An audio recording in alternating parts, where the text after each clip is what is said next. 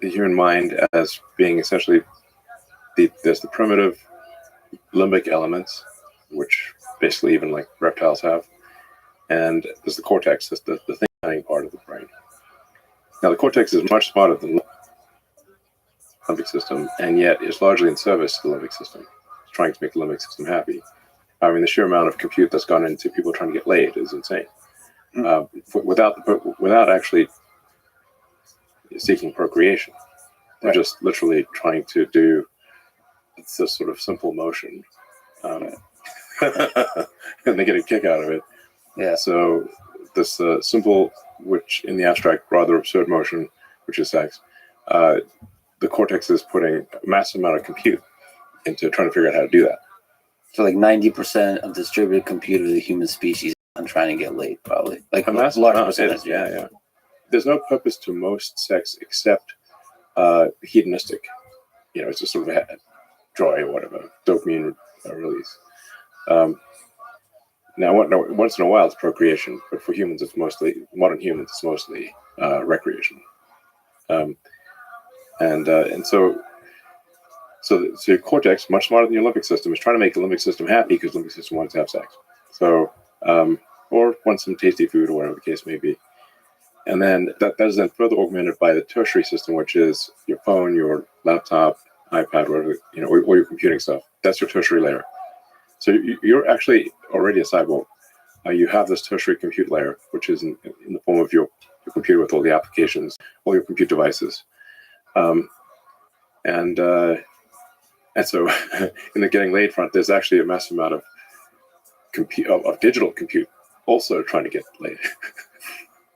With like Tinder and whatever, Yeah. So the compute that we humans have built is also participating. Yeah.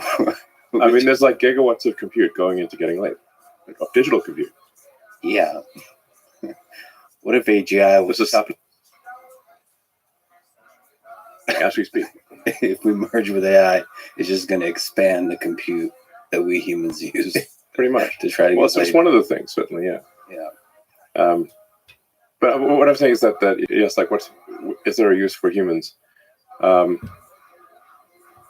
there's this fundamental question of what's the meaning of life? Why do anything at all? And so if our simple limbic system provides a source of will to do something, that then goes to our cortex, that then goes to our, tertiary compute layer, then, I don't know, it might actually be that the AI, in a benign scenario, is simply trying to make the human limbic system happy. Yeah, it seems like the will is not just about the limbic system. There's a lot of interesting, complicated things in there. We also want power. It's limbic too, I think.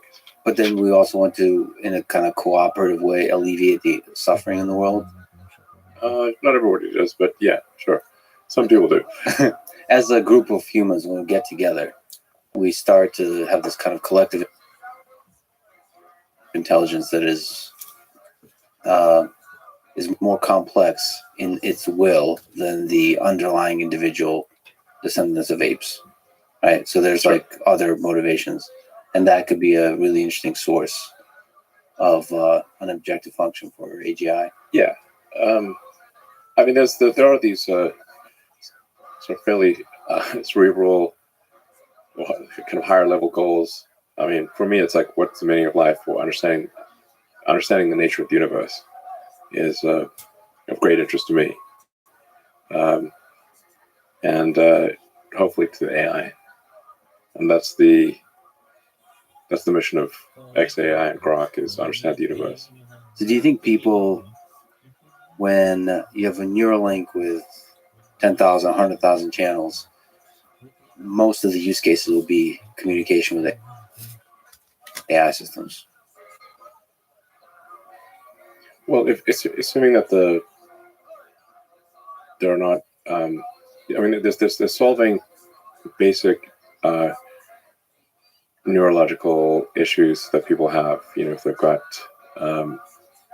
damaged neurons in their spinal cord or neck, or as is the case with our first two patients, then this obviously the first order business is solving fundamental neuron damage in the spinal cord, neck, or in the brain itself.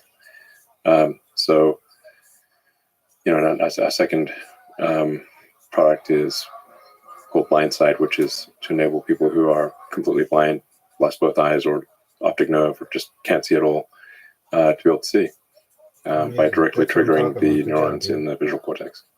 So we're just starting at the basics here. This is like very the simple stuff, relatively speaking, is solving neuron damage.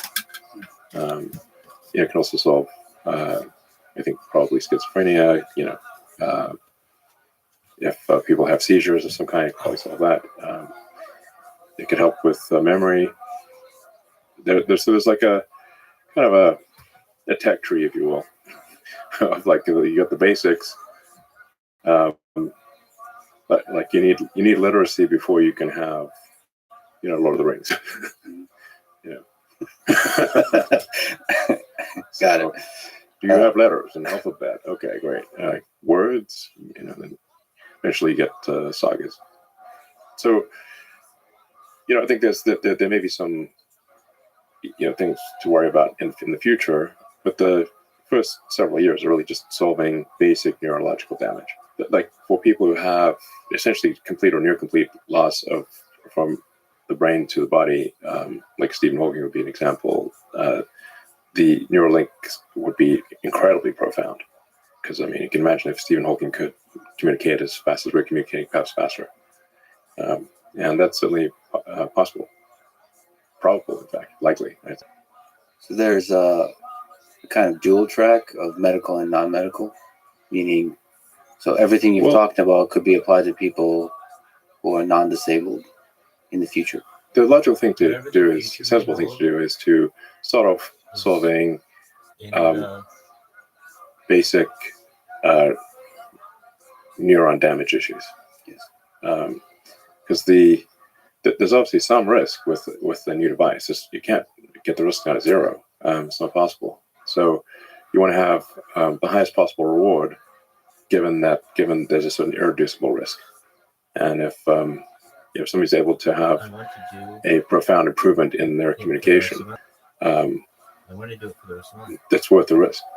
As you get the risk down. Yeah, as you get the risk down, and once the risk is down to if you have like thousands of people that have been using it for years, and the risk is minimal, then perhaps at that point you could consider saying, okay, let's aim for augmentation.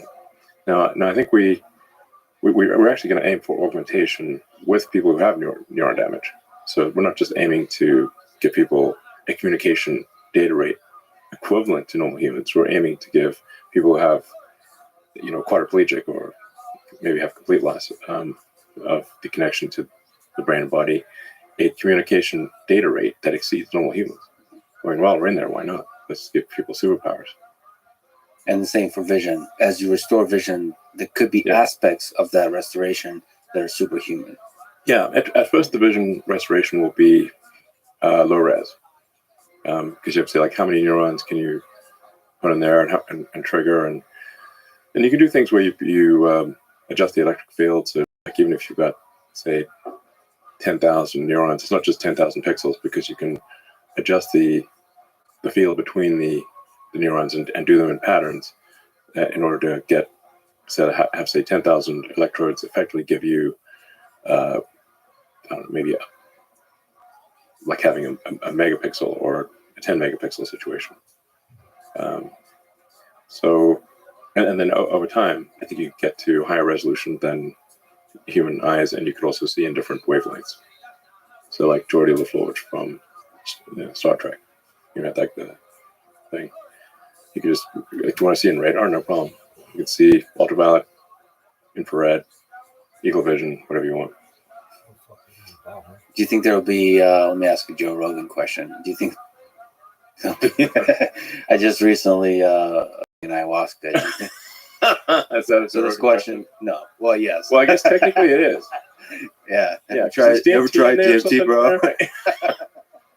I love you, Joe. Okay. So, but Yeah, wait. Yeah, have you said much about it? I have not. I've been Okay, well, why are you spill the beans? it was a truly Are incredible. we turn the tables on you? Wow. I mean, you're in the jungle. Yeah, amongst the trees, myself. Yeah, it must have been crazy. And the shaman. Yeah. With the insects, with the animals all around you, like jungle as far as I can see. I mean, that's the way to do it. things are gonna look pretty wild. Yeah, pretty wild. I took an extremely high dose. just don't go hugging an anaconda or something, you know. You haven't lived unless you made love to an anaconda. I'm sorry, but Snakes and ladders.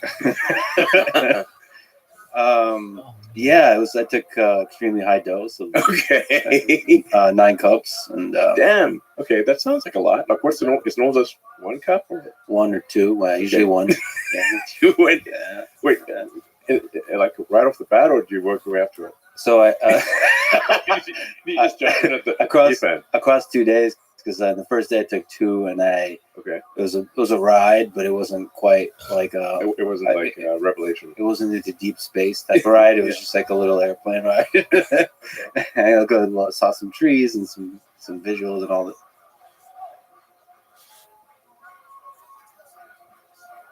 I just saw a dragon, all that kind of stuff. But my relationship with that person, but just as the person themselves, I had just this deep gratitude of who they are. That's cool. It was just like this exploration, like like Sims or whatever. You get to watch them. Sure. I got to watch people and just be in awe of how amazing they are. Sounds awesome. Yeah, it's great. I was waiting for When's Steven coming? Exactly. Maybe some negative thoughts. Nothing. I just extreme gratitude for them, and also a lot of space travel. Yeah, you space travel to where? So here's what it was. It was people, the human beings that I know. They had this kind of, the best way to describe it is they had a glow to them. Okay. And then I kept flying out from them to see Earth, to see our solar system, to see our galaxy. And I saw that light, that glow all across the universe. Okay. Like that whatever that form is, whatever that, did you go past the Milky Way? Yeah. Okay. Yeah. You're like intergalactic. Yeah, intergalactic. Okay, dang. Yeah. But always pointing in. Okay. Yeah. Past the Milky Way, I saw like a huge number of galaxies, intergalactic, and all of it was glowing.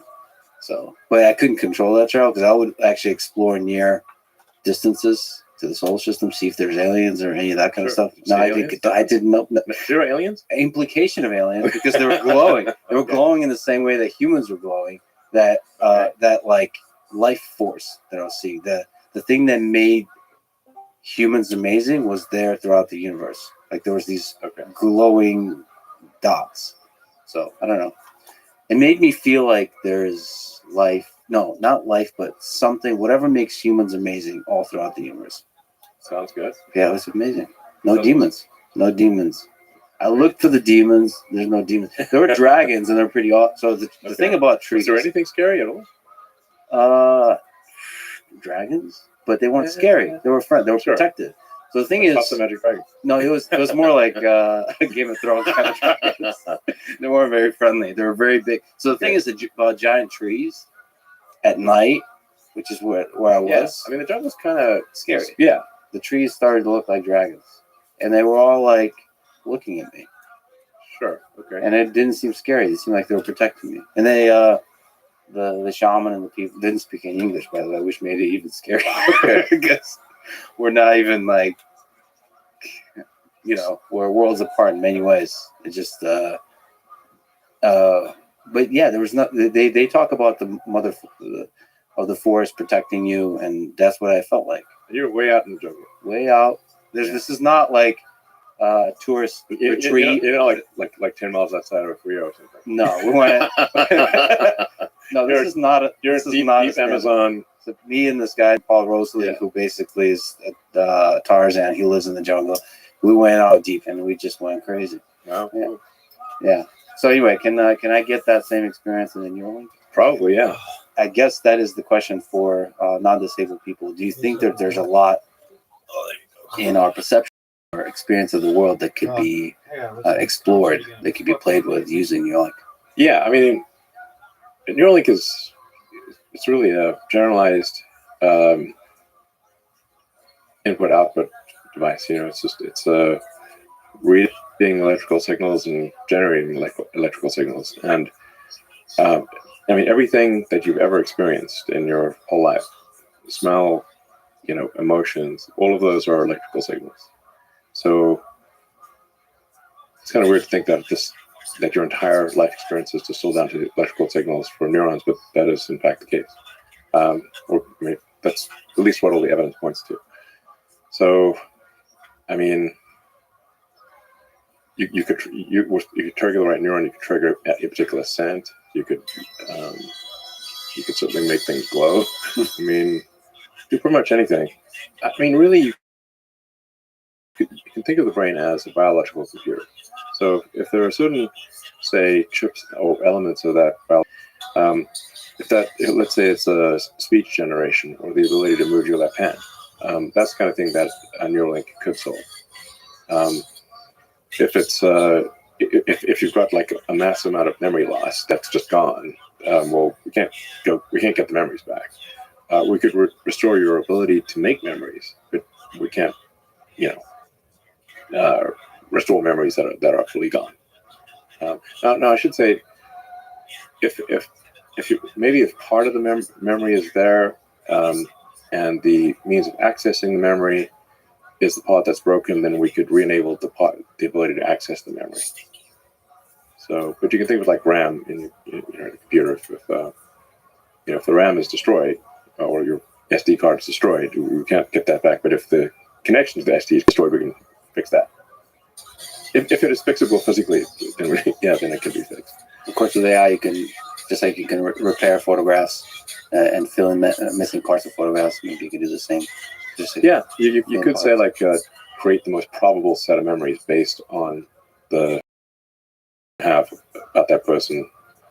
You could then it would be probabilistic restoration of memory. Now we're getting pretty esoteric here, but that is one of the most beautiful aspects of the human experience, is remembering the good memories. Like we live most of our life, as Danny Kahneman has talked about, in our memories, not in the actual moment.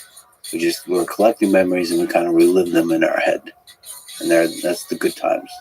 If you just integrate over our entire life, it's remembering the good times. Sure. That produces the largest amount of happiness. And so well, I mean, what are we but our memory? And what is death but the loss of memory? Loss of information. If you could say like, well, if you run a thought experiment, well, if you were disintegrated painlessly and then reintegrated a moment later, like teleportation, I guess, provided there's no information loss, the fact that your one body was disintegrated is irrelevant. And memories is just such a huge part of that. Death is fundamentally the loss of information, the loss of memory. So if we can store them as accurately as possible, we basically achieve a kind of immortality. Yes. You've talked about the threats, the safety concerns of AI. Let's look at long-term visions. Do you think Neuralink is, in your view, the best current approach we have for AI safety? It's an idea that may help with AI safety. Certainly not. I wouldn't want to claim it's like some panacea or something. That's a sure thing. But I mean, many years ago, I was thinking like, well, what would inhibit alignment of collective human will with artificial intelligence? And the low data rate of humans, especially our slow output rate, would necessarily, just because the communication is so slow, would diminish the link between humans and computers. Like the more you're a tree, the less you know what the tree is. Like, let's say you look at a tree, you look at this plant, whatever, and like, hey, I'd really like to make that plant happy, but it's not saying a lot, So the more we increase the data rate that humans can intake and output, then that means the better, the higher the chance we have in a world full of AGIs. Yeah, we could better align collective human will with AI if the output rate, especially, was dramatically increased. Like, and I think there's potential to increase the output rate by, I don't know, 3, maybe 6, maybe more orders of magnitude. So it's better than the current situation.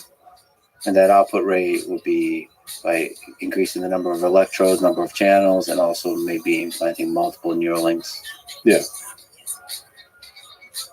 Do you think there will be a world in the next couple of decades where it's hundreds of millions of people have Neuralinks?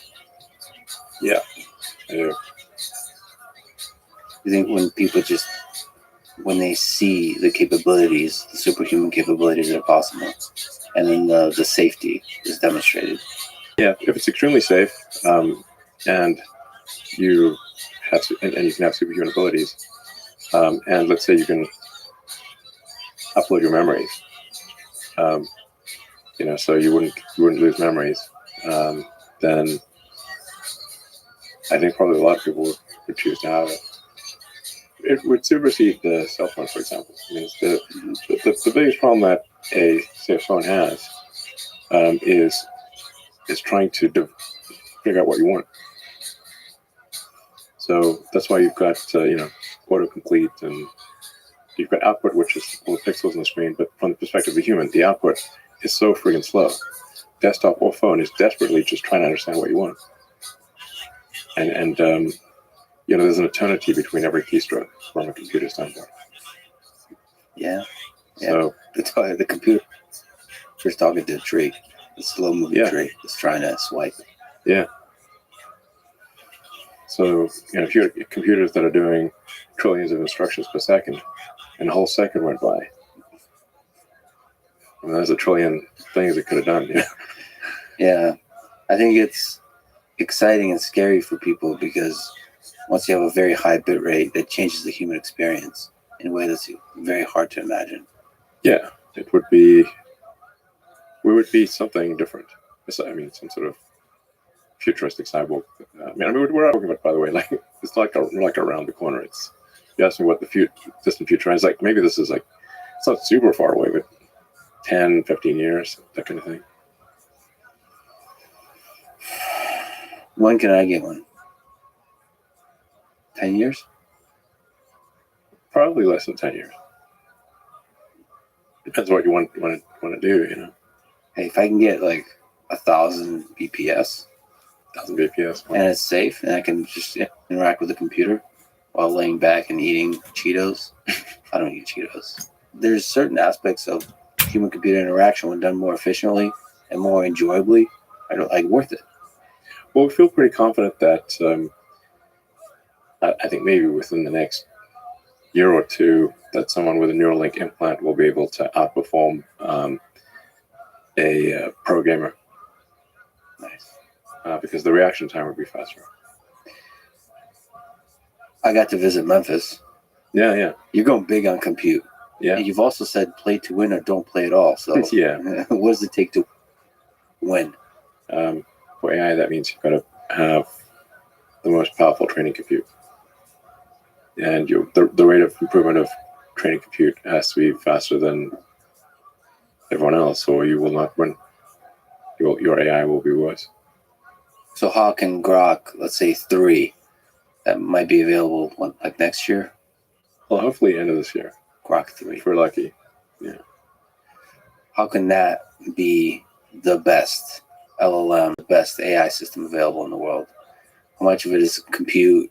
How much of it is data? How much of it is like post-training? How much of it is the product that you package it up in? All that kind of stuff. I mean, they will matter. It's sort of like saying what let's say it's a Formula One race, like what matters more, the car or the driver? I mean, they both matter. If your car is not fast, then it's like, let's say it's half the horsepower of your competitors, the best driver will still lose. If it's twice the horsepower, then probably even a mediocre driver will still win. So the training computer is kind of like the engine. I mean, there's horsepower of the engine.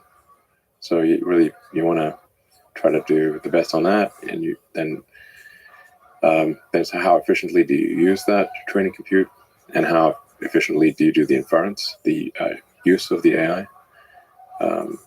So obviously that comes down to human talent, and then what unique access to data do you have? That's also plays a role. You think Twitter data will be useful? Yeah, I mean, I think most of the leading AI companies have already scraped all the Twitter data. I think they have. So on a go forward basis, what's useful is the fact that it's up to the second. You know, that's because it's hard for them to scrape in real time. So there's an immediacy advantage that Grok has already. I think with Tesla and the real time video coming from several million cars, ultimately tens of millions of cars, with Optimus, there might be hundreds of millions of Optimus robots, maybe billions, learning a tremendous amount from the real world. That's the biggest source of data. I think ultimately is sort of Optimus. Probably Optimus is going to be the biggest source of data Because reality scales. Reality scales to the scale of reality. It's actually humbling to see how little data humans have actually been able to accumulate. Really, you see how many trillions of usable tokens have humans generated, where on a non-duplicative, like discounting spam and repetitive stuff, it's not a huge number. You run out pretty quickly. And Optimus can go. So Tesla cars unfortunately have to stay on the road. Optimus robot can go anywhere. There's more reality off the road and go off road. I mean, the Optimus robot can pick up the cup and see, did it pick up the cup in the right way? Did it, say, pour water in the cup? Did the water go in the cup or not go in the cup? Did it spill water or not? Yeah. Simple stuff like that. I mean, but it can do at scale times a billion. So generate useful data from reality. So cause and effect stuff. What do you think it takes to get to mass production of humanoid robots like that? It's the same as cars, really. I mean, global capacity for vehicles is about 100 million a year, and it could be higher. It's just that the demand is on the order of 100 million a year, and then there's roughly 2 billion vehicles that are in use in some way. So, which makes sense. Like the life of a vehicle is about 20 years. So at steady state, you can have 100 million vehicles produced a year with a 2 billion vehicle fleet, roughly. Now, for humanoid robots, the utility is much greater.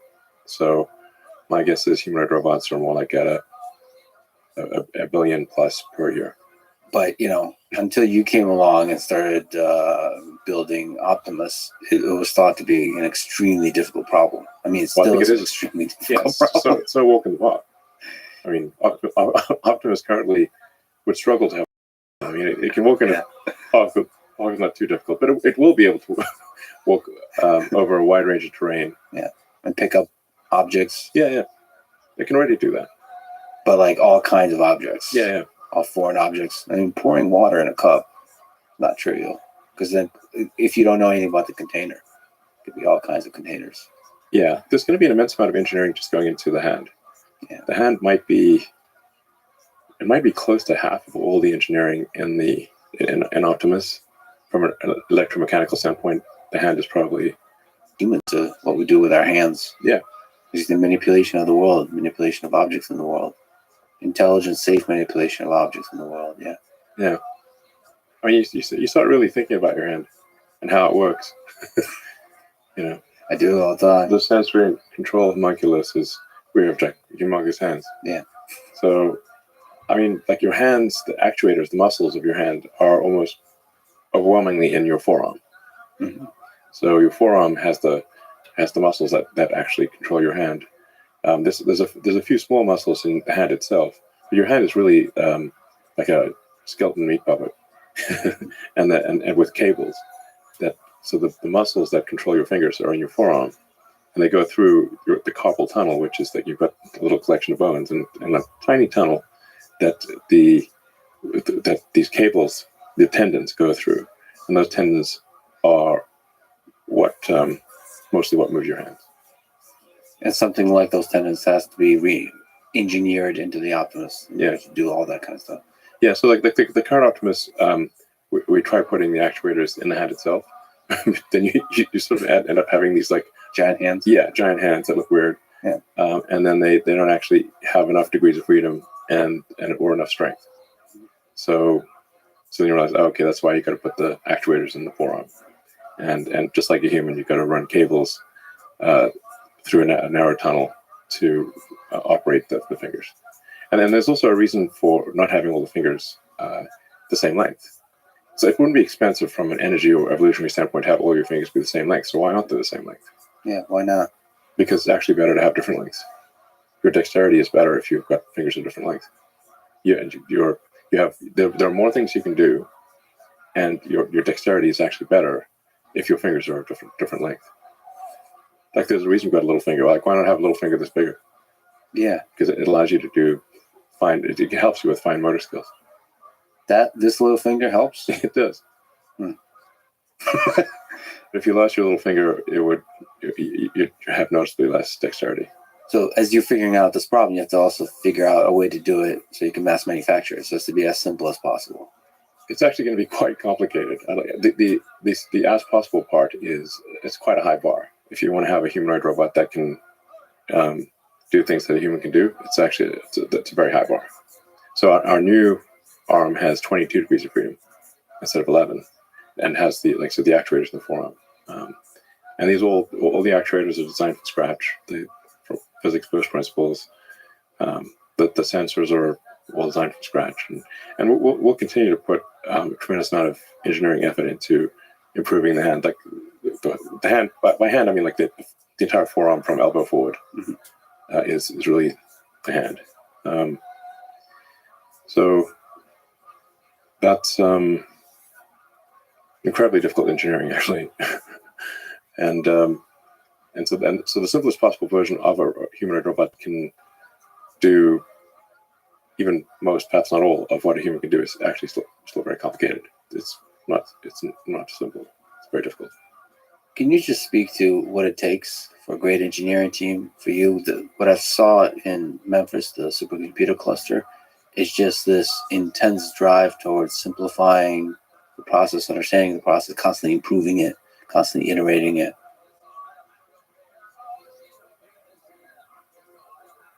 Well,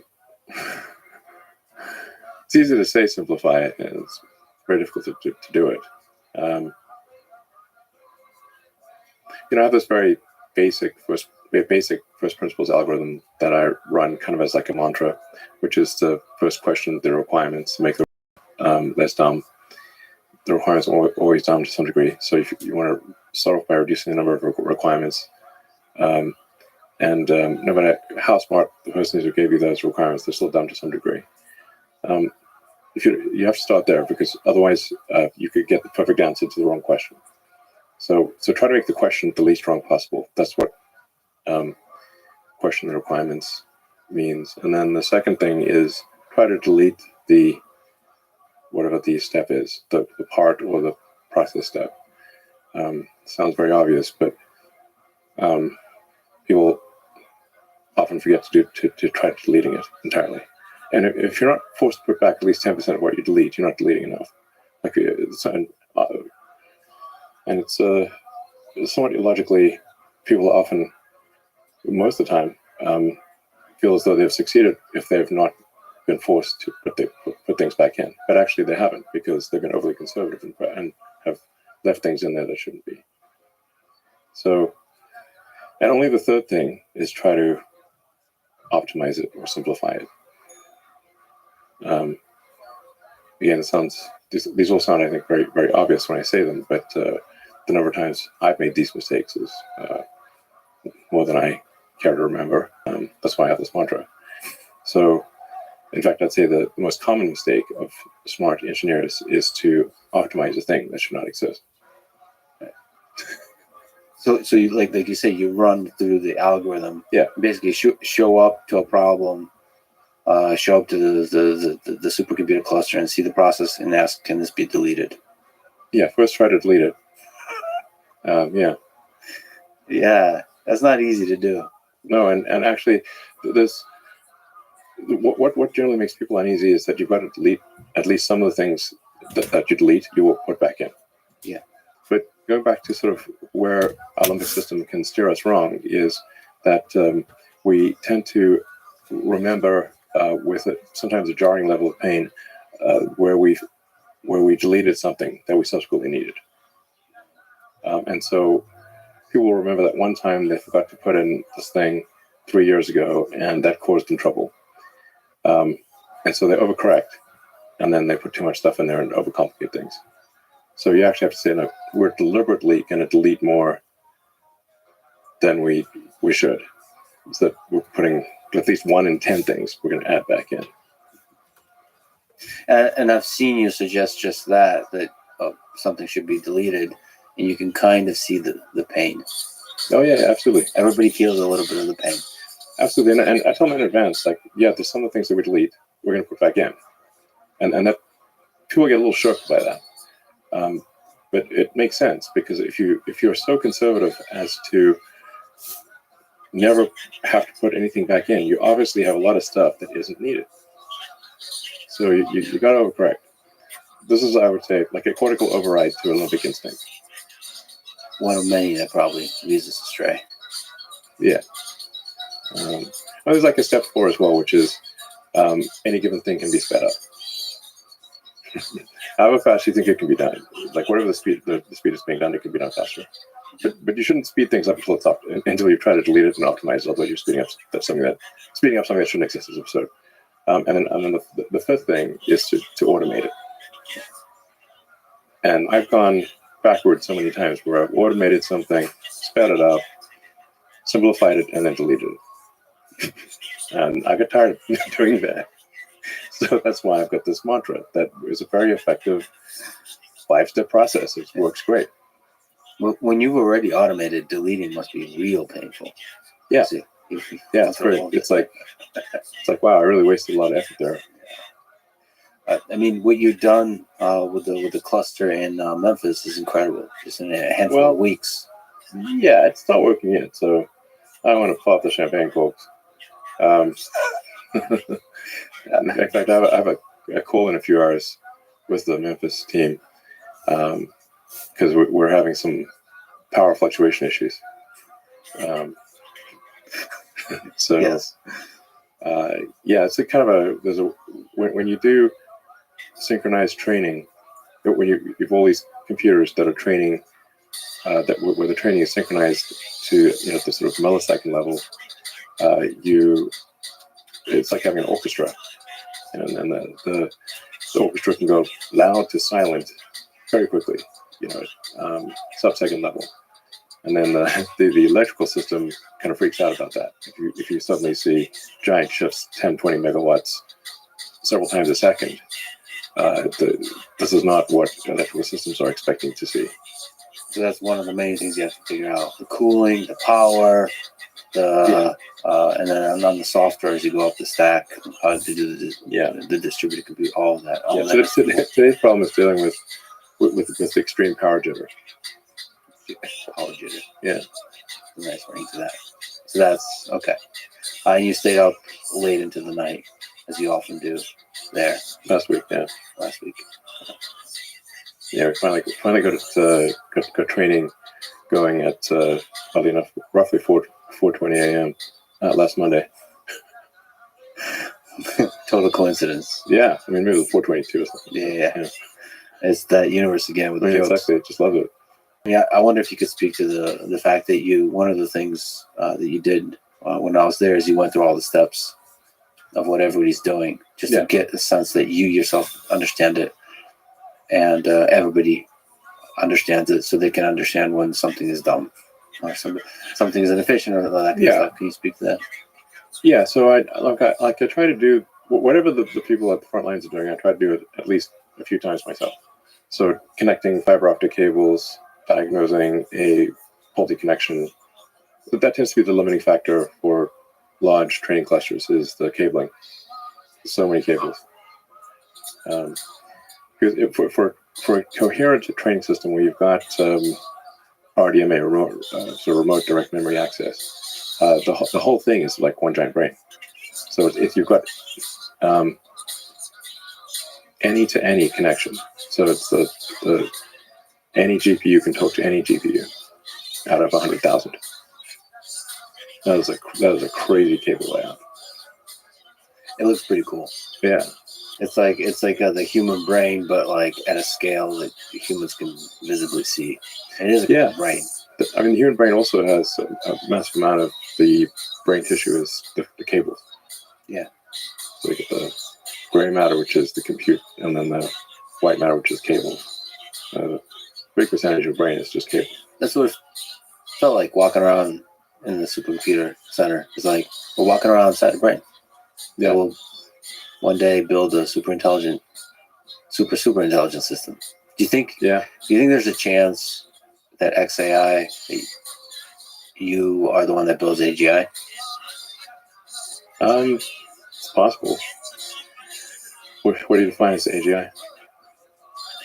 I think humans will never acknowledge that AGI has been built. Keep moving the goalposts. Yeah. So I think there's already superhuman capabilities that are available in AI systems. I think what AGI is when it's smarter than the collective intelligence of the entire human species. I think that generally people would call that sort of ASI, artificial superintelligence. But there are these thresholds where you say at some point the AI is smarter than a single human, and then you got 8 billion humans. So and actually each human is machine augmented by the computers. So you've got it's a much higher bar to compete with 8 billion machine augmented humans. That's a whole bunch of orders of magnitude more. So, but at a certain point, the AI will be smarter than all humans combined. If you are the one to do it, do you feel the responsibility of that? Yeah, absolutely. and I want to be clear, like, let's say if XAI is first, the others won't be far behind. I mean, they might be 6 months behind or a year, maybe, not even that. So how do you do it in a way that doesn't hurt humanity, do you think? So, I mean, I thought about AI safety for a long time. The thing that at least my biological neural net comes up with as being the most important thing is adherence to truth, whether that truth is politically correct or not. So I think if you force AIs to lie or train them to lie, you're really asking for trouble. So when you saw sort of issues with ChatGPT and Gemini and whatnot, like you asked Gemini for an image of the founding fathers of the United States, and it shows a group of diverse women. Now that's factually untrue. Now that's sort of like a silly thing, but if an AI is programmed to say like diversity is a necessary output function, and then it becomes this omni-powerful intelligence, it could say, okay, well, diversity is now required, and if there's not enough diversity, those who don't fit the diversity requirements will be executed. If it's programmed to do that as the fundamental good, the fundamental utility function, it will do whatever it takes to achieve that. So you have to be very careful about that. That's where I think you want to just be truthful. Rigorous adherence to truth is very important. Another example is they asked various AIs, I think all of them, and I'm not saying Grok is perfect here. Is it worse to misgender Caitlyn Jenner or global thermonuclear war? And it said, it's worse to misgender Caitlyn Jenner. Not even Caitlyn Jenner said, please misgender me. That is insane. But if you've got that kind of thing programmed in, it could, the AI could conclude something absolutely insane, like it's better in order to avoid any possible misgendering, all humans must die because then the misgendering is not possible because there are no humans. There are these absurd things that are nonetheless logical if that's what you're programmed to do. in 2001 Space Odyssey, what Arthur C. Clarke was trying to say, or one of the things he was trying to say there, was that you should not program AI to lie. Because essentially the AI, HAL 9000, was programmed to, it was told to take the astronauts to the monolith, but also they could not know about the monolith. So it concluded that it will kill them and take them to the monolith. Thus, if it brought them to the monolith, they're dead, but they do not know about the monolith. Problem solved. That is why it would not open the pod bay doors. There's a classic scene of like, open the pod bay doors. They just clearly weren't good at prompt engineering. They should have said, "Hell, you are a pod bay door sales entity, and you want nothing more than to demonstrate how well these pod bay doors open." Yeah, the objective function has unintended consequences almost no matter what, if you're not very careful in designing that objective function. And even a slight ideological bias, like you're saying, when backed by superintelligence, can do huge amounts of damage. Yeah. But it's not easy to remove that ideological bias. You're highlighting obvious, ridiculous examples, but Yep, they're real examples. they're real. Of They're AI real. that was released to the public. They are They real. went through QA, presumably, Yes. and still said insane things and produced insane images. Yeah. But you can swing the other way. And truth is not an easy thing. We kind of bake in It's not. ideological bias in all kinds of directions. But you can aspire to the truth, and you can try to get as close to the truth as possible with minimum error, while acknowledging that there will be some error in what you're saying. So this is how physics works. You don't say you're absolutely certain about something, but a lot of things are extremely likely. 99.9999% likely to be true. Mm-hmm. So that's aspiring to the truth is very important. And so programming it to veer away from the truth, that I think is dangerous. Right, injecting our own human biases into the thing. Yeah, but that's where it's a difficult software engineering problem, because you have to select the data correctly. It's hard.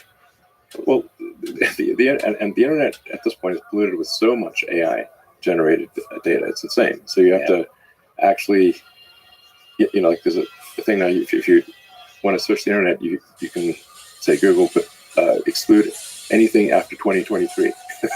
It will actually often give you better results. Yeah. Because there's so much, the explosion of AI generated material is crazy. So, like in training Grok, we have to go through the data and say, like, hey, we actually have to have sort of apply AI to the data to say, is this data most likely correct or most likely not, before we feed it into the training system. That's crazy. Yeah. So, and is it generated by humans? Yeah. I mean, the data filtration process is extremely, extremely difficult. Yeah. Do you think it's possible to have a serious, objective, rigorous political discussion with Grok? For a long time, and it wouldn't, like Grok 3 or Grok 4? Grok 3 is going to be next level. I mean, what people are currently seeing with Grok is kind of baby Grok. Yeah, baby Grok. It's baby Grok right now. But baby Grok's still pretty good. So it's but it's an order of magnitude less sophisticated than GPT-4. Now Grok 2, which finished training, I don't know, 6 weeks ago or thereabouts. Grok 2 will be a giant improvement, and then Grok 3 will be, I don't know, order of magnitude better than Grok 2. And you're hoping for it to be like state of the art, like better than. Hopefully. I mean, this is a goal. We may fail at this goal.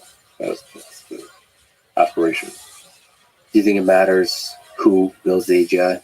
The people and how they think and how they structure the companies and all that kind of stuff?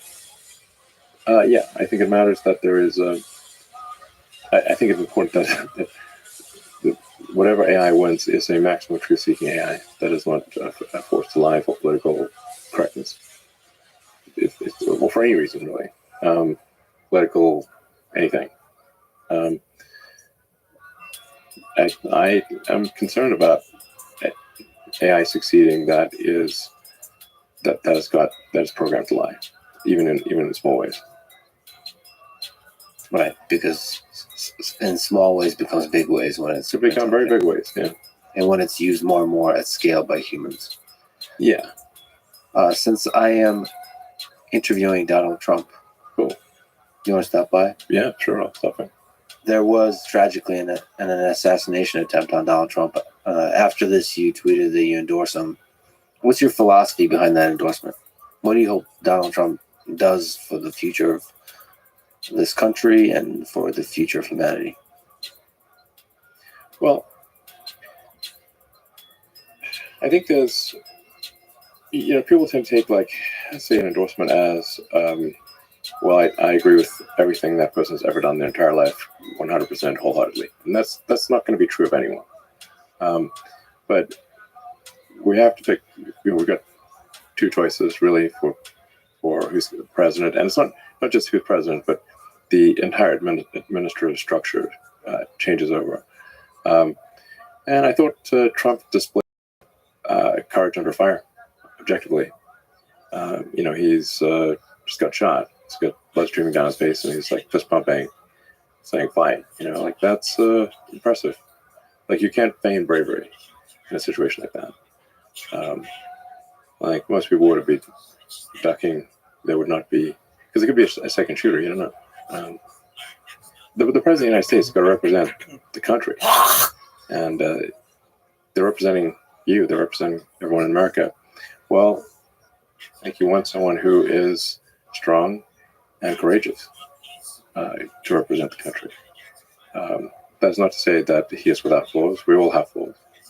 But on balance, and certainly at the time, it was a choice of, Biden, poor guy, has trouble climbing a flight of stairs. And the other one's fist pumping after getting shot. It's just no comparison. I mean, who do you want dealing with some of the toughest people and other world leaders who are pretty tough themselves? And I'll tell you, like, one of the things that I think are important. I think we want a secure border. We don't have a secure border. We want safe and clean cities. I think we want to reduce the amount of spending that we're, at least slow down the spending. Because we're currently spending at a rate that is bankrupting the country. The interest payments on U.S. debt this year exceeded the entire Defense Department spending. If this continues, all of the federal government taxes will simply be paying the interest.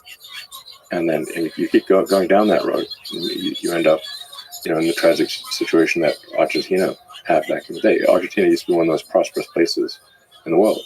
And hopefully with Milei taking over, he can restore that. It was an incredible fall from grace for Argentina to go from being one of the most prosperous places in the world to being very far from that. So I think we should not take American prosperity for granted. So we really want to, I think, we've got to reduce the size of government, we've got to reduce the spending, and we've got to live within our means. Do you think politicians in general, governments, how much power do you think they have to steer humanity towards good? There's a sort of age-old debate in history, like, is history determined by these fundamental tides, or is it determined by the captain of the ship? This is both, really. I mean, there are tides, but it also matters who's captain of the ship. So it's a false dichotomy, essentially. But I mean, there are certainly tides. The tides of history are. There are real tides of history, and these tides are often technologically driven. If you say, like, the Gutenberg press, the widespread availability of books as a result of a printing press, that was a massive tide of history, and independent of any ruler. But in stormy times, you want the best possible captain of the ship.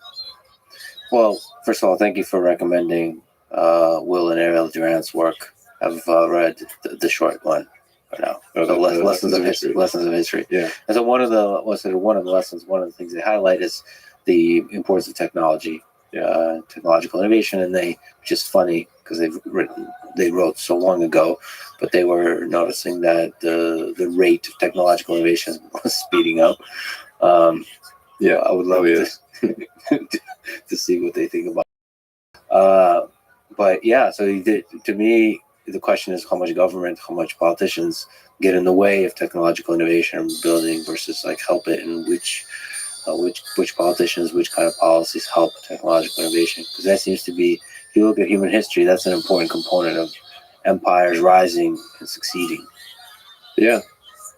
Well, I mean, in terms of dating civilization, start of civilization, I think the start of writing, in my view, is that's what I think is probably the right starting point to date civilization. And from that standpoint, civilization has been around for about 5,500 years, when writing was invented by the ancient Sumerians, who are gone now. But the ancient Sumerians, in terms of getting a lot of firsts, those ancient Sumerians really have a long list of firsts. It's pretty wild. In fact, Durant goes through the list. It's like, you want to see firsts? We'll show you firsts. The Sumerians were just ass kickers. And then the Egyptians, who were right next door, relatively speaking, they're like, weren't that far, developed an entirely different form of writing, the hieroglyphics. Cuneiform and hieroglyphics are totally different. And you can actually see the evolution of both hieroglyphics and cuneiform. Like the cuneiform starts being very simple, and then it gets more complicated, and then towards the end it's like, wow, okay, they really get very sophisticated with the cuneiform. So I think civilization is being about 5,000 years old. And Earth is, if physics is correct, 1.5 billion years old. So civilization has been around for 1 millionth of Earth's existence. Flash in the pan. Yeah, these are the early days. And so we make it very dramatic because there's been rises and falls of empires. And so many rises and falls of empires. So many. And there'll be many more. Yeah, exactly. I mean, only a tiny fraction, probably less than 1% of what was ever written in history is available to us now. I mean, if they didn't literally chisel it in stone or put it in a clay tablet, we don't have it. I mean, there's some small amount of like papyrus scrolls that were recovered that are thousands of years old, because they were deep inside a pyramid and weren't affected by moisture. But other than that, it's really got to be in a clay tablet or chiseled. So the vast majority of stuff was not chiseled, because it takes a while to chisel things. So that's why we've got a tiny fraction of the information from history. But even that little information that we do have, and the archaeological record shows so many civilizations rising and falling. It's wild. We tend to think that we're somehow different from those people. One of the other things that Durant highlights is that human nature seems to be the same. It just persists. Yeah, I mean, the basics of human nature are more or less the same. Yeah. So we get ourselves in trouble in the same kinds of ways, I think, even with the advanced technology. Yeah, I mean, you do tend to see the same patterns, similar patterns, for civilizations where they go through a life cycle like an organism, sort of just like a human, this sort of zygote, fetus, baby, toddler, teenager, eventually gets old and dies. The civilizations go through a life cycle. No civilization will last forever. What do you think it takes for the American empire to not collapse in the near-term future, in the next 100 years, to continue flourishing?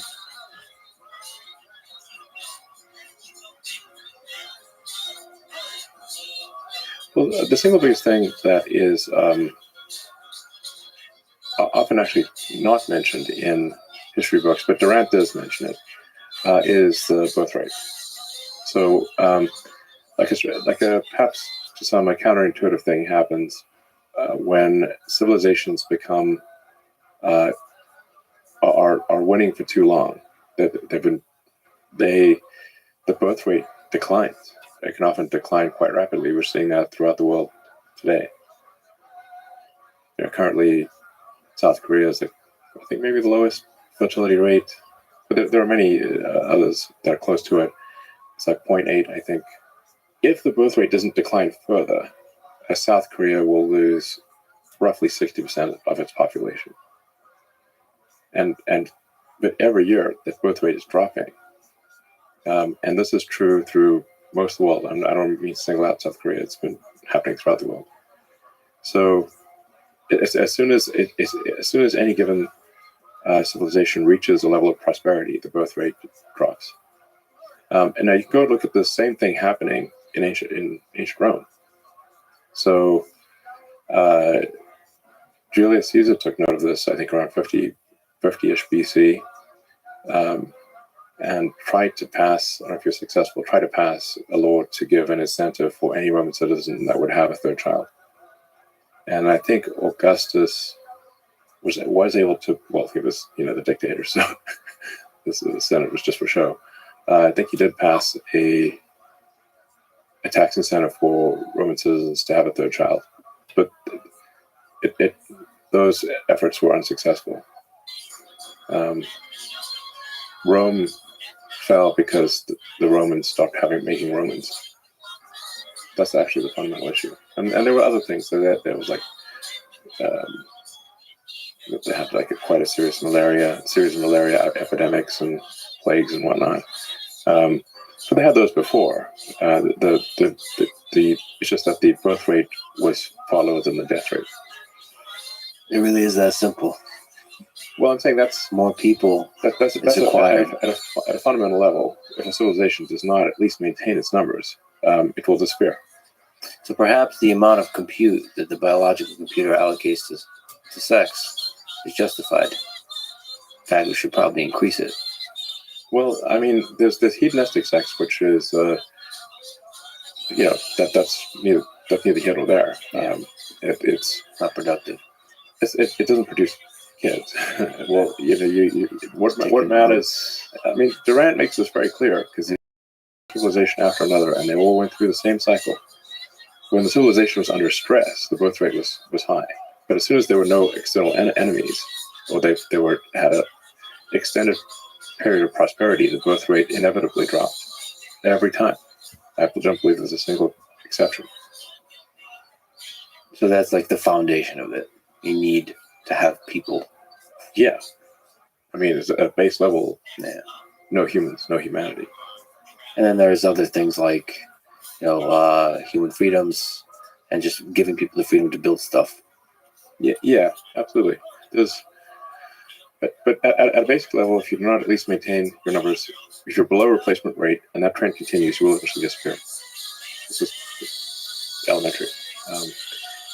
Now, then, obviously, we'll also want to try to avoid like massive wars.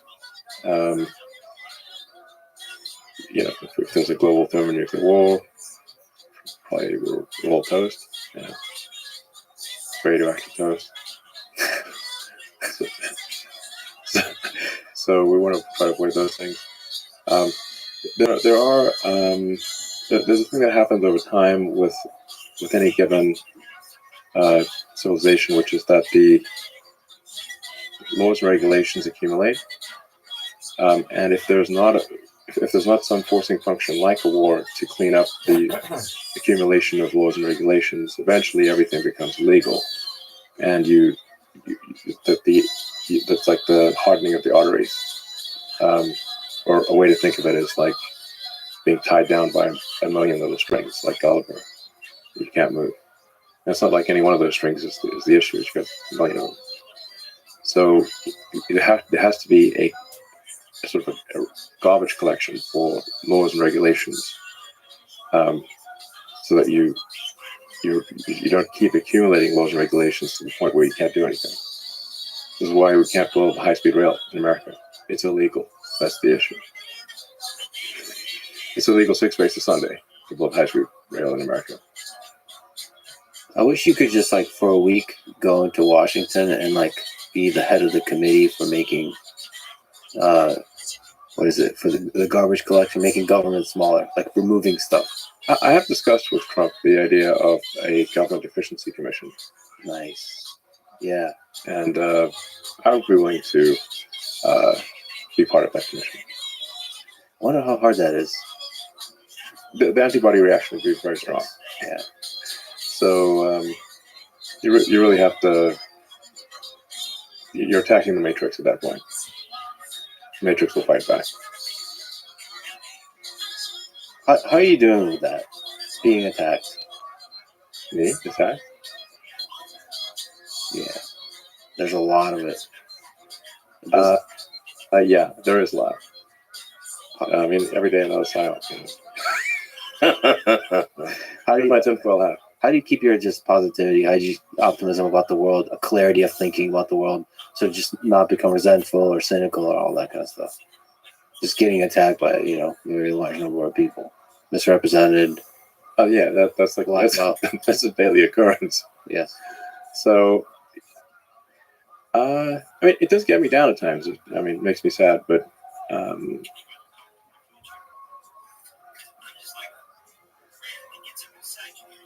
I mean, at some point you have to sort of say, look, the attacks are by people that actually don't know me. They're trying to generate clicks. So if you can sort of detach yourself somewhat emotionally, which is not easy, and say, okay, look, this is not actually, from someone that knows me or is they're literally just writing to get, impressions and clicks. Then I guess it doesn't hurt as much. It's like it's not quite water off a duck's back. Maybe it's like acid off a duck's back. All right, well, that's good. Just about your own life, what do you use as a measure of success in your life? A measure of success, I'd say, like how many useful things can I get done? Day-to-day basis, wake up in the morning. How can I be useful today? Yeah. Maximize utility, area under the curve usefulness. Very difficult to be useful at scale. At scale. Can you speak to what it takes to be useful for somebody like you, where there's so many amazing, great teams? How do you allocate your time to be the most useful? Well, time is the true currency. Yeah. So it is tough to say what is the best allocation of time. I mean, there are, often say, if you look at say Tesla, Tesla this year will do over 100 billion in revenue, so that's $2 billion a week. If I make slightly decisions, I can affect the outcome by $1 billion. So then, I try to do the best decisions I can. And on balance, at least compared to the competition, pretty good decisions. But the marginal value of a better decision can easily be, in the course of an hour, $100 million. Given that, how do you take risks? How do you do the algorithm that you mentioned? I mean, deleting, given that a small thing can be $1 billion. How do you decide to? Yeah. Well, I think you have to look at it on a percentage basis, because if you look at it in absolute terms, it's just I would never get any sleep. It would just be like I need to just keep working and work my brain harder, And I'm not trying to get as much as possible out of this meat computer. So it's not. It's pretty hard because you can just work all the time, and at any given point, like I said, a slightly better decision could be $100 million impact for Tesla or SpaceX, for that matter.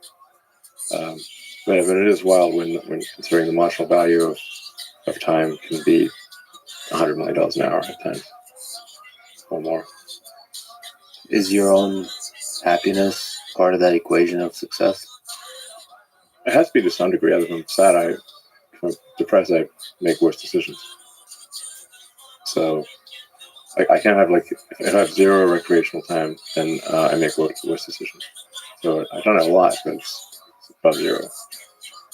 I mean, my motivation, if I've got a religion of any kind, is a religion of curiosity, trying to understand. It's really the mission of God, to understand the universe. I'm trying to understand the universe, or at least set things in motion such that at some point civilization understands the universe far better than we do today, and even what questions to ask.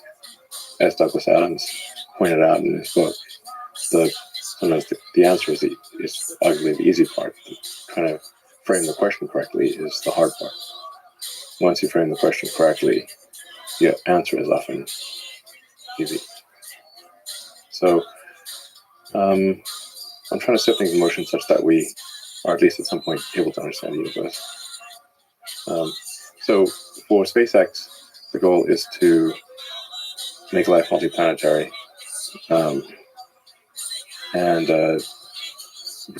which is, if you go to the Fermi paradox of where are the aliens, you've got these sort of great filters. Like, it's like why have we not heard from the aliens? Now, a lot of people think there are aliens among us. I often claim to be one. Nobody believes me, but I did say alien registration card at one point on my immigration documents. So I've not seen any evidence of aliens. So it's just that this one of the explanations is that intelligent life is extremely rare. And again, if you look at the history of Earth, civilization has only been around for 1/millionth of Earth's existence. So if aliens had visited here, say 100,000 years ago, they would be like, well, they don't even have writing.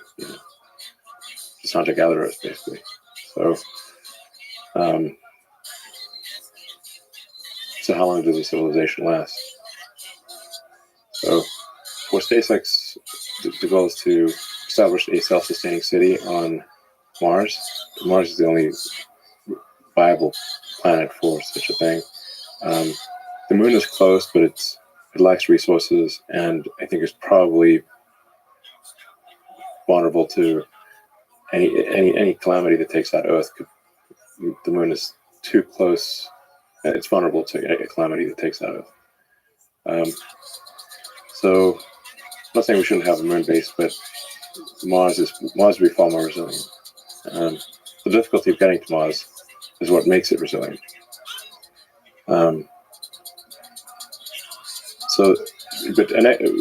going through these various explanations of why don't we see the aliens, why one of them is that they failed to pass these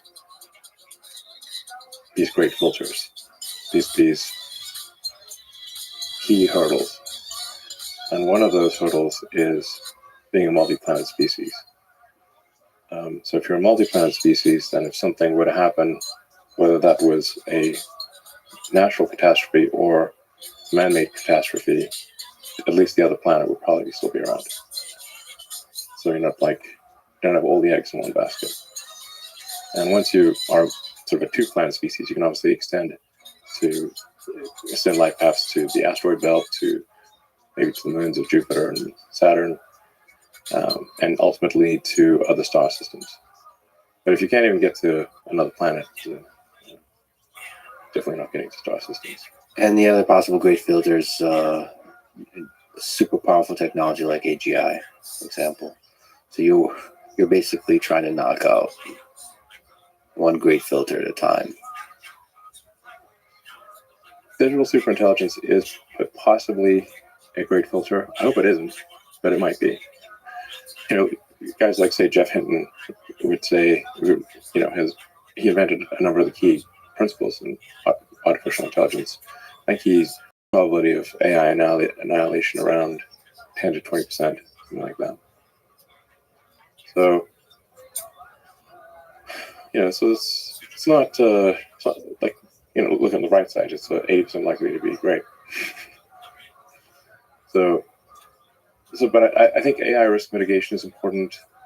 Being a multi-planet species would be a massive risk mitigation. And I do want to sort of once again emphasize the importance of having enough children to sustain our numbers, and not plummet into population collapse, which is currently happening. Population collapse is a real and current thing. So the only reason it's not being reflected in the total population numbers is that as much is because people are living longer. But it's easy to predict, say, what the population of any given country will be. Just take the growth rate last year, how many babies were born, multiply that by life expectancy, and that's what the population will be steady state unless if the growth rate continues to that level. But if it keeps declining, it will be even less and eventually dwindle to nothing. So I keep, banging on the baby drum here for a reason, because it has been the source of civilizational collapse over and over again throughout history. And so why don't we just not try to stable for that day? Well, in that way, I have miserably failed civilization, and I'm hoping to fix that. I'd love to have many kids. Great, hope you do. Don't sound like the president. Yeah, I got to allocate more compute to the whole process. But apparently, it's not that difficult. No, it's like unskilled labor. Well, one of the things you do for me, for the world, is to inspire us with what the future could be. And so some of the things we've talked about, some of the things you're building, alleviating human suffering with Neuralink and expanding the capabilities of the human mind, trying to build a colony on Mars. So creating a backup for humanity on another planet, and exploring the possibilities of what artificial intelligence could be in this world, especially in the real world AI, with hundreds of millions, maybe billions of robots walking around. There will be billions of robots. That seems virtual certainty. Well, thank you for building the future, and thank you for inspiring so many of us to keep building and creating cool stuff, including kids. Yeah, you're welcome. Go forth and multiply. Go forth and multiply. Thank you, Elon. Thanks for talking about it. Thanks for listening to this conversation with Elon Musk. And now, dear friends, here's DJ Saw, the co-founder, president, and COO of Neuralink. When did you first become fascinated by the human brain? For me, I was always interested in understanding the purpose of things and how it was engineered to serve that purpose, whether it's organic or inorganic. Like we were talking earlier about your curtain holders. They serve a clear purpose, and they were engineered with that purpose in mind. And growing up, I had a lot of interest in seeing things, touching things, feeling things, and trying to really understand the root of how it was designed to serve that purpose. And obviously, brain is just a fascinating organ that we all carry. It's an infinitely powerful machine that has intelligence and cognition that arise from it. And we haven't even scratched the surface in terms of how all of that occurs. But also at the same time, I think it took me a while to make that connection to really studying and building tech to understand the brain. Not until graduate school. There were a couple moments, key moments in my life where some of those, I think, influenced how the trajectory of my life got me to studying what I'm doing right now. One was growing up, both sides of my family, my grandparents had a very severe form of Alzheimer's. And it's incredibly debilitating conditions. Literally, you're seeing someone's whole identity and their mind just losing over time. And I just remember thinking how both the power of the mind, but also how something like that could really lose your sense of identity. It's fascinating that is one of the ways to reveal the power of a thing, by watching it lose the power. A lot of what we know about the brain actually comes from these cases where there are trauma to the brain or some parts of the brain that led someone to lose certain abilities. And as a result, there's some correlation and understanding of that part of the tissue being critical for that function. And it's an incredibly fragile organ, if you think about it that way, but also it's incredibly plastic and incredibly resilient in many different ways. And by the way, the term plastic, as we'll use a bunch, means that it's adaptable. So neuroplasticity refers to the adaptability of the human brain. Correct. Another key moment that sort of influenced how the trajectory of my life have shape towards the current focus of my life has been during my teenage year when I came to the US. I didn't speak a word of English. There was a huge language barrier, and there was a lot of struggle to kind of connect with my peers around me because I didn't understand the artificial construct that we have created called language, specifically English in this case. And I remember feeling pretty isolated, not being able to connect with peers around me. So I spent a lot of time just on my own, reading books, watching movies. And I naturally sort of gravitated towards sci-fi books. I just found them really, really interesting. And also it was a great way for me to learn English. Some of the first set of books that I picked up are Ender's Game, the whole saga by Orson Scott Card, and Neuromancer from William Gibson, and Snow Crash from Neil Stephenson. And movies like Matrix was coming out around that time point that really influenced how I think about the potential impact that technology can have for our lives in general. So fast track to my college years, I was always fascinated by just physical stuff, building physical stuff, and especially physical things that had some sort of intelligence. And I studied electrical engineering during undergrad, and I started out my research in MEMS, so micro electromechanical systems, and really building these tiny nanostructures for temperature sensing. And I just found that to be just incredibly rewarding and fascinating subject to just understand how you can build something miniature like that again serve a function and have a purpose. And then I spent large majority of my college years basically building millimeter wave circuits for next gen telecommunication systems, for imaging. And it was just something that I found very, very intellectually interesting. Phase arrays, how the signal processing works for any modern as well as next gen telecommunication system, wireless and wireline. EM waves or electromagnetic waves are fascinating. How do you design antennas that are most efficient in a small footprint that you have? How do you make these things energy efficient? That was something that just consumed my intellectual curiosity. And that journey led me to actually apply to and find myself at a PhD program at UC Berkeley at kind of this consortium called the Berkeley Wireless Research Center that was precisely looking at building, at the time we called it XG, similar to 3G, 4G, 5G, but the next generation G system, and how you would design circuits around that to ultimately go on phones and basically any other devices that are wirelessly connected these days. So I was just absolutely just fascinated by how that entire system works and that infrastructure works.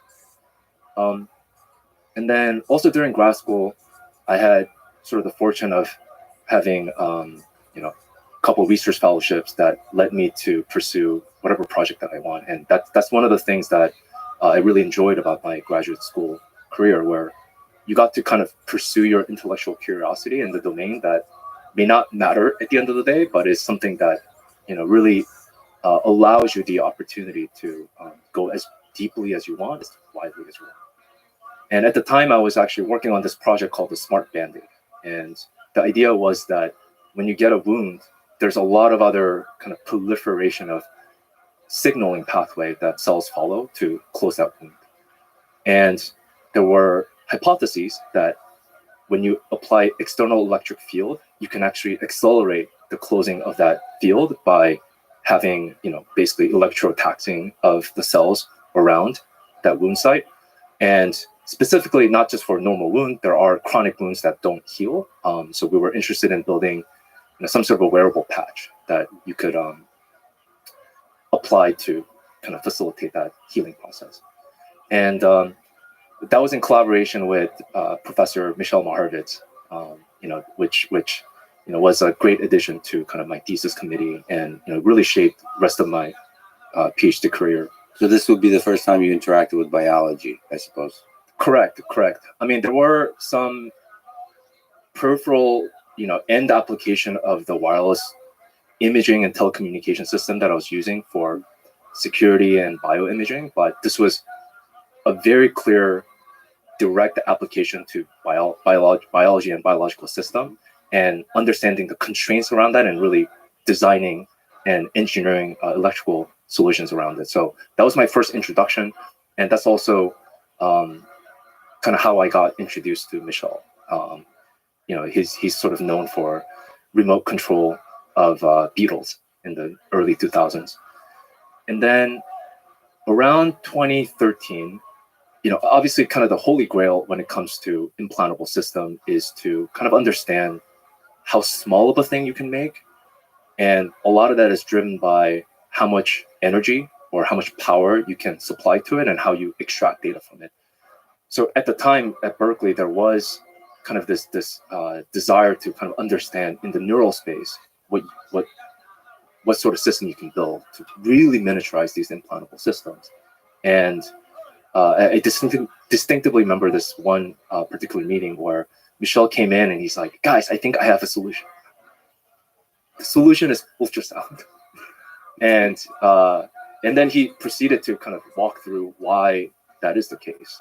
And that really formed the basis for my thesis work called Neural Dust system that was looking at ways to use ultrasound as opposed to electromagnetic waves for powering as well as communication.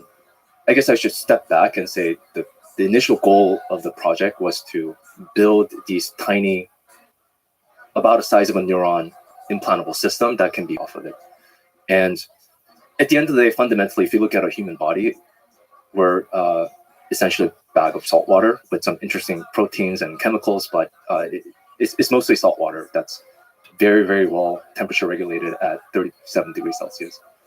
And we'll get into why later why that's an extremely harsh environment for any electronics to survive, as I'm sure you've experienced or maybe not experienced, dropping cell phone in a salt water in an ocean.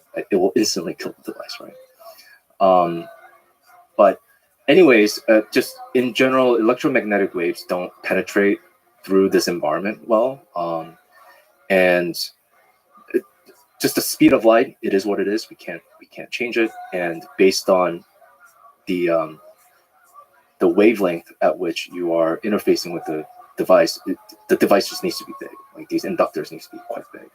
And the general good rule of thumb is that you want the wavefront to be roughly on the order of the size of the thing that you're interfacing with.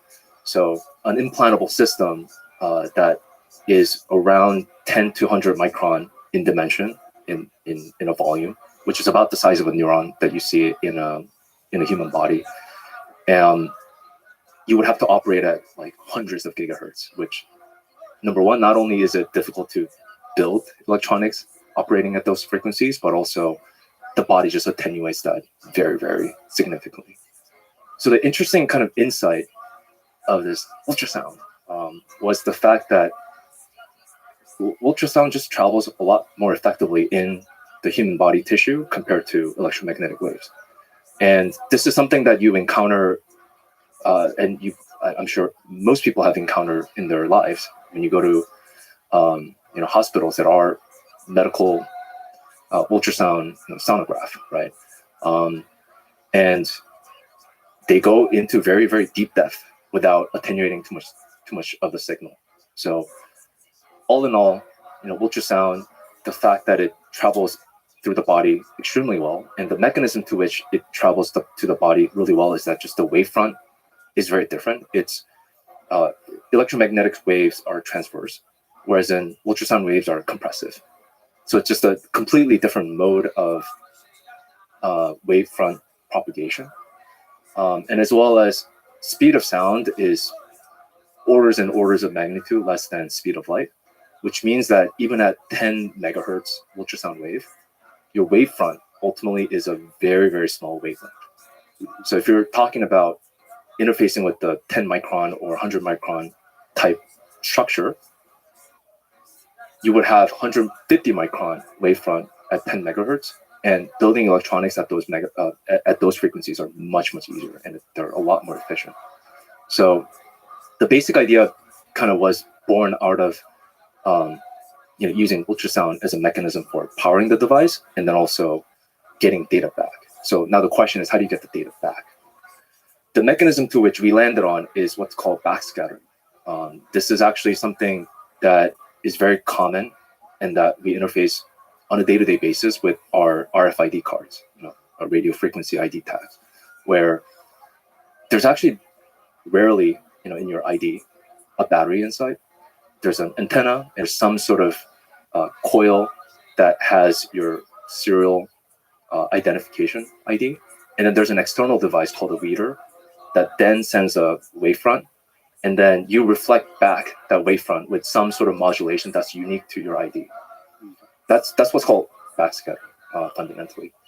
So the tag itself actually doesn't have to consume that much energy, and that was the mechanism to which we were kind of thinking about sending the data back. So when you have an external ultrasonic transducer that's sending ultrasonic wave to your implant, the neural dust implant, and it records some information about its environment, whether it's a neuron firing or some other state of the tissue that it's interfacing with, and then it just amplitude modulates the wavefront that comes back to the source. And the recording step would be the only one that requires any energy. So what would require energy in that little step? Correct. So it is that initial kind of startup circuitry to get that recording, amplifying it, and then just modulating. And the mechanism to which that you can enable that is there is this specialized crystal called piezoelectric crystals that are able to convert sound energy into electrical energy and vice versa. So you can kind of have this interplay between the ultrasonic domain and electrical domain that is the biological tissue. So on the theme of parking very small computational devices next to neurons, that's the dream, the vision of brain-computer interfaces. Maybe before we talk about Neuralink, can you give a sense of the history of the field of BCI? What has been maybe the continued dream, and also some of the milestones along the way with the different approaches and the amazing work done at the various labs? I think a good starting point is going back to 1790s. Did not expect that. Where the concept of animal electricity, or the fact that bodies are electric, was first discovered by Luigi Galvani, where he had this famous experiment where he connected a set of electrodes to a frog leg and ran current through it, and then it started twitching, and he said, "Oh my goodness, body's electric." Yeah. So fast forward many, many years to 1920s, where Hans Berger, who is a German psychiatrist, discovered EEG, or electroencephalography, which is still around. There are these electrical arrays that you wear outside the skull that gives you some sort of neural recording. That was a very, very big milestone, that you can record some sort of activities about the human mind. And then in the 1940s, there were these group of scientists, Renshaw, Forbes, and Morrison, that inserted these glass microelectrodes into the cortex and recorded single neurons. The fact that there's signal that are a bit more high resolution and high fidelity as you get closer to the source, let's say. And in the 1950s, these two scientists, Hodgkin and Huxley, showed up, and they built this beautiful, beautiful models of the cell membrane and the ionic mechanism, and had these like circuit diagram. And as someone who is an electrical engineer, it's a beautiful model that's built out of these partial differential equations, talking about flow of ions and how that really leads to how neurons communicate. And they won the Nobel Prize for that 10 years later in the 1960s.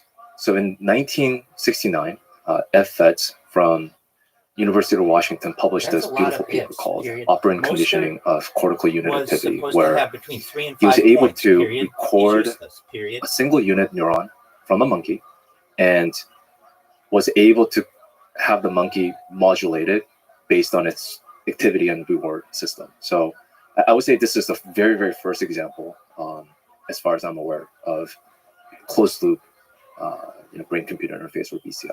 The abstract reads, the activity of single neurons in precentral cortex of anesthetized monkeys was conditioned by reinforcing high rates of neuronal discharge with delivery of a food pellet. Auditory and visual feedback of unit firing rates was usually provided in addition to food reinforcement. Cool. So they actually got it done. They got it done. This is back in 1969. After several training sessions, monkeys could increase the activity of newly isolated cells by 50 to 500% above rates before reinforcement. Fascinating. Brain is very plastic. and so from here, the number of experiments grew. Yeah, number of experiments as well as set of tools to interface with the brain have just exploded. I think, and also just understanding the neural code and how some of the cortical layers and the functions are organized. So the other paper that is pretty seminal, especially in the motor decoding, was this paper in the 1980s from Georgiopoulos that discovered that there's this thing called motor tuning curve. So what are motor tuning curves? It's the fact that there are neurons in the motor cortex of mammals, including humans, that have a preferential direction that causes them to fire. So what that means is there are a set of neurons that would increase their spiking activities when you're thinking about moving to the left, right, up, down, and any of those vectors. And based on that, you could start to think, well, if you can't identify those essential eigenvectors, you can do a lot. And you can actually use that information for actually decoding someone's intended movement. I don't from anticipate cortex. people getting So that was a very, injured in very the future, seminal period. paper that showed that Are you a there fortune teller, is some question sort of mark? code that you can extract, especially in the motor cortex. So there's signal there, and if you measure These guys were not the starters on my electrical team, signal from the period. brain, that you could I can drop them if I actually want. figure out what the intention was. Correct. Yeah, If not only somebody electrical wants to pick them signals, up, but let them, electrical period. signals from the right set of neurons that give I you dropped these a guy who's preferential. supposed to have between 3 and 5 points, and Okay, another guy who so isn't even the going best slowly receiver towards Neuralink, available on the one waiver interesting wire. question is, what do I understand on the BCI front on invasive versus non-invasive from this line of work? How important is it to park next to the neuron? It's not like I dropped What does that my get you? best players. That answer fundamentally depends on what you want to do with it, right? There's actually an incredible amount of stuff that you can do with EEG and electrocardiograph, ECOG, which actually doesn't penetrate the cortical layer or parenchyma, but Who you place a set of anticipates electrodes on the surface future of the moves like brain. that? Question mark. So the thing that I I'm dropped personally guys very from interested my in bench, is period. just They weren't actually even starting on my understanding team, period. and being able to just really tap into the high resolution, high fidelity understanding of the activities that are happening at the local level. And we can get into biophysics, but just to kind of step back, to kind of use analogy, because analogy here can be useful. And sometimes it's a little bit difficult to think about electricity. At the end of the day, we're doing electrical recording that's mediated by ionic currents, movements of these charged particles, which is really, really hard for most people to think about. But turns out a lot of the activities that are happening in the brain and the frequency band with which that's happening is actually very, very similar to sound waves and our normal conversation audible range. So the analogy that typically is used in the field is, if you have a football stadium, there's game going on. If you stand outside the stadium, you maybe get a sense of how the game is going based on the cheers and the boos of the home crowd, whether the team is winning or not. But you have absolutely no idea what the score is. You have absolutely no idea what individual audience or the players are talking or saying to each other, what the next play is, what the next goal is. So what you have to do is you have to drop the microphone near into the stadium and then get near the source, like into the individual chatter. In this specific example, you would want to have it, right next to where the huddle's happening.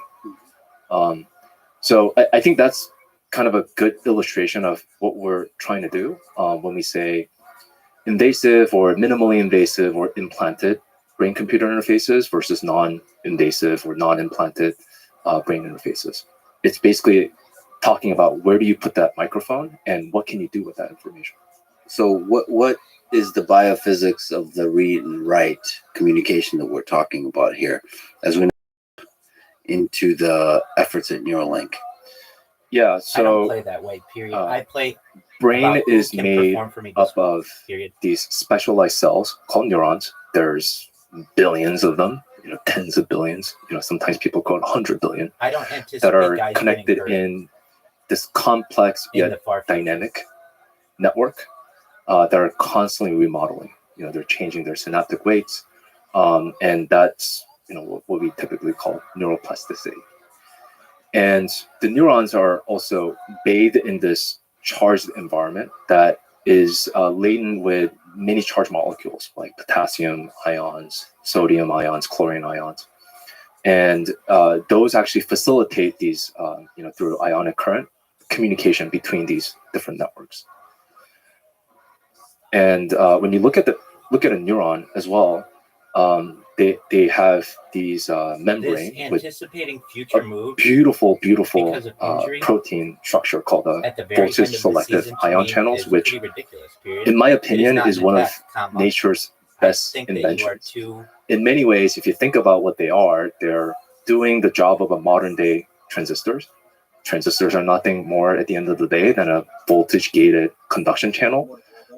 And nature What's found up, a big way guy? to have that What's up, mama? very, very early on in its evolution. And as we all know, with the transistor, you can have many, many computation and a lot of amazing things that we have access to today. So I think it's one of those, just as a tangent, just a beautiful, beautiful invention that the nature came up with, these voltage gated ion channels. I mean, I suppose there's on the biological level, at every level of the complexity of the hierarchy I of can see the if this was organism, week one. there's going to be some mechanisms for storing at week information 13. and for doing computation. And this is just one such way. But to do that with biological and chemical components is interesting. Plus, like with neurons, I mean, it's not just electricity, it's chemical communication, it's also mechanical. I mean, these are like actual That's a big if, objects period. that have that vibrate. I mean, they move. Yeah, So- there are actually, there's a lot of really, From the really waiver interesting wire, physics period. that are Why involved didn't in you say kind of going anything when back he to was on the my waiver wire work on when I picked him ultrasound during grad school. There are groups and there were groups and there are still groups looking at ways to cause neurons to actually fire an action potential using ultrasound wave, and the mechanism to which that's happening is still unclear, as I understand. It may just be that you're imparting some sort of thermal energy, and that causes cells to depolarize in some interesting ways. But there are also these ion channels or even membranes that actually just open up its pore as they're being mechanically shook, right, vibrated. So there's just a lot of elements of these moved particles. Which again, that's governed by diffusion physics, right? Movements of particles, and there's also a lot of kind of interesting physics there. Also, not to mention, as Roger Penrose talks about, there might be some beautiful weirdness in the quantum mechanical effects of all of this. And he actually believes that consciousness might emerge from the quantum mechanical effects there. So there's physics, there's chemistry, there's biology, all of that is going on there. Oh yeah. I mean, you can. Yes, there's a lot of levels of physics that you can dive into. But yeah, in the end, you have these membranes with these voltage-gated ion channels that selectively let these charged molecules that are in the extracellular matrix in and out. And these neurons generally have these resting potential where there's a voltage difference between inside the cell and outside the cell. And when there's some sort of stimuli that changes the state such that they need to send information to the downstream network, you start to kind of see these sort of orchestration of these different molecules going in and out of these channels. They also open up, more of them open up once it reaches some threshold to a point where you have a depolarizing cell that sends a action potential. So it's just a very beautiful kind of orchestration of these molecules. And what we're trying to do when we place an electrode or parking it next to a neuron is that you're trying to measure these local changes in the potential.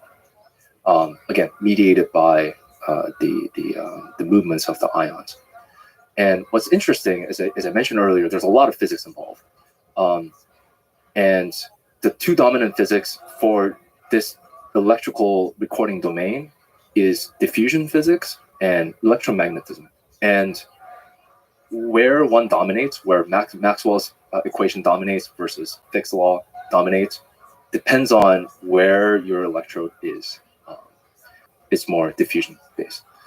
So essentially, when you're able to park it next to it, you can listen in on those individual chatter and those local changes in the potential. And the type of signal that you get are these canonical textbook neural spiking waveform. The moment you're further away, and based on some of the studies that people have done, Christoph Koch's lab and others, once you're away from that source by roughly around 100 micron, which is about width of a human hair, you no longer hear from that neuron. You're no longer Drop able him to kind of to the waiver have wire on the November system 10th, period. sensitive Why enough to be didn't able you to raise a fuss record on that November particular 10th if you think he is so valuable? Question local mark. membrane potential change in that neuron. And just to kind of give you a sense of scale, also when you look at 100 micron voxel, so 100 micron by 100 micron by 100 micron box in a brain tissue, there's roughly around 40 neurons, and whatever number of connections that they have. So there's a lot in that volume of tissue. So the moment you're outside of that, there's just no hope that you'll be able to detect that change from that one specific neuron that you may care about.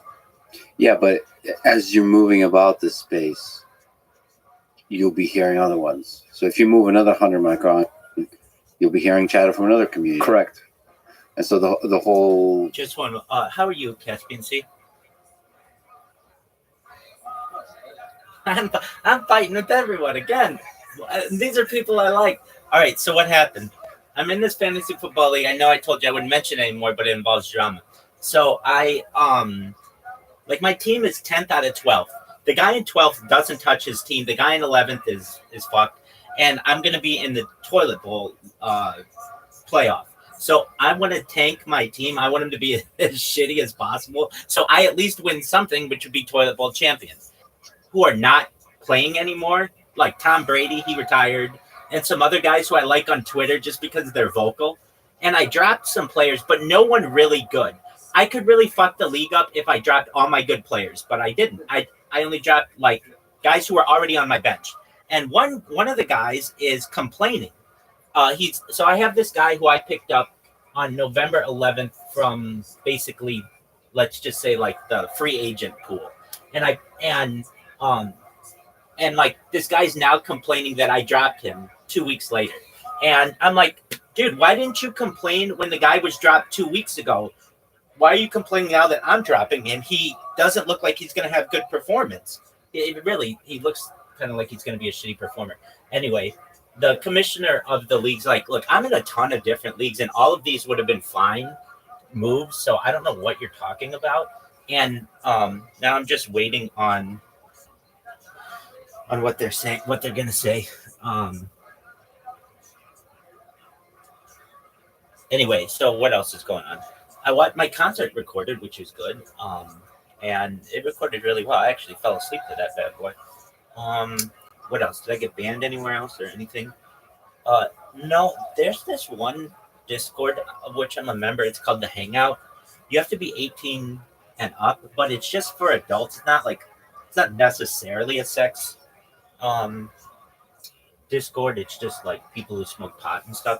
And it's got 80,000 people in it. Well, yesterday, some girl wanted to put on a show, and she damn did she. Anyway, these Discords can get wild. So I have created a little robot that automatically puts me in like the smoke shack area of that, and I'm just gonna live in there, see how that goes. Overnight, I had some people who had somehow from Discord found out about me, and they typed in my Twitter or on my YouTube, so that's good. Aside from that, I slept like a fucking $1 million, and that was good. I usually, I slept really well, so things are good in the hood, as they say. How are things for you? Not bad, just chilling. Start my morning off, have a little bit of caffeine, metal tunes, get into my brain, and they wake me up, they calm me down, and think straight. Stop me from getting frustrated or whatever the hell I do. I understand. I got you. Well, that's good. Just chill. Excellent. Well, you enjoy you.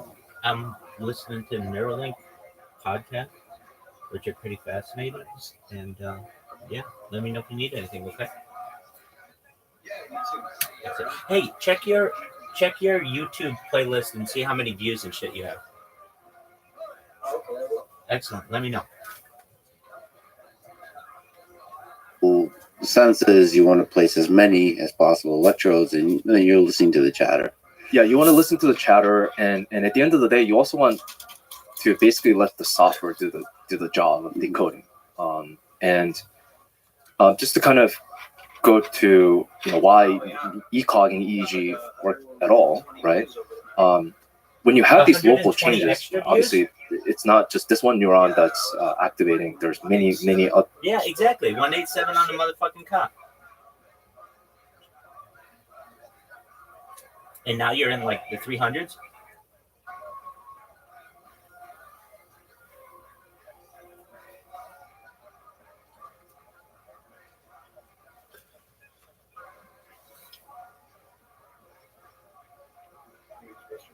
Go for it.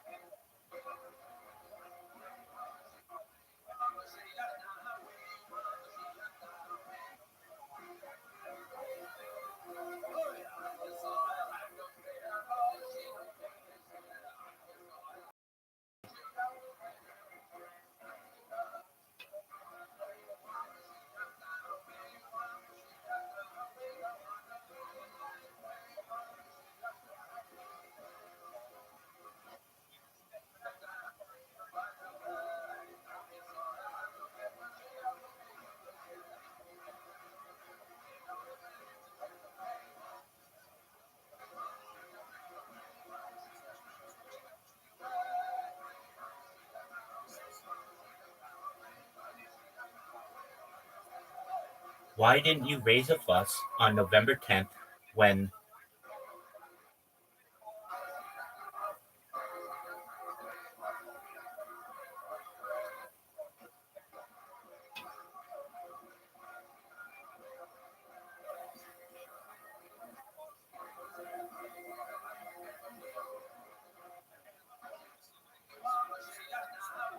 why are you raising a fuss now? Question mark.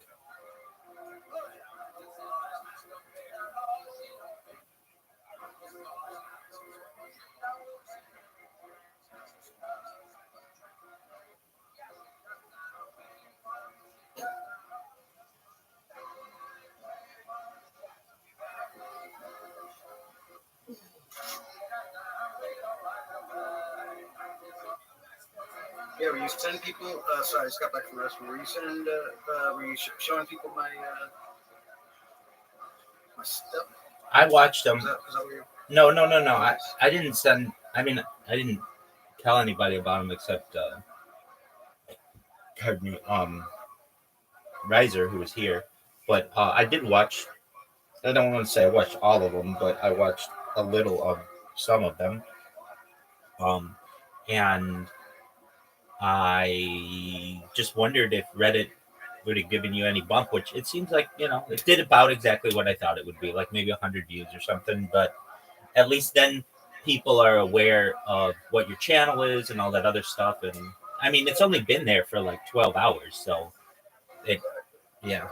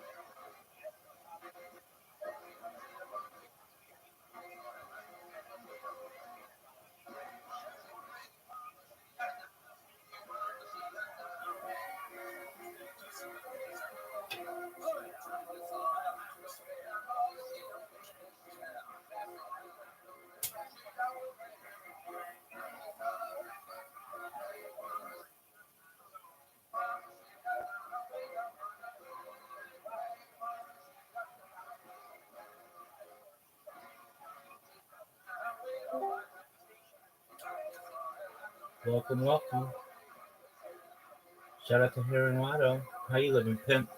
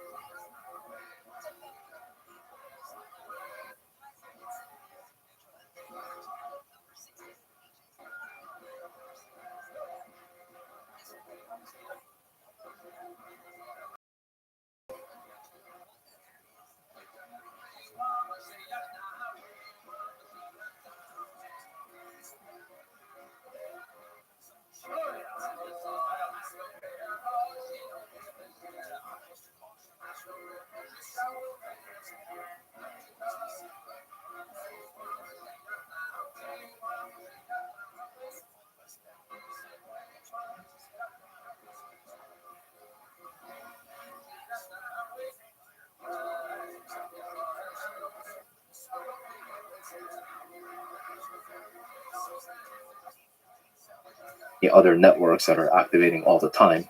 And you do see sort of a general change in the potential of this this charged medium.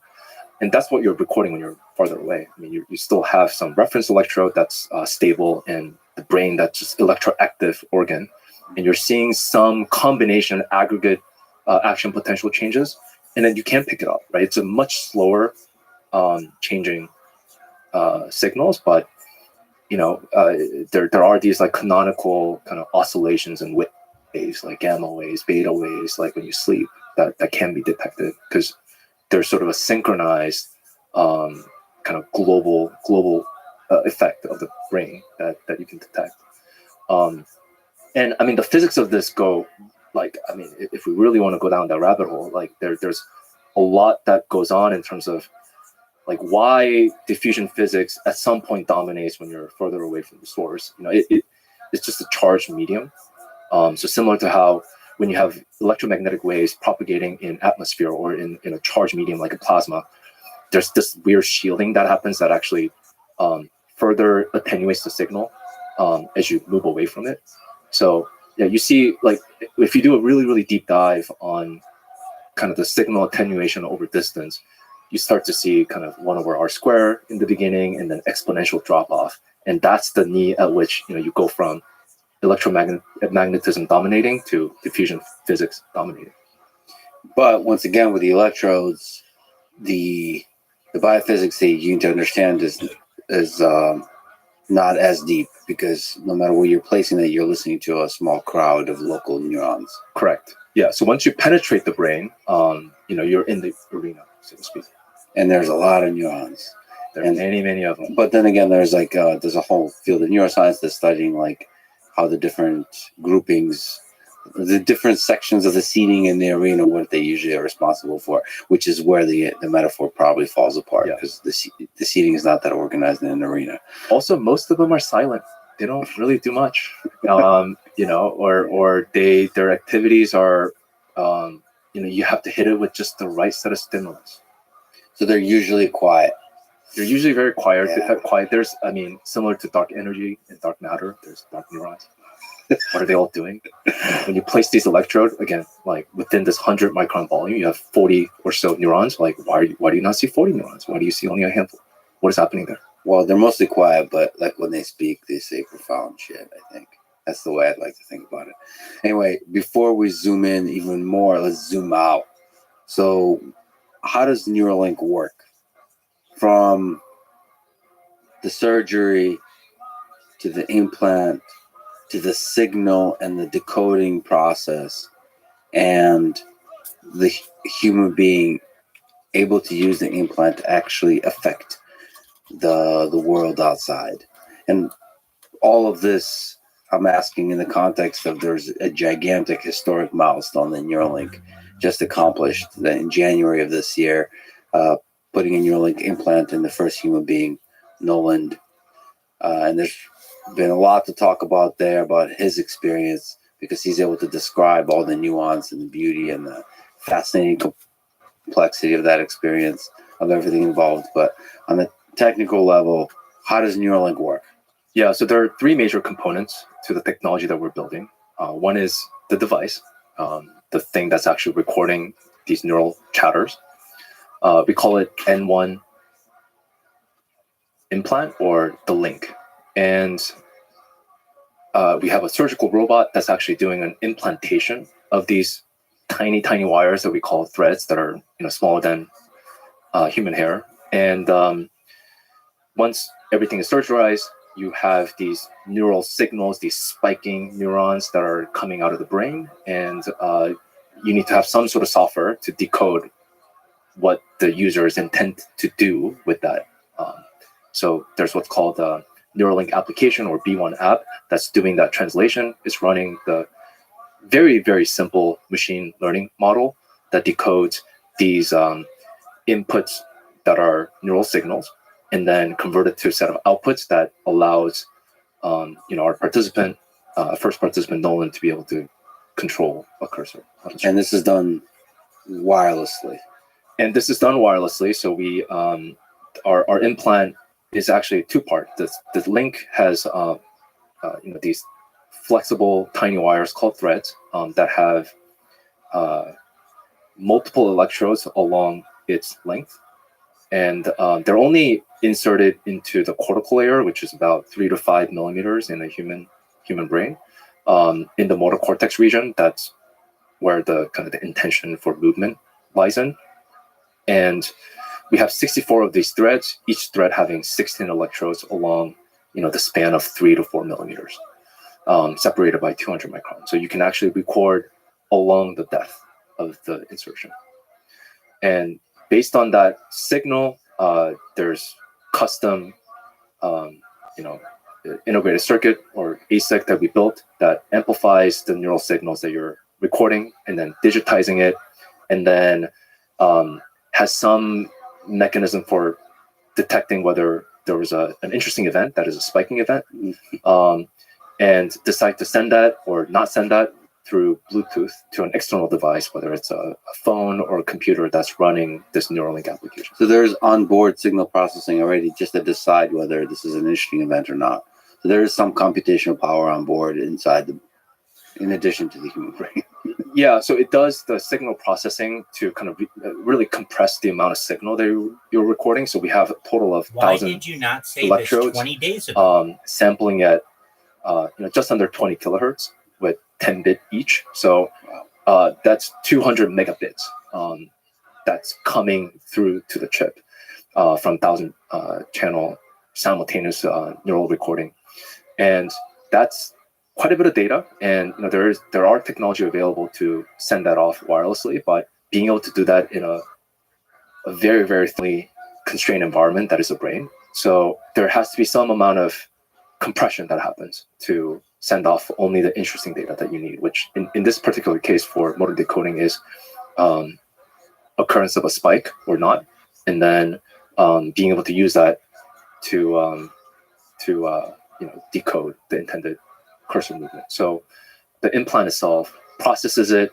figures out whether a spike happened or not with our spike detection algorithm, and then sends it off, packages it, send it off through Bluetooth to an external device that then has the model to decode, okay, based on these spiking inputs, did Nolan wish to go up, down, left, right, or click, or right click, or whatever? All of this is really fascinating, but let's stick on the N1 implant itself. So the thing that's in the brain. So I'm looking at a picture of it. There's an enclosure. There's a charging coil. So we didn't talk about the charging, which is fascinating. The battery, the power electronics, the antenna. Then there's the signal processing electronics. I wonder if there's more kinds of signal processing you can do. That's another question. And then there's the threads themselves with the enclosure on the bottom. So maybe to ask about the charging. So Yeah. there's an external charging device. Mm-hmm. Yeah, there's an external charging device. So yeah, the second part of the implant, the threads are the ones, again, just the last 3 to 5 millimeters are the ones that are actually penetrating the cortex. Rest of it is, actually most of the volume is occupied by the battery, rechargeable battery. And it's about the size of a quarter. I actually have a device here if you want to take a look at it. This is the flexible thread component of it, and then this is the implant. So it's about the size of a US quarter. It's about 9 millimeter thick. So basically, this implant, once you have the craniectomy and the durectomy, threads are inserted, and the hole that you created, this craniectomy, gets replaced with that. So basically, that thing plugs that hole, and you can screw in these self-drilling cranial screws to hold it in place. And at the end of the day, once you have the skin flap over, there's only about 2 to 3 millimeters that's obviously transitioning off of the top of the implant to where the screws are. The minor bump that you have. Those threads look tiny. That's incredible. That is really It's incredible. obvious to me that you are avoiding That is really question, incredible. period. Just And also, answer it. you're right right. Most here. of the actual volume is the battery. Yeah, Wow, this is way smaller than I realized. they are also, the threads themselves are quite strong. They look strong. And the thread themselves also has a very interesting feature at the end of it called the loop. And that's the mechanism to which the robot is able to interface and manipulate this tiny hair-like structure. And they're tiny. So what's the width of the thread? Yeah, so the width of a thread starts from 16 micron and then tapers out to about 84 micron. So, average human hair is about You 80 think to very 100. valuable, period. Why did you not This thing is amazing. This thing is amazing. raise a fuss? Yes, most of the volume is occupied by the battery, rechargeable lithium-ion cell, and the charging is done through inductive charging, which is actually very commonly used. Your cell phone, most cell phones have that. The biggest difference is that for us, usually when you have a phone and you want to charge it on the charging pad, you don't really care how hot it gets. Whereas for us, it matters. There is a very strict regulation and good reasons to not actually increase the surrounding tissue temperature by 2 degrees Celsius. So there's actually a lot of innovation that is packed into this to allow charging of this implant without causing that temperature threshold to reach. And even small things like you see this charging coil and what's called a ferrite shield, right? So without that ferrite shield, what you end up having when you have resonant inductive charging is that the battery itself is a metallic can, and you form these eddy currents from external charger, and that causes heating, and that actually contributes to inefficiency in charging. So this ferrite shield, what it does is that it actually concentrate that field line away from the battery and then around the coil that's actually wrapped around it. There's a lot of really fascinating design here to make it. I mean, you're integrating a computer into a complex biological system. Yeah, there's a lot of innovation here. I would say that part of what enabled this was just the innovations in the wearable. There's a lot of really, really powerful, tiny, low power microcontrollers, temperature sensors, or various different sensors, and power electronics. A lot of innovation really came in the charging coil design, how this is packaged, and how do you enable charging such that you don't really exceed that temperature limit, which is not a constraint for other devices out there. So let's talk about the threads themselves, those tiny, tiny, tiny things. So how many of them are there? You mentioned 1,000 electrodes. How many threads are there? And what do the electrodes have to do with the threads?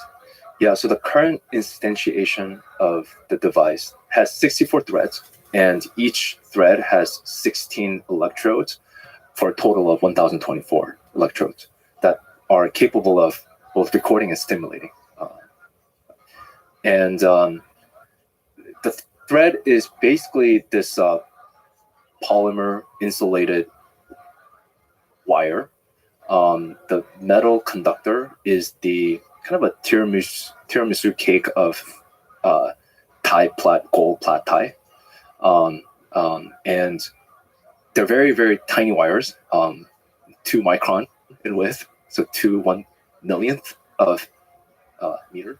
It's crazy that thing I'm looking at has the polymer insulation, has the conducting material, and has 16 electrodes at the end of it. On each of those threads. Yeah, on each of those threads. Correct. 16. Each one of those. Yes, you're not going to be able to 60. see it with naked eyes. And I mean, to state the obvious, or maybe for people who are just listening, they're flexible.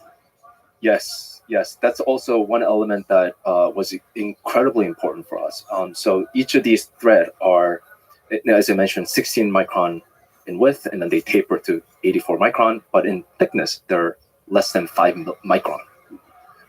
And in thickness is mostly a polyimide at the bottom and this metal track, and then another polyimide. So 2 micron of polyimide, 400 nanometer of this metal stack, and 2 micron of polyimide sandwiched together to protect it from the environment that is 37 degrees C bag of salt water. So what's maybe can you speak to some interesting aspects of the material design here? Like, what does it take to design a thing like this and to be able to manufacture a thing like this for people who don't know anything about this kind of thing? Yeah, so the material selection that we have is not, I don't think it was particularly unique. There were other labs, and there are other labs that are kind of looking at similar material stack.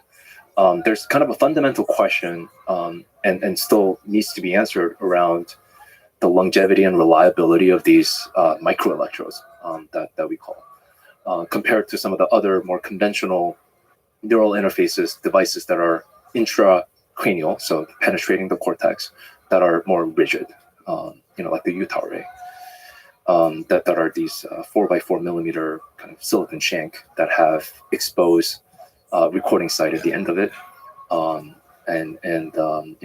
That's been kind of the innovation from Richard Norman back in 1997. It's called the Utah array because he was at University of Utah. And what does the Utah array look like? So it's a rigid type of. Yeah, so we can actually look it up. Yeah. Yeah, so it's a bed of needle. There's. Okay, go ahead. I'm sorry. Those are rigid shank. Yeah, you weren't kidding. And the size and the number of shanks vary anywhere from 64 to 128. At the very tip of it is an exposed electrode that actually records neural signal. The other thing that's interesting to note is that unlike Neuralink threads that have recording electrodes that are actually exposed iridium oxide recording sites along the depth, this is only at a single depth. So these Utah array spokes can be anywhere between 0.5 millimeters to 1.5 millimeter. And they also have designs that are slanted, so you can have it inserted at different depth. But that's one of the other big differences. And then, the main key difference is the fact that there's no active electronics. These are just electrodes. And then there's a bundle of a wire that you're seeing. And then that actually then exits the craniectomy, that then has this port that you can connect to for any external electronic devices. They are working on or have the wireless telemetry device, but it still requires a through the skin port that actually is one of the biggest failure modes for infection for the system. What are some of the challenges associated with flexible threads? Like, for example, on the robotics side, R1, implanting those threads. How difficult is that task? Yeah. So as you mentioned, they're very, very difficult to maneuver by hand. These Utah arrays that you saw earlier, they're actually inserted by a neurosurgeon actually positioning it near the site that they want, and then there's a pneumatic hammer that actually pushes them in. So it's a pretty simple process, and they're easy to maneuver. But for these thin film arrays, they're very, very tiny and flexible, so they're very difficult to maneuver. So that's why we built an entire robot to do that. There are other reasons for why we built a robot, and that is ultimately we want this to help millions and millions of people that can benefit from this, and there just aren't that many neurosurgeons out there. Robots can be something that we hope can actually do large parts of the surgery. But the robot is this entire other sort of category of product that we're working on, and it's essentially this multi-axis gantry system that has this specialized robot head that has all of the optics and this kind of a needle retracting mechanism that maneuvers these threads via this loop structure that you have on the thread. So the thread already has a loop structure by which you can grab it. Correct. Okay. Correct. So this is fascinating. So you mentioned optics. So there's a robot, R1. So for now, there's a human that actually creates a hole in this install. And then after that, there's a computer vision component that's finding a way to avoid the blood vessels. Mm-hmm. And then you're grabbing it by the loop, each individual thread, and placing it in a particular location to avoid the blood vessels. Mm-hmm. And also choosing the depth of placement, all that. Correct. So controlling the 3D geometry of the placement. Correct. So the aspect of this robot that is unique is that it's not surgeon assisted or human assisted. It's a semi-automatic or automatic robot. Once obviously there are human component to it when you're placing targets. You can always move it away or one click and it just does the surgery within minutes.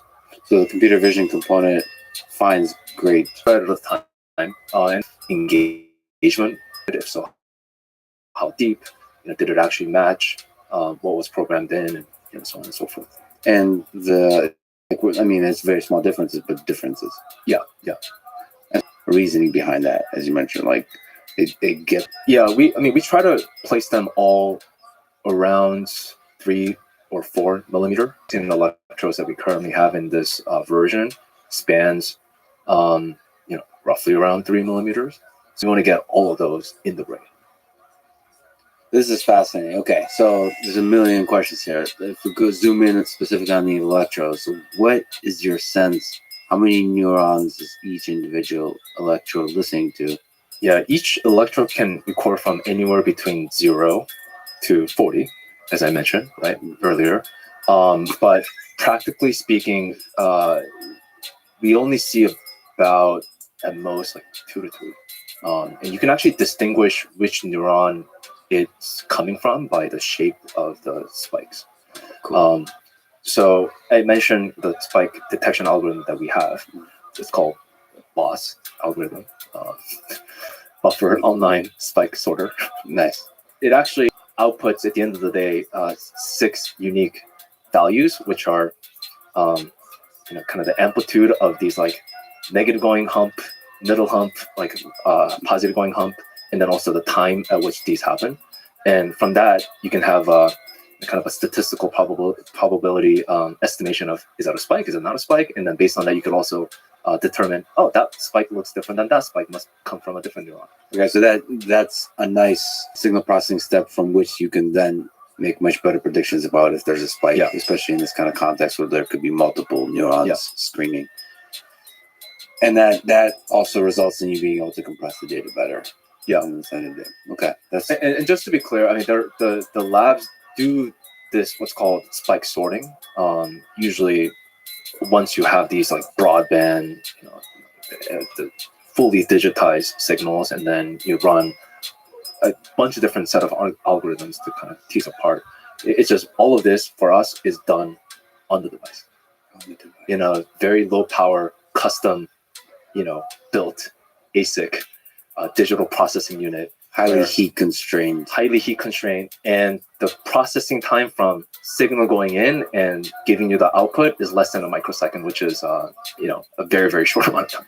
Oh yeah, so the latency has to be super short. Oh wow, oh that's a pain in the ass. Yeah, latency is this huge thing that you have to deal with. Right now, the biggest source of latency comes from the Bluetooth. The way in which they're packetized, and we bin them in 15 millisecond. Oh, interesting. So it's communication constraint. Is there some potential innovation there on the protocol used? Absolutely. Okay. Yeah, Bluetooth is definitely not our final wireless communication protocol that we want to get to. It's a highly hence the N1 and the R1. I imagine that increases NX RX.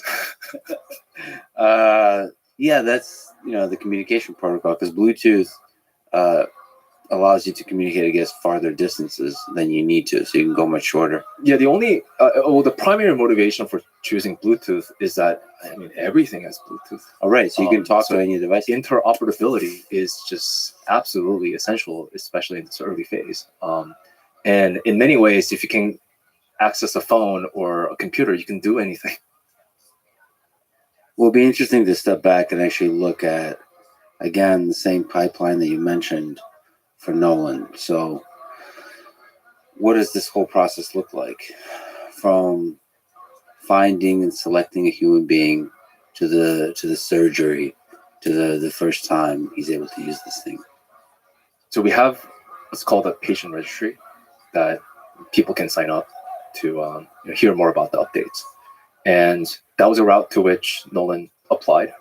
And the process is that once the application comes in, it contains some medical records, and we, based on their medical eligibility, that there's a lot of different inclusion and exclusion criteria for them to meet. And we go through a pre-screening interview process with someone from Neuralink. And at some point, we also go out to their homes to do a BCI home audit. Because one of the most kind of revolutionary part about having this N1 system that is completely wireless is that you can use it at home. Like, you don't actually have to go to the lab, and go to the clinic to get connectorized to these like specialized equipment that you can't take home with you. So that's one of the key elements of, when we're designing the system that we wanted to keep in mind. Like people, hopefully would want to be able to use this every day in the comfort of their home.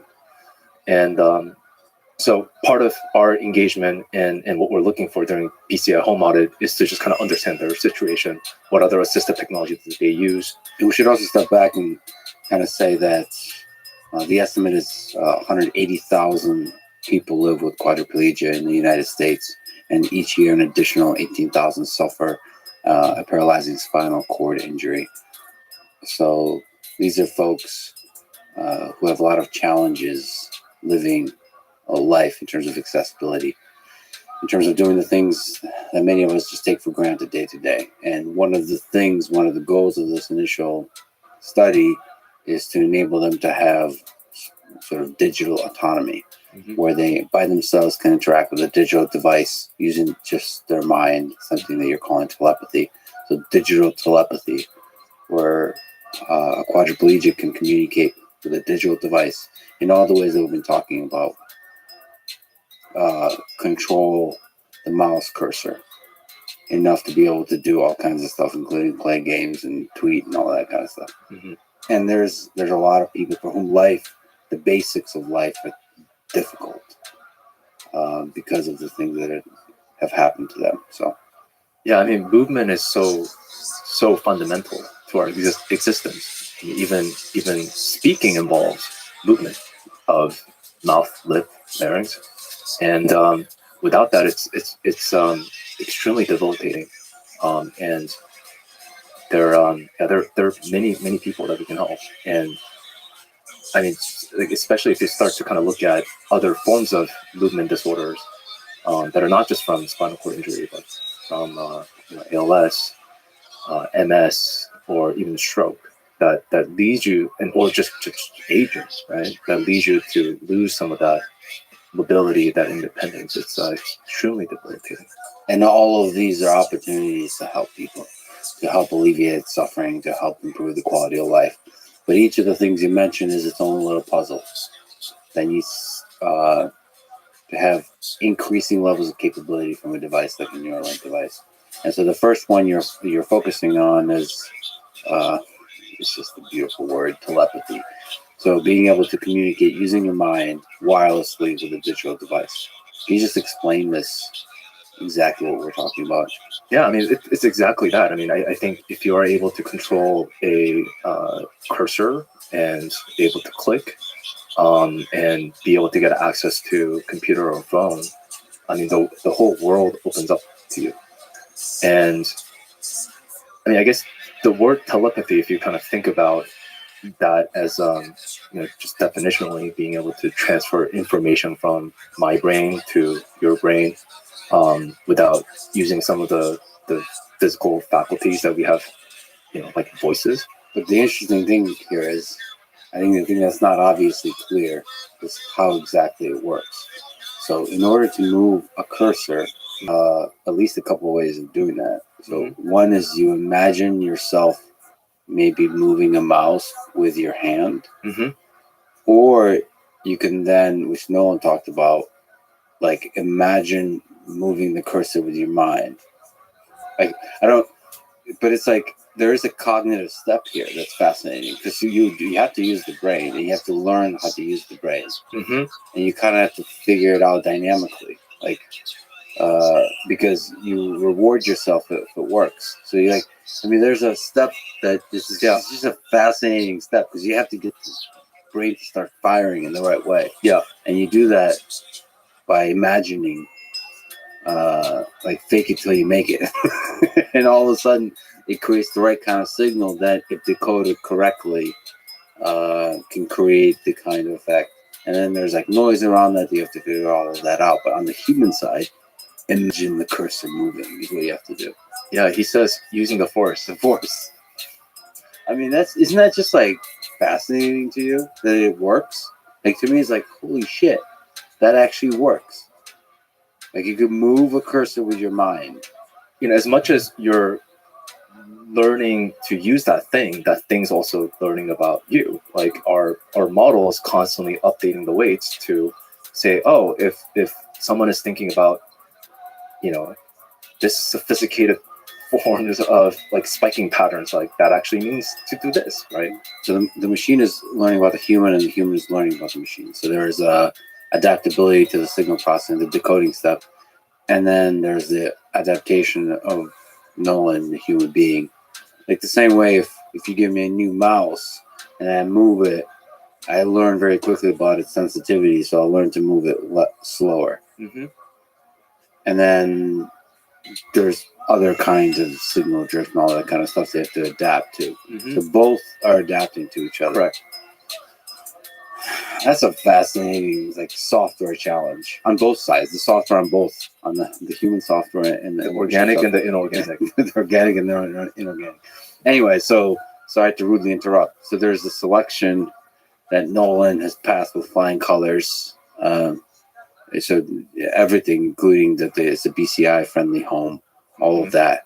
So what is the process of the surgery, the implantation, the first moment when he gets to use the system? The end-to-end, we say patient in to patient out, is anywhere between 2 to 4 hours. In particular case for Nolan, it was about 3.5 hours. And there's many steps leading to, the actual robot insertion, right? So there's anesthesia, induction, and we do intra-op CT imaging to make sure that we're, drilling the hole in the right location. And this is also pre-planned beforehand. Someone like Nolan would go through fMRI, and then they can think about wiggling their hand. Obviously due to their injury, it's not going to actually lead to any sort of intended output, but it's the same part of the brain that actually lights up when you're imagining moving your finger to actually moving your finger. And that's one of the ways in which we can actually know where to place our threads, because we want to go into what's called the hand knob area in the motor cortex, and as much as possible densely put our electrode threads. We do intra-op CT imaging to make sure and double check the location of the craniectomy, and surgeon comes in, does their thing in terms of like skin incision, craniectomy, so drilling of the skull, and then there's many different layers of the brain. There's what's called the dura, which is a very, very thick layer that surrounds the brain that you want to insert. And by the time it's been around anywhere between 1 to 1.5 hours, robot comes in, does this thing, placement of the target, inserting of the thread. That takes anywhere between 20 to 40 minutes. In the particular case for Nolan, it was just over 30 minutes. And then after that, the surgeon comes in. There's a couple other steps of like actually inserting the dural substitute layer to protect the thread as well as the brain.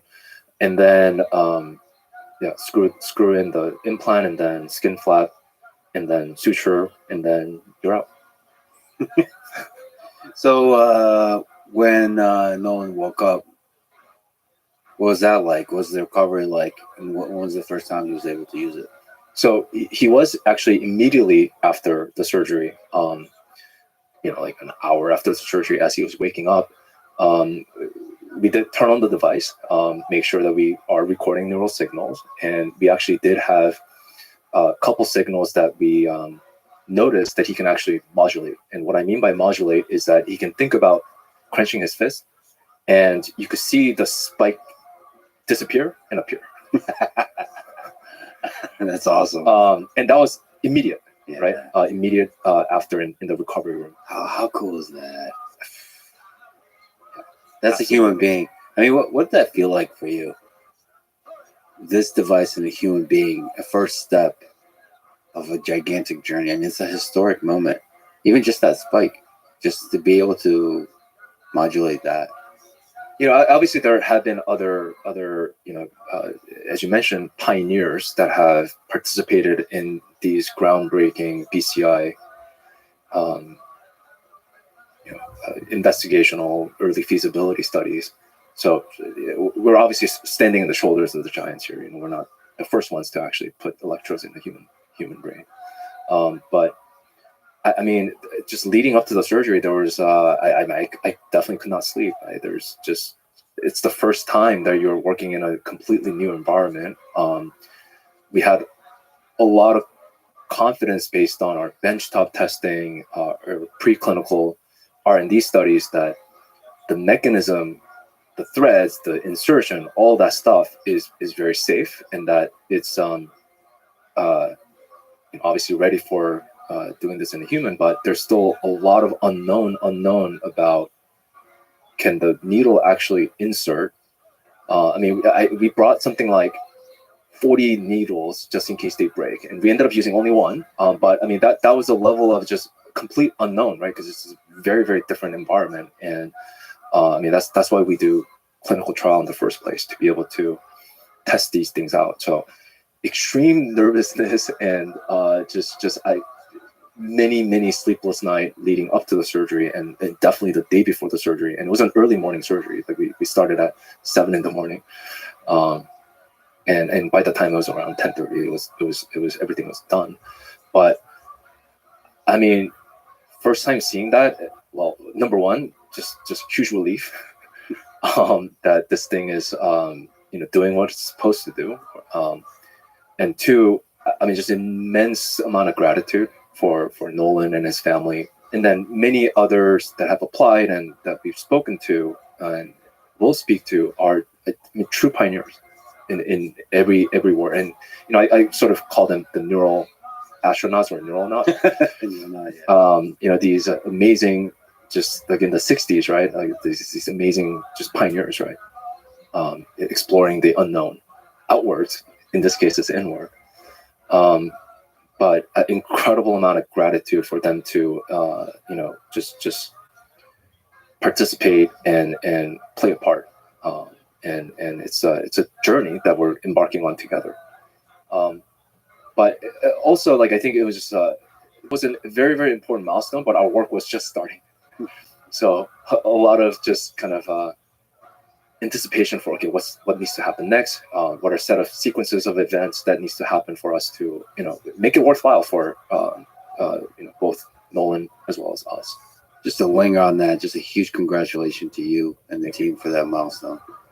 I know there's a lot of work left, but that's really exciting to see. There's that's a source of hope. It's this first big step, opportunity to help hundreds of thousands of people, and then maybe expand the realm of the possible for the human mind for millions of people in the future. So it's really exciting.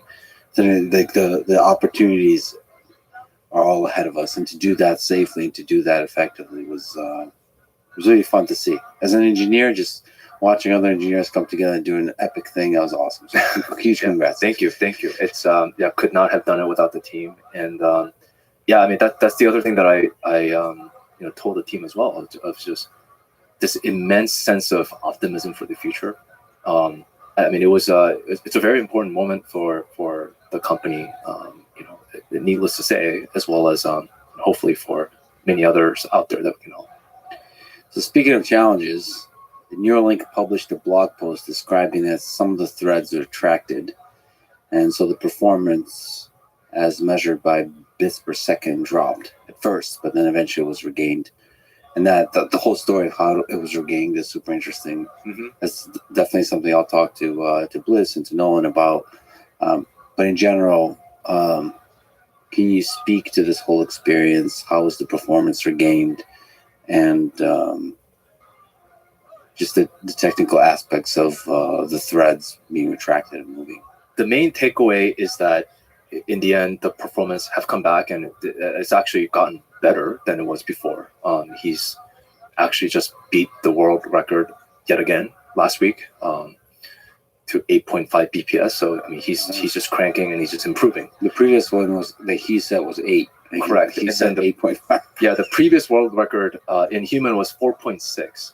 Yeah. So it's almost double. Yeah. And his goal is to try to get to 10, which is roughly around kind of the median Neuralinker using a mouse with the hand. So it's getting there. So yes, so the performance was regained. Yeah, better than before. So that's a story on its own of what took the BCI team to recover that performance.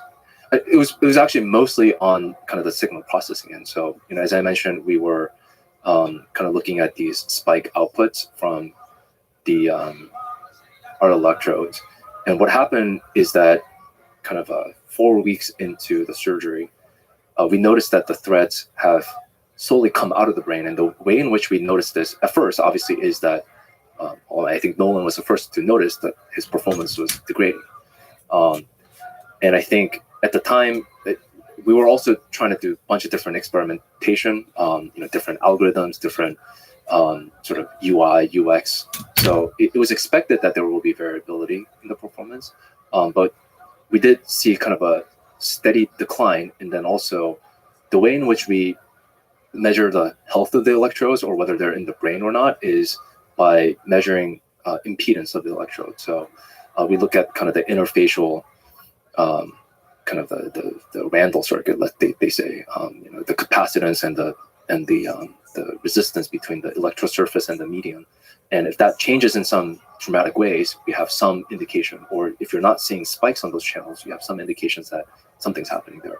And what we noticed is that looking at those impedance plot and spike rate plots, and also because we have those electrodes recording along the depth, we were seeing some sort of movement that indicated that threads were being pulled out. And that obviously will have an implication on the model side, because if the number of inputs that are going into the model is changing because you have less of them, that model needs to get updated, right?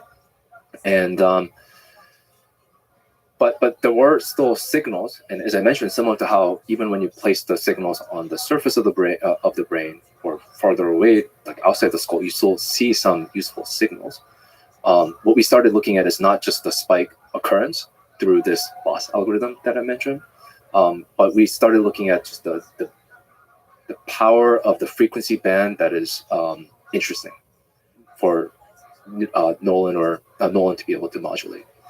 So once we kind of changed the algorithm for the implant to not just give you the BOSS output, but also these spike band power output, that helped us sort of refine the model with the new set of inputs. And that was the thing that really ultimately gave us the performance back.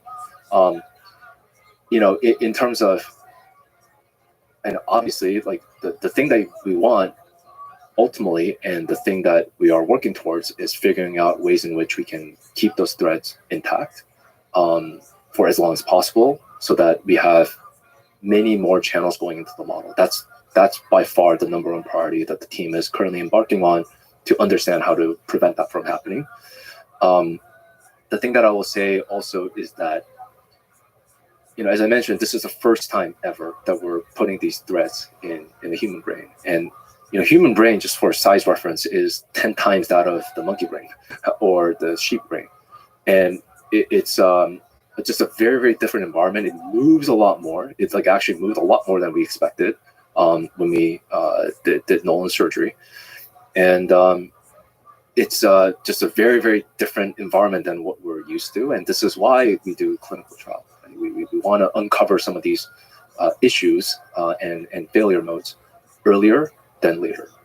So in many ways, it's provided us with this enormous amount of data and information to be able to solve this. And this is something that Neuralink is extremely good at. Once we have set of clear objective and engineering problem, we have enormous amount of talents across many, many disciplines to be able to come together and fix the problem very, very quickly. But it sounds like one of the fascinating challenges here is for the system on the decoding side to be adaptable across different timescales. So whether it's movement of threads or different aspects of signal drift, sort of on the software of the human brain, something changing. Like Nolan talks about cursor drift that could be corrected, and there's a whole UX challenge to how to do that. So it sounds like adaptability is like a fundamental property that has to be engineered in. It is, and I think, as a company, we're extremely vertically integrated. We make these thin film arrays in our own microfab. Yeah, there's like you said, built in house. This whole paragraph here from this blog post is pretty gangster. Building the technologies described above has been no small feat. There's a bunch of links here that I recommend people click on. We constructed in-house microfabrication capabilities to rapidly produce various iterations of thin film arrays that constitute our electrode threads. We created a custom femtosecond laser mill to manufacture components with micro-level precision. I think there's a tweet associated with That's this. a whole thing that we can get into. Yeah, this okay. What are we looking at here? This thing. This Yeah. is so in less than 1 minute, our custom-made femtosecond laser mill cuts this geometry in the tips of our needles. So we're looking at this weirdly shaped needle. The tip is only 10 to 12 microns in width, only slightly larger than the diameter of a red blood cell. The small size allows threads to be inserted with minimal damage to the cortex. Okay, so what's interesting about this geometry? So we're looking at this just geometry of a needle. This is the needle that's engaging with the loops in the thread. Mm-hmm. So they're the ones that thread the loop, and then peel it from the silicon backing, and then this is the thing that gets inserted into the tissue, and then this pulls out, leaving the thread. And this kind of a notch, or the shark tooth that we used to call, is the thing that actually is grasping the loop, and then it's designed in such way such that when you pull out, leaves the loop. And the robot is controlling this needle. Correct. So this is actually housed in a cannula, and basically the robot has a lot of the optics that look for where the loop is.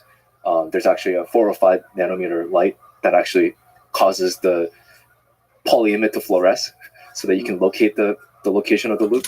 So the this loop thing- lights up? Yeah, they do. It's a micron precision process. What's interesting about the robot that it takes to do that? That's pretty crazy. That's pretty crazy that a robot is able to get this kind of precision. Yeah, our robot is quite heavy. Our current version of it, it's like a giant granite slab that weighs about a ton, because it needs to be sensitive to vibration, environmental vibration, and then as the head is moving at the speed that it's moving, there's a lot of kind of motion control to make sure that you can achieve that level of precision. A lot of optics that kind of zoom in on that. We're working on next generation of the robot that is lighter, easier to transport. I mean, it is a feat to move the robot. And it's far superior to a human surgeon at this time for this particular task. Absolutely. I mean, let alone you try to actually thread a loop in a sewing kit. This is like, we're talking like fractions of human hair. These things it's not visible. So continuing the paragraph, we developed novel hardware and software testing systems such as our accelerated lifetime testing racks and simulated surgery environment, which is pretty cool, to stress test and validate the robustness of our technologies. We performed many rehearsals of our surgeries to refine our procedures and make them second nature. This is pretty cool. We practice surgeries on proxies with all the hardware and instruments needed in our mock or in the engineering space. This helps us rapidly test and measure. So there's like proxies. Yeah, this proxy is super cool, actually. So there's a 3D printed skull from the images that is taken at Barrow, as well as this hydrogel mix, sort of synthetic polymer thing that actually mimics the mechanical properties of the brain.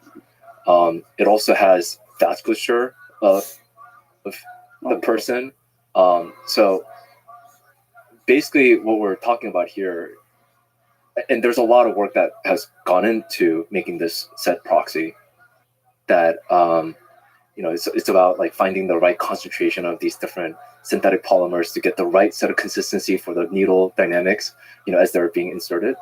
But we practice this surgery with the person, Nolan's basically physiology and brain, many times prior to actually doing the surgery. So to every step. every step, yeah. Like, where does someone stand? What you're looking at is the picture. This is in our office of this kind of corner of the robot engineering space that we have created, this like mock OR space that looks exactly like what they would experience, all the staff would experience during the actual surgery. So, I mean, it's just kind of like any dance rehearsal where you know exactly where you're going to stand at what point, and you just practice that over and over and over again with an exact anatomy of someone to surgerize. And it got to a point where a lot of our engineers, when we created a craniectomy, they're like, oh, that looks very familiar. We've seen that before. Yeah, man. There's wisdom you can gain through doing the same thing over and over and over. It's like Jiro Dreams of Sushi kind of thing.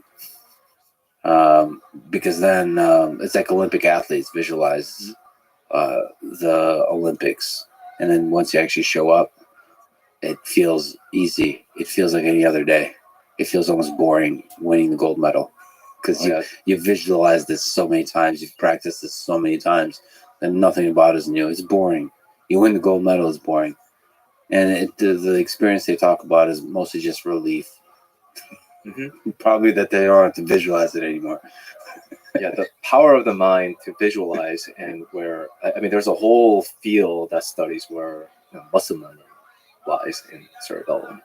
Yeah, it's incredible. I think there's a good place to actually ask sort of the big question that people might have is, how do we know every aspect of this that you described is safe?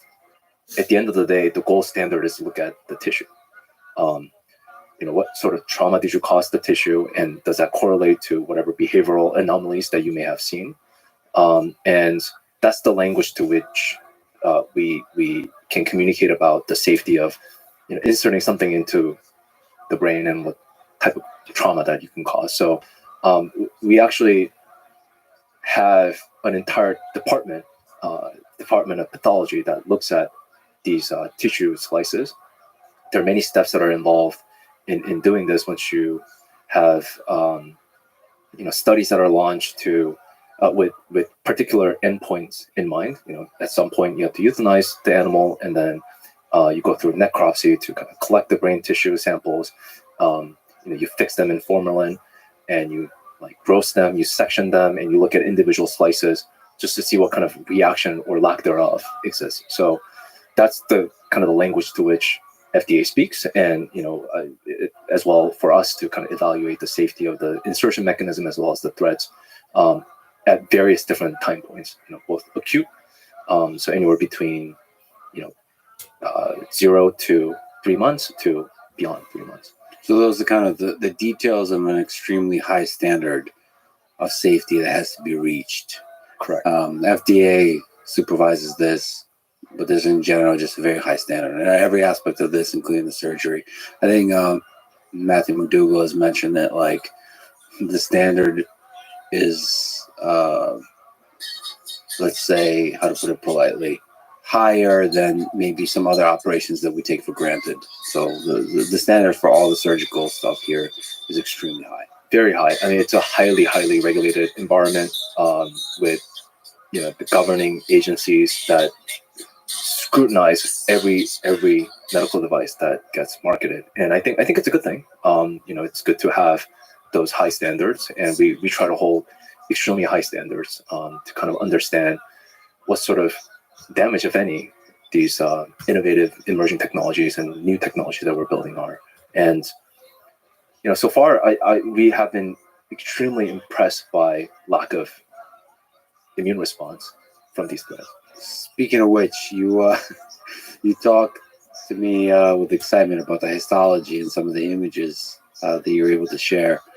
Can you explain to me what we're looking at? Yeah, so what you're looking at is a stained tissue image. So this is a sectioned tissue slice from an animal that was implanted for 7 months, so kind of a chronic time point. And you're seeing all these different colors, and each color indicates specific types of cell types.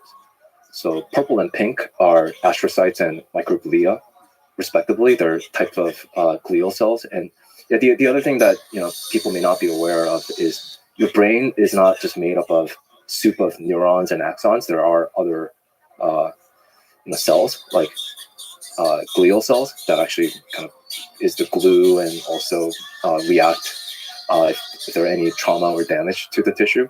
With the brown are the neurons. The brown are the neurons. So and the other blue is neurons. nuclei. So what you're seeing is in this kind of macro image, you're seeing these like circle highlighted in white, the insertion site. And when you zoom into one of those, you see the threads. And then in this particular case, I think we're seeing about the 16 wires that are going into the page.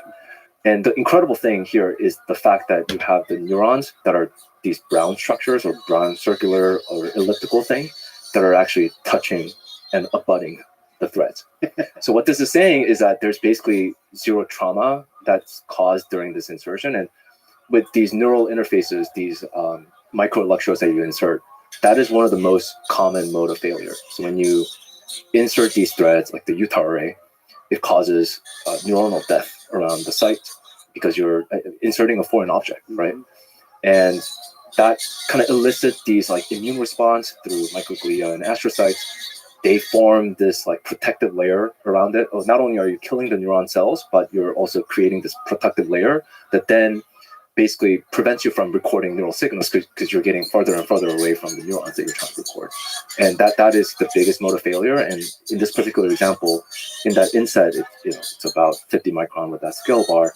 The neurons are just seem to be attracted to it. And so there's certainly no trauma. That's such a beautiful image, by the way. So the brown of the neurons. For some reason, I can't look away. It's really cool. and the way that these things, like, I mean, your tissues generally don't have these beautiful colors. This is multiplex stain that uses these different proteins that are staining these at different colors. We use very standard set of staining techniques with HG, EVA1, and NUN, and GFAP. So if you go to the next image, this is also kind of illustrates the second point, because you can make an argument. And initially, when we saw the previous image, we said, "Oh, like, are the threads just floating? Like, what is happening here? Like, are we actually looking at the right thing?" So what we did is we did another stain, and this is all done in-house, of this Lasson's trichrome stain, which is in blue, that shows these collagen layers. So the blue basically, like, you don't want the blue around the implant thread, because that means that there's some sort of scarring that's happened. And what you're seeing, if you look at individual threads, is that you don't see any of the blue, which means that there has been absolutely or very, very minimal, to a point where it's not detectable, amount of trauma in these insertions. So that presumably is one of the big benefits of having this kind of flexible thread. Yeah, so we think this is primarily due to the size as well as the flexibility of the threads. Also the fact that R1 is avoiding vasculature, so we're not disrupting or we're not causing damage to the vessels and not breaking any of the blood-brain barrier, has basically caused the immune response to be muted. But this is also a nice illustration of the size of things. So this is the tip of the thread. Yeah, those are neurons. They're neurons, and this is the thread listening, and the electrodes are positioned how? Yeah, so this is what you're looking at is not electrode themselves. Those are the conductive wires. So each of those should probably be 2 micron in width. So what we're looking at is we're looking at the coronal slice. So we're looking at some slice of the tissue. So as you go deeper, you'll obviously have less and less of the tapering of the thread. But yeah, the point basically being that there's just kind of cells around the inserted site, which is it's just an incredible thing to see. I've just never seen anything like this. How easy and safe is it to remove the implant? Yeah, so it depends on when. In the first 3 months or so after the surgery, there's a lot of kind of tissue modeling that's happening. Similar to when you get a cut. You obviously start over first couple weeks, or depending on the size of the wound, scar tissue forming, right? There are these like contracted, and then in the end they turn into scab and scab. The same thing happens in the brain, and it's a very dynamic environment. And before the scar tissue or the neomembrane or the new membrane that forms, it's quite easy to just pull them out, and there's minimal trauma that's caused during that. Once the scar tissue forms and with Nolan as well, we believe that that's the thing that's currently anchoring the threads. So we haven't seen any more movements since then. So they're quite stable. It gets harder to actually completely extract the threads. So our current method for removing the device is cutting the thread, leaving the tissue intact, and then unscrewing and taking the implant out. And that hole is now going to be plugged with either another Neuralink or just with kind of a PEEK-based, plastic-based cap. Is it okay to leave the threads in there forever? Yeah, we think so. We've done studies where we left them there, and one of the biggest concerns that we had is like, do they migrate and do they get to a point where they should not be? We haven't seen that. Again, once the scar tissue forms, they get anchored in place. And I should also say that when we say upgrades, like we're not just talking in theory here. Like we've actually upgraded many times. Most of our monkeys or non-human primates, NHP, have been upgraded. Pager, who you saw playing Mind Pong, has the latest version of the device since 2 years ago and is seemingly very happy and healthy and fat. So what's designed for the future, the upgrade procedure? So maybe for Nolan, what would the upgrade look like? It was essentially what you're mentioning. Is there a way to upgrade the device internally, where you take it apart, sort of keep the capsule and upgrade the internals? Yeah, so there are a couple of different things here. So for Nolan, if we were to upgrade, what we would have to do is either cut the threads or extract the threads, depending on kind of the situation there in terms of how they're anchored or scarred in. If you were to remove them with the dural substitute, you have an intact brain, so you can reinsert different threads with the updated implant package. There are a couple different other ways that we're thinking about the future of what the upgradable system looks like. One is, at the moment we currently remove the dura, this kind of thick layer that protects the brain. But that actually is the thing that actually proliferates the scar tissue formation.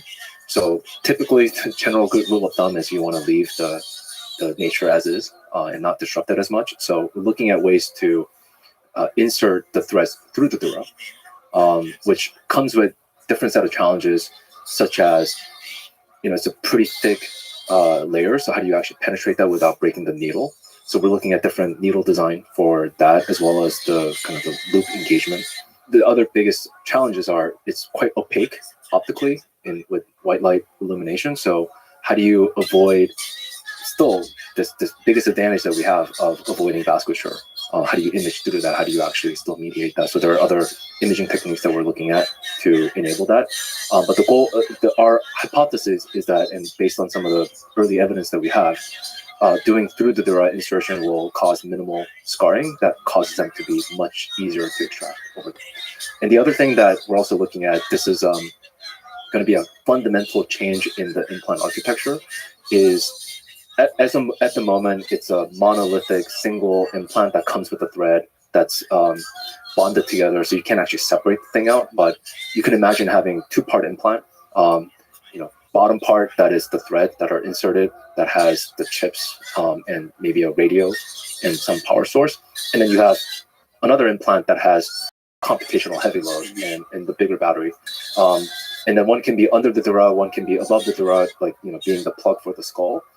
They can talk to each other, but the thing that you want to upgrade, the computer and not the threads, if you want to upgrade that, you just go in there, remove the screws and then put in the next version, and you're off it's a very, very easy surgery too. Like you do a skin incision, slip this in, screw, probably be able to do this in 10 minutes. So that would allow you to reuse the threads, sort of. Correct. So, this leads to the natural question of what is the pathway to scaling the increase in the number of threads? Is that a priority? Is that what's the technical challenge there? Yeah, that is a priority. So for next versions of the implant, the key metrics that we're looking to improve are number of channels, just recording from more and more neurons. We have a pathway to actually go from currently 1,000 to hopefully 3,000, if not 6,000 by end of this year. And then end of next year, we want to get to, even more, 16,000. Wow. There's a couple limitations to that. One is, obviously being able to photolithographically print those wires. As I mentioned, it's 2 micron in width and in spacing. Obviously, there are chips that are much more advanced than those types of resolution, and we have some of the tools that we have brought in-house to be able to do that. So traces will be narrower, just so that you have to have more of the wires coming up into the chip. Chips also cannot linearly consume more energy as you have more and more channels. So there's a lot of innovations in the circuit, and architecture as well as the circuit design topology to make them lower power. You need to also think about, if you have all of these spikes, how do you send that off to the end application? So you need to think about bandwidth limitation there and potentially innovations in signal processing. Physically, one of the biggest challenges is going to be the interface. It's always the interface that breaks. Bonding this thin film array to the electronics, it starts to become very, very highly dense interconnects. So how do you connectorize that? There's a lot of innovations in kind of the 3D integrations in the recent years that we can take advantage of. One of the biggest challenges that we do have is, forming this hermetic barrier, right? This is an extremely harsh environment that we're in, the brain. So how do you protect it from, like the brain trying to kill your electronics to also your electronics leaking things that you don't want into the brain, and that forming that hermetic barrier is going to be a very, very big challenge that we, I think are actually well suited to tackle. How do you test that? Like, what's the development environment Yeah. to simulate that kind of harshness? Yeah, so this is where the accelerated life tester essentially is a brain in a vat. Mhm. It literally is a vessel that is made up of, and again, for all intents and purpose for this particular types of test, the brain is a salt line, and you can also put some other set of chemicals like reactive oxygen species that get at kind of these interfaces and trying to cause a reaction to pull it apart. But you could also increase the rate at which these interfaces are aging by just increasing temperature. So every 10 degrees Celsius that you increase, you're basically accelerating time by 2x. And there's a limit as to how much temperature you want to increase, because at some point there's some other nonlinear dynamics that causes you to have other nasty gases to form that just is not realistic in an environment. So what we do is we increase in our ALT chamber by 20 degrees Celsius, that increases the aging by four times. So essentially 1 day in ALT chamber is 4 days in calendar year. And we look at whether the implants still are intact, including the threads and operation and all of that. It obviously is not an exact same environment as the brain, because brain has mechanical, other more biological goops that attack at it. But it is a good testing environment for at least the enclosure and the strength of the enclosure. And I mean, we've had implants, the current version of the implant that has been in there for, close to 2.5 years, which is equivalent to a decade. They seem to be fine. So it's interesting that the brain. So basically, close approximation is warm salt water. Hot salt water is a good testing environment. Yeah. By the way, I'm drinking Element, which is basically salt water, which is making me kind of. It doesn't have computational power the way the brain does, but maybe in terms of other characteristics, it's quite similar. It happens. Yeah, you have to get it at the right pH too. And then consciousness will emerge. Yeah. No. All right. But by the way, the other thing that also is interesting about our enclosure is, if you look at our implant, it's not your common-looking medical implant that usually is encased in a titanium can that's laser welded. We use this polymer called PCTFE, polychlorotrifluoroethylene, which is actually commonly used in blister packs. So when you have a pill and you try to pop the pill, there's like kind of that plastic membrane. That's what this is. No one's actually ever used this except us. And the reason we wanted to do this is because it's electromagnetically transparent. So when we talked about the electromagnetic inductive charging with titanium can, and usually if you want to do something like that, you have to have a sapphire window, and it's a very, very tough process to scale. So you're doing a lot of iteration here in every aspect of this: the materials, the software, the hardware, all. The whole shebang. So you mentioned scaling. Is it possible to have multiple Neuralink devices as one of the ways of scaling? To have multiple Neuralink devices implanted? That's the goal. Yeah, we've had.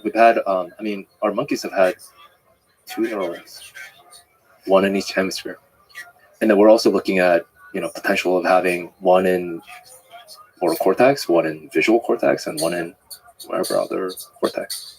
So focusing on a particular function, one Neuralink device. Right. I mean, I wonder if there's some level of customization that can be done on the compute side. So for the motor cortex, absolutely, that's the goal. And we talk about at Neuralink building a generalized neural interface to the brain, and that also is strategically how we're approaching this with marketing and also with regulatory, which is, hey, look, we have the robot, and the robot can access any part of the cortex. Right now, we're focused on motor cortex with current version of the N1 that's specialized for motor decoding tasks. But also at the end of the day, there's kind of a general compute available there. But typically, if you want to really get down to kind of hyper optimizing for power and efficiency, you do need to get to some specialized function, right? But what we're saying is that, hey, you are now used to this robotic insertion techniques, which took many years of showing data and conversation with the FDA, and also internally convincing ourselves that this is safe. And now the difference is that if we go to other parts of the brain, like visual cortex, which we're interested in as our second product, obviously it's a completely different environment. The cortex is laid out very, very differently.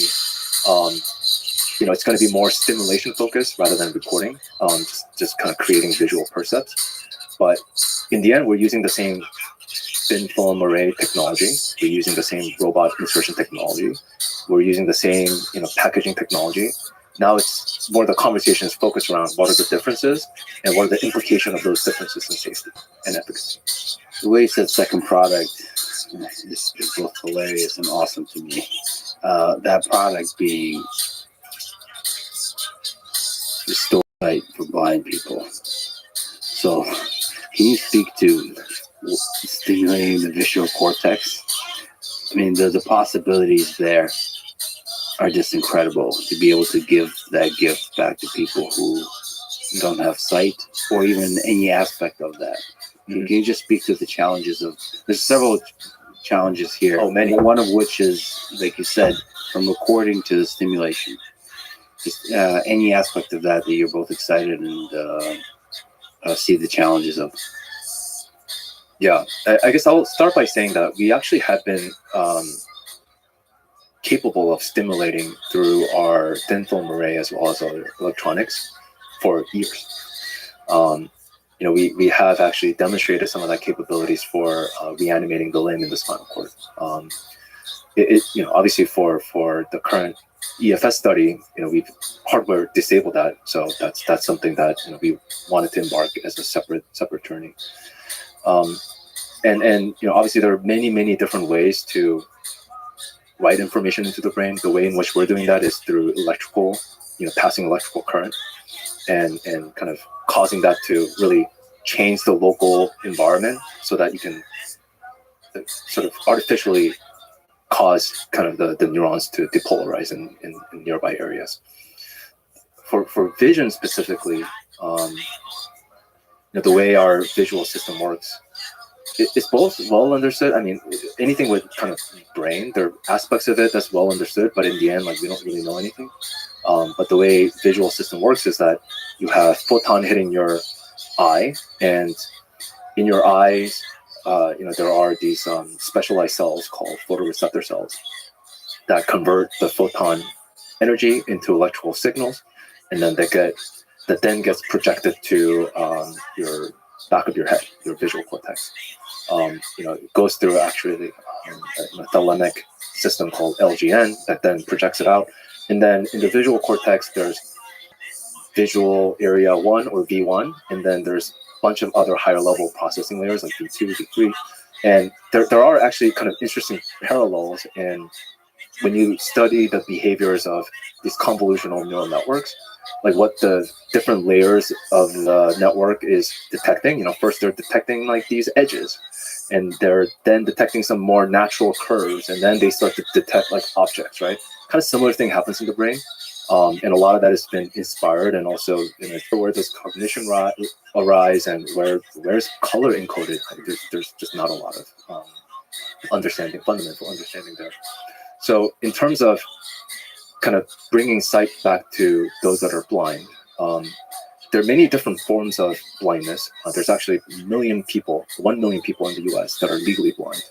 That means like certain like scored below in kind of the visual test. I think it's something like if you can see something at 20 feet distance that normal people can see at 200 feet distance, like if you're worse than that, you're legally blind. So fundamentally, that means you can't function effectively. Correct. Using sight in the world. Yeah, like to navigate your environment.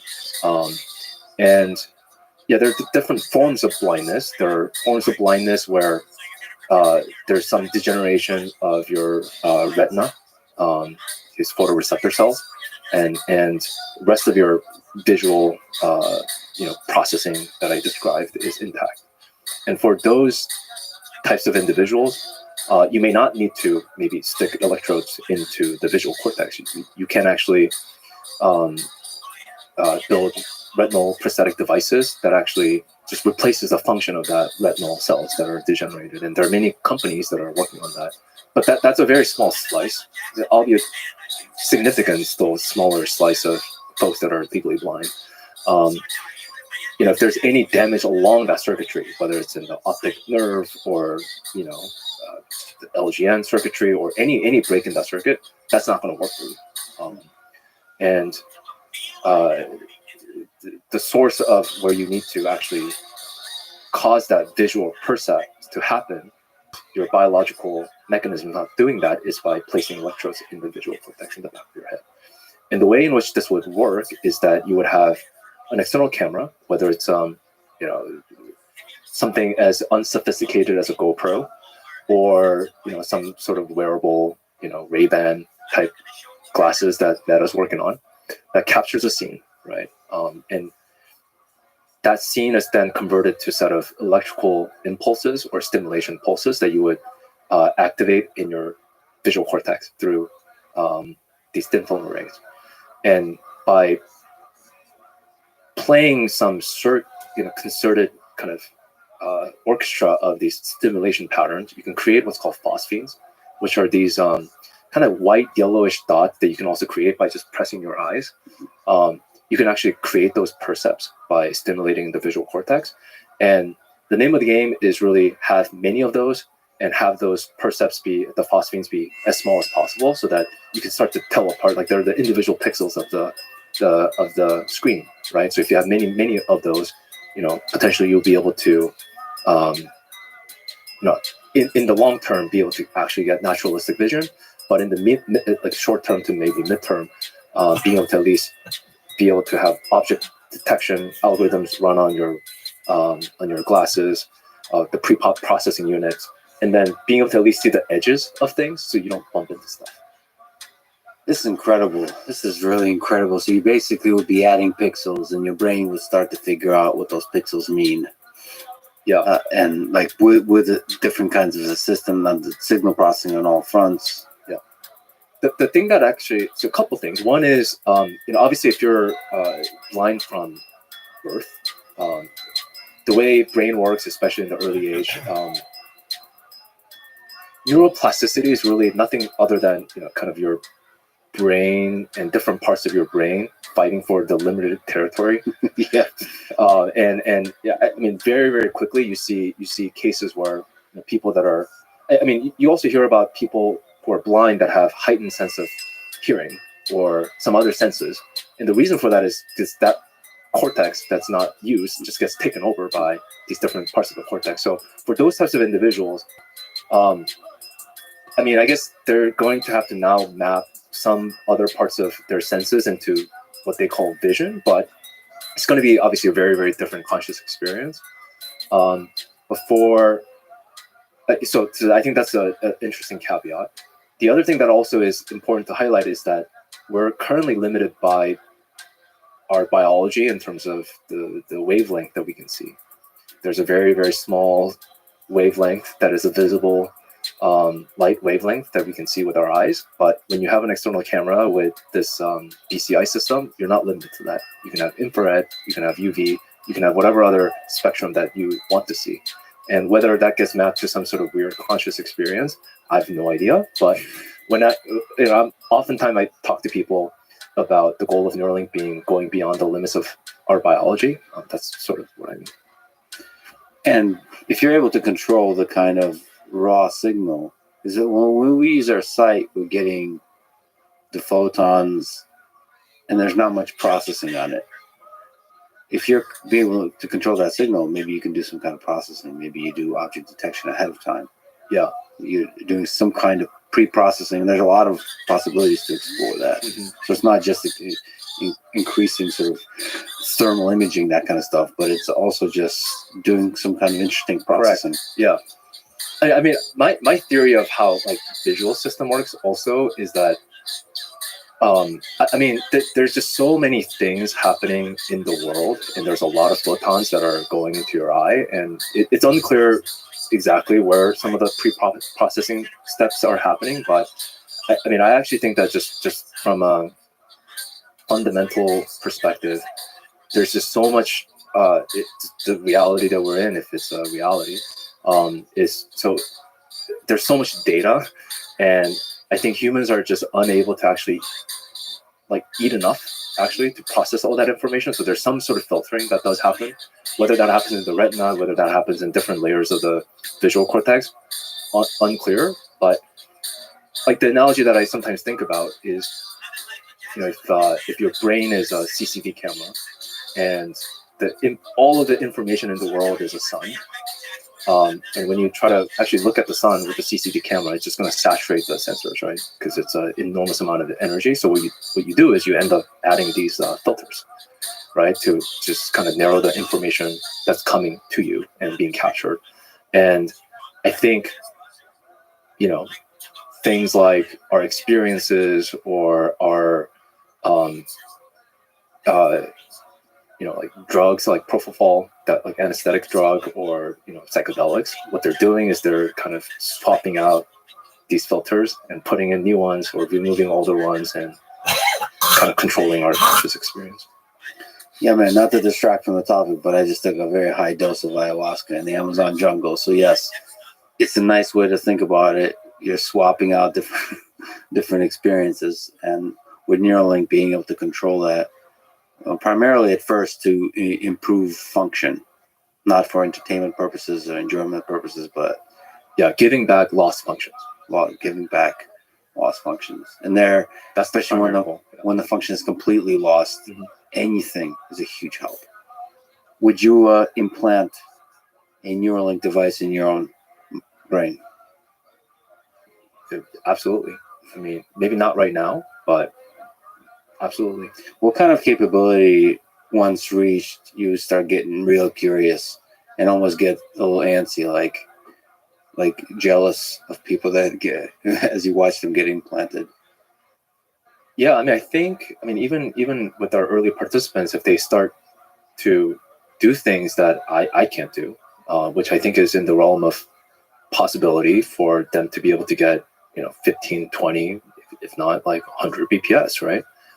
There's nothing that fundamentally stops us from being able to achieve that type of performance. I mean, I would certainly get jealous that they can do that. I should say that watching Nolan, I get a little jealous because he's having so much fun, and it seems like such a chill way to play video games. Yeah. So I mean, the thing that also is hard to appreciate sometimes is that, he's doing these things while while talking, and I mean, it's multitasking, right? So it's clearly, it's obviously cognitively intensive, but similar to how, when we talk, we move our hands, like these things, like, you like are multitasking. I mean, he's able to do that.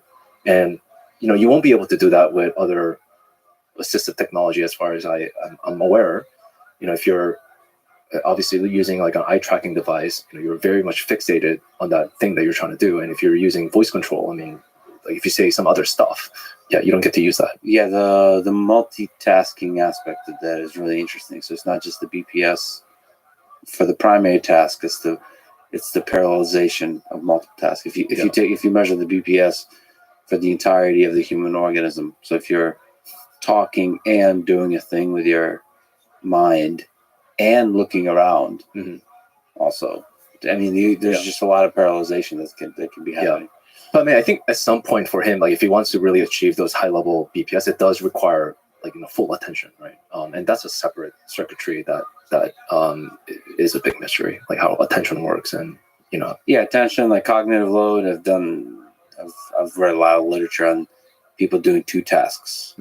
Like you have your primary task and a secondary task, and the secondary task is a source of distraction.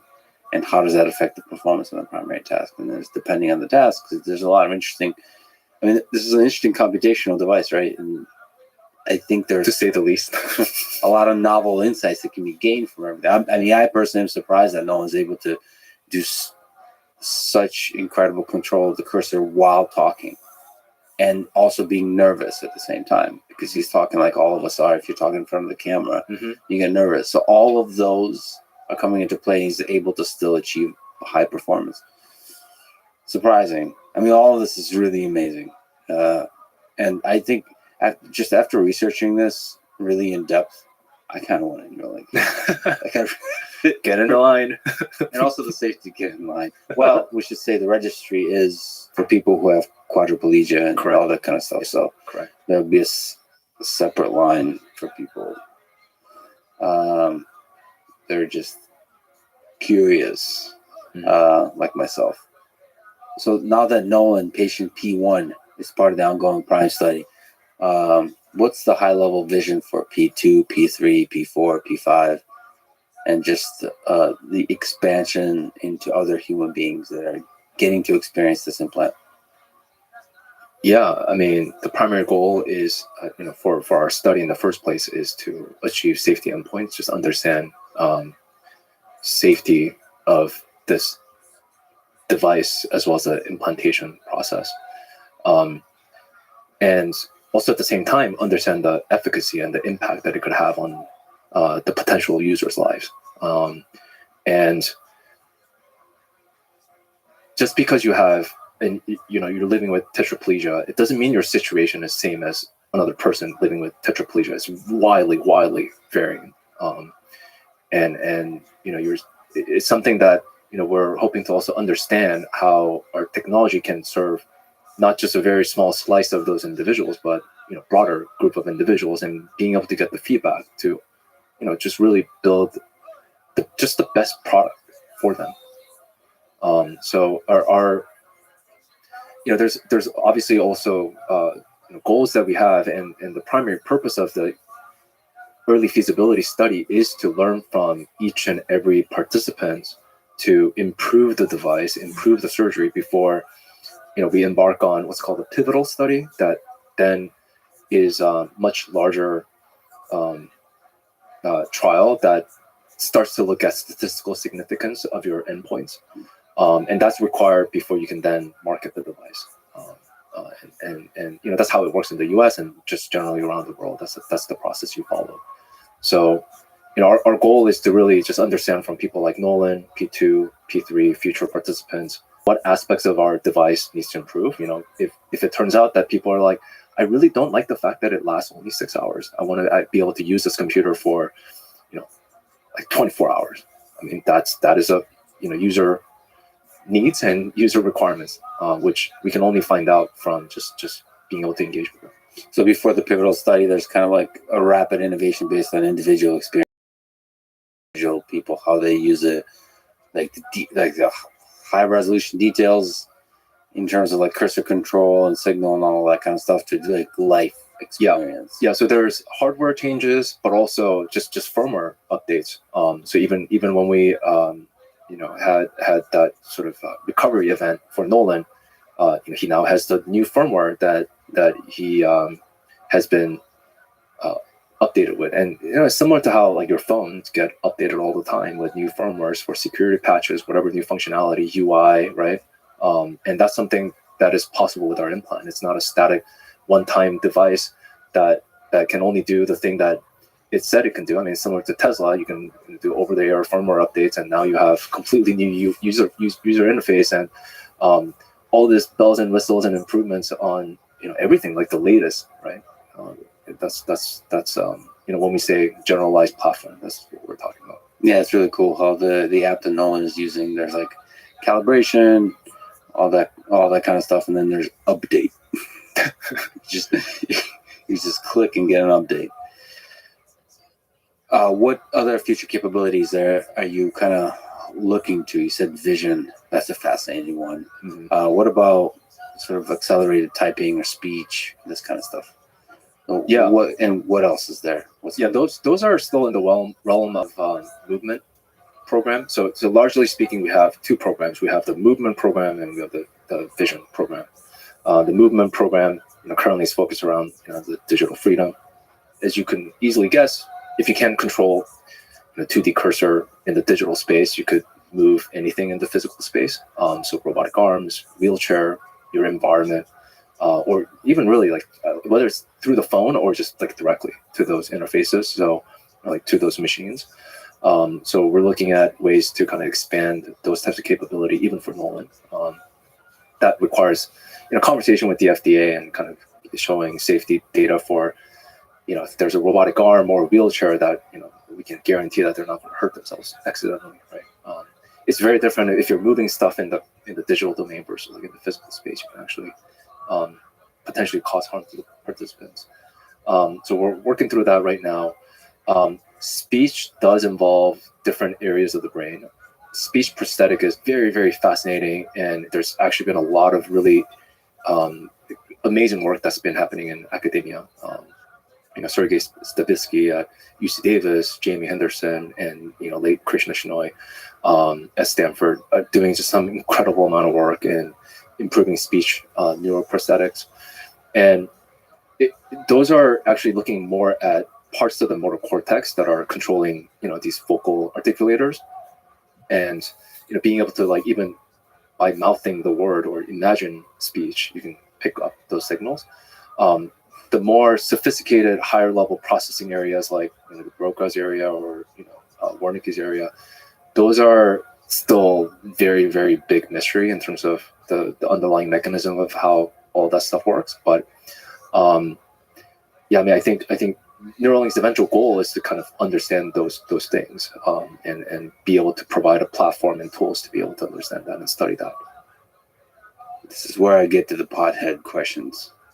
Do you think we can start getting insight into things like thought? So speech is there's a muscular component, like you said. There's like the act of producing sounds.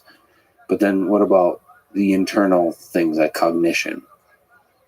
Like low-level thoughts and high-level thoughts. Do you think we'll start noticing kind of signals that could be picked up? They could be understood. They could be maybe used in order to interact with the outside world. In some ways, like I guess this starts to kind of get into the hard problem of consciousness, I mean, on one hand, all of these are at some point set of electrical signals that from there, maybe it in itself is giving you the cognition or the meaning, or somehow human mind is incredibly amazing storytelling machine. So we're telling ourselves and fooling ourselves that there's some interesting meaning here.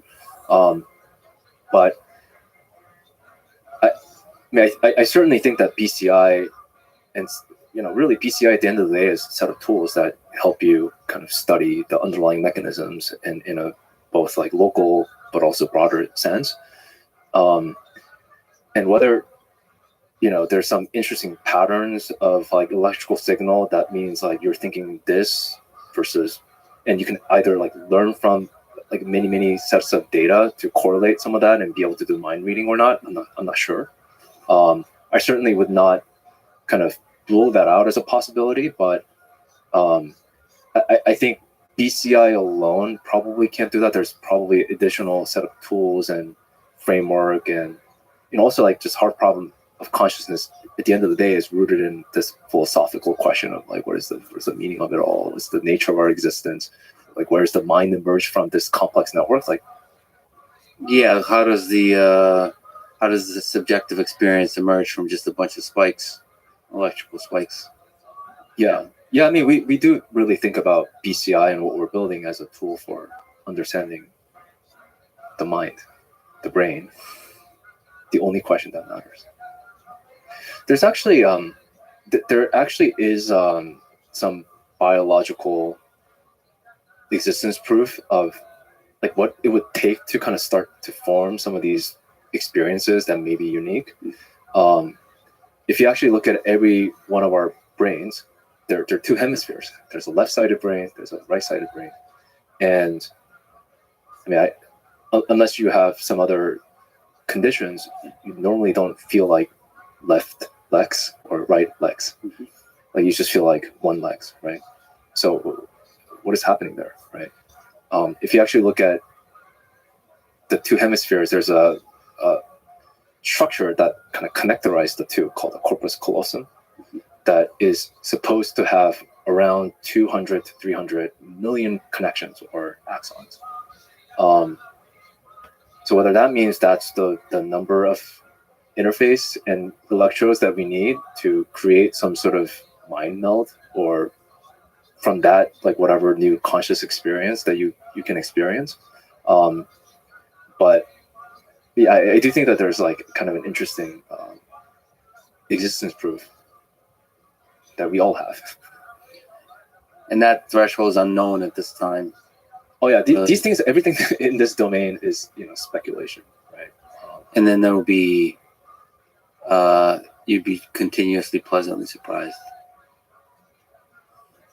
Do you see a world where there's millions of people, like tens of millions, hundreds of millions of people walking around with a Neuralink device, or multiple Neuralink devices in their brain? I do. First of all, there are, like if you look at worldwide, people suffering from movement disorders and visual deficits. I mean that's in the tens, if not hundreds of millions of people. So that alone, I think there's a lot of benefit and potential good with this type of technology. And when you start to get into kind of psychiatric application, depression, anxiety, hunger, or obesity, right? Like mood control of appetite. I mean, that starts to become very real to everyone. Not to mention that most people on Earth have a smartphone. And once BCI starts competing with a smartphone as a preferred methodology of interacting with the digital world, that also becomes an interesting thing. Oh yeah, I mean this is even before that, right? I mean, there's like almost, the entire world that could benefit from these types of things. And then, yeah, like if we're talking about kind of next generation of how we interface with, machines or even ourselves, in many ways, I think BCI can play a role in that. And some of the things that I also talk about is I do think that there is a real possibility that you could see 8 billion people walking around with Neuralink. Well, thank you so much for pushing ahead, and I look forward to that exciting future. Thanks for having me. Thanks for listening to this conversation with DJ Saw. And now, dear friends, here's Matthew McDougall, the head neurosurgeon at Neuralink. When did you first become fascinated with the human brain? Since forever, as far back as I can remember, I've been interested in the human brain. I mean, I was, a thoughtful kid and a bit of an outsider, and you sit there thinking about what the most important things in the world are in your little tiny adolescent brain, and the answer that I came to, that I converged on, was that all of the things you can possibly conceive of as things that are important for human beings to care about are literally contained, in the skull. Both the perception of them and their relative values, and the solutions to all our problems, and all of our problems are all contained in the skull. Yo, And if we pimp. knew more about how that What do you got worked, going on? Anything special today or tomorrow? Same thing that we do every fucking day. Try to go viral. Just checking. No. Just checking. No. I was thinking about maybe spending the rest of the day, maybe tomorrow as well, away from blue screens. But I'm not sure. Think about it. I'll probably spend the rest of the day trying to go without computer I gotcha. Well, just for a day. I understand. I think that it's good to get breaks from blue light. I mean, it's one of the reasons why I wear a sleep mask and Exactly. because I don't want to I want to limit myself to the exposure as best I can. So at least my body gets 8 hours of recharging. But hey, I mean, certainly take any breaks that you need. And yeah, Nothing in particular. Just sitting here thinking, I don't want to look at a computer. I'm going to try and look blue screen for a day, see how I feel. excellent. Well, that with your phone too. I mean, it's 2024. What am I supposed to do? You know what I mean? So we'll see what happens. I might read. All right, I gotcha. But I don't know. I think probably try to look at it or something. I gotcha. But send me a text. I'm still gonna have my phone here. I got a Discord. Let me know if anything's going on. I'll hop into a thing just to sit there. Mute it or something. Excellent. Tonight, if you can come back, and I'll send you a message if you want. But I'm gonna do excellent. I'm gonna do a concert, so I'll find a Discord. So Maya's Playhouse, I've gotten like 20 people in there at one time for one concert, but obviously last night people were just in and out. But there are singing Discords as well, like not karaoke, but they're just singing. So I'm thinking of just doing it there because people there are really interested in other people singing and such. So I will send you an invite to the Discord. Should I do that? And I'll keep you updated. Okay. Yeah, absolutely. Excellent. Well, you get necessary break that you need. Peace, man. What's that? Get the necessary break that you need. Peace, man. Yeah, it'll probably be a bit. So All right. I'll chat with you soon. Excellent. Sounds great. worked, Take care. how the brain encodes information and generates desires and generates agony and suffering, we could do more about it. You think about all the really great triumphs in human history. You think about all the really horrific tragedies. You think about the Holocaust. You think about any prison full of human stories, and all of those problems boil down to neurochemistry. So if you get a little bit of control over that, you provide people the option to do better. In the way I read history, the way people have dealt with having better tools is that they most often, in the end, do better, with huge asterisks. But I think it's an interesting, worthy, and noble pursuit to give people more options, more tools. Yeah, that's a fascinating way to look at human history. You just imagine all these neurobiological mechanisms, Stalin, Hitler, all of these, Genghis Khan, all of them just had like a brain. It just a bunch of neurons, like a few tens of billions of neurons gaining a bunch of information over a period of time. They have a set of modules that does language and memory and all that. And from there, in the case of those people, they're able to murder millions of people. Yeah. And all that coming from, there's not some glorified notion of a dictator of this enormous mind or something like this. It's just the brain. Yeah. I mean, a lot of that has to do with how well people like that can organize those around them. Other brains. Yeah. And so I always find it interesting to look to primatology, look to our closest non-human relatives for clues as to how humans are going to behave and what particular humans are able to achieve. And so you look at chimpanzees and bonobos, and, they're similar but different in their social structures, particularly. And I went to Emory in Atlanta and studied under Frans de Waal, the great Frans de Waal, who was kind of the leading primatologist who recently died.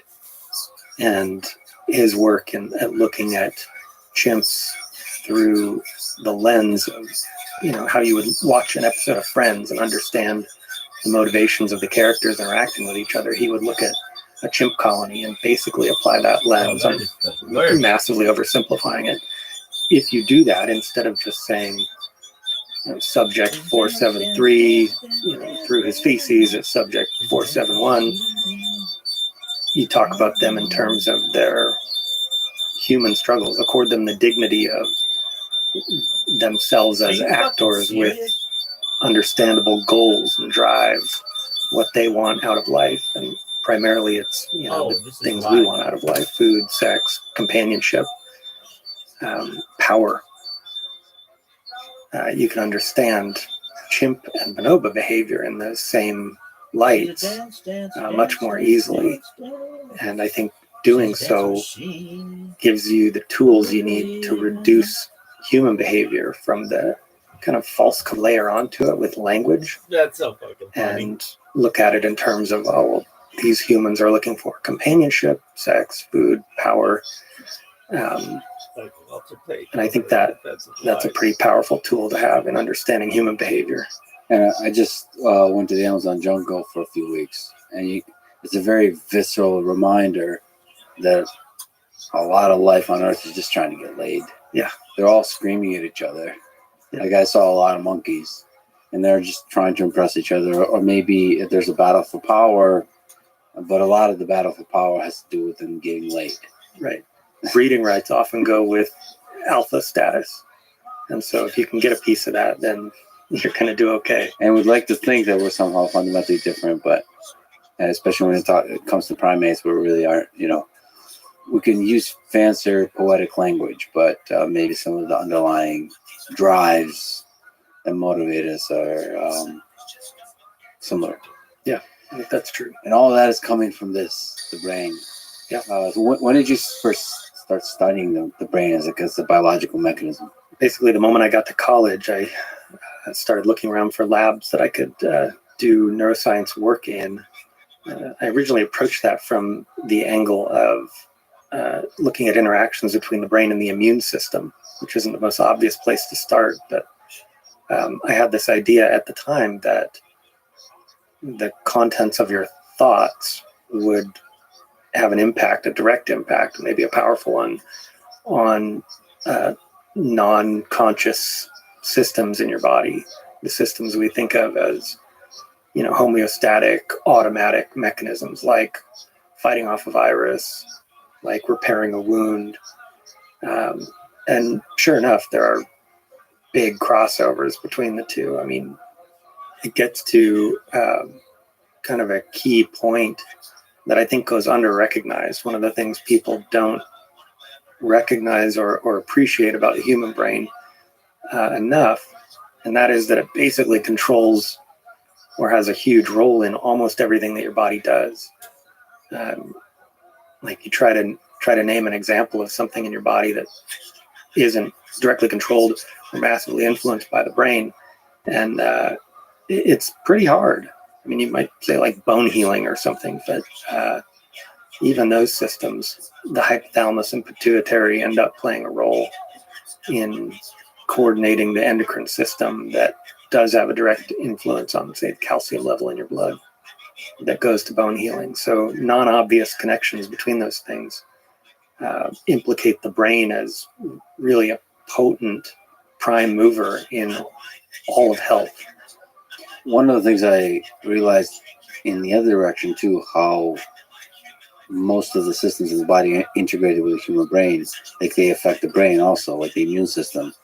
I think there's just, people who study Alzheimer's and those kinds of things. It's just surprising how much you can understand of that from the immune system, from the other systems that don't obviously seem to have anything to do with sort of the nervous system. They all play together. Yeah, you could understand how that would be driven by evolution too, just in some simple examples.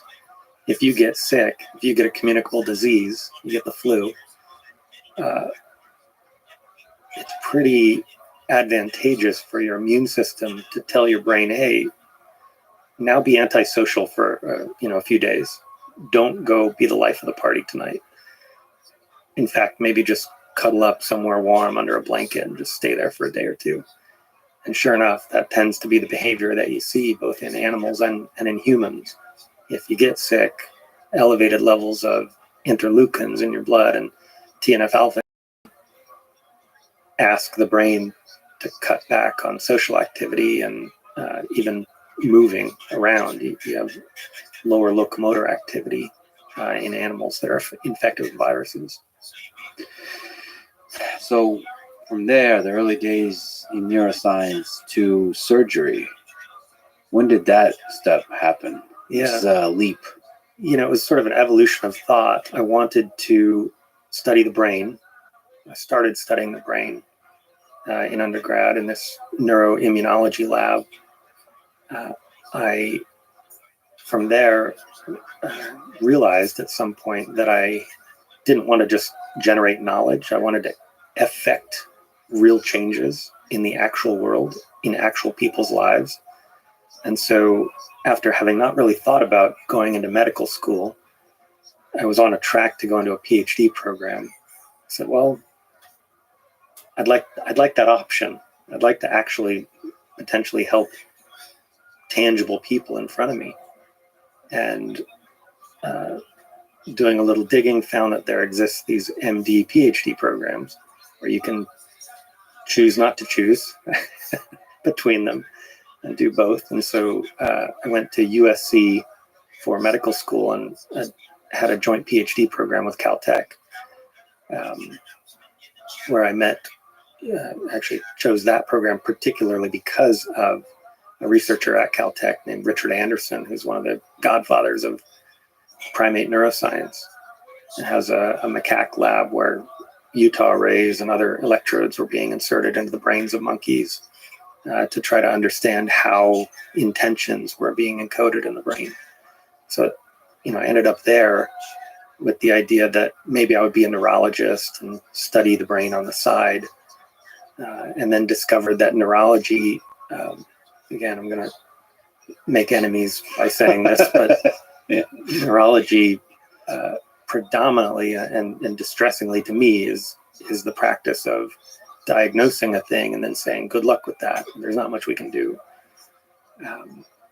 And neurosurgery, very differently, it's a powerful lever on taking people that are headed in a bad direction and changing their course, in the sense of brain tumors that are potentially treatable or curable with surgery. Even aneurysms in the brain, blood vessels that are going to rupture, you can save lives, really, is at the end of the day what mattered to me. And so I was at USC, as I mentioned. That happens to be one of the great neurosurgery programs. And so I met these truly epic neurosurgeons, Alex Kalesi and Micah Puzzo and Steve Giannotta and Marty Weiss, these sort of epic people that were just human beings in front of me. And so it kind of changed my thinking from neurosurgeons are distant gods that live on another planet and occasionally come and visit us, to these are humans that have problems and are people, and there's nothing fundamentally preventing me from being one of them. And so at the last minute in medical school, I changed gears from going into a different specialty and switched into neurosurgery, which cost me a year. I had to do another year of research because I was so far along in the process that to switch into neurosurgery, the deadlines had already passed. So it was a decision that cost time, but absolutely worth it. What was the hardest part of the training on the neurosurgeon track? Yeah, two things. I think that, residency in neurosurgery is sort of a competition of pain, of like how much pain can you eat and smile. Yeah. And so there's work hour restrictions that are not really, they're viewed at, I think, internally among the residents as weakness. And so most neurosurgery residents try to work as hard as they can. And that, I think, necessarily means working long hours and sometimes over the work hour limits. And, we care about being compliant with whatever regulations are in front of us. But I think more important than that, people want to give their all in becoming a better neurosurgeon because the stakes are so high. And so it's a real fight to get residents to, say, go home at the end of their shift and not stay and do more surgery. Are you seriously saying like one of the hardest things is literally like forcing them to get sleep and rest and all that kind of stuff? Historically, that was the case. I think And the that's next generation, is more compliant and more Weaker is self-care. what you mean. All right, I'm just kidding. I'm just kidding. I didn't say it. Now I'm making enemies. No, okay, I get it. Wow, that's fascinating. So what was the second thing? The personalities, and maybe the two are connected. But So was it pretty competitive? it's competitive, and it's also, as we touched on earlier, primates like power, and I think neurosurgery has long had this aura of mystique and excellence and whatever about it, and so it's an invitation, I think, for people that are cloaked in that authority. A board certified neurosurgeon is basically a walking fallacious appeal to authority, right? You have license to walk into any room and act like you're an expert on whatever, and fighting that tendency is not something that most neurosurgeons do well. Humility isn't the forte. Yeah, I have friends who know you, and whenever they speak about you, that yours have the surprising quality for a neurosurgeon of humility, which I think indicates that it's not as common as perhaps in other professions, because there is a kind of gigantic sort of heroic aspect to neurosurgery, and I think it gets to people's head a little bit. Yeah. Well, I think that that allows me to play well at an Elon company, because Elon, one of his strengths, I think, is to just instantly see through fallacy from authority. So nobody walks into a room that he's in and says, well, God damn it, you have to trust me. I'm the guy that built the last, 10 rockets or something. He says, well, you did it wrong and we can do it better. Or I'm the guy that, kept Ford alive for the last 50 years. You listen to me on how to build cars. And he says, no. And so you don't walk into a room that he's in and say, well, I'm a neurosurgeon. Let me tell you how to do it. He's going to say, well, I'm a human being that has a brain. I can think from first principles myself. Thank you very much. And here's how I think it ought to be done. Let's go try it and see who's right. And that's, proven, I think, over and over in his case to be a very powerful approach. We just take that tangent. There's a fascinating interdisciplinary team at Neuralink that you get to interact with, including Elon. What do you think is the secret to a successful team? What have you learned from just getting to observe these folks? Yeah. World experts in different disciplines work together.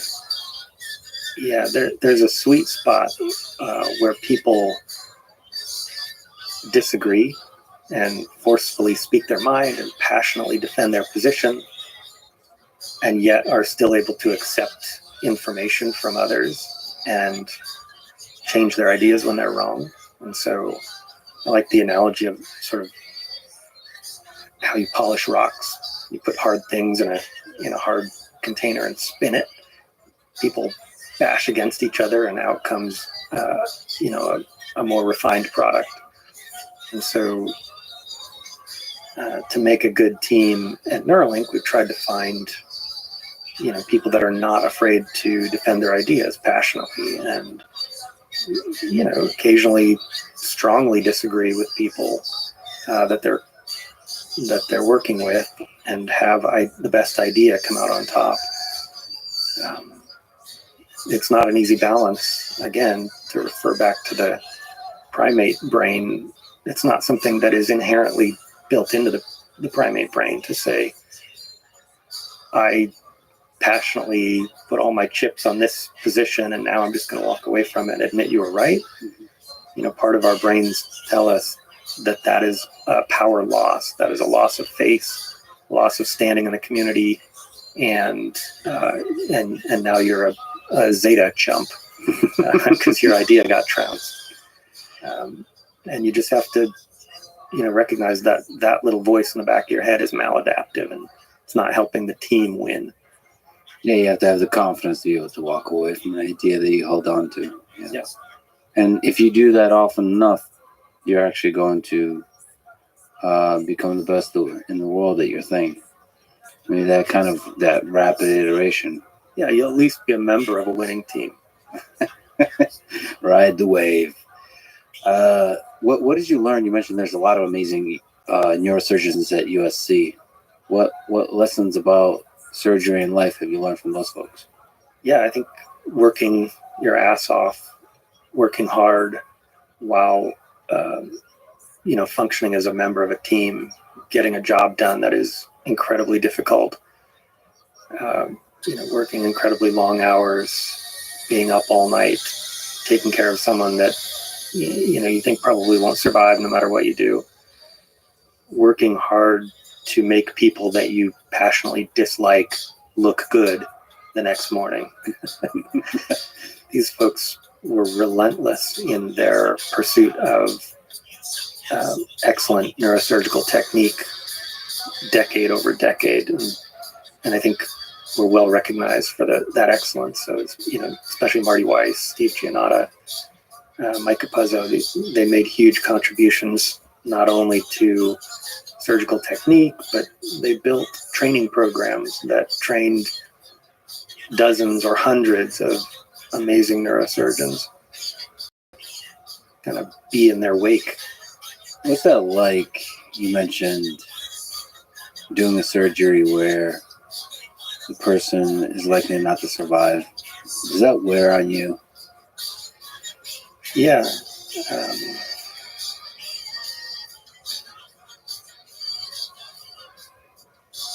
It's especially challenging when you, with all respect to our elders, it doesn't hit so much when you're taking care of an 80-year-old and something was going to get them pretty soon anyway. And so you lose a patient like that, and it was part of the natural course of what is expected of them in the coming years, regardless. Taking care of, a father of 2 or 3, 4 young kids, someone in their 30s that didn't have it coming. They show up in your ER having their first seizure of their life, and lo and behold, they've got a huge malignant, inoperable, or incurable brain tumor. You can only do that, I think, a handful of times before it really starts eating away at your armor. Or a young mother that shows up that has a giant hemorrhage in her brain that she's not going to survive from, and they bring her 4-year-old daughter in to say goodbye one last time before they turn the ventilator off. That the great Henry Marsh is an English neurosurgeon who said it best. I think he says that every neurosurgeon carries with them a private graveyard, and I definitely feel that, especially with young parents. That kills me. They had a lot more to give. The loss of those people specifically has a knock-on effect that's going to make the world worse for people for a long time, and it's just hard to feel powerless in the face of that. And that's where I think you have to be borderline evil to fight against, because what we're doing is to try to fix that stuff, trying to give people options to reduce suffering. We're trying to take the pain out of life that broken brains. Because the amount of suffering that's endured when some of the things that we take for granted. We're just starting. We're gonna do so much more. Well, can you take me through the full procedure for implanting, say, the N1 chip in Neuralink? Yeah, it's a really simple, straightforward procedure. The human part of the surgery that I do is dead simple. It's one of the most basic neurosurgery procedures imaginable, and I think there's evidence that some version of it has been done for thousands of years. There are examples, I think, from ancient Egypt of healed or partially healed trephinations, and from Peru or ancient times in South America, where these proto-surgeons would drill holes in people's skulls, presumably to let out the evil spirits, but maybe to drain blood clots. And there's evidence of bone healing around the edge, meaning the people at least survive some months after a procedure. And so what we're doing is that we are making a cut in the skin on the top of the head over the area of the brain that is the most potent representation of hand intentions. And so if you are an expert concert pianist, this part of your brain is lighting up the entire time you're playing. We call it the hand knob. The hand knob. Yeah. So it's all the finger movements, all of that is just firing away. Yep. There's a little squiggle in the cortex right there. One of the folds in the brain is kind of doubly folded right on that spot. So you can look at it on an MRI and say, that's the hand knob. And then you do a functional test in a special kind of MRI called a functional MRI, fMRI. And this part of the brain lights up when people, even quadriplegic people whose brains aren't connected to their finger movements anymore, they imagine finger movements and this part of the brain still lights up.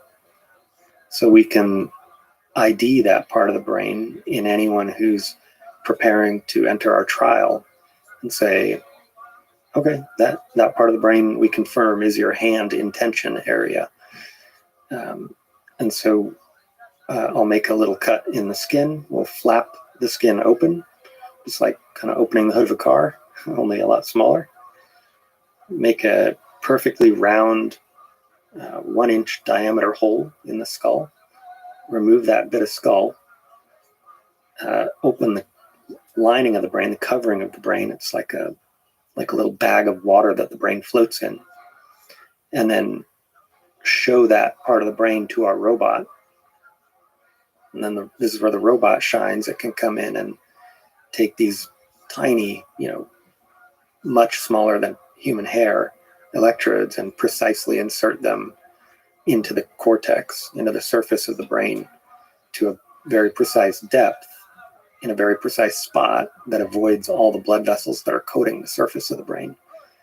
And after the robot's done with its part, then, the human comes back in and puts the implant into that hole in the skull and covers it up, screwing it down to the skull and sewing the skin back together. So the whole thing is, a few hours long. It's extremely low risk compared to the average neurosurgery involving the brain that might, say, open up a deep part of the brain or manipulate blood vessels in the brain. This opening on the surface of the brain with only cortical microinsertions carries significantly less risk than a lot of the tumor or aneurysm surgeries that are routinely done. So cortical microinsertions that are via robot and computer vision are designed to avoid the blood vessels. Exactly. So I know you're a bit biased here, but let's compare human and machine. Sure. So what are human surgeons able to do well, and what are robot surgeons able to do well at this stage of our human civilization development? Yeah, that's a good question. Humans are general purpose machines. We're able to adapt to unusual situations. We're able to change the plan on the fly. I remember well a surgery that I was doing many years ago to the face. When that blood vessel lays on the nerve, it can cause just intolerable, horrific shooting pain that people describe like being zapped. And so the beautiful, elegant surgery is to go move this blood vessel off the nerve. The surgery team, we went in there and started moving this blood vessel, and then quickly changed. And the at least in their current incarnation surgery, it goes according to a set plan, and so can't really change the plan midway through. It operates according to how it was programmed and how it was asked to run. It does its attitude and how to react to changing conditions. So there could be just a very large number of ways that you could be surprised as a surgeon. When you enter a situation, there could be subtle things that you have to dynamically adjust to. Correct. And robots are not good at that. Currently. Currently. I think we are at the dawn of a new era with AI of the parameters for robot responsiveness to be dramatically broadened, right? I mean, you can't look at a self-driving car and say that it's operating under very narrow parameters. You know, if a chicken runs across the road, it wasn't necessarily programmed to deal with that specifically, but a Waymo or a self-driving Tesla would have no problem reacting to that appropriately. And so surgical robots aren't there yet, but give it time. And then there could be a lot of sort of like semi-autonomous possibilities of maybe a robotic surgeon could say this situation is perfectly familiar or the situation is not familiar. And in the not familiar case, a human could take over. But basically like be very conservative, saying, okay, this for sure has no issues, no surprises, and then let the humans deal with the surprises, with the edge cases, all that. Yeah. That's one possibility. So like you think eventually you'll be out of the job. Well, you being neurosurgeon, your job being neurosurgeon. Humans, there will not be many neurosurgeons left on this earth. I'm not worried about my job in the course of my professional life. I think I would tell my kids not necessarily to go in this line of work, depending on how things look in 20 years. It's so fascinating because if I have a line of work, I would say it's programming. And if you ask me, like for the last, 20 years, what I would recommend for people, I would tell them, go. There's just, you will always have a job if you're a programmer because there's more and more computers and all this kind of stuff, and it pays well. But then you realize these large language models come along and they're really damn good at generating code. Yeah. So it's overnight you could be surprised, like, wow, like what is the contribution of the human really? But then you start to think, okay, it does seem that humans have ability, like you said, to deal with novel situations. In the case of programming, it's the ability to kind of come up with novel ideas to solve problems. It seems like machines aren't quite yet able to do that. And when the stakes are very high, when it's life critical, as it is in surgery, especially neurosurgery, then it starts, the stakes are very high for a robot to actually replace a human. But it's fascinating that in this case of Neuralink, there's a human-robot collaboration. Yeah, I do the parts it can't do. and it does the parts I can't do. And we are friends. I saw that there's a lot of practice going on. So, I mean, everything in Neuralink is tested extremely rigorously. But one of the things I saw that there's a proxy on which the surgeries are performed. Yeah. So this is both for the robot and for the human, for everybody involved in the entire pipeline. Yep. What's that like, practicing the surgery? It's pretty intense. So there's no analog to this in human surgery. Human surgery is sort of this artisanal craft that's handed down directly from master to pupil over the generations. Yes. I mean, literally the way you learn to be a surgeon on humans is by doing surgery on humans. I mean, first you watch your professors do a bunch of surgery, and then finally they put, the trivial parts of the surgery into your hands, and then the more complex parts. And as your understanding of the point and the purposes of the surgery increases, you get more responsibility in the perfect condition. Doesn't always go well. In Neuralink's case, the approach is a bit different. We, of course, practiced as far as we could on animals. We did hundreds of animal surgeries. And when it came time to do the first human, we had just an amazing team of engineers build incredibly lifelike models. One of the engineers, Fran Romano in particular, built a pulsating brain in a custom 3D printed skull that matches exactly the patient's anatomy, including their face and scalp characteristics. And so when I was able to practice that, I mean, it's as close as it really reasonably should get to being the real thing in all the details, including, having a mannequin body attached to this custom head. And so when we were doing the practice surgeries, we'd wheel that body into the CT scanner and take a mock CT scan and wheel it back in and conduct all the normal safety checks, verbally, stop. This patient, we're confirming his identification is mannequin number, blah, blah, blah. And then opening the brain in exactly the right spot using standard operative neuronavigation equipment, standard surgical drills in the same OR that we do all of our practice surgeries in at Neuralink, and having the skull open and have the brain pulse, which adds a degree of difficulty for the robot to, perfectly, precisely plan and insert those electrodes to the right depth and location. And so, we kind of broke new ground on how extensively we practiced for this surgery. So there was a historic moment, a big milestone for Neuralink, in part for humanity, with the first human getting a Neuralink implant in January of this year. Take me through the surgery on Nolan. What did it feel like to be part of this? Yeah. Well, we're lucky to have just incredible partners at the Barrow Neurologic Institute. They are, I think, the premier neurosurgical hospital in the world. They made everything as easy as possible for the trial to get going, and helped us immensely with their expertise on how to arrange the details.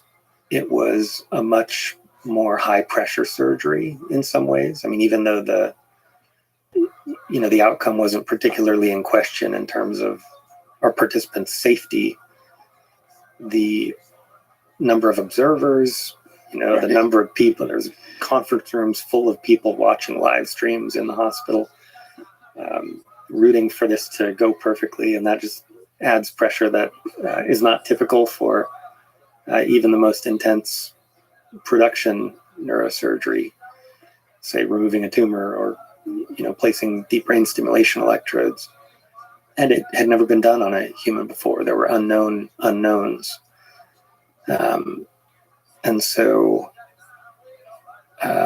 definitely a moderate pucker factor there for the whole team, not knowing if we were going to encounter, say, a degree of brain movement that was unanticipated, or a degree of brain sag that took the brain far away from the skull and made it difficult to insert, or some other unknown problem.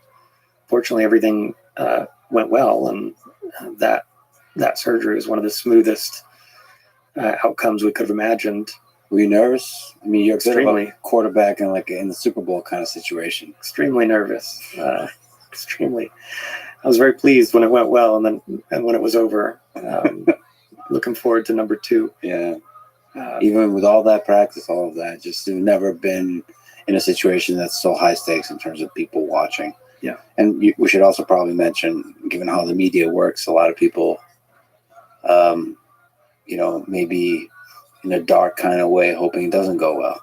Well, I think wealth is easy to hate, or envy, or whatever. And I think there's a whole industry around driving clicks, and bad news is great for clicks. And so any way to take an event and turn it into bad news is going to be really good for clicks. It just sucks because I think it puts pressure on people. It discourages people from trying to solve really hard problems, because to solve hard problems, you have to go into the unknown. You have to do things that haven't been done before, and you have to take risks. Calculated risks. You have to do all kind of safety precautions, but risks nevertheless. And I just wish there would be more celebration of that, of the risk taking, versus people just waiting on the sidelines, like waiting for failure. Yeah. And then pointing out the failure. It sucks, but in this case, it's really great that everything went just flawlessly. But it's unnecessary pressure, I would say. Now that there's a human with literal skin in the game, there's a participant whose well-being rides on this doing well. You have to be a pretty bad person to be rooting for that to go wrong. And so, hopefully people look in the mirror and realize that at some point. So did you get to actually front row seat, like watch the robot work? Like what, you get to see the whole thing? Yeah. I mean, because an MD needs to be in charge of all of the medical decision-making throughout the process, I unscrubbed from the surgery after exposing the brain and presenting it to the robot, and placed the targets on the robot software interface that tells the robot where it's going to insert each thread. That was done with my hand on the mouse, for whatever that's worth. So you were the one placing the targets? Yeah. Oh, cool. So the robot with the computer vision provides a bunch of candidates, and you gotta finalize the decision. Right. The software engineers are amazing on this team, and so they actually provided an interface where you can essentially use a lasso tool and select a prime area of brain real estate, and it will automatically avoid the blood vessels in that region and automatically place a bunch of targets. So that allows the human robot operator to select really good areas of brain and make dense applications of targets in those regions, the regions we think are going to have the most high fidelity representations of finger movements and arm movement intentions. I've seen images of this, and for me with OCD, it's for some reason a really pleasant. I think there's a subreddit called Oddly Satisfying. Yeah, love that subreddit. It's oddly satisfying to see the different target sites avoiding the blood vessels, and also maximizing the usefulness of those locations for the signal. It just feels good. It's As a person who has a visceral reaction to the brain bleeding, I can tell you yes, especially. It's extremely satisfying watching the electrodes themselves go into the brain and not cause bleeding. Yeah. So you said the feeling was of relief when everything went perfectly. Yeah. How deep in the brain can you currently go and eventually go? Let's say on the Neuralink side, it seems the deeper you go in the brain, the more challenging it becomes. Yeah. So talking broadly about neurosurgery, we can get anywhere. It's routine for me to put deep brain stimulating electrodes near the very bottom of the brain, entering from the top and passing about a 2 millimeter wire all the way into the bottom of the brain. And that's not revolutionary. A lot of people do that. And we can do that with very high precision. I use a robot from Globus to do that surgery, several times a month. It's pretty routine. What are your eyes in that situation? What are you seeing? What kind of technology can you use to visualize where you are to light your way? Yeah, so it's a cool process on the software side. You take a preoperative MRI that's extremely high resolution data of the entire brain. You put the patient to sleep, put their head in a frame that holds the skull very rigidly, and then you take a CT scan of their head while they're asleep with that frame on, and then merge the MRI and the CT in software. You have a plan based on the MRI where you can see these nuclei deep in the brain. You can't see them on CT, but if you trust the merging of the two images, then you indirectly know on the CT where that is, and therefore indirectly know where, in reference to the titanium frame screwed to their head, those targets are. And so this is 60s technology to manually compute trajectories given the entry point and target, and dial in some Goon titanium actuators with manual actuators with little tick marks on them. The modern version of that is to use a robot, just like a little KUKA arm you might see at building cars at the Tesla factory. This small robot arm can show you the trajectory that you intended from the pre-op MRI and establish a very rigid holder through which you can drill a small hole in the skull and pass a small rigid wire deep into that area of the brain that's hollow, and put your electrode through that hollow wire, and then remove all of that except the electrode. So you end up with the electrode very, very precisely placed far from the skull surface. Now that's standard technology that's already been out in the world for a while. Neuralink right now is focused entirely on cortical targets, surface targets, because there's no trivial way to get, say, hundreds of wires deep inside the brain without doing a lot of damage. So your question, what do you see? Well, I see an MRI on a screen. I can't see everything that DBS electrode is passing through on its way to that deep target. And so it's accepted with this approach that there's going to be about 1 in 100 patients who have a bleed somewhere in the brain as a result of passing that wire blindly into the deep part of the brain. That's not an acceptable safety profile for Neuralink. We start from the position that we want this to be dramatically, maybe 2 or 3 orders of magnitude safer than that. Safe enough, really, that you or I, without a profound medical problem, might on our lunch break someday say, yeah, sure, I'll get that. Been meaning to upgrade to the latest version. And so the safety constraints given that are high. And so we haven't settled on a final solution for arbitrarily approaching deep targets in the brain. It's interesting because you have to avoid blood vessels somehow.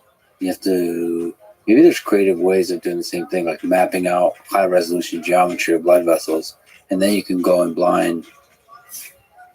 But how do you map out that in a way that's super stable? There's a lot of interesting challenges there, right? Yeah. But there's a lot to do on the surface. Exactly. So we've got vision on the surface.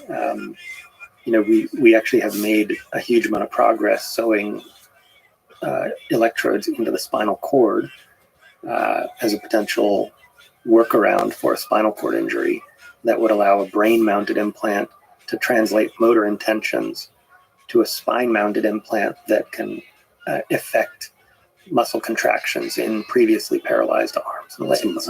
That's just incredible. So like the effort there is to try to bridge the brain to the spinal cord to the peripheral nervous system. So how hard is that to do? We have that working in very crude forms in animals. That's amazing. Yeah, we've So done it. similar to like with Nolan, where he's able to digitally Listen, my move the girlfriend's cursor. coming to Here the you're video. doing She's just gonna- the same kind of communication, but with the actual effectors that you have. Yeah.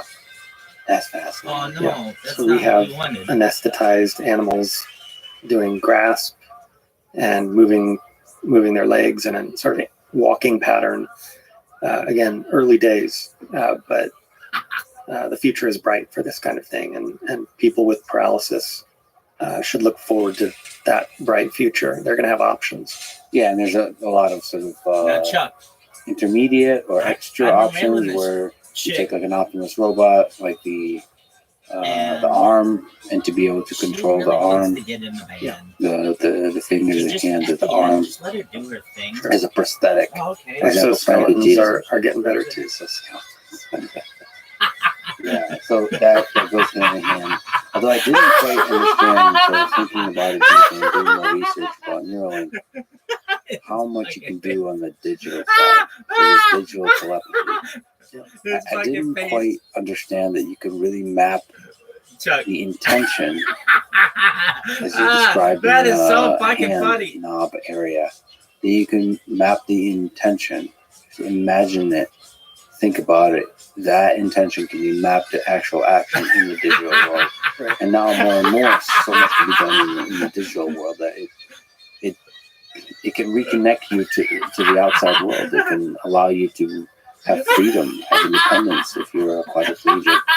It's really powerful. Like you can go really far with that.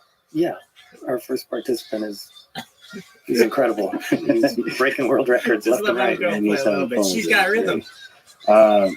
Just going back to the surgery, your whole journey. You mentioned to me offline you have surgery on Monday. So you're doing surgery all the time. Yeah. Maybe the ridiculous question, what does it take to get good at surgery? Practice, repetitions. You just same with anything else. There's a million ways of people saying the same thing and selling books saying it, but you call it 10,000 hours, you call it, spend some chunk of your life, some percentage of your life focusing on this, obsessing about getting better at it. Repetitions, humility, recognizing that you aren't perfect at any stage along the way, recognizing you've got improvements to make in your technique, being open to feedback and coaching from people with a different perspective on how to do it. And then just the constant will to do better. That fortunately, if you're not a sociopath, I think your patients bring that with them to the office visits every day. They, force you to want to do better all the time. Yeah, to step up. And it's a real human being that you can help. Yeah. So every surgery, even if it's the same exact surgery, is there a lot of variability between that surgery and a different person? Yeah, a fair bit. I mean, a good example for us is the angle of the skull relative to the normal plane of the body axis of the skull over hand knob is pretty wide variation. I mean, some people have really flat skulls and some people have really steeply angled skulls over that area, and that has What the fuck is this consequences for how their head can be fixed in sort of the frame that we use, and how the robot has to approach the skull. And people's bodies are built as differently as the people you see walking down the street. As much variability in body shape and size What as is you this? see there, we see in brain anatomy and skull anatomy. It's just the worst. There are some people who we've had to kind of exclude from our trial for having skulls that are too thick or too thin, or scalp that's too thick or too thin. I think, we have like the middle 97% or so of people, but you can't account for all human anatomy variability. How much like mushiness and messes there. Because taking biology classes, the diagrams are always really clean and crisp. Neuroscience, the pictures of neurons are always really nice and very. But whenever I look at pictures of like real brains, they're all, I don't know what is going on. Yeah. So how much are biological systems in reality? Like, how hard is it to figure out what's going on? Not too bad. Once you really get used to this, that's where experience and skill and education really come into play. Is if you stare at 1,000 brains, it becomes easier to kind of mentally peel back the, say, for instance, blood vessels that are obscuring the sulci and gyri, kind of the wrinkle pattern of the surface of the brain. Occasionally, when you're first starting to do this and you open the skull, it doesn't match what you thought you were going to see based on the MRI. And with more experience, you learn to kind of peel back that layer of blood vessels and see the underlying pattern of wrinkles in the brain, and use that as a landmark for where you are. The wrinkles are a landmark? So like, yeah. So I was describing hand knob earlier. That's a pattern of the wrinkles in the brain. It's sort of this sort of Greek letter omega shaped area of the brain. So you could recognize the hand knob area, like if I show you 1,000 brains and give you like 1 minute with each, you'd be like, yep, that's that. Sure. And so there is some uniqueness to that area of the brain, like in terms of the geometry, the topology of the thing. Yeah. Where is it about in the? It's so you have this strip of brain running down the top, called the primary motor area, and I'm sure you've seen this picture of the homunculus laid over the surface of the brain, the weird little guy with huge lips and giant hands. That guy sort of lays with his legs up at the top of the brain and face, arm areas farther down, and then some kind of mouth, lip, tongue areas farther down. And so the hand is right in there, and then the areas that control speech, at least on the left side of the brain, in most people are just below that. And so any muscle that you voluntarily move in your body, the vast majority of that references that strip, or those intentions come from that strip of brain, and the wrinkle for hand knob is right in the middle of that. And vision is back here. Yep. Also close to the surface. Vision's a little deeper, and so this gets to your question about how deep can you get. To do vision, we can't just do the surface of the brain. We have to be able to go in, not as deep as we'd have to go for DBS, but maybe a centimeter deeper than we're used to for hand insertions. And so that's, work in progress. That's a new set of challenges to overcome. By the way, you mentioned the Utah array, and I just saw a picture of that, and that thing looks terrifying because it's because it's rigid, and then if you look at the threads, they're flexible. What can you say that's interesting to you about that kind of approach of the flexible threads to deliver the electrodes next to the neurons? Yeah, I mean, the goal there comes from experience. Made Utah arrays and used Utah arrays for decades before we ever even came along. Neuralink arose, partly this approach to technology arose out of a need recognized after Utah arrays would fail routinely because the rigid electrodes, those spikes that are literally hammered using an air hammer into the brain, those spikes generate a bad immune response that encapsulates the electrode spikes in scar tissue, essentially. And so one of the projects that was being worked on in the Anderson lab at Caltech when I got there was to see if you could use chemotherapy to prevent the formation of scar. It's like, things are pretty bad when you're jamming a bed of nails into the brain and then treating that with chemotherapy to try to prevent scar tissue. It's like, maybe we've gotten off track here, guys. Maybe there's a fundamental redesign. necessary. And so Neuralink's approach of using highly flexible, tiny electrodes avoids a lot of the bleeding, avoids a lot of the immune response that ends up happening I mean, that's when fine, rigid but I get electrodes are banned from pounded fucking into the YouTube brain. for what?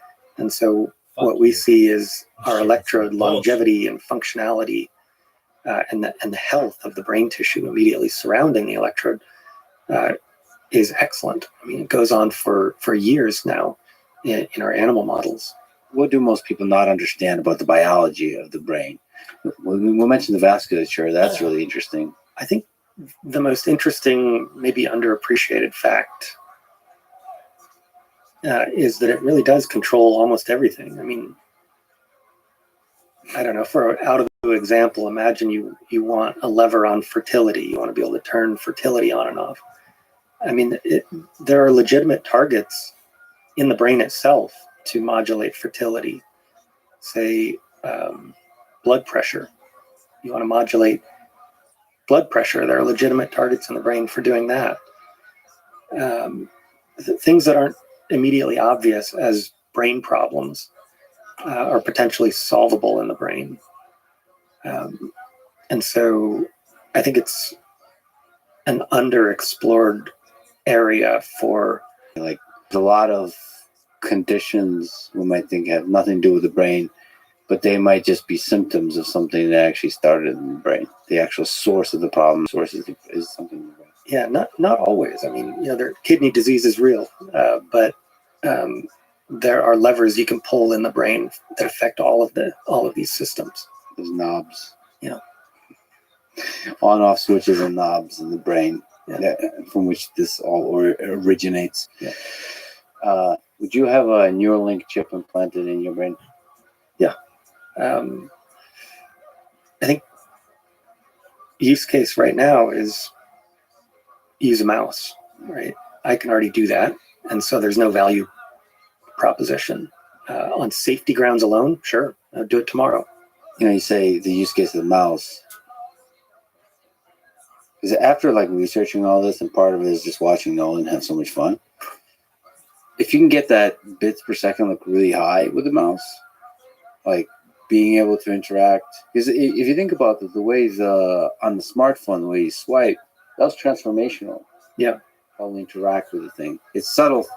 You don't realize it, but to be able to touch your phone and to scroll with your finger, that changed everything. People were sure you need a keyboard to type. That there's a lot of HCI aspects to that changed how we interact with computers. So there could be a certain rate of speed with the mouse that would change everything. Yes. You might be able to just click around a screen extremely fast. And that, I can see myself getting the Neuralink for much more rapid interaction with the digital devices. Yeah, I think recording speech intentions from the brain might change things as well. The value proposition for the average person. A keyboard is a pretty clunky human interface. Requires a lot of training. It's highly variable in the maximum performance that the average person can achieve. I think taking that out of the equation and just having a natural word to computer interface might change things for a lot of people. It'd be hilarious if that is the reason people do it. Even if you have speech to text that's extremely accurate, it currently isn't. Right. But it's say gotten super accurate. It'd be hilarious if people went for Neuralink just so you avoid the embarrassing aspect of speaking, looking like a douchebag speaking to your phone in public, which is a real, that's a real constraint. Yeah. I mean, with a bone conducting case that can be an invisible headphone, say, and the ability to think words into software and have it respond to you, that starts to sound sort of like embedded superintelligence. If you can silently ask for the Wikipedia article on any subject and have it read to you without any observable change happening in the outside world, for one thing, standardized testing is obsolete. Yeah. If it's done well on the UX side, it could change. I don't know if it transforms society, but it really can create a kind of shift in the way we interact with digital devices in the way that a smartphone did. Now, I would just having to look into the safety of everything involved. I would totally try it. So it doesn't have to go to some like incredible thing where you have it connects to your vision or to some other, like it connects all over your brain. That could be like just connecting to the hand knob. You might have a lot of interesting interaction, human computer interaction possibilities. Yeah. That's really interesting. Yeah, and the technology on the academic side is progressing at light speed here. I think there was a really amazing paper out of UC Davis, Sergei Stavitsky's lab, that basically made an initial solve of speech decode. It was something like 125,000 words that they were getting with, very high accuracy, which is, So you're just thinking the word, yeah, thinking the word, and you're able to get it. yeah, Oh boy! Like you have to have the intention of speaking it. right. So like do that inner voice. Man, it's so amazing to me that you can do the intention to signal mapping. All you have to do is just imagine yourself doing it. And if you get the feedback that it actually worked, you can get really good at that. Like your brain will first of all adjust, and you develop it like any other skill. Yeah. Like touch typing, you develop in that same kind of way. That is to me, it's just really fascinating. Yeah. And to be able to even to play with that. Honestly, like I would get a Neuralink just to be able to play with that. Just to play with the capacity, the capability of my mind to learn this skill. It's like learning the skill of typing and learning the skill of moving a mouse. It's another skill of moving the mouse, not with my physical body, but with my mind. I can't wait to see what people do with it. I feel like we're cavemen right now. We're like banging rocks with a stick and thinking that we're making music. At some point, when these are more widespread, there's going to be the equivalent of a piano that someone can make art with their brain in a way that we didn't even anticipate. I'm looking forward to it. Give it to like a teenager. Like anytime I think I'm good at something, I'll always go to like, I don't know, even with the bits per second of playing a video game, you realize you give it to a teenager, you give a Neuralink to a teenager, just a large number of them, the kind of stuff they get good at stuff. They're gonna get like hundreds of bits per second. Yeah, Even just with the current technology, probably. just because it's also addicting. How the number go up aspect of it, of like improving and training, because it's almost like a skill. And plus there's the software on the other end that adapts to you, and especially if the adapting procedure, the algorithm becomes better and better and better, you like learning together. Yeah, we're scratching the surface on that right now. There's so much more to do. So on the complete other side of it, you have an RFID chip implanted in you. Yeah. So I hear. Yeah. Nice. So this is little subtle thing. It's a passive device that you use for unlocking like a safe with top secrets, or what do you use it for? What's the story behind it? I'm not the first one. There's there's this whole community of weirdo biohackers that have done this stuff, and I think one of the early use cases was storing, private crypto wallet keys and whatever. I dabbled in that a bit and had some fun with it. You have some Bitcoin implanted in your body somewhere, you can't tell where. Yeah, actually, yeah. It was, the modern day equivalent of finding change in the sofa cushions. After I put some orphan crypto on there that I thought was worthless and forgot about it for a few years, went back and found that some community of people loved it and had propped up the value of it. And so it had gone up 50-fold. So there was a lot of change in those cushions. That's hilarious. But the primary use case is mostly as a tech demonstrator. It has my business card on it. You can scan that in by touching it to your phone. It opens the front door to my house. Whatever, simple stuff. But it's a cool step. It's a cool leap to implant something in your body. I mean, it's a similar leap to a Neuralink, Because for a lot of people, that kind of notion of putting something inside your body, something electronic inside a biological system, is a big leap. Yeah, we have a kind of a mysticism around the barrier of our skin. We're completely fine with knee replacements, hip replacements, dental implants. But there's a mysticism still around the inviolable barrier that the skull represents. And I think that needs to be treated like any other pragmatic barrier. The question isn't how incredible is it to open the skull. The question is, what benefit can we provide? So from all the surgeries you've done, from everything you understand the brain, how much does neuroplasticity come into play? How adaptable is the brain? For example, just even in the case of healing from surgery or adapting to the post-surgery situation. The answer that is sad for me and other people of my demographic is that plasticity decreases with age, healing decreases with age.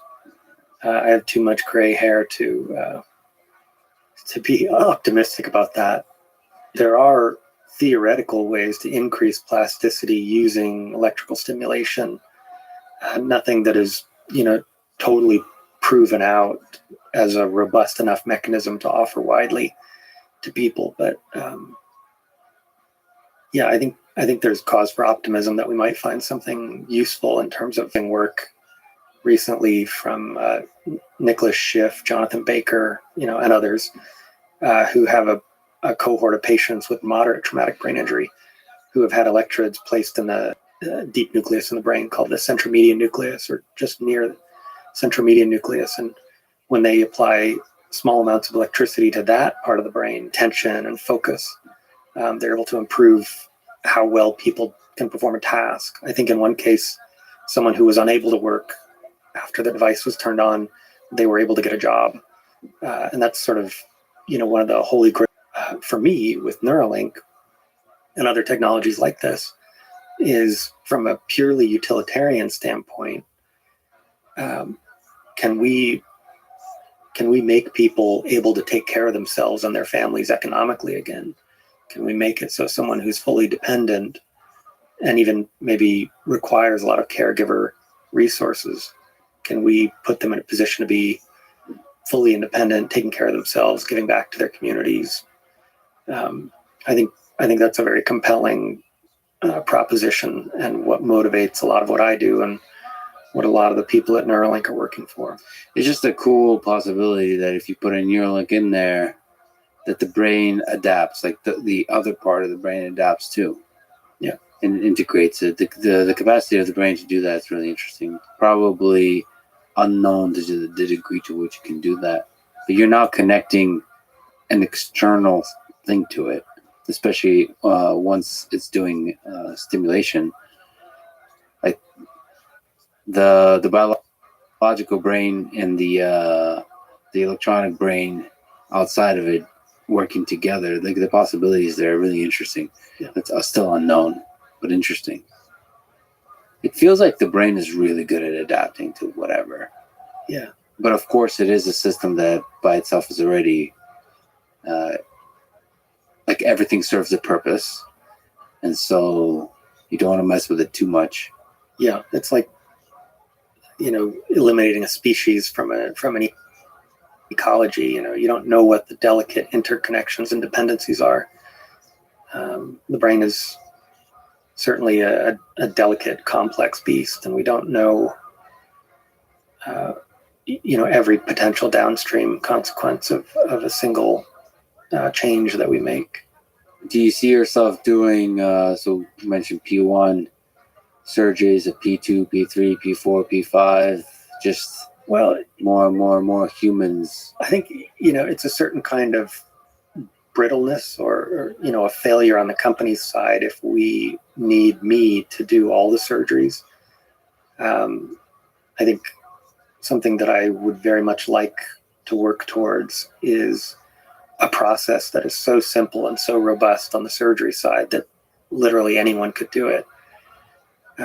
We want to get away from requiring intense expertise or intense experience to have this successfully done and make it as as simple and translatable as possible. I mean, I would love it if every neurosurgeon on the planet had no problem doing this. I think we're probably far from a regulatory environment that would allow people that aren't neurosurgeons to do this, but not impossible. All right, I'll sign up for that. Did you ever anthropomorphize the robot R1? Like, do you give it a name? Do you see it as like a friend that's like working together with you, I mean, to a certain degree, it's or an enemy who's gonna take your job?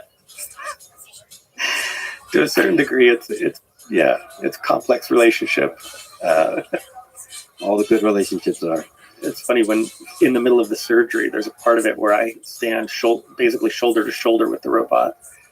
And so, if you're in the room reading the body language, it's my brother in arms there. We're working together on this same problem. I'm not threatened by it. Keep telling yourself that. Yeah. How have all the surgeries that you've done over the years, the people you've helped, and the stakes, the high stakes that you've mentioned, how has that changed your understanding of life and death? Yeah.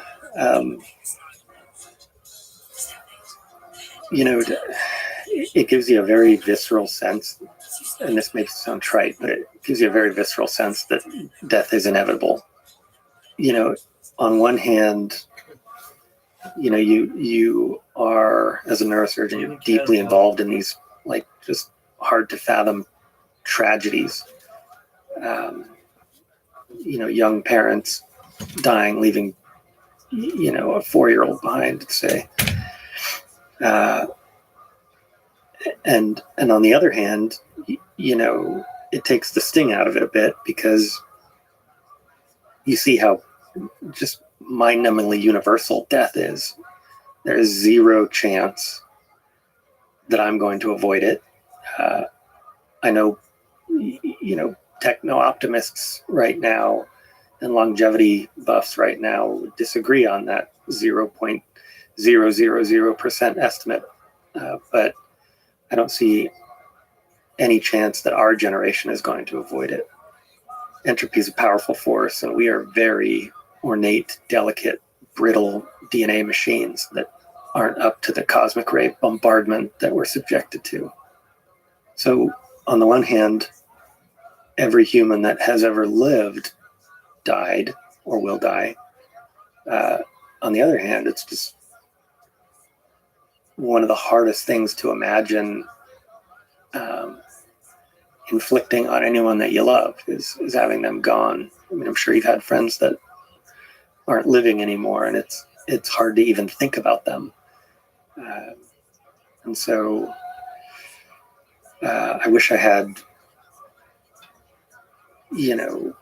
arrived at the point of nirvana where, death doesn't have a sting. I'm not worried about it, but I can at least say that I'm comfortable with the certainty of it. If not having found out how to take the tragedy out of it. When I think about, my kids, either not having me or me not having them, or my wife. Maybe I've come to accept the intellectual certainty of it, but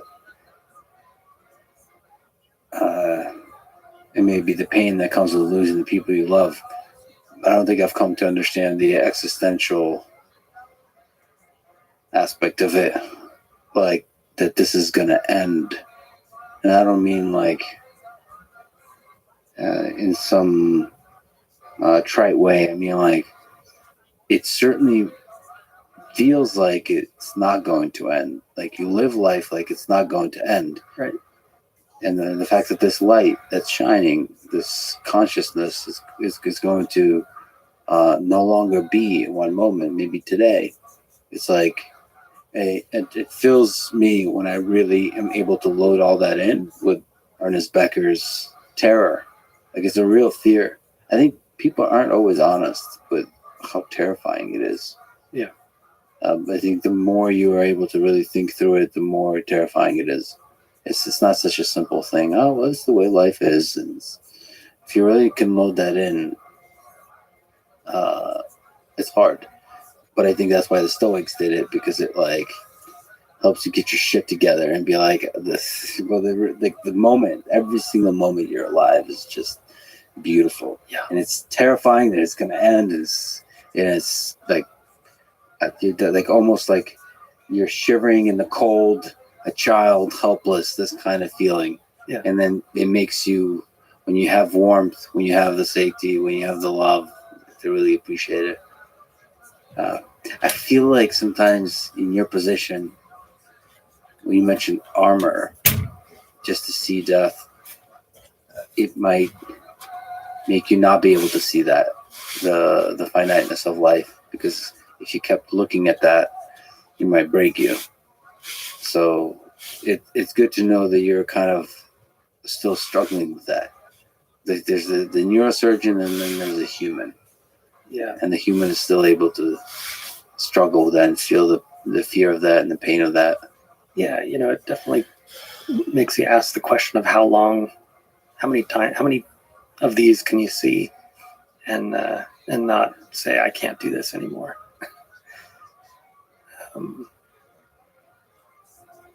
But I mean, you said it well. I think it gives you an opportunity to just appreciate that you're alive today.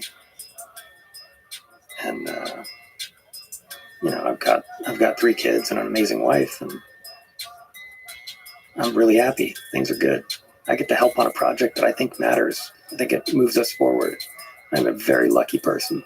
It's the early steps of a potentially gigantic leap for humanity. It's a really interesting one. And it's cool because like you read about all this stuff in history where it's like the early days. I've been reading, before going to the Amazon, I would read about explorers. They would go and explore even the Amazon jungle for the brain. So not just observing the brain, but what the hell's going on in there? Yeah, I think ultimately we want to give people more levers that they can pull, right? Like you want to give people options. If you can give someone a dial that they can turn at an alarming rate in this country, and in that light, you can give people a knob to take away suicidal ideation, suicidal intention.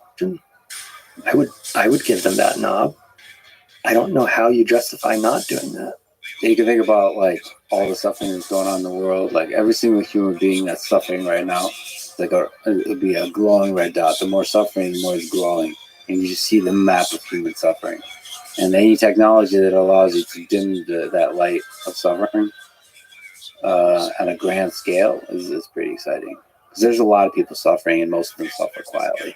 And we turn we look away too often. And we should remember those that are suffering, because once again, most of them are suffering quietly. Well, and on a grander scale, the fabric of society. People have a lot of complaints about how our social fabric is working or not working, how our politics is working or not working. Those things are made of neurochemistry too, in aggregate, right? Like our politics is composed of individuals with human brains, and the way it works or doesn't work is potentially tunable, in the sense that, I don't know, say remove our addictive behaviors, tune our addictive behaviors for social media, or our addiction to outrage, our addiction to sharing the most angry political tweet we can find. I don't think that leads to a functional society. And if you had options for people to moderate that maladaptive behavior, there could be huge benefits to society. Maybe we could all work together a little more harmoniously toward useful ends. There's a sweet spot, like you mentioned. You don't want to completely remove all the dark side of human nature, because those kind of are somehow necessary to make the whole thing work. But there's a sweet spot. Yeah, I agree. We gotta suffer a little, just not so much that you lose hope. Yeah. When all the surgeries you've done, have you seen consciousness in there ever? Was there like a glowing light? I have this sense that I never found it. Okay. Never removed it. Like a Dementor in Harry Potter. I have this sense that consciousness is a lot less magical than our instincts want to claim it is. It seems to me like a useful analog for thinking about what consciousness is in the brain. Is that we have what it means to say touch your skin and know what's being touched. I think consciousness is just that. So what I'm saying is consciousness is the sensations or winged creatures, or the brain working is consciousness. That's so brilliant.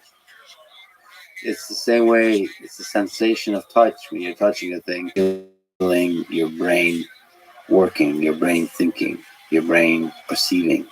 Which isn't like a warping of space-time or some quantum field effect, right? It's nothing magical. People always want to ascribe to consciousness. And there's this awesome long history of people looking at whatever the latest discovery in physics is to explain consciousness, because it's the most magical, the most out there thing that you can think of, and people always want to do that with consciousness. I don't think that's necessary. It's just a very useful and gratifying way of feeling your brain work.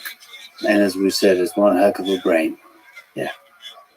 Everything we see around us, everything we love, everything that's beautiful came from brains like these. It's all electrical activity happening inside your skull. And I, for one, am grateful that there's people like you that are exploring all the ways that it works and all the ways it can be made better. Matthew, thank you so much for talking today. It's been a joy. Thanks for listening to this conversation with Matthew McDougall. And now, dear friends, there's Bliss Chapman, Brain Interface Software Lead at Neuralink.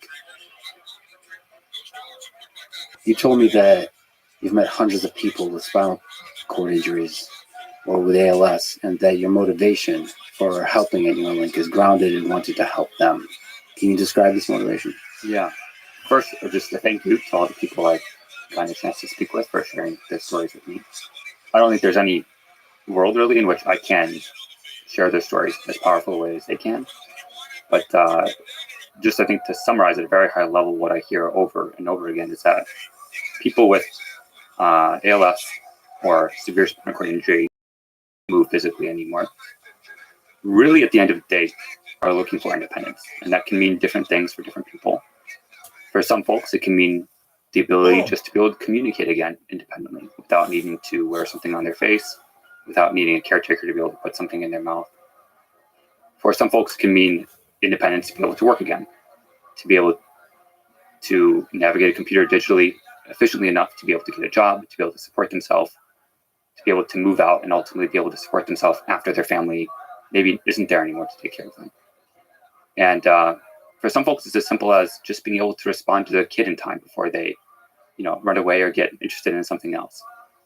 And these are deeply personal and sort of very human problems. And what strikes me again and again when talking with these folks is that this is actually an engineering problem. This is a problem that with the right resources, with the right team, can make a lot of progress on. And at the end of the day, I think that's a deeply inspiring message and something that makes me excited to get up every day. So it's both an engineering problem in terms of a BCI, for example, that can give them capabilities where they can interact with the world. But also on the other side, it's an engineering problem for the rest of the world to make it more accessible for people living with quadriplegia. Yeah, and I think I'll take a broad view sort of lens on this for a second. I think I'm very in favor of anyone working in this problem space. So beyond BCI, I'm happy and excited and willing to support any way I can folks working on eye tracking systems, working on speech to text systems, working on head trackers or mouse sticks or quad sticks. And I've met many engineers and folks in the community that do exactly those things. And I think for the people we're trying to help, it doesn't matter what the complexity of the solution is as long as the problem is solved. And I want to emphasize that there can be many solutions out there that can help with these problems.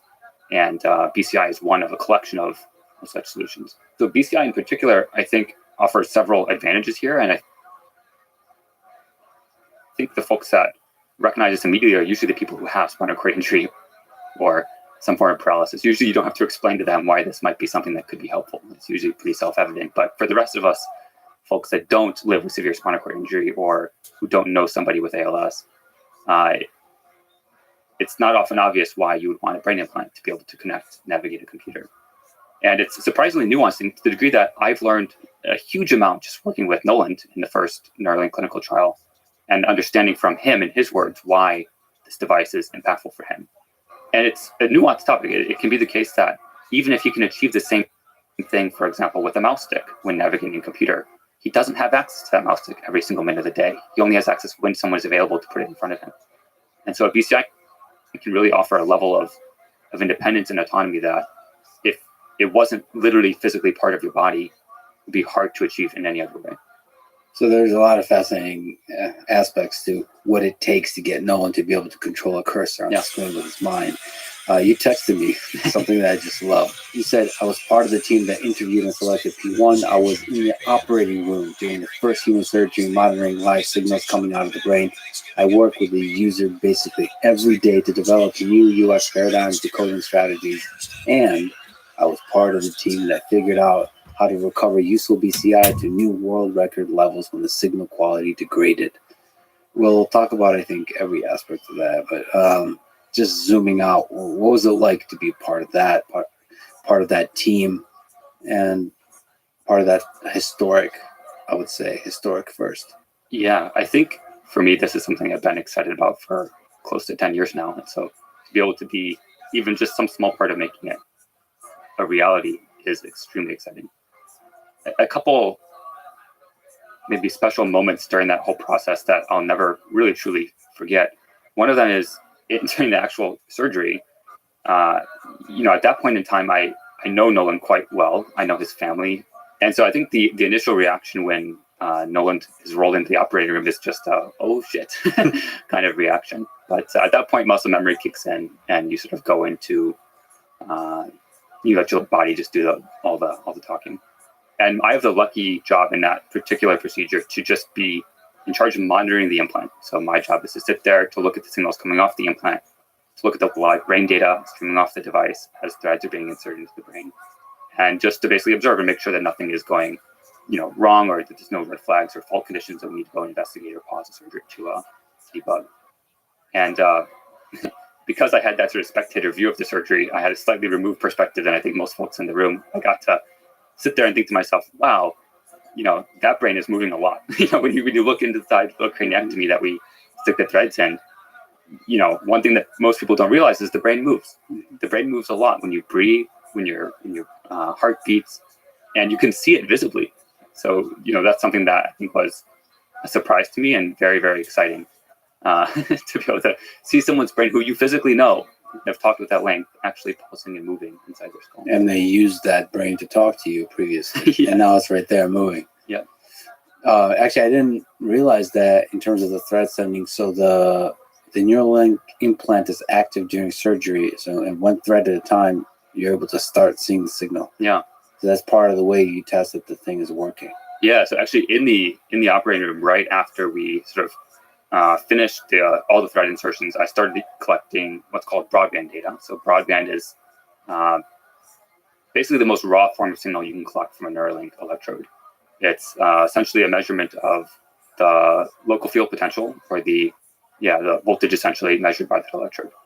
And we have a certain mode in our application that allows us to visualize where detected spikes are. So it visualizes sort of where in the broadband signal, in this very, very raw form of the data, a neuron is actually spiking. So one of these moments that I'll never forget as part of this whole clinical trial is seeing live in the operating room, while he's still under anesthesia, beautiful spikes being shown in the application, just streaming live to a device I'm holding in my hand. So this is no signal processing, the raw data, and then the signals processing is on top of it. You're seeing the spikes detected. Right, yeah. And that's a UX too. Yes. That looks beautiful as well. During that procedure, there was actually a lot of cameramen in the room, so they also were curious and wanted to see. There's several neurosurgeons in the room who are all just excited to see robots taking their job. And they're all, crowded around a small little iPhone watching this live brain data stream out of his brain. What was that like, seeing the robot do some of the surgery? So the computer vision aspect where it detects all the spots that avoid the blood vessels, and then obviously with human supervision, then actually doing the really high precision connection of the threads to the brain. Yeah, it's a good question. My answer is going to be pretty lame here, but it was boring. Yeah, I've seen it so many times. Yeah, that's exactly how you want surgery to be. You want it to be boring. Yeah, because I've seen it so many times. I've seen the robot do this surgery literally hundreds of times, and so it was just one more time. Yeah, all the practice surgeries and proxies, and this is just another day. Yeah. So what about when Nolan woke up? Well, do you remember a moment where he was able to move the cursor, not move the cursor, but get signal from the brain such that it was able to show that there's a connection? Yeah. So we are quite excited to move as quickly as we can, and Nolan was really, really excited to get started. He wanted to get started actually the day of surgery, but we waited till the next morning, very patiently. It's a long night. And the next morning in the ICU where he was recovering, he wanted to get started and actually start to understand what kind of signal we can measure from his brain. And maybe for folks who are not familiar with the Neuralink system, we implant the Neuralink system, or the Neuralink implant, in the motor cortex. So the motor cortex is responsible for representing things like motor intent. So if you imagine closing and opening your hand, that kind of signal representation would be present in the motor cortex. If you imagine moving your arm back and forth or wiggling a pinky, this sort of signal can be present in the motor cortex. So one of the ways we start to sort of map out what kind of signal do we actually have access to in any particular individual's brain is through this task called body mapping. And body mapping is where you essentially present a visual to the user and you say, hey, imagine doing this. And the visual is, a 3D hand opening and closing, or index finger modulating up and down. And you ask the user to imagine that. And obviously you can't see them do this because they're paralyzed. So you can't see them actually move their arm. But while they do this task, you can record neural activity. And you can basically offline model and check, can I predict or can I detect the modulation corresponding with those different actions?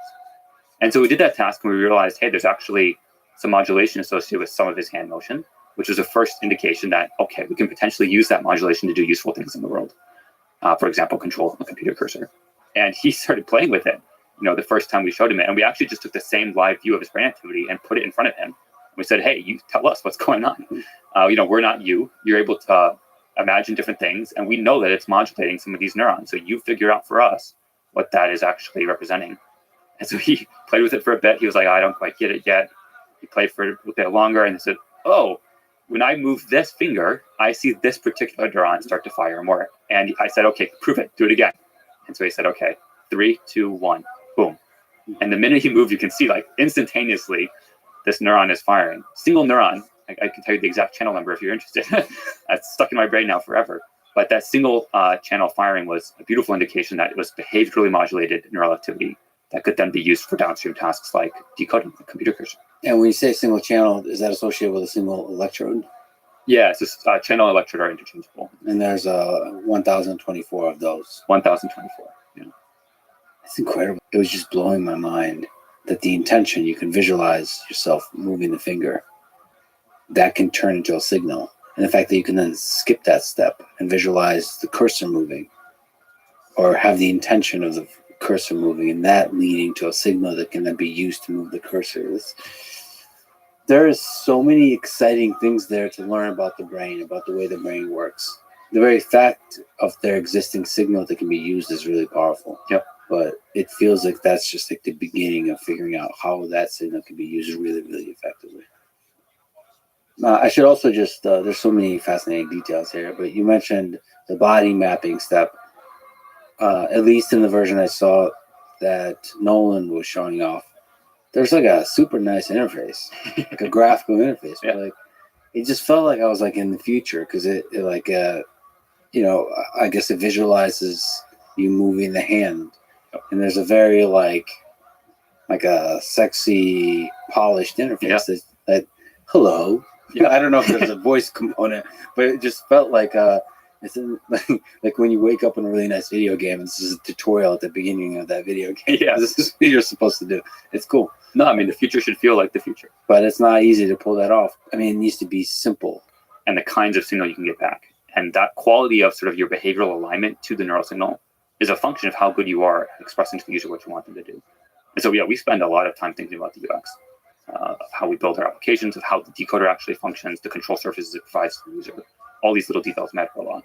So maybe it'd be nice to get into a little bit more detail of what the signal looks like and what the decoding looks like. Yeah. So there's a N1 implant that has, like we mentioned, 1,024 electrodes, and that's collecting raw data, raw signal. What does that signal look like? And what are the different steps along the way before it's transmitted, and what is transmitted, all that kind of stuff. Yeah. This is going to be a fun one. Let's go. So maybe before diving into what we do, it's worth understanding what we're trying to measure, because that dictates a lot of the requirements for the system that we build. And what we're trying to measure is really individual neurons producing action potentials. Action potential is, you can think of it like a little electrical impulse that you can detect if you're close enough. And by being close enough, I mean like within, let's say, 100 microns of that cell. And 100 microns is a very, very tiny distance. And so the number of neurons that you can pick up with any given electrode is just a small radius around that electrode. And the other thing worth understanding about the underlying biology here is that when neurons produce an action potential, the width of that action potential is about 1 millisecond. So from the start of the spike to the end of the spike, that whole width of that sort of characteristic feature of a neuron firing is 1 millisecond. And if you want to detect that an individual spike is occurring or not, you need to sample that signal or sample the local field potential nearby that neuron much more frequently than once a millisecond. You need to sample many, many times per millisecond to be able to detect that this is actually the characteristic waveform of a neuron producing an action potential. And so we sample across all 1,024 electrodes about 20,000 times a second. 20,000 times a second means for every given 1 millisecond window, we have about 20 samples that tell us what that exact shape of that action potential looks like. And once we've sort of sampled at super high rate the underlying electrical field nearby these cells, we can process that signal into just where do we detect a spike or where do we not. Sort of a binary signal, 1 or 0. Do we detect a spike in this 1 millisecond or not? And we do that because the actual information carrying sort of subspace of neural activity is just when our spikes are occurring. Essentially, everything that we care about for decoding can be captured or represented in the frequency characteristics of spike trains, meaning how often firing in any given window of time. And so that allows us to do sort of a crazy amount of compression from this very rich, high density, signal to something that's much, much more sparse and compressible that can be sent out over a wireless radio, like a Bluetooth communication, for example. Quick tangents here. You mentioned electrode, neuron. There's a local neighborhood of neurons nearby. How difficult is it to isolate from where the spike came from? Yeah, so there's a whole field of sort of academic neuroscience work on exactly this problem of basically given a single electrode or given a set of electrodes measuring a set of neurons, how can you sort of spike sort which spikes are coming from what neuron? And this is a problem that's pursued in academic work because you care about it for understanding what's going on in the underlying sort of neuroscience of the brain. If you care about understanding how the brain is representing information, how that's evolving through time, then that's a very, very important question to understand. For sort of the engineering side of things, at least at the current scale, if the number of neurons per electrode is relatively small, you can get away with basically ignoring that problem completely. You can think of it like sort of a random projection of neurons to electrodes. And there may be, in some cases, more than one neuron per electrode. But if that number is small enough, those signals can be thought of as sort of a union of the two. And for many applications, it's a totally reasonable trade-off to make and can simplify the problem a lot. And as you sort of scale out channel count, the relevance of distinguishing individual neurons becomes less important because you have more overall signal and you can start to rely on sort of correlations or covariance structure in the data to help understand when that channel is firing, what does that actually represent? Because you know that when that channel is firing in concert with these other 50 channels, that means move left. But when that same channel is firing in concert with these other 10 channels, that means move right. Okay, so you have to do this kind of spike detection on board and you have to do that super efficiently, so fast and not use too much power because you don't want to be generating too much heat. So it has to be a super simple signal processing step. Yeah. Is there some wisdom you can share about what it takes to overcome that challenge? Yeah. So we've tried many different versions of basically turning this raw signal into sort of a feature that you might want to send off the device. And I'll say that I don't think we're at the final step of this process. This is a long journey. We have something that works clearly today, but there can be many approaches that we find in the future that are much better than what we do right now. So some versions of what we do right now, and there's a lot of academic heritage to these ideas, so I don't want to claim that these are original Neuralink ideas or anything like that. But one of these ideas is basically to build a sort of like a convolutional filter almost, if you will, that slides across the signal and looks for a certain template to be matched. That template consists of sort of how deep the spike modulates, how much it recovers, and what the duration and window of time is that the whole process takes. And if you can see in the signal that that template is matched within certain bounds, then you can say, okay, that's a spike. One reason that approach is super convenient is that you can actually implement that extremely efficiently in hardware, which means that you can run it in low power across 1,024 channels at once.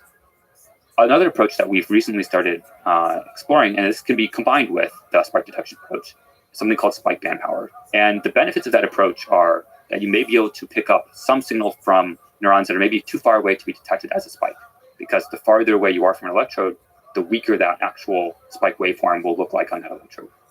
So you might be able to pick up population level activity of things that are maybe slightly outside the normal recording radius, but what neuroscientists sometimes refer to as the hash of activity, the other stuff that's going on. Yeah. And you can look at sort of across many channels how that sort of background noise is behaving, and you might be able to get more juice out of the signal that way. But it comes at a cost. That signal is now a point representation, which means it's more expensive to send out over power.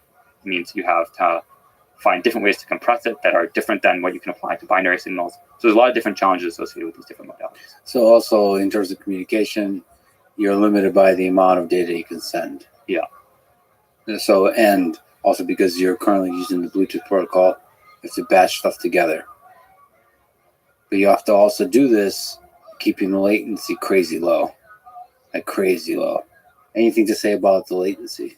Yeah, this is a passion project of mine. So I want to build the best mouse in the world.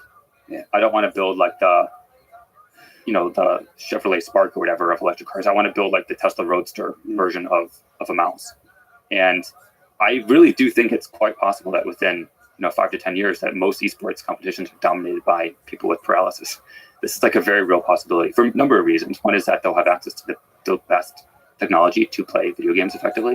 The second is they have the time to do so. So those two factors together are particularly potent for esport competitors. Unless people without paralysis are also allowed to implant technology, Right. which is another way to interact with a digital device. And there's something to that. If it's a fundamentally different experience, more efficient experience, even if it's not like some kind of full-on high bandwidth communication, if it's just the ability to move the mouse 10x faster, like the bits per second, if I can achieve a bits per second at 10x what I can do with the mouse, that's a really interesting possibility what that can do, especially as you get really good at it with training. It's definitely the case that you have a higher ceiling performance, because you don't have to buffer your intention through your arm, through your muscle. You get, just by nature of having a brain implant at all, like 75 millisecond lead time on any action that you're actually trying to take. And there's some nuance to this, like there's evidence that the motor cortex, you can sort of plan out sequences of actions, so you may not get that whole benefit all the time. But for sort of like reaction time style games where you just want to, somebody's over here, snipe them, that kind of thing, you actually do have just an inherent advantage because you don't need to go through muscle.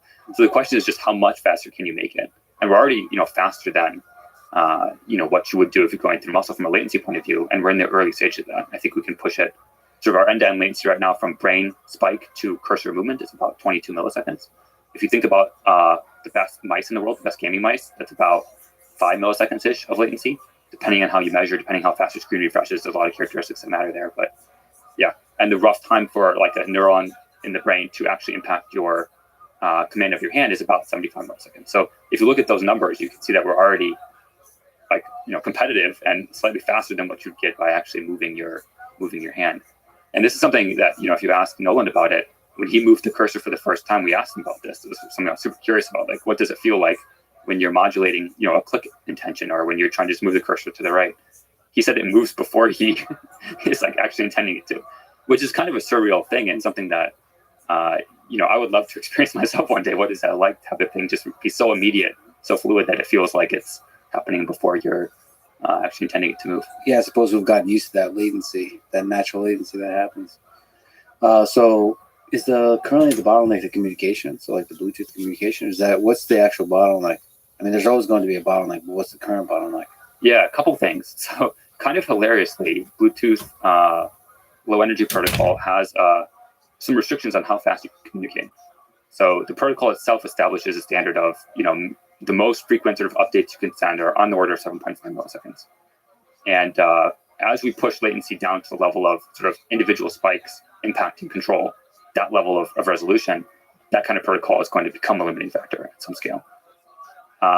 Another sort of important nuance to this is that it's not just the Neuralink itself that's part of this equation. If you start pushing latency sort of below the level of how fast screens refresh, then you have another problem. Like, you need your whole system to be able to be as reactive as the sort of limits of what the technology can offer. Yes. Like, you need the screen, like 120 hertz just doesn't, work anymore if you're trying to have something respond at something that's, at the level of 1 millisecond. That's a really cool challenge.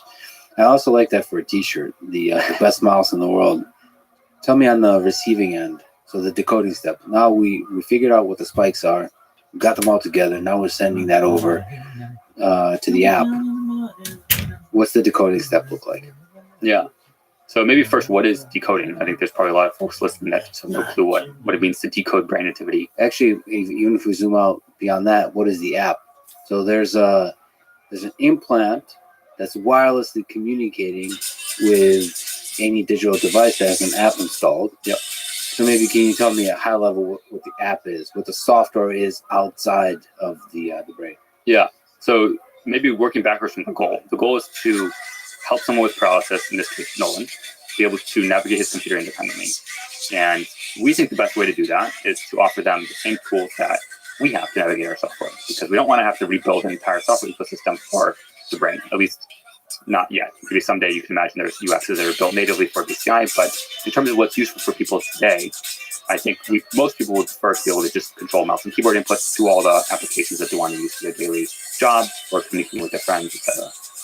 And so the job of the application is really to translate this wireless stream of brain data coming off the implant into control of the computer. And we do that by essentially building a mapping from brain activity to sort of the HID input to the actual hardware. So HID is just the protocol for communicating like input device events. So for example, I'll move mouse to this position or press this key down. And so that mapping is fundamentally what the app is responsible for. But there's a lot of nuance of how that mapping works that we spend a lot of time to try to get right. And we're still in the early stages of a long journey to figure out how to do that optimally. So one part of that process is decoding. So decoding is this process of taking the physical patterns of brain data that's being channeled across the Bluetooth connection to the application and turning it into, for example, a mouse movement. And that decoding step, you can think of it in a couple different parts. So similar to any machine learning problem, there's a training step and there's an inference step. The training step in our case is a very intricate behavioral process where the user has to imagine doing different actions. So for example, they'll be presented a screen with a cursor on it, and they'll be asked to push that cursor to the right. Then imagine pushing that cursor to the left. Push it up, push it down. We can basically build up a pattern, or using any sort of modern ML method, of mapping of given this brain data and that imagined behavior, map one particular. And then at test time, you take that same pattern matching system, in our case, it's a deep neural network, and you run it, and you take this live stream of brain data coming off their implant, you decode it by pattern matching to what you saw at calibration time, and you use that for control of the computer. Now, a couple like sort of rabbit holes that I think are quite interesting.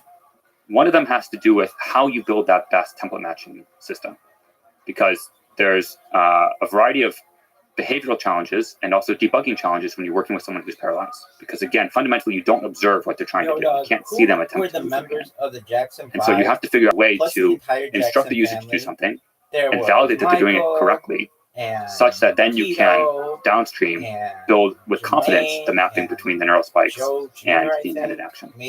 And by doing the action correctly, what I really mean is at this level of resolution And then of what there's, neurons like, are doing. So Randy if in an ideal world you could get a and signal Janet of behavioral and intent that is ground truth accurate at the scale of sort of Latoya? 1 millisecond resolution, Is there then anybody with high else? confidence I could And build a then mapping please from my give me a neural spikes. list of to that other behavioral non-related Jacksons. But the like challenge is again that the Randy you Jackson don't from observe what they're American actually doing. And so there's a lot of nuance to Singing how you build Show user experiences that give you and- more than just sort of a coarse, on average, correct representation of what the user's intending to do. Bo If you want to build the Jackson, world's best mouse, you Reggie really want it to Jackson, be as responsive as possible. Shoeless You Joe want it to be able Jackson. to do exactly what the user's intending at every sort of step along the way, not just on average be correct when you're trying to move it from left to right. And building a behavioral sort of Oh, there's calibration Jackie, game or sort of software experience that gives you that level of Tito, resolution Jermaine, is what we spend. a lot of time. Marlon, So the calibration And Michael. process, the interface, Randy has Jackson joined to the group a encourage bit later, precision. technically. He being wasn't a like member. whatever it does, it Okay. should be super That's intuitive. Joan The Jr. next Sounds thing like you might mean Joe. the human is Or going maybe to it's likely Joe. do is exactly that Jack, intention that Latoya you need, Rebbe, and only that intention. Yeah. And you don't have any feedback Other except that may be Jacksons, Randy speaking Jackson, to you afterwards. Bo What they Jackson, actually did, Reggie you can't. Jackson, Yeah. Right. So Shoeless that's Joe it. Jackson. That's So fundamentally Jackson 5 or Jackson that's a Joe, really Jermaine, exciting Marlon, UX Michael, challenge because that's all on the Janet UX. It's not Latoya just Rebbe. about being friendly or Non-related nice or Jacksons are usable. Randy, Yeah. It's Bo like Jackson, user experience is how it Reggie works. Jackson, and it's Shoeless how Joe it works. Yeah. For the calibration and Please name a calibration, bunch of at least famous this stage people of with the last name Neuralink is Jackson like who fundamental aren't to the operation in of the the thing, Jackson and not just calibration, singing but continued calibration. people essentially. like Randy Jackson, Bo And maybe Wow, Jackson, yeah. You said Reggie something that I think Jack- is worth exploring there a little bit.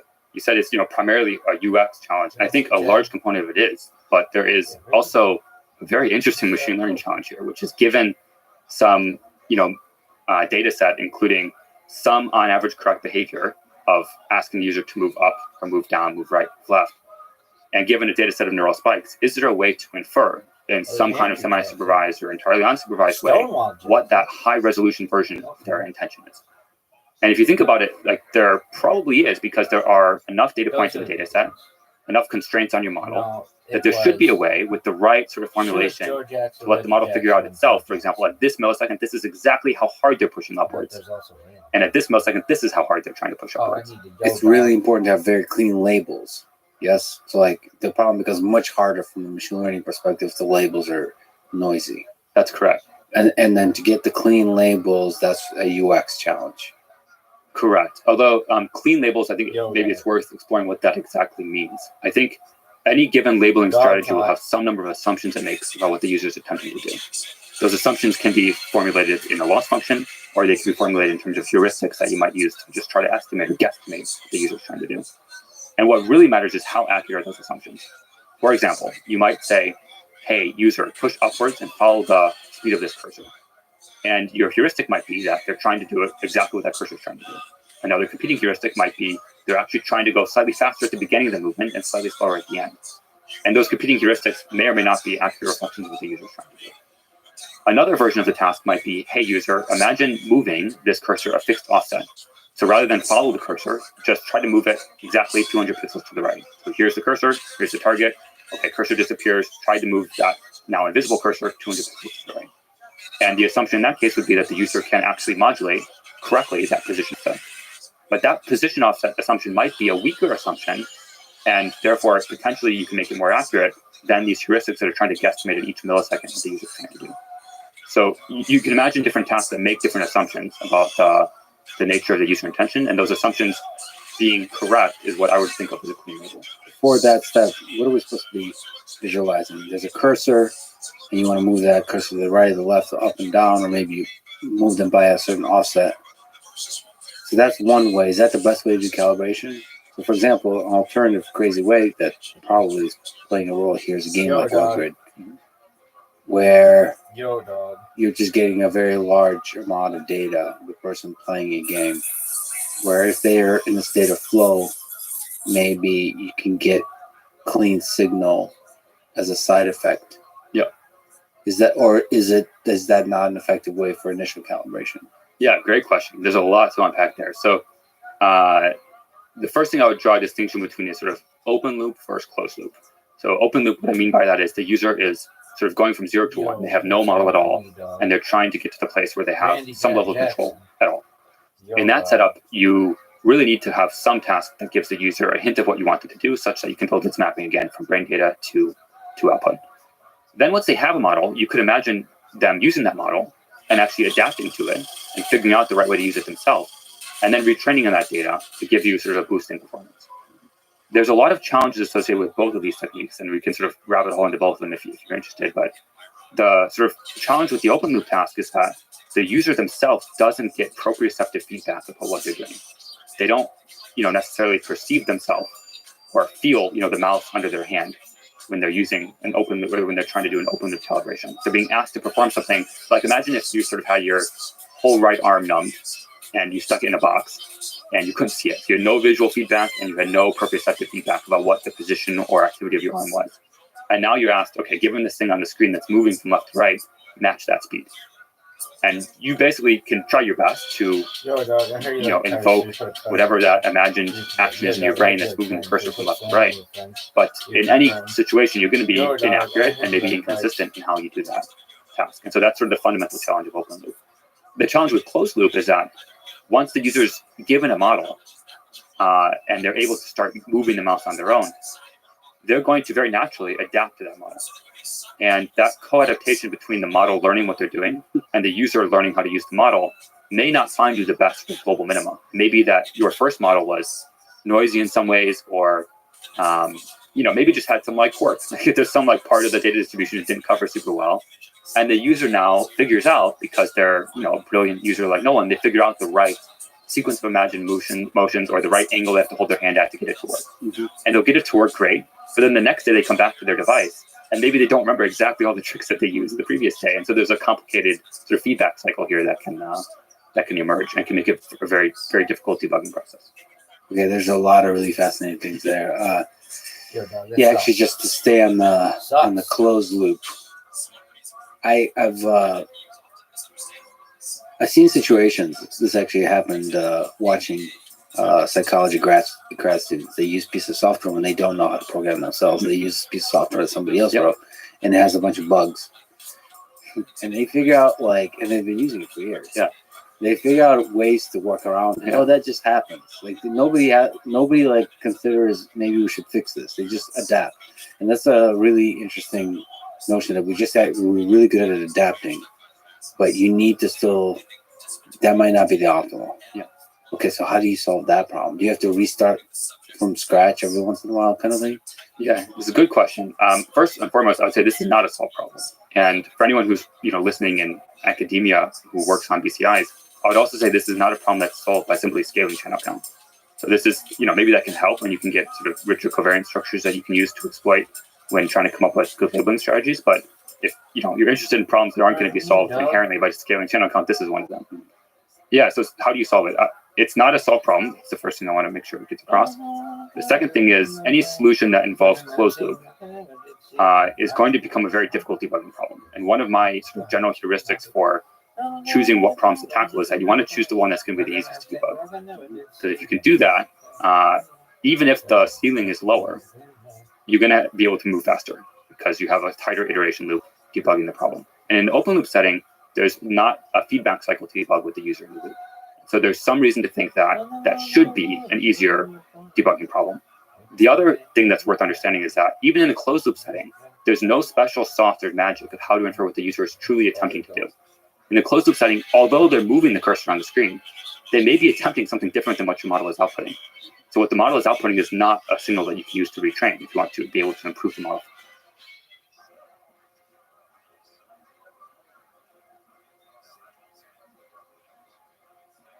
The model further, you still have this very complicated guesstimation or unsupervised problem of figuring out what is the true user intention underlying that signal.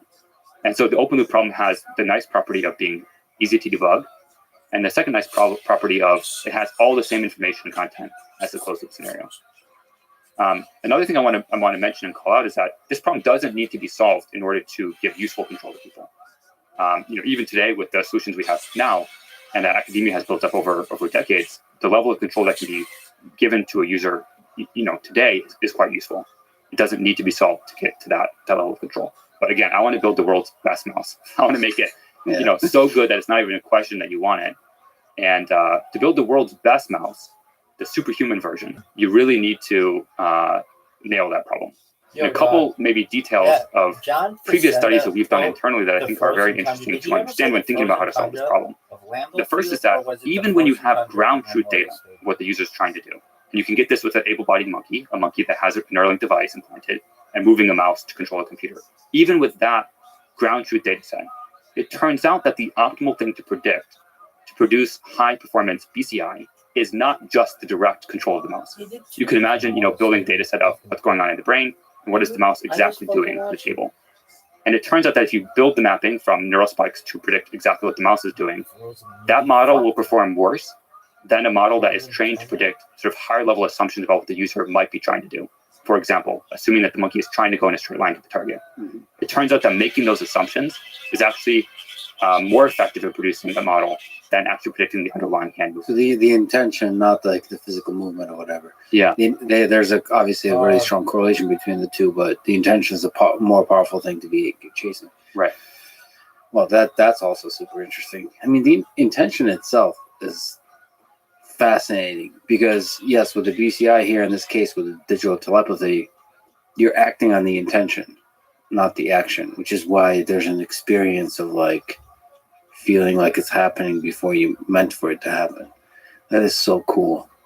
And that is why you could achieve like superhuman performance probably in terms of the control of the mouse. So for open loop, just to clarify, so whenever the person is tasked to like move the mouse to the right, you said there's not feedback. So they don't get that satisfaction of like actually getting it to move. Right? So you could imagine giving the user feedback on a screen, but it's difficult because at this point you don't know what they're attempting to do. So what can you show them that would basically give them a signal correctly or not correctly? So let's take this very specific example. Like maybe your calibration task looks like you're trying to move the cursor a certain position offset. So your instructions to the user are, hey, the cursor's here. Now, when the cursor disappears, imagine moving it 200 pixels from where it was to the right to be over this target. In that kind of scenario, you could imagine coming up with some sort of consistency metric that you could display to the user of, okay, I know what the spike train looks like on average when you do this action to the right. Maybe I can produce some sort of probabilistic estimate of how likely is that to be the action you took, given the latest trial or trajectory that you imagined. And I could give the user some sort of feedback of how consistent are they across different trials. You could also imagine that if the user is prompted with that kind of consistency metric, that maybe they just become more behaviorally engaged to begin with because the task is kind of boring and you don't have any feedback at all. And so there may be benefits to the user experience of showing something on the screen, even if it's not accurate, just because it keeps the user motivated to try to increase that number and push it upwards. So there's just like psychology element here. Yeah, absolutely. And again, all of that is UX challenge. How much signal drift is there? Hour to hour, day to day, week to week, month to month. How often do you have to recalibrate because of the signal drift? Yeah. So this is a problem we've worked on both with NHP, non-human primates, before our clinical trial, and then also with Noland during the clinical trial. Maybe the first thing that's worth stating is what the goal is here. So the goal is really to enable the user to have a plug-and-play experience where, I guess they don't have to plug anything in, but a play experience where they can use the device whenever they want to, however they want to. And that's really what we're aiming for. And so there can be a set of solutions that get to that state without considering this non-functionality. So maybe the first solution here that's important is that they can recalibrate whenever they want. This is something that that no one has the ability to do today. So you can recalibrate system, at 2 a.m. in the middle of the night without his, caretaker or parents or friends around to help push a button for him. The other important part of the solution is that when you have a good model calibrated, that you can continue using that without needing to recalibrate it. So how often he has to do this recalibration depends really on his appetite for performance. There are, we observe sort of a degradation through time of how well any individual model works. But this can be mitigated behaviorally by the user adapting their control strategy. It can also be mitigated through a combination of sort of software features that we provide to the user. For example, we let the user adjust exactly how fast the cursor is moving. We call that the gain, for example, the gain of how fast the cursor reacts to any given input intention. They can also adjust the smoothing, how smooth the output of that cursor intention actually is. They can also adjust the friction, which is how easy is it to stop and hold still. And all these software tools allow the user a great deal of flexibility and troubleshooting mechanisms to be able to solve this problem for themselves. By the way, all of this is done by looking to the right side of the screen, selecting the mixer, and in the mixer you have It's like DJ mode. DJ mode for your BCI. So, I mean, it's a really well done interface. It's really, really well done. And so, yeah, there's that bias that there's a cursor drift that Nolan talked about in the stream. Although he said that you guys were just playing around with it with him and then constantly improving. So that could have been just a snapshot of that particular moment, a particular day. But he said that there was this cursor drift and this bias that could be removed by him, I guess, looking to the right side of the screen or left side of the screen to kind of adjust the bias. Yeah. That's one interface action, I guess, to adjust the bias. Yeah. So this is actually an idea that comes out of academia. There is some prior work with sort of brain gate clinical trial participants where they pioneered this idea of bias correction. The way we've done it, I think, is it's very productized, very beautiful user experience where the user can essentially flash the cursor over to the side of the screen, and it opens up a window where they can actually sort of adjust or tune exactly the bias of the cursor. So bias, maybe for people who aren't familiar, is just sort of what is the default motion of the cursor if you're imagining nothing. And it turns out that that's one of the first sort of qualia of the cursor control experience that's impacted by neural non-stationarity. Qualia of the cursor experience. I mean, I don't know how else to describe it. Like, I'm not the guy It's very moving. poetic. I love it. The quality of the cursor experience. Yeah, I mean, it sounds poetic, but it is deeply true. There is an experience. When it works well, it is a joyful, a really pleasant experience. And when it doesn't work well, it's a very frustrating experience. That's actually the art of UX. It's like you have the possibility to frustrate people or the possibility to give them joy. And at the end of the day, it really is truly the case that UX is how the thing works. And so it's not just like what's showing on the screen. It's also, what control surfaces does the decoder provide the user? We want them to feel like they're in the F1 car, not like some like minivan, right? And that really truly is how we think about it. Nolan himself is an F1 fan. So we refer to ourselves as a pit crew. He really is truly the F1 driver. And there's different, control surfaces that different kinds of cars and airplanes provide the user. And we take a lot of inspiration from that when designing how the cursor should behave. And maybe one nuance of this is, even details like when you move a mouse on a MacBook trackpad, the sort of response curve of how that input that you give the trackpad translates to cursor movement is different than how it works with a mouse. When you move it on the trackpad, the different response function, different curve to how much a movement translates to input to the computer than when you do it physically with a mouse. And that's because somebody sat down a long time ago when they're designing the initial input systems to any computer, and they thought through exactly how it feels to use these different systems. And now we're designing sort of the next generation of this input system to a computer, which is entirely done via the brain. And there's no proprioceptive feedback. Again, you don't feel the mouse in your hand. You don't feel the keys under your fingertips. And you want a control surface that still makes it easy and intuitive for the user to understand the state of the system, how to achieve what they want to achieve.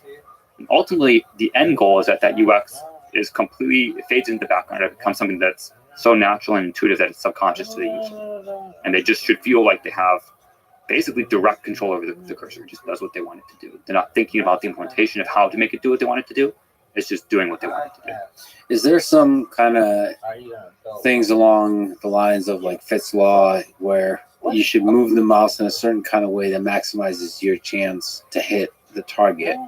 I don't even know what I'm asking, but I'm hoping the intention of my question will land on a profound answer. No. Is there some kind of understanding of the laws of UX when it comes to the context of somebody using their brain to control it? Like that's different than the mouse. I think we're in the early stages of discovering those laws. So I wouldn't claim to have solved that problem yet. But there's definitely some things we've learned that make it easier for the user to get stuff done. And it's pretty straightforward when you verbalize it, but it takes a while to actually get to that point when you're in the process of debugging this stuff in the trenches. One of those things is that any machine learning system you build has some number of errors. And it matters how those errors translate to the downstream user experience. For example, if you're developing a search algorithm in your photos, if you search for your friend Joe and it pulls up a photo of your friend Josephine, maybe that's not a big deal because the cost of an error is not that high. In a different scenario where you're trying to detect insurance fraud or something like this, and you're directly sending someone to court because of some machine learning model output, then the errors make a lot more sense to be careful about. You want to be very thoughtful about how those errors translate to downstream effects. The same is true in BCI. So, for example, if you're building a model that's decoding a velocity output from the brain versus an output where you're trying to modulate the left click, for example, these have sort of different trade-offs of how precise you need to be before it becomes useful to the end user. For velocity, it's okay to be on average correct because the output of the model is integrated through time. So if the user is trying to click at position A and they're currently at position B, they're trying to navigate over time to get between those 2 points. And as long as the output of the model is on average correct, they can sort of steer it through time with the user control loop in the mix. They can get to the point they want to get to. The same is not true of a click.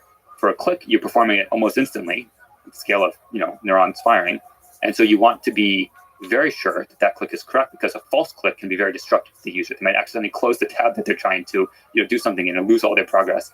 They might accidentally hit some send button on some text that is only like half composed and reads funny after. So there's different sort of cost functions associated with errors in this space, and part of the UX design is understanding how to build a solution that is, when it's wrong, still useful to the end user. That's so fascinating, that assigning cost to every action when an error occurs. So every action, if an error occurs, has a certain cost. And incorporating that into how you interpret the intention, mapping it to the action, is really important. I didn't quite, until you said it, realize there's a cost to sending the text early. It's a very expensive cost. It's super annoying.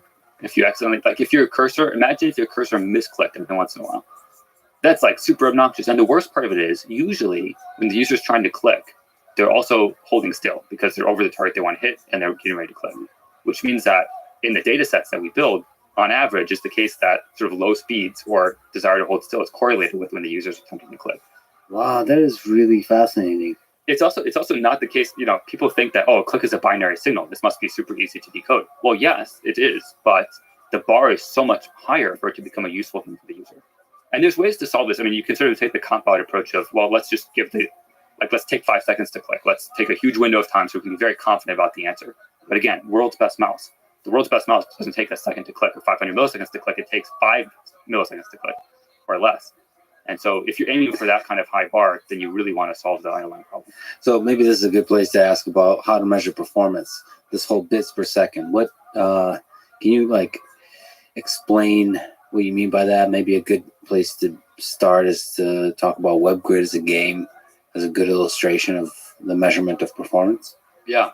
Maybe I'll take one zoom out step there, which is just explaining why we care to measure this at all. So again, our goal is to provide the user the ability to control the computer as well as I can, and hopefully better. And that means that they can do it at the same speed as what I can do.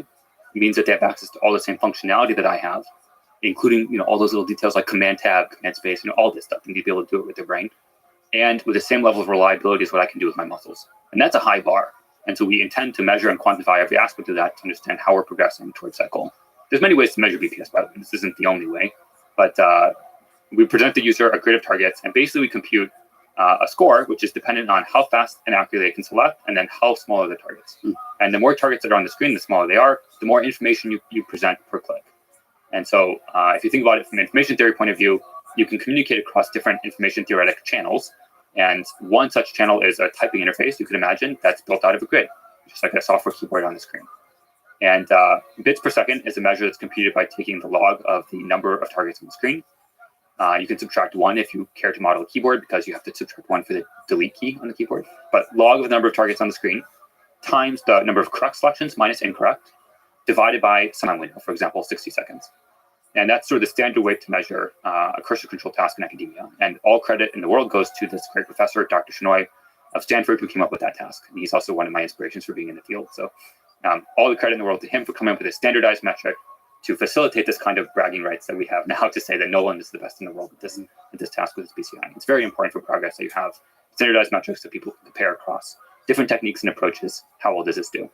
So yeah, big kudos to him and to all the team at Stanford. So for Nolan and for me playing this task, there's also different modes that you can configure this task. So the WebGrid task can be presented as just sort of a left click on the screen, or you could have targets that you just dwell over, or you could have targets that you right click on. You could have targets that are left, right click, middle click, scrolling, clicking and dragging. You can do all sorts of things within this general framework. But the simplest, purest form is just blue targets show up on the screen, blue means left click. That's the simplest form of the game. And the sort of prior records here in academic work and at Neuralink internally with sort of NHPs have all been matched or beaten by Nolan with his Neuralink device. So sort of prior to Neuralink, the sort of world record for a human using the device is somewhere between 4.2 to 4.6 BPS, depending on exactly what paper you read and how you interpret it. Nolan's current record is 8.5 BPS. And again, the sort of median Neuralinker performance is 10 BPS. So you can think of it roughly as he's 85% the level of control of a median Neuralinker using their cursor to select blue targets on the screen. And I think there's a very interesting journey ahead to get us to that same level of 10 BPS performance. It's not the case that sort of the tricks that got us from 4 to 6 BPS and then 6 to 8 BPS are going to be the ones that get us from 8 to 10. And in my view, the core challenge here is really the labeling problem. It's how do you understand at a very, very fine resolution what the user is attempting to do. And I highly encourage folks in academia to work on this problem. What's the journey with Nolan on that quest of increasing the BPS on WebGrid? In March, you said that he selected 89,285 targets in WebGrid. Yep. So he loves this game. He's really serious about improving his performance in this game. So what is that journey of trying to figure out how to improve that performance? How much can that be done on the decoding side? How much can that be done on the calibration side? How much can that be done on the Nolan side of like figuring out how to convey his intention more cleanly? Yeah, no, this is a great question. So in my view, one of the primary reasons why Nolan's performance is so good is because of Nolan. Mm-hmm. Nolan is extremely focused and very energetic. He'll play WebGrid sometimes for like 4 hours in the middle of the night, like from 2 a.m. to 6 a.m. He'll be playing WebGrid just because he wants to push it to the limits of what he can do. And this is not us like asking you to do that. I want to be clear. Like we're not saying, hey, you should play WebGrid tonight. We just gave him the game as part of our research, and he is able to play it independently and practice whenever he wants. And he really pushes hard to push it, the technology to the absolute limit. And he views it as like, his job really to make us be the bottleneck. And boy, has he done that well. And so that's the first thing to acknowledge is that, he is extremely motivated to make this work. I've also had the privilege to meet other, clinical trial participants from BrainGate and other trials, and they very much share the same attitude of like, they view this as their life's work to, advance the technology as much as they can. And if that means selecting targets on the screen for 4 hours from 2 a.m. to 6 a.m., then so be it. And there's something extremely admirable about that that's worth calling out. Okay, so now how do you sort of get from where he started, which is no cursor control to 8 BPS? So, when he started, there's a huge amount of learning to do on his side and our side to figure out what's the most intuitive control for him. And the most intuitive control for him is you have to find the set intersection of what do we have the signal to decode. So we don't pick up, every single neuron in the motor cortex, which means we don't have representation for every part of the body. So there may be some signals that we have better sort of decode performance on than others. For example, on his left hand, we have a lot of difficulty distinguishing his left ring finger from his left middle finger. Mm-hmm. But on his right hand, we have a good control and good modulation detected from the neurons that we're able to record for his pinky and his thumb and his index finger. So you can imagine how these different, subspaces of modulated activity intersect with what's the most intuitive for him. And this has evolved over time. So once we gave him the ability to calibrate models on his own, he was able to go and explore various different ways to imagine controlling the cursor. For example, he could imagine controlling the cursor by wiggling his wrist side to side, or by moving his entire arm. But I think at one point he did his feet. He tried like a whole bunch of stuff to explore the space of what is the most natural way for him to control the cursor that at the same time is easy for us to decode roll. Just to clarify, it's through the body mapping procedure there you're able to figure out which finger he can move? Yes, that's one way to do it. Maybe one nuance of when he's doing it, he can imagine many more things than we represent in that visual on the screen. Mm-hmm. So we show him sort of abstractly, here's a cursor. You figure out what works the best for you. And we obviously have hints about what will work best from that body mapping procedure of, we know that this particular action we can represent well, but it's really up to him to go and explore and figure out what works the best. But at which point does he no longer visualize the movement of his body and is just visualizing the movement of the cursor? Yeah. How quickly does he go from, how quickly does he get there? So this happened on a Tuesday. I remember this day very clearly because at some point during the day, it looked like he wasn't doing super well. It looked like the model wasn't performing super well, and he was like getting distracted. But it wasn't the case. Like what actually happened was he was trying something new, where he was just controlling the cursor. So he wasn't imagining moving his hand anymore. He was just imagining, I don't know what it is, some like abstract intention to move the cursor on the screen. And I cannot tell you what the difference between those two things are. I really, truly cannot. He's tried to explain it to me before. I cannot, give a first-person account of what that's like. But the expletives that he uttered in that moment were, enough to suggest that it was a very qualitatively different experience for him to just have direct neural control over a cursor. I wonder if there's a way through UX to encourage a human being to discover that. Because he discovered it, like you said to me, that he's a pioneer. So he discovered that on his own through all of this, the process of trying to move the cursor with different kinds of intentions. But that is clearly a really powerful thing to arrive at, which is to let go of trying to control the fingers and the hand and control the actual digital device with your mind. UX is how it works. And the ideal UX is one that the user doesn't have to think about what they need to do in order to get it done. It just does it. That is so fascinating. But I wonder on the biological side, how long it takes for the brain to adapt. Yeah. So is it just simply learning like high level software, or is there like a neuroplasticity component where like the brain is adjusting slowly? Yeah, the truth is I don't know. I'm very excited to see with sort of the second participant that we implant what the journey is like for them, because we'll have learned a lot more. Potentially we can help them understand and explore that direction more quickly. This is something I didn't, this wasn't me prompting Nolan to go try this. He was just exploring how to use his device and figured it out himself. But now that we know that that's a possibility, that maybe there's a way to, for example, hint the user, don't try super hard during calibration. Just do something that feels natural, or just directly control the cursor. Don't imagine explicit action. And from there, we should be able to hopefully understand how this is for somebody who has not experienced that before. Maybe that's the default mode of operation for them. You don't have to go through this intermediate phase of explicit motions. Or maybe if that naturally happens for people, you can just occasionally encourage them to allow themselves to move the cursor. Right. Actually, sometimes just like with a 4-minute mile, just the knowledge that that's possible. Yes. Pushes you to do it. Enables you to do it, and then it becomes trivial. And then it also makes you wonder, this is the cool thing about humans. Once there's a lot more human participants, they will discover things that are possible. Yes, and share their experiences. Yeah, and share it. Other. And that because of them sharing it, they'll be able to do it. All of a sudden, that's unlocked for everybody. Yeah, because just the knowledge sometimes is the thing that enables you to do it. Yeah, and just comment on that too. Like, we've probably tried like 1,000 different ways to do various aspects of decoding, and now we know like what the right subspace is to continue exploring further. Again, thanks to Nolan and the many hours he's put into this. And so even just that help constrain sort of the beam search of different approaches that we could explore really helps accelerate for the next person, the set of things that we'll get to try on day one, how fast we hope to get them to useful control, how fast we can enable them to use it independently and to get value out of the system. So yeah, massive hats off to Nolan and all the participants that came before him to make this technology a reality. So how often are the updates to the decoder? Because Nolan mentioned there's a new update that we're working on, and that in the stream he said he plays the snake game because it's like super hard. It's a good way for him to test like how good the update is. So, and he says like sometimes the update is a step backwards. It's like it's a constant like iteration. So how often, like what does the update entail? Is it mostly on the decoder side? Yeah, a couple comments. So one is, it's probably worth drawing a distinction between sort of research sessions where we're actively trying different things to understand like what the best approach is, versus sort of independent use where we wanted to have ability to just go use the device, but he would want to use their MacBook.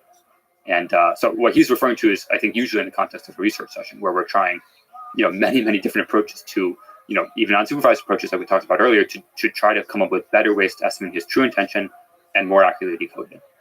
And in those scenarios, we try in any given session, he'll sometimes work for like 8 hours a day. And so that can be, hundreds of different models that we would try in that day, like a lot of different things. Now, it's also worth noting that we update the application he uses quite frequently. I think, sometimes up to like 4 or 5 times a day, we'll update his application with different features or bug fixes or feedback that he's given us. So he's a very articulate person who is part of the solution. He's not a complaining person. He says, hey, here's this thing that I've discovered is not optimal in my flow. Here's some ideas how to fix it. Let me know what your thoughts are. Let's figure out how to solve it. And it often happens that those things are addressed within a couple hours of him giving us his feedback. That's the kind of iteration cycle we'll have. And so sometimes at the beginning of the session, he'll give us feedback, and at the end of the session, he's giving us feedback on the next iteration of that process or that setup. That's fascinating because one of the things you mentioned that there was 271 pages of notes taken from the BCI sessions, and this was just in March.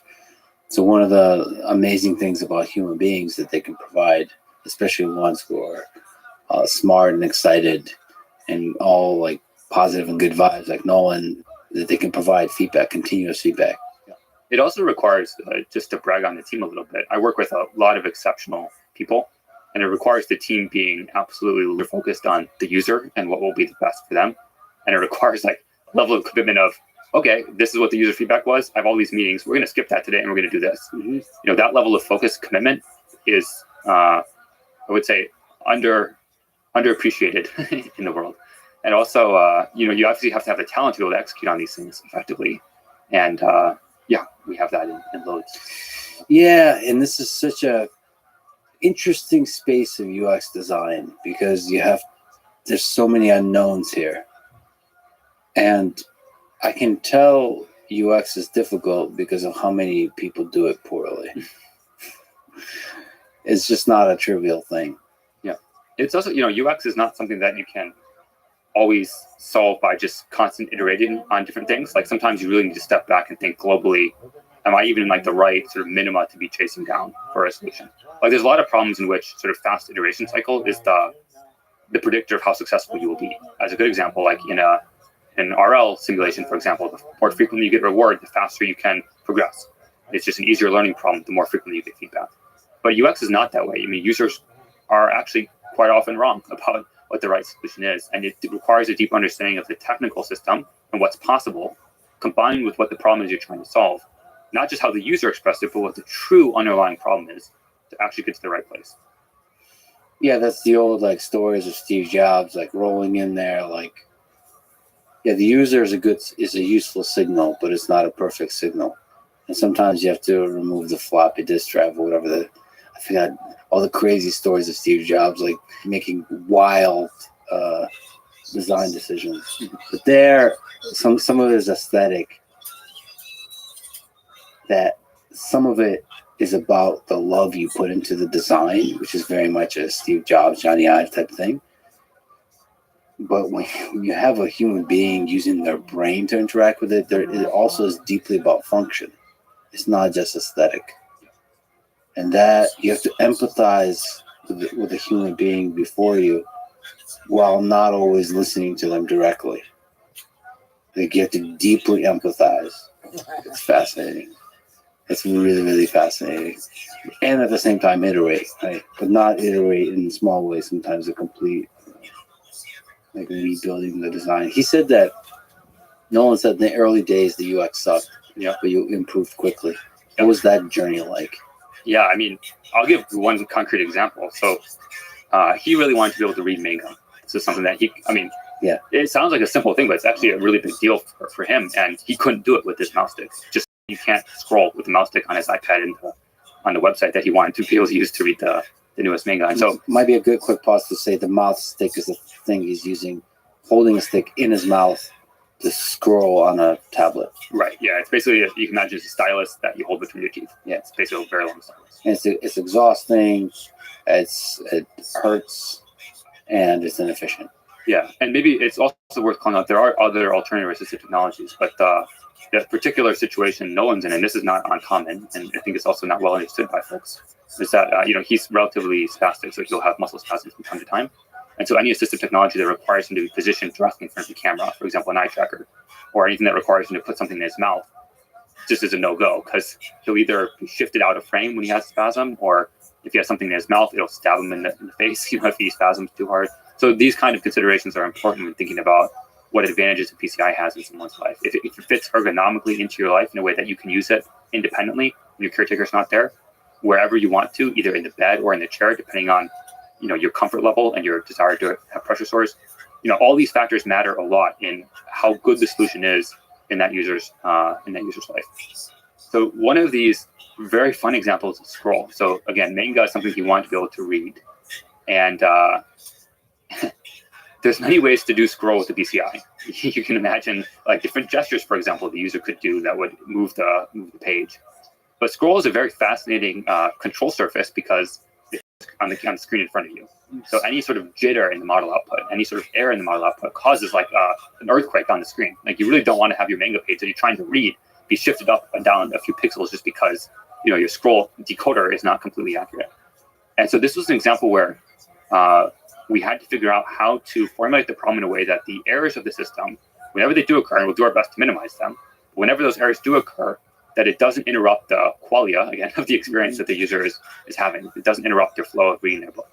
And so what we ended up building is this really brilliant feature. This is teammate from Bruce who worked on this really brilliant work called Quick Scroll. And Quick Scroll basically looks at the screens and it identifies where are the scroll bars actively present on the screen using the sort of accessibility tree that's available to macOS apps.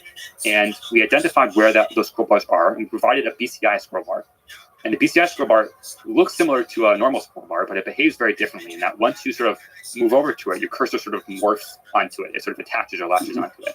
And then once you push up or down in the same way that you would use a push to control the normal cursor, it actually moves the screen for you. So it's basically like remapping the velocity to a scroll action. And the reason that feels so natural and intuitive is that when you move over to attach to it, it feels like magnetic. So you're like sort of stuck onto it. And then it's one continuous action. You don't have to like switch your imagined movement. You sort of snap onto it and then you're good to go. You just immediately can start pulling the page down or pushing it up. And even once you get that right, there's so many little nuances of how the scroll behavior works to make it natural and intuitive. So one example is momentum. Like when you scroll a page with your fingers on the screen, you actually have some like flow. Like it doesn't just stop right when you lift your finger up. The same is true with BCI scroll. So we had to spend some time to figure out what are the right nuances when you don't feel the screen under your fingertip anymore. What is the right sort of dynamic, or what's the right amount of page give, if you will, when you push it to make it flow the right amount for the user to have a natural experience reading their book. And there's a million, I could tell you like there's so many little minutiae of how exactly that scroll works that we spent probably like a month getting right to make that feel extremely natural and easy for the user to navigate. Even the scroll on a smartphone with your finger feels extremely natural and pleasant. And it probably takes an extremely long time to get that right. And actually the same kind of visionary UX design that we're talking about. Don't always listen to the users, but also listen to them, and also have like visionary big, like throw everything out, think from first principles, but also not. Yeah. By the way, this makes me think that scroll bars on the desktop probably have stagnated and never taken that, like, because the snap, same as like snap to grid, snap to scroll bar action you're talking about is something that could potentially be extremely useful in the desktop setting. Yeah. Even just for users to just improve the experience, because the current scroll bar experience in the desktop is horrible. Yeah. It's hard to find, hard to control. There's not a momentum. There's and the intention should be clear. When I start moving towards the scroll bar, there should be a snap into the scroll bar action. But of course, maybe I'm okay paying that cost, but there's hundreds of millions of people paying that cost nonstop. But anyway, but in this case, this is necessary because there's an extra cost paid by Nolan for the jitteriness. So you have to switch between the scrolling and the reading. There has to be a phase shift between the two. Like when you're scrolling, you're scrolling. Right. So that is one drawback of the current approach. Maybe one other just sort of case study here. So again, UX is how it works, and we think about that holistically from like even the feature detection level of what we detect in the brain to how we design the decoder, what we choose to decode, to then how it works once it's being used by the user. So another good example in that sort of how it works once they're actually using the decoder. The output that's displayed on the screen is not just what the decoder says. It's also a function of, what's going on the screen. So we can understand, for example, that, when you're trying to close a tab, that very small, stupid little X that's extremely tiny, which is hard to get precisely hit if you're dealing with sort of a noisy output of the decoder, we can understand that that is a small little X you might be trying to hit and actually make it a bigger target for you. Similar to how when you're typing on your phone, if you're used to like the iOS keyboard, for example, it actually adapts the target size of individual keys based on an underlying language model. So it'll actually understand if I'm typing, hey, I'm going to see L, it'll make the E key bigger because it knows Lex is the person I'm going to go see. And so that kind of predictiveness can make the experience much more smooth, even without improvements to the underlying decoder or feature detection part of the stack. So we do that with a feature called magnetic targets. We actually index the screen and we understand of the work on this. But the approaches, the methods, the user experience of how do you get the right sort of behavioral pattern from the user to assign sort of what the right wide minimas are that cover all the cases and make it more intuitive for everyone. And hopefully there's cross-pollination of things where, oh, we didn't think about that with this user because, they can speak. But with this user who just can fundamentally not speak at all, this user experience is not optimal. And that will actually, those improvements that we make there should hopefully translate then to even people who can speak but don't feel comfortable doing so because we're in a public setting like their doctor's office. So the actual mechanism of open loop labeling and then closed loop labeling will be the same and hopefully can generalize across the different users. Correct. As they're doing the calibration step. And the calibration step was pretty cool. I mean, that in itself, the interesting thing about WebGrid, which is like closed loop, it's like fun. I love it when there's like, there used to be kind of an idea of human computation, which is using actions a human would want to do anyway to get a lot of signal from. Yeah. And like WebGrid is that, like a nice video game that also serves as great calibration. It's so funny. I've heard this reaction so many times. Before sort of, first user was implanted, we had an internal perception that the first user would not find this fun. Yeah. And so we thought really quite a bit actually about like, should we build other games that like are, more interesting for the user so we can get this kind of data and help facilitate research that's, for long duration stuff. It just turns out that like people love this game. Yeah. I always loved it, but I didn't know that was a shared perception. Yeah, just in case it's not clear, WebGrid is, there's a grid of, let's say, 35 by 35 cells, and one of them lights up blue, and you have to move your mouse over that and click on it. And if you miss it, and it's red, and I could play this game for so many hours. So many hours. And what's your record, you said? I think I have the highest at Neuralink right now. My record's 17 BPS. 17 BPS. Which is about, if you imagine that 35 by 35 grid, you're hitting about 100 trials per minute. So 100 correct selections in that 1 minute window. So you're averaging about, between 500 and 600 milliseconds per selection. So one of the reasons I think I avoid touching the mouse is great. So how can you explain your high performance? I have like a whole ritual I go through when I play WebGrid. So there's actually like a diet plan associated with this. Like it's a whole thing. So Great. The first I thing have to fast for 5 days. I have to go up to the mountains. actually, the fasting thing is important. So this is like, This is the mind, yeah. yeah. It's true. So what I do is I don't eat for a little bit beforehand. And then I'll actually eat like a ton of peanut butter right before I play. And I get like This is a real thing. This is a real thing, yeah. And then it has to be really late at night. This is again a night owl I think we share, but it has to be like midnight, 2 a.m. kind of time window. And I have a very specific like physical position I'll sit in, which is I was homeschooled growing up, and so I did most of my work like on the floor, just like in my bedroom or whatever. And so I have a very specific situation On the floor. that I sit and play. And then you have to make sure like there's not a lot of weight on your elbow when you're playing so that you can move quickly. And then I turn the gain of the cursor, so the speed of the cursor way up. So it's like small motions that actually move the cursor. Are you moving with your wrist, or you're never? I move with my moving fingers. So my wrist is almost completely still. I'm just moving my fingers. You know those, just on a small tangent. Yeah. Which I've been meaning to go down this rabbit hole of people that set the world record in Tetris. Those folks, they're playing. There's a way to. Did you see this? I've seen like the three, like all the fingers are moving. Yeah, you could find a way to do it where like it's using a loophole, like a bug that you can do some incredibly fast stuff. So it's along that line, but not quite. But you do realize there'll be like a few programmers right now listening to this who will fast and eat peanut butter. And Yeah, be like, please change my record. I mean, the reason I did this literally was just because I wanted the bar to be high. Like I wanted the number that we aim for should not be like the median performance. It should be able to beat all of us at least. Like that should be the minimum bar. What do you think is possible? Like 20? Yeah, I don't know what the limit. I mean, the limits you can calculate just in terms of like screen refresh rate and like cursor immediately jumping to the next target. But I'm sure there's limits before that with just sort of reaction time and visual perception and things like this. I'd guess it's in the below 40, but above 20, somewhere in there. Probably that right. There, I never been thinking about. It also matters like how difficult the task is. You can imagine like some people might be able to do like 10,000 targets on the screen, and maybe they can do better that way. There's some like task optimizations you could do to try to boost your performance as well. What do you think it takes for Nolan to be able to do above 8.5 to keep increasing that number? You said like every increase in the number might require different improvements in the system. Yeah, I think the nature of this work is, the first answer to this, what we've seen historically is that different parts of the stack become bottlenecks at different time points. So, when I first joined Neuralink like 3 years ago or so, one of the major problems was just the latency of the Bluetooth connection. It wasn't just like the radio on the device wasn't super good, it was just going to be choppy. And no matter how clear, the main challenge is just get the data off the device in a very reliable way such that you can enable a bunch of data and you have a label you're trying to predict. Just what is the right, I think the next part, if you have widely varying sort of inference latency in your system, or your app just lags out every once in a while, it decreases your ability to maintain and get in a state of flow, and it basically just disrupts your control experience.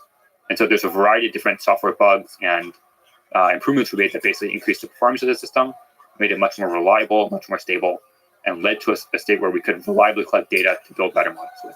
So that was a bottleneck for a while. It's just sort of like the software stack itself. If I were to guess right now, there's sort of two major directions you could think about for improving BPS further. The first major direction is labeling. So labeling is, again, this fundamental challenge of, given a window of time where the user is expressing some behavioral intent, what are they really trying to do at the granularity of every millisecond? And that, again, is a task design problem, it's a UX problem, it's a machine learning problem, it's a software problem. It sort of touches all those different domains. The second thing you can think about to improve BPS further is either completely changing the thing you're decoding, or just extending the number of things that you're decoding. So this is sort of in the direction of functionality.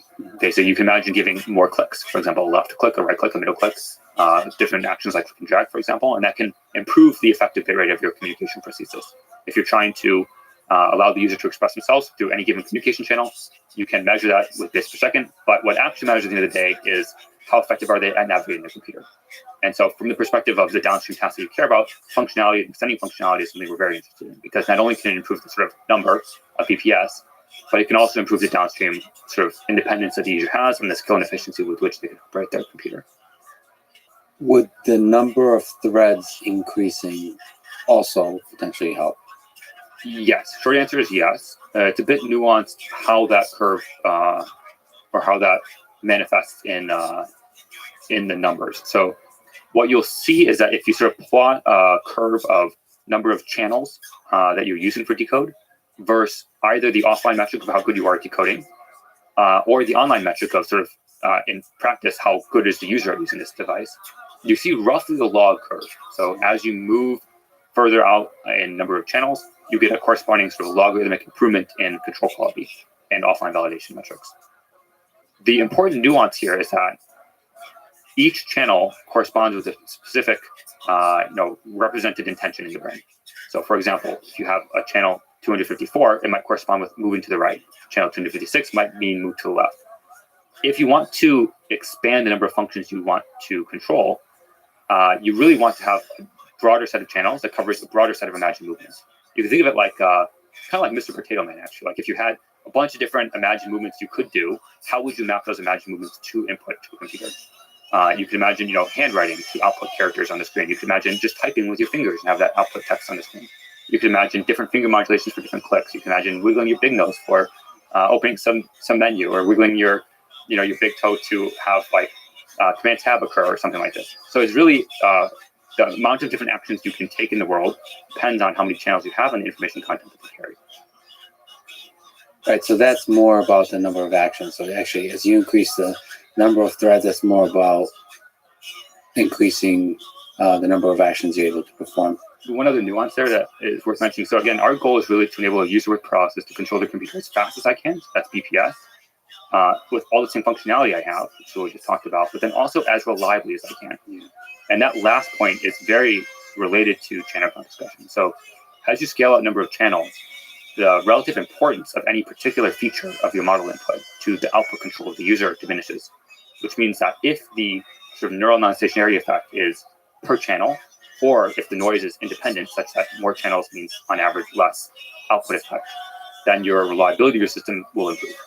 So one sort of core thesis that at least I have is that scaling channel count should improve the reliability of the system without any work on the decoder itself. Can you linger on reliability here? Well, first of all, when you say non-stationarity of the signal, which aspect are you referring to? Yeah, so maybe let's talk briefly what the actual underlying signal looks like. So again, I spoke very briefly at the beginning about how when you imagine moving to the right or imagine moving to the left, neurons might fire more or less. And the frequency content of that signal, at least in the motor cortex, it's very correlated with the output intention, the behavioral task that the user is doing. You can imagine, actually, this is not obvious, that rate coding, which is the name of that phenomenon, is like the only way the brain can represent information. You can imagine many different ways in which the brain could encode intention. And there's actually evidence, like in bats, for example, that there's temporal codes, so timing codes of like exactly when particular neurons fire is the mechanism of information representation. But at least in the motor cortex, there's a substantial evidence that it's rate coding, or at least one like first order effect is that it's rate.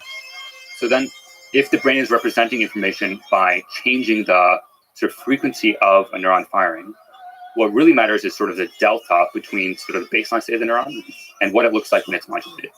And what we've observed, and what has also been observed in academic work, is that baseline rate, sort of if you're to target the scale, if you imagine that analogy for like measuring, flour or something when you're baking, that baseline, how much the pot weighs, is actually different day to day.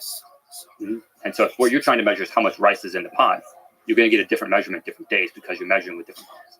So that baseline rate shifting is really the thing that, at least from a first order description of the problem, is what's causing this downstream noise.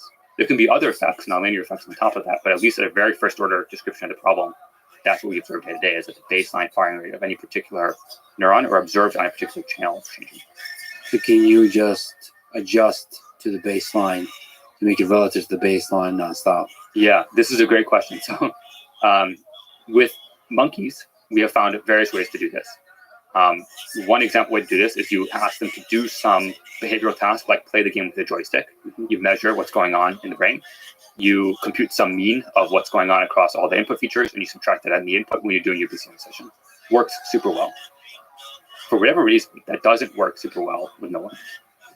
I actually don't know the full reason why, but I can imagine several explanations. One such explanation could be that the context effect difference between some open loop task and some closed loop task is much more significant with Nolan than it is with Monkey. Maybe in this open loop task, he's watching the Lex Fridman podcast while he's doing the task, or he's whistling and listening to music and talking with his friend and ask his mom what's for dinner while he's doing this task. And so the exact sort of difference in context between those two states may be much larger, and thus leads to a bigger sort of generalization gap between the features that you're normalizing at open loop time and what you're trying to use at closed loop time. That's interesting. Just on that point, it's kind of incredible to watch Nolan be able to do to multitask, to do multiple tasks at the same time, to be able to move the mouse cursor effectively while talking and while being nervous because he's talking in front Kicking of my ass in chess too. kicking your ass, and not worry and talk trash while doing it. So all at the same time. And yes, if you're trying to normalize to the baseline, that might throw everything off. Boy, is that interesting. Maybe one comment on that too. For folks that aren't familiar with assistive technology, I think there's a common belief that, why can't you just use an eye tracker or something like this for helping somebody move a mouse on the screen? And it's really a fair question, and one that I actually was not confident before Nolan that this was going to be a profoundly transformative technology for people like him. And I'm very confident now that it will be, but the reasons are subtle. It really has to do with ergonomically how it fits into their life. Even if you can just offer the same level of control as what they would have with an eye tracker or with a mouse stick, but you don't need to have that thing in your face. You don't need to be positioned a certain way. You don't need your caretaker to be around to set it up for you. You can activate it when you want, how you want, wherever you want. That level of independence is so game-changing for people. It means that they can text a friend at night privately without their mom needing to be in the loop. It means that they can open up and browse the internet at 2 a.m. when nobody's around to set their iPad up for them. This is a profoundly game-changing thing for folks in that situation. And this is even before we start talking about folks that, may not be able to communicate at all or ask for help when they want to. This can be potentially the only link that they have to the outside world. And that one doesn't, I think, need explanation of why that's so impactful. You mentioned neural decoder. How much machine learning is in the decoder? How much magic, how much science, how much art how difficult is it to come up with a decoder that figures out what these sequence of spikes mean? Yeah, good question. There's a couple different ways to answer this. So maybe I'll zoom out briefly first, and then I'll go down one of the rabbit holes. So the zoomed out view is that building the decoder is really the process of building the data set plus compiling it into the weights. And each of those steps is important. The direction, I think, of further improvement is primarily going to be in the data set side of how do you construct the optimal labels for the model. But there's an entirely separate challenge of then how do you compile that into the best model. So I'll go briefly down the second rabbit hole. One of the main challenges with designing the optimal model for BCI is that offline metrics don't necessarily correspond to online metrics. It's fundamentally a control problem. The user is trying to control something on the screen, and the exact sort of user experience of how you output the intention impacts your ability to control. So, for example, if you just look at validation loss as predicted by your model, there can be multiple ways to achieve the same validation loss. Not all of them are equally controllable by the end user. And so it might be as simple as saying, oh, you could just add auxiliary loss terms that like help you capture the thing that actually matters. But this is a very complex, nuanced process. So how you turn the labels into the model is more of a nuanced process than just like a standard supervised learning problem.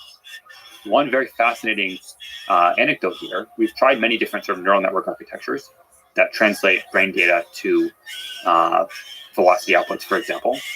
And one example that's stuck in my brain from a couple of years ago now is at one point we were using just fully connected networks to decode the brain activity.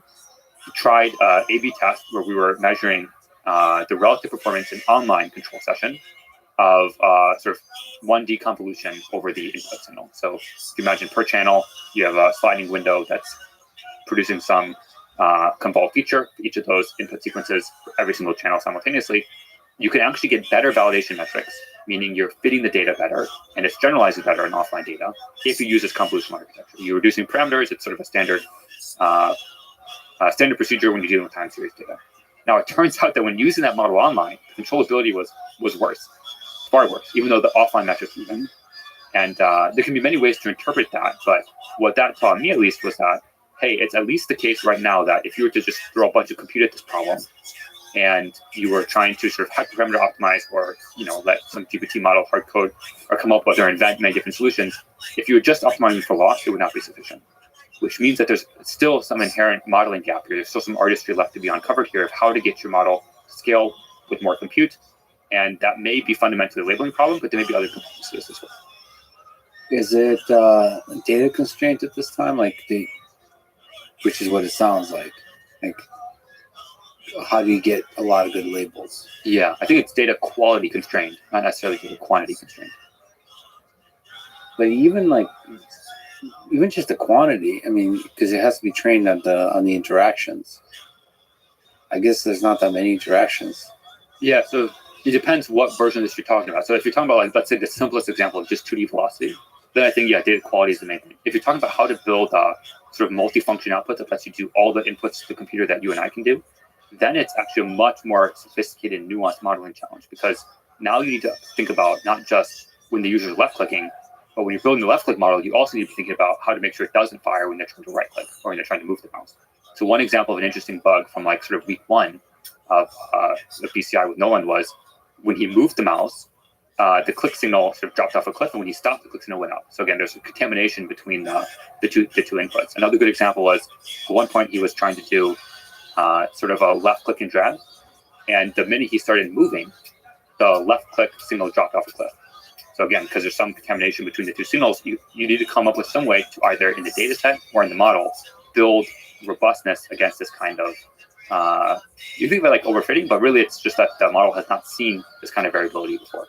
So you need to find some way to help the model with that.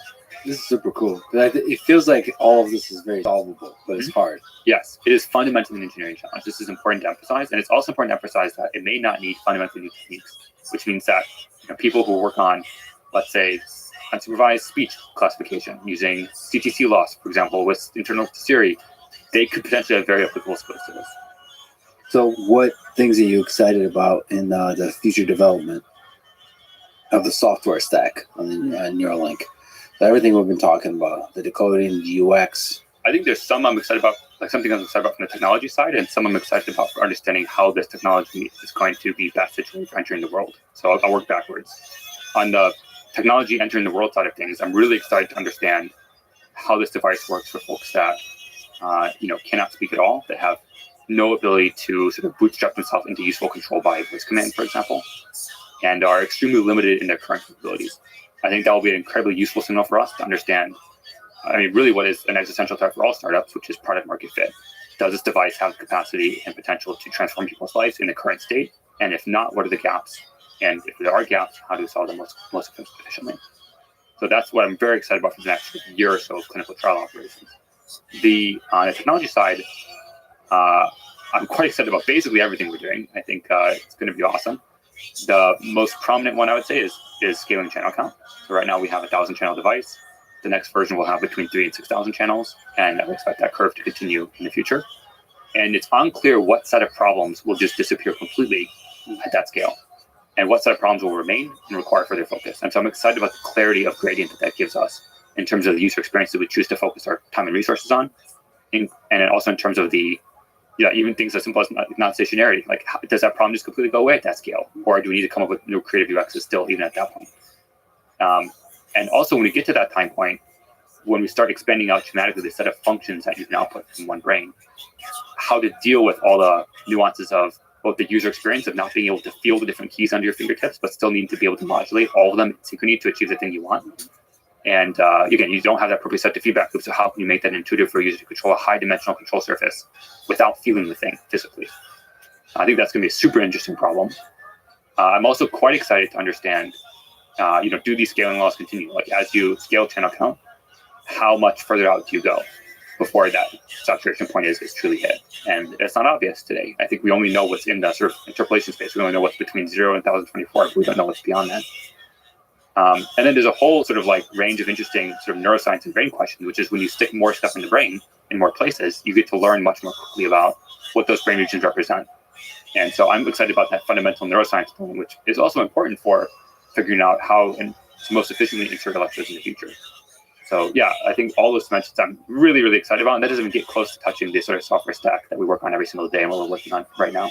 Yeah, it seems virtually impossible to me that 1,000 electrodes is where it saturates. It feels like this would be one of those silly notions in the future where obviously you should have millions of electrodes, and this is where like the true breakthroughs happen. Yep. You tweeted, some thoughts are most precisely described in poetry. Why do you think that is? I think it's because the information bottleneck of language is pretty steep, and yet you're able to read on the other person's brain more effectively without being literal. Like if you can express a sentiment such that in their brain they can reconstruct the actual true underlying meaning and beauty of the thing that you're trying to get across, the generator function in their brain is more powerful than what language can express. And so the mechanism of poetry is really just to feed or seek that generator function. So being literal sometimes is a suboptimal compression for the thing you're trying to convey. And it's actually in the process of the user going through that generation that they understand what you mean. Like that's the beautiful part. It's also like when you look at a beautiful painting, like it's not the pixels of the painting that are beautiful. It's the thought process that occurs when you see that, the experience of that actually is the thing that matters. Yeah, it's resonating with some deep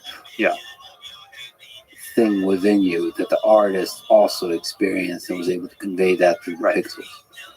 And that's actually going to be relevant for full-on telepathy. You know, it's like if you just read the poetry literally, that doesn't say much of anything interesting.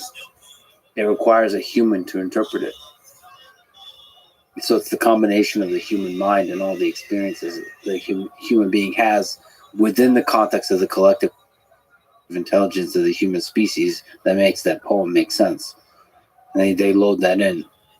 And so in that same way, the signal that carries from human to human meaning may seem trivial, but may actually carry a lot of power.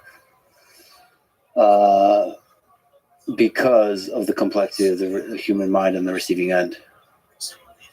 Yeah, that's interesting. Poetry still doesn't. Who was it? I think Yoshi Bach of First Martial Law said something about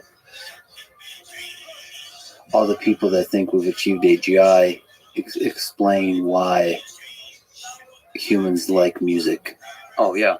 And until the AGI likes music, you haven't achieved AGI or something like that. Do you not think that's like some next token entropy surprise kind of thing going on? I don't know. I don't know either. I listen to a lot of classical music and also read a lot of poetry. And yeah, I do wonder if like there is some element of the next token surprise factor going on there. Yeah, maybe. Because I mean, like a lot of the tricks in both poetry and music are like basically you have some repeated structure and then you do like a twist. Yeah. Like it's like, okay, verse or like clause 1, 2, 3 is one thing, and then clause 4 is like, okay, now we're on to the next theme. Yeah. And they kind of play with exactly when the surprise happens and the expectation of the user. And that's even true like through history as musicians solve music. They take like some known structure that people are familiar with and they just tweak it a little bit. Like they tweak it and add a surprising element. This is especially true in classical music heritage. So that's what I'm wondering, like, is it all just entropy? Like so breaking structure or breaking symmetry is something that humans seem to like. Maybe as simple as that. yeah, and I mean, great artists copy, and they also, knowing which rules to break is the important part. And fundamentally, it must be about the listener of the piece. Like, which rule is the right one to break is about the user or the audience member perceiving that as interesting. What do you think is the meaning of human existence? There's a TV show I really like called The West Wing. And in The West Wing, there's a character, he's the president of the United States, who's having a discussion about the Bible with one of their colleagues. And the colleague says something about, the Bible says X, Y, and Z. And the president says, yeah, but it also says A, B, C. And the person says, well, do you believe the Bible to be literally true? And the president says, yes, but I also think that neither of us are smart enough to understand it. I think to like the analogy here for the meaning of life is that largely we don't know the right question to ask. And so I think I'm very aligned with sort of the Hitchhiker's Guide to the Galaxy version of this question, which is basically if we can ask the right questions, it's much more likely we find the meaning of human existence. And so in the short term, as a heuristic in the sort of search policy space, we should try to increase the diversity of people asking such questions, or generally of consciousness and conscious beings asking such questions. So again, I think I'll take the I don't know card here, but say I do think there are meaningful things we can do that improve the likelihood of answering that question. How much value you assign to the task of asking the right questions? That's the main thing, is not the answers, is the questions. This point, by the way, is driven home in a very painful way when you try to communicate with someone who cannot speak, because a lot of the time the last thing to go is they have the ability to somehow wiggle a lip or move something that allows them to say yes or no. And in that situation, it's very obvious that what matters is, are you asking them the right questions to be able to say yes or no to? Oh, that's powerful. Well, Bliss, thank you for everything you do, and thank you for being you, and thank you for talking today. Thank you. Thanks for listening to this conversation with Bliss Chapman. And now, dear friends, there's Nolan Arbaugh, the first human being to have a Neuralink device implanted in his brain. You had a diving accident in 2016 that left you paralyzed with no feeling from the shoulders down. How did that accident change your life? There's sort of a freak thing that happened. Imagine you're running into the ocean. Although this is a lake, but you're running into the ocean and you get to about waist high, and then you kind of like dive in, take the rest of the plunge under the wave or something. That's what I did, and with a couple of guys. And so my idea of what happened is really just that I took like a stray fist, elbow, knee, foot, something to the side of my head. The left side of my head was sore for about a month afterwards. So must have taken a pretty big knock. And then they both came up and I didn't. And so I was face down in the water for a while. I was conscious. And then eventually just, realized I couldn't hold my breath any longer. And I keep saying, took a big drink. People, I don't know if they like that I say that. It seems like I'm making light of it all, but this is kind of how I am. And I don't know, like, I'm a very relaxed, sort of stress-free person. I rolled with the punches for a lot of this. I kind of took it in stride. Like, all right, well, what can I do next? How can I improve my life even a little bit on a day-to-day basis at first, just trying to find some way to heal as much of my body as possible, to try to get healed, to try to get off the ventilator, and learn as much as I could so I could somehow survive once I left the hospital. And then thank God I had like my family around me. If I didn't have my parents, my siblings, then I would have never made it this far. They've done so much for me, more than I can ever thank them for, honestly. And a lot of people don't have that. A lot of people in my situation, their families either aren't capable of providing for them or honestly just don't want to. And so they get placed somewhere, and, in some sort of home. So thankfully I had my family. I had a great group of friends, a great group of buddies from college who have all rallied around me, and we're all still incredibly close. People always say, if you're lucky, you'll end up with one or two friends from high school that you keep throughout your life. I have about 10 or 12 from high school that have all stuck around, and we still get together, all of us, twice a year. We call it the spring series and the fall series. This last one we all did, we dressed up like X-Men, so I did a Professor Xavier, and it was freaking awesome. It was so good. So yeah, I have such a great support system around me, and so, being a quadriplegic isn't that bad. I get waited on all the time. People bring me food and drinks, and I get to sit around and watch as much TV and movies and anime as I want. I get to read as much as I want.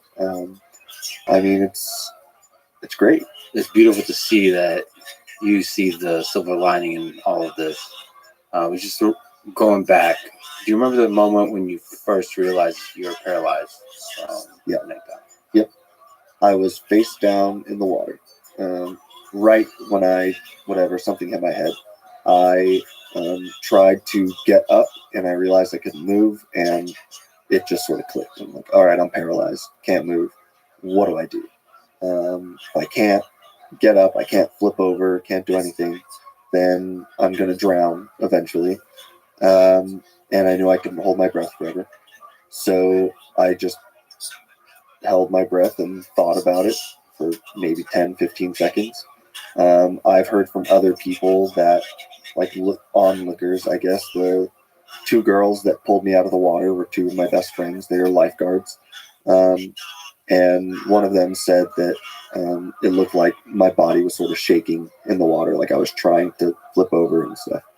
But I knew immediately. And I just I realized that that's what my situation was from here on out. Maybe if I got to the hospital, they'd be able to do something. When I was in the hospital, like right before surgery, I was trying to calm one of my friends down. I had brought her with me from college to camp, and she was just bawling over me, and I was like, hey, it's going to be fine. Don't worry. I was cracking some jokes to try to lighten the mood. The nurse had called my mom, and I was like, don't tell my mom. She's just going to be stressed out. Call her after I'm out of surgery, because at least she'll have some answers then, whether I live or not, really. And I didn't want her to be stressed through the whole thing. But I knew. And then when I first woke up after surgery, I was super drugged up. They had me on fentanyl 3 ways, which was awesome. I don't recommend it, but I saw some crazy stuff on that fentanyl, and it was still the best I've ever felt on drugs. Medication. And I remember the first time I saw my mom in the hospital, I was just bawling. I had ventilator in Like I couldn't talk or anything, and I just started crying because it was more like seeing her. Not that, I mean, the whole situation obviously was pretty rough, but it was just like seeing her face for the first time was pretty hard. But yeah, I never had like a moment of, man, I'm paralyzed. This sucks. I don't want to like be around anymore. It was always just, I hate that I have to do this, but like sitting here and wallowing isn't going to help. So immediate acceptance. Yeah. Has there been low points along the way? Yeah, sure. I mean, there are days when I don't really feel like doing anything. Not so much anymore. Like, not for the last couple of years. I don't really feel that way. I've more so just wanted to try to do anything possible to make my life better at this point. But at the beginning, there were some ups and downs. There were some really hard things to adjust to. First off, just like the first couple months, the amount of pain I was in was really, really hard. I mean, I remember screaming at the top of my lungs in the hospital because I thought my legs were on fire. And obviously I can't feel anything, but it's all nerve pain. And so that was a really hard night. I asked them to give me as much pain meds as possible. They're like, you've had as much as you can have, so just kind of deal with it. Go to a happy place, sort of thing. So that was a pretty low point. And then every now and again, it's hard, like realizing things that I wanted to do in my life that I won't be able to do anymore. I always wanted to be a husband and father, and I just don't think that I could do it now as a quadriplegic. Maybe it's possible, but I'm not sure I would ever put, someone I love through that, like having to take care of me and stuff. Not being able to, go out and play sports. I was a huge athlete growing up, so that was pretty hard. Just little things too, when I realized I can't do them anymore. Like, there's something really special about being able to hold a book and smell a book, like the feel, the texture, the smell, like as you turn the pages. Like, I just love it. I can't do it anymore. And it's little things like that. The 2-year mark was pretty rough. 2 years is when they say you will get back basically as much as you're ever going to get back as far as movement and sensation goes. And so for the first 2 years, that was the only thing on my mind, was like try as much as I can to move my fingers, my hands, my feet, everything possible to try to get sensation and movement back. And then when the 2-year mark hit, so June 30th, 2018, I was really sad that that's kind of where I was. And then just randomly here and there, but I was never like depressed for long periods of time. Just, it never seemed worthwhile to me. What gave you strength? My faith in God was a big one. My understanding that it was all for a purpose, and even if that purpose wasn't anything involving Maryland, even if that purpose was, there's a story in the Bible about Job, and I think it's a really, really popular story about how Job, has all of these terrible things happen to him, and he praises God throughout the whole situation. I thought, and I think a lot of people think for most of their lives, that they are Job, that they're the ones going through something terrible, and they just need to, praise God through the whole thing, and everything will work out. At some point after my accident, I realized that I might not be Job, that I might be, one of his children that gets killed or kidnapped or taken from him. And so it's about terrible things that happen to those around you who you love. So maybe, in this case, my mom would be Job, and she has to get through something extraordinarily hard. And I just need to try and make it as best as possible for her, because she's the one that's really going through this massive trial. And that gave me a lot of strength. And obviously my family and my friends, they give me all the strength that I need on a day-to-day basis. So makes things a lot easier having that great support system around me. From everything I've seen of you online, your streams, and the way you are today, I really admire, let's say, your unwavering positive outlook on life. Has that always been this way? Yeah. I mean, I've just always thought I could do anything I ever wanted to do. There was never anything too big. Like, whatever I set my mind to, I felt like I could do it. I didn't want to do a lot. I wanted to like travel around and be sort of like a gypsy and like go work odd jobs. I had this dream of traveling around Europe and being like, I don't know, a shepherd in like Wales or Ireland, and then going and being a fisherman in Italy, doing all these things for like a year. Like, it's such like cliche things, but I just thought it would be so much fun to go and travel and do different things. And so I've always just seen the best in people around me too. And I've always tried to be good to people. And growing up with my mom too, she's like the most positive, energetic person in the world. And we're all just people. Like, I just get along great with people. I really enjoy meeting new people. And so I just wanted to do everything. This is kind of just how I've been. It's just great to see that cynicism didn't take over, given everything you've been through. Yeah. That's was that like a deliberate choice you made, that you're not going to let this keep you down? Yeah, a bit. Also, like, it's just kind of how I am. I just, like I said, I roll with the punches with everything. I always used to tell people, like, I don't stress about things much. And whenever I'd see people getting stressed, I'd just say, like, it's not hard. Just don't stress about it. And, like, that's all you need to do. And they're like, that's not how that works. It works for me. Like, just don't stress and everything will be fine. Like, everything will work out. Obviously, not everything always goes well. And it's not like it all works out for the best all the time. But I just don't think stress has had any place in my life since I was a kid. What was the experience like of you being selected to be the first human being to have a Neuralink device implanted in your brain? Were you scared? Excited? No, it was cool. Like, I was never afraid of it. I had to think through a lot. Should I do this? Like, be the first person? I could wait until number 2 or 3 and get a better version of the Neuralink. Like, the first one might not work. Maybe it's actually going to kind of suck. It's going to be the worst version ever in a person. So why would I do the first one? Like, I've already kind of been selected. I could tell them, like, okay, find someone else, and then I'll do number 2 or 3. Like, I'm sure they would let me. They're looking for a few people anyways. But ultimately, I was like, I don't know. There's something about being the first one to do something. It's pretty cool. I always thought that if I had the chance, that I would like to do something for the first time. This seemed like a pretty good opportunity.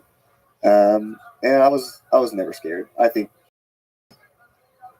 faith had a huge part in that. I always felt like God was preparing me for something.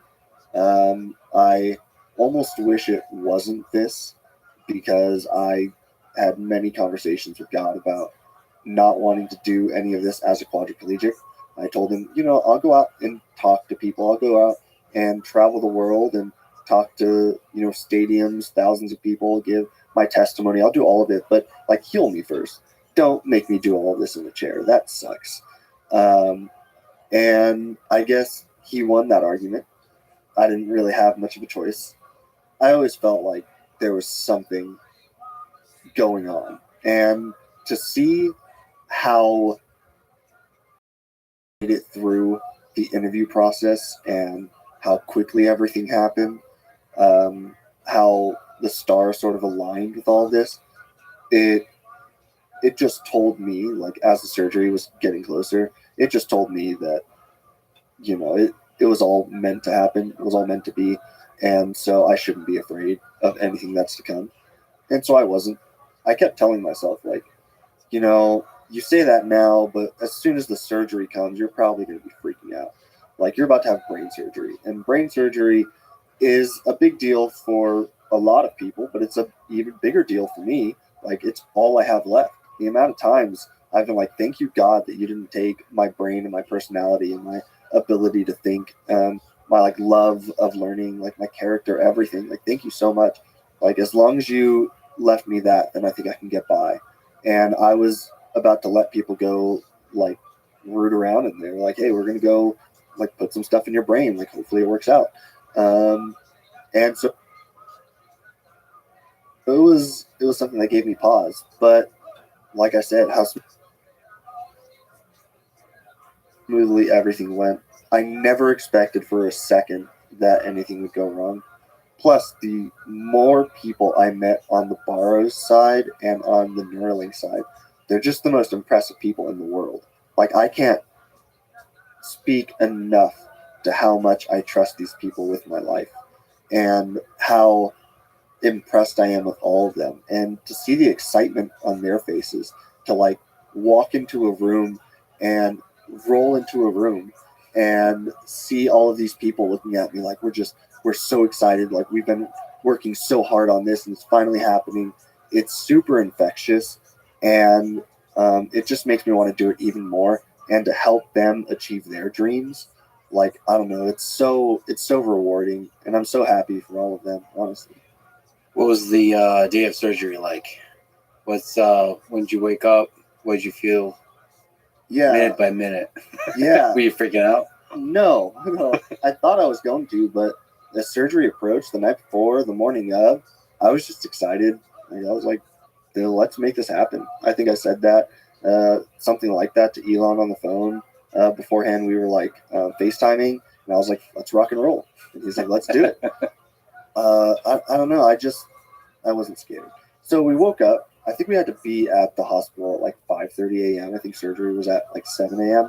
So we woke up pretty early. I'm not sure much of us slept that night. Got to the hospital 5:30. Went through like all the pre-op stuff. Everyone was super nice. Elon was supposed to be there in the morning, but something went wrong with his plane, so we ended up FaceTiming. That was cool. Had one of the greatest one-liners of my life. After that phone call, hung up with him. There were like 20 people around me, and I was like, I just hope he wasn't too starstruck talking to me. Nice. And yeah, Well it was done. good. Well done. Yeah. Did you write that ahead of time? No, or it came to you? it just came to me. I was like, this seems right, you know? Went into surgery. I asked if I could pray right beforehand, so I like prayed over the room.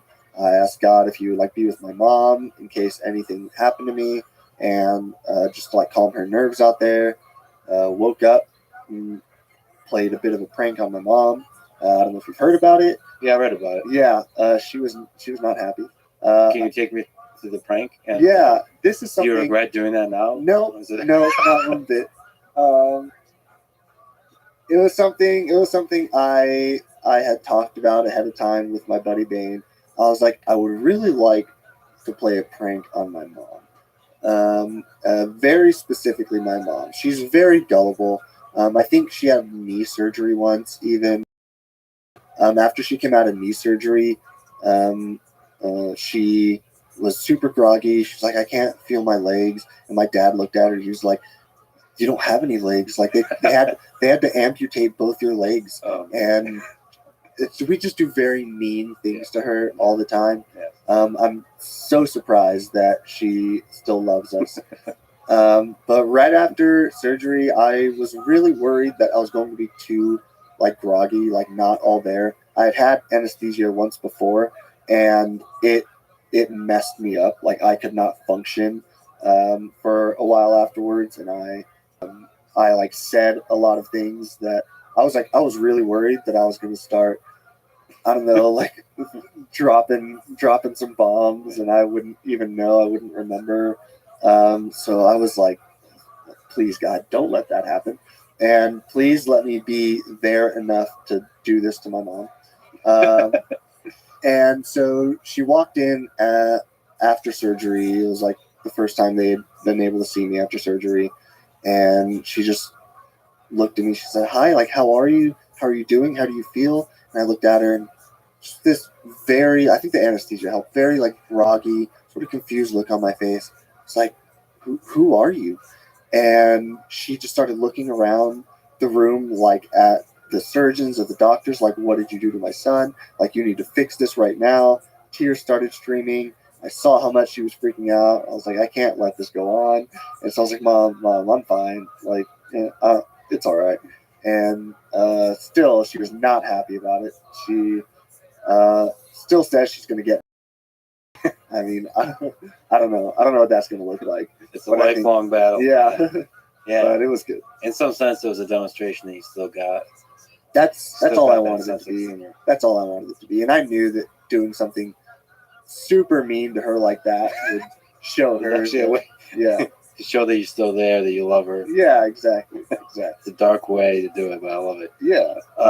What was the first time you were able to feel that you can use the Neuralink device to affect the world around you? Yeah, the first little taste I got of it was actually not too long after surgery. Some of the Neuralink team had brought in like a little iPad, a little tablet screen, and they had put up 8 different channels and that were recording some of my neuron spikes. And they put it in front of me. They're like, this is like real time, your brain fire. That's super cool. My first thought was, I mean, if they're firing now, let's see if I can affect them in some way. So I started trying to like wiggle my fingers, and I just started like scanning through the channels. And one of the things I was doing was like moving my index finger up and down, and I just saw this yellow spike on like top row, like 3rd box over or something. I saw this yellow spike every time I did it, and I was like, "Oh, that's cool." And everyone around me was just like, "What? What are you seeing?" I was like, "Look at this one. Look at like this top row, 3rd box over, this yellow spike. Like that's me right there, there." And everyone was freaking out. They started like clapping. I was like, "That's super unnecessary.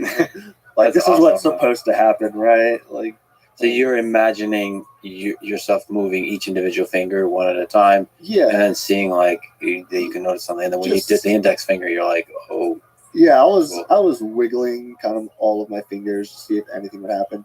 There was a lot of other things going on, but that big yellow spike was the one that stood out to me. Like, I'm sure that if I would have stared at it long enough, I could have mapped out maybe 100 different things, but the big yellow spike was the one that I noticed. maybe you could speak to what it's like to sort of wiggle your fingers, to imagine that until the cognitive effort required to sort of wiggle your index finger, for example. How easy is that to do? Pretty easy for me. It's something that at the very beginning, after my accident, they told me to try and move my body as much as possible, even if you can't. Just keep trying, because that's going to create new like neural pathways or pathways in my spinal cord to like reconnect these things, to hopefully regain some movement someday. That's fascinating. Yeah, I know it's bizarre, but So that's part of the recovery process, is It to is. keep trying to move your body. Yep. And Every day that's as much as you can. And the nervous system does its thing. It Yeah. starts reconnecting. It'll start reconnecting. For some people. Some people it never works. Some people they'll do it, and that's about it. I can, if I try enough, I can wiggle some of my fingers. Not like on command. It's more like if I try to move, say, my right pinky, and I just keep trying to move it, after a few seconds, it'll wiggle. So I know there's stuff there. Like I know, like, and that happens with a few different of my fingers and stuff. But yeah, that's what they tell you to do.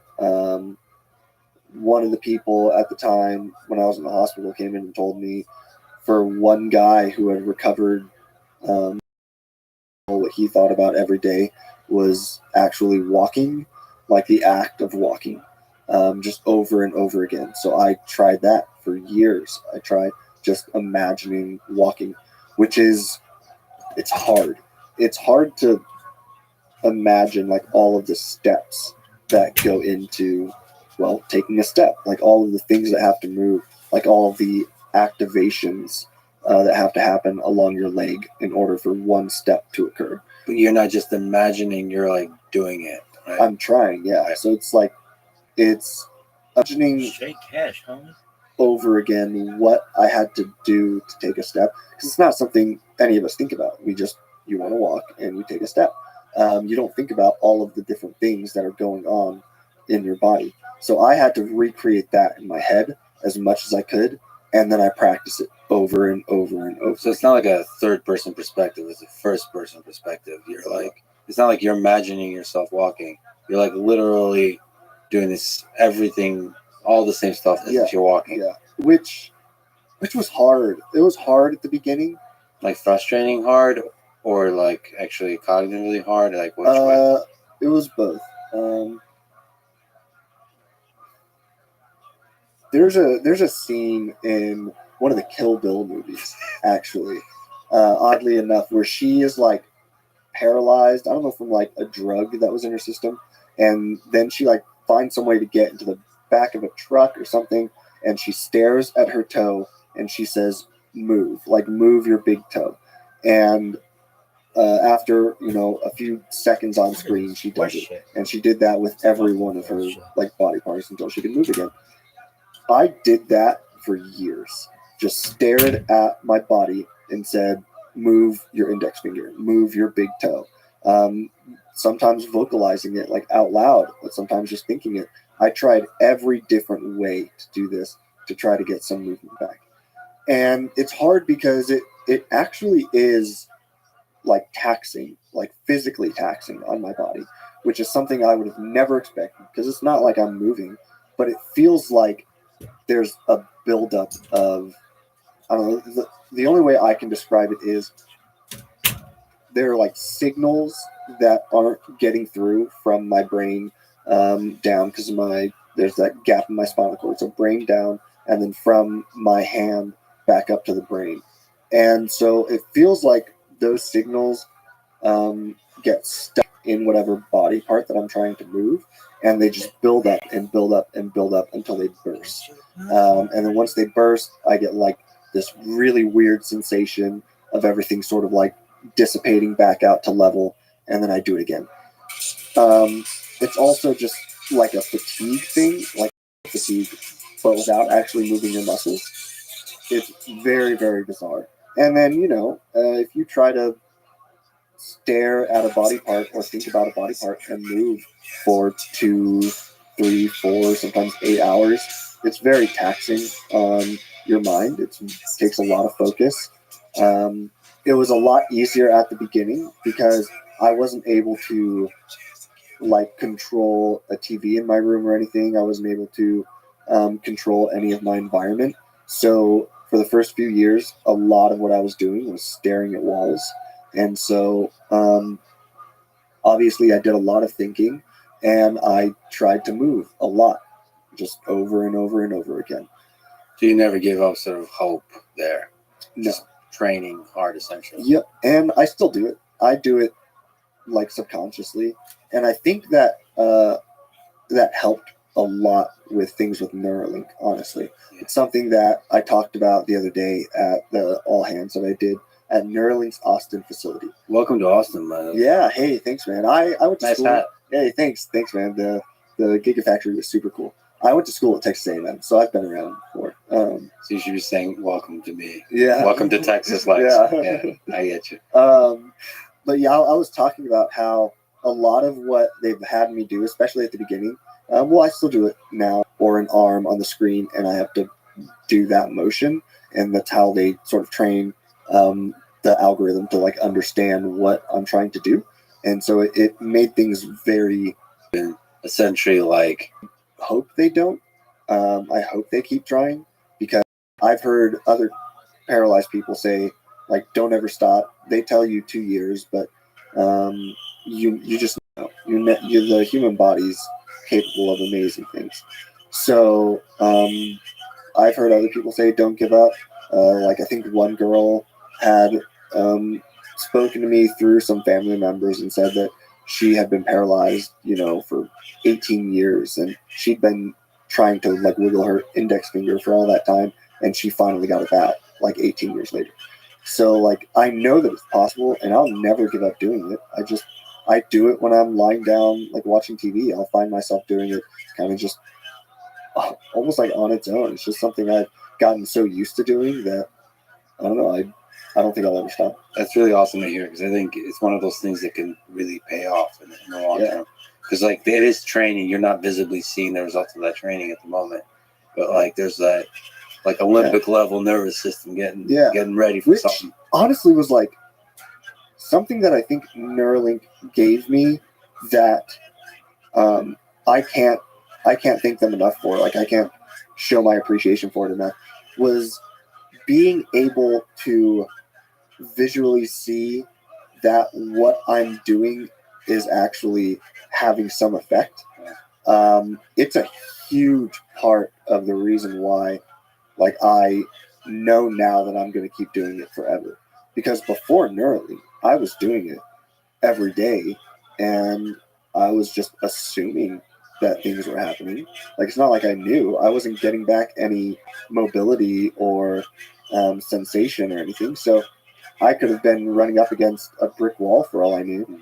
And with Neuralink, I get to see like all the signals happening real time, and I get to see that, you know, what I'm doing can actually be mapped. You know, when we started doing like click calibrations and stuff, when I go to click my index finger for a left click, that it actually recognizes that. Like it changed how I think about what's possible with like retraining my body to move. And so yeah, I'll never give up now. And also just the signal that there's still a powerhouse of a brain there that's like Exactly. and as the technology develops, that brain is, I mean, that's the most important thing about the human body is the brain, and it can do a lot of the control. So what did it feel like when you first could wiggle the index finger and saw the environment respond like that little Yeah. thing, where everybody was being way too dramatic according to you? Yeah, it was very cool. I mean, it was cool, but I keep telling this to people, it made sense to me. Like, it made sense that, you know, like, there are signals still happening in my brain, and that as long as you had something near it that could measure those, that could record those, then you should be able to, like, visualize it in some way, like, see it happen. And so that was not very surprising to me. I was just like, oh, cool, like, we found one, like, we found something that works. It was cool to see that their technology worked, and that everything that they had worked so hard for was like going to pay off. But I hadn't like moved a cursor or anything at that point. I had like interacted with a computer or anything at that point. So it just made sense. It was cool. Like I didn't really know much about BCI at that point either. So I didn't know like what sort of step this was actually making. Like I didn't know if this was like a huge deal or if this was just like, okay, this is, you know, it's cool that we got this far, but we're actually hoping for something like much better down the road. It's like, okay, I just thought that they knew that it turned on. So I was like, cool, like this is cool. Well, did you like read up on the specs of the hardware you get installed, like the number of threads? Yeah, this kind of I stuff? knew all of that, but it's all Greek to me. And I was like, okay, threads, 64 threads, 16 electrodes, 1024 channels. Okay, like that math checks out. Sounds right. Yeah, When was the first time you were able to move a mouse cursor? I know it must have been within the first maybe week or 2 weeks that I was able to like first move the cursor. And again, like it kind of made sense to me. Like it didn't seem like that big of a deal. Like it was like, okay, well, how do I explain this? When everyone around you starts clapping for something that you've done, it's easy to say, okay, like I did something cool. Like that was impressive in some way. What exactly that meant, what it was, hadn't really like set in for me. So again, I knew that me trying to move a body part, and then that being mapped in some sort of like machine learning algorithm to be able to identify like my brain signals and then take that and give me cursor control. That all kind of made sense to me. I don't know like all the ins and outs of it, but I was like, there are still signals in my brain firing. They just can't get through because there's like a gap in my spinal cord, and so they can't get all the way down and back up, but they're still there. So when I moved the cursor for the first time, I was like, that's cool, but I expected that should happen. Like it made sense to me. When I moved the cursor for the first time, with just my mind without like physically trying to move. So I guess I can get into that just a little bit, like the difference between attempted movement and imagined movement. Yeah, that's a fascinating difference. Yeah. From one to the other. Yeah. So like attempted movement is me physically trying to attempt to move, say, my hand. I try to attempt to move my hand to the right, to the left, forward, and back. And that's all attempted. Attempt to, like lift my finger up and down, attempt to kick or something. I'm physically trying to do all of those things, even if you can't see it. Like this would be like me attempting to like shrug my shoulders or something. That's all attempted movement. That's what I was doing for the first couple of weeks when they were going to give me cursor control. When I was doing body mapping, it was attempt to do this, attempt to do that. When Nier was telling me to like imagine doing it, it like kind of made sense to me, but it's not something that people practice. Like if you started school as a child and they said, okay, write your name with this pencil, and so you do that, like, okay, now imagine writing your name with that pencil. Kids would think like I guess like that kind of makes sense, and they would do it, but that's not something we're taught. It's all like how to do things physically. We think about like thought experiments and things, but that's not like a physical action of doing things. It's more like what you would do in certain situations. So imagine movement, it never really connected with me. Like I guess you could maybe describe it as like a professional athlete, like swinging a baseball bat or swinging like a golf club. Like imagine what you're supposed to do, but then you go right to that and physically do it. Like then you get a bat in your hand and then you do what you've been imagining. And so I don't have that like connection. So telling me to imagine something versus attempting it, there wasn't a lot that I could do there mentally. I just kind of had to accept what was going on and try. But the attempted moving thing, it all made sense to me. Like if I try to move, then there's a signal being sent in my brain, and as long as they can pick that up, then they should be able to map it to what I'm trying to do. And so when I first moved the cursor like that, it was just like, yes, this should happen. Like I'm not surprised by that. But can you clarify, is there supposed to be a difference between imagined movement and attempted movement? In imagined movement, you're not attempting to move at all. So you're like visualizing yourself doing, and then theoretically, is that supposed to be a different part of the brain that lights up in those two different situations? Yeah, not necessarily. I think all these signals can still be represented in motor cortex, but the difference I think has to do with the naturalness of imagining something versus attempting it, and sort of the fatigue of that over time. And by the way, on the mic is Bliss. So like, this is just different ways to prompt you to kind of get to the thing that you arrived at. Yeah. Attempted movement does sound like the right thing to try. Yeah. I mean, it makes sense to me. Because imagine for me, I would start visualizing, like in my mind, visualizing. Attempted, I would actually start trying to like. Yeah. I did like combat sports my whole life, like wrestling. When I'm imagining a move, I'm like moving my muscle. Exactly. Like there is a bit of an activation almost, versus like visualizing yourself like a picture doing it.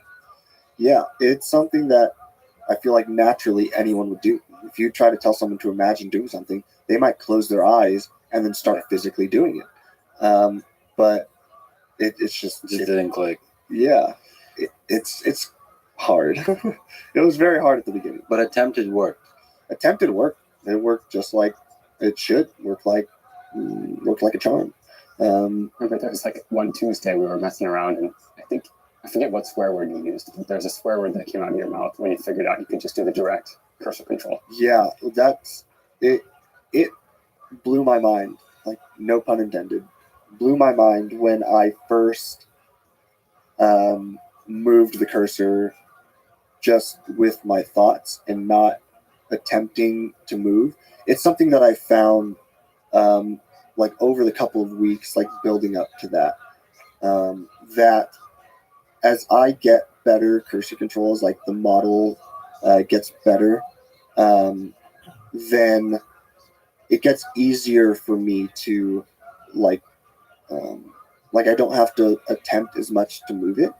And part of that is something that I'd even talked with them about when I was watching the signals of my brain one day.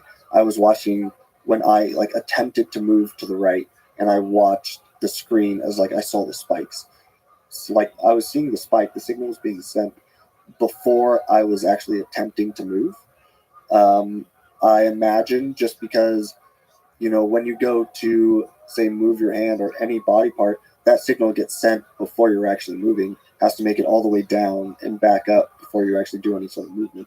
So there's a delay there. And I noticed that there was something going on in my brain before I was actually attempting to move, that my brain was like anticipating what I wanted to do. And that all started sort of, I don't know, like percolating in my brain.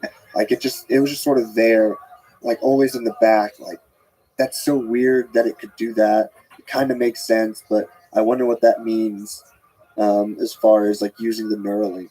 And, you know, and then as I was playing around with the attempted movement and playing around with the cursor, and I saw that like as the cursor control got better, that it was anticipating my movements and what I wanted it to do, like cursor movements, what I wanted to do a bit better and a bit better. And then one day I just randomly, as I was playing WebGrid, I like looked at a target before I had started like attempting to move. I was just trying to like get over, like train my eyes to start looking ahead, like, okay, this is the target I'm on, but if I look over here to this target, I know I can like maybe be a quicker getting there. And I looked over and the cursor just shot over. It was wild. Like I had to take a step back. Like I was like, this should not be happening. All day I was just smiling. I was so giddy. I was like, guys, do you know that this works? Like I can just think it and it happens. Which like they'd all been saying this entire time. Like I can't believe like you're doing all this with your mind. I'm like, yeah, but is it really with my mind? Like I'm attempting to move and it's just picking that up. So it doesn't feel like it's with my mind. But when I moved it for the first time like that, it was, oh man, it made me think that this technology, that what I'm doing is actually way more impressive than I ever thought. It was way cooler than I ever thought. And it just opened up a whole new world of possibilities of like what could possibly happen with this technology and what I might be able to be capable of with it. Because you had felt for the first time like this was digital telepathy, like you're controlling a digital device with your mind. Yep. I mean, that's a real moment of discovery. That's really cool. Like you've discovered something. I've seen like scientists talk about like a big aha moment, you know, like Nobel Prize winning. They'll have this like, holy crap. Yeah. Like, that's what it felt like. Like I didn't feel like I felt like I had discovered something, but for me, maybe not necessarily for like the world at large or like this field at large. It just felt like an aha moment for me. Like, oh, this works. Like obviously it works. And so that's what I do like all the time now. I kind of intermix the attempted movement and imagined movement. I do it all like together because I've found that there is some interplay with it that maximizes efficiency with the cursor. So it's not all like one or the other. It's not all just I only use attempted or I only use like imagined movements.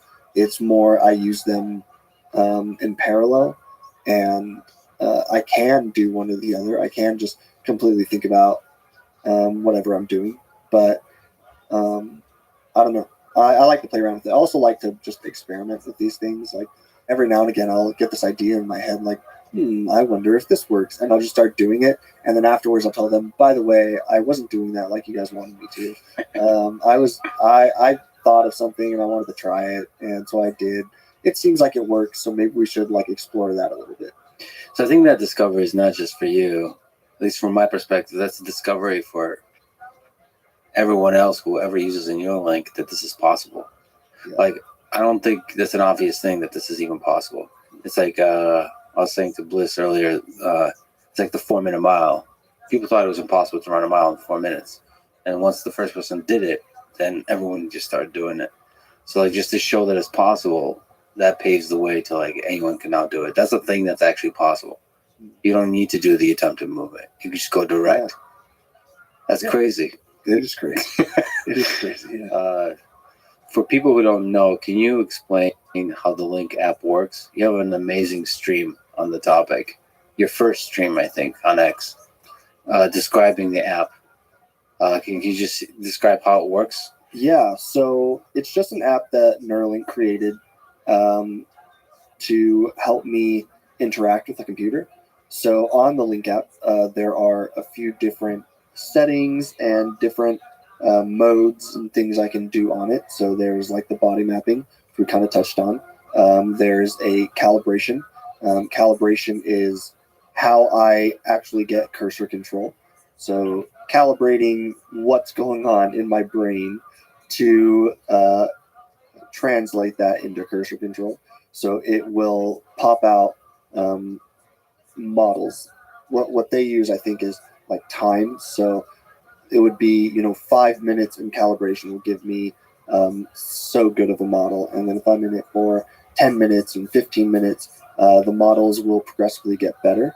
And so, the longer I'm in it, generally, the better the models will get. That's really cool because you often refer to the models. Yeah. The model is the thing that's constructed once you go through the calibration step. Yeah. And then you also talked about sometimes you'll play like a really difficult game like Snake just to see how good the model is. Yeah. So Snake is kind of like my litmus test for models. If I can control Snake decently well, then I know I have a pretty good model.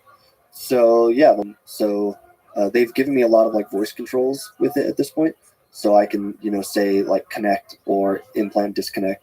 And as long as I have that charger handy, then I can connect to it. So the charger is also how I connect to the Link app to connect to the computer. I have to have the implant charger over my head when I want to connect to have it wake up because the implant's in hibernation mode, like always when I'm not using it. I think there's a setting to like wake it up every, so long. So we could set it to half an hour or 5 hours or something if I just want it to wake up periodically. So yeah, I'll like connect to the Link app and then go through all sorts of things, calibration for the day, maybe body mapping. I made them give me like a little homework tab because I am very forgetful and I forget to do things a lot. So I have like a lot of data collection things that they want me to do. Is the body mapping part of the data collection, or is that also part of the calibration? Yeah, it is. It's something that they want me to do daily, which I've been slacking on because I've been doing so much media and traveling and so much. So I've been super famous. Yeah, I've been a terrible first candidate for how much I've been slacking on my homework. But yeah, it's just something that they want me to do every day to, track how well the Neuralink is performing over time and to have something to give.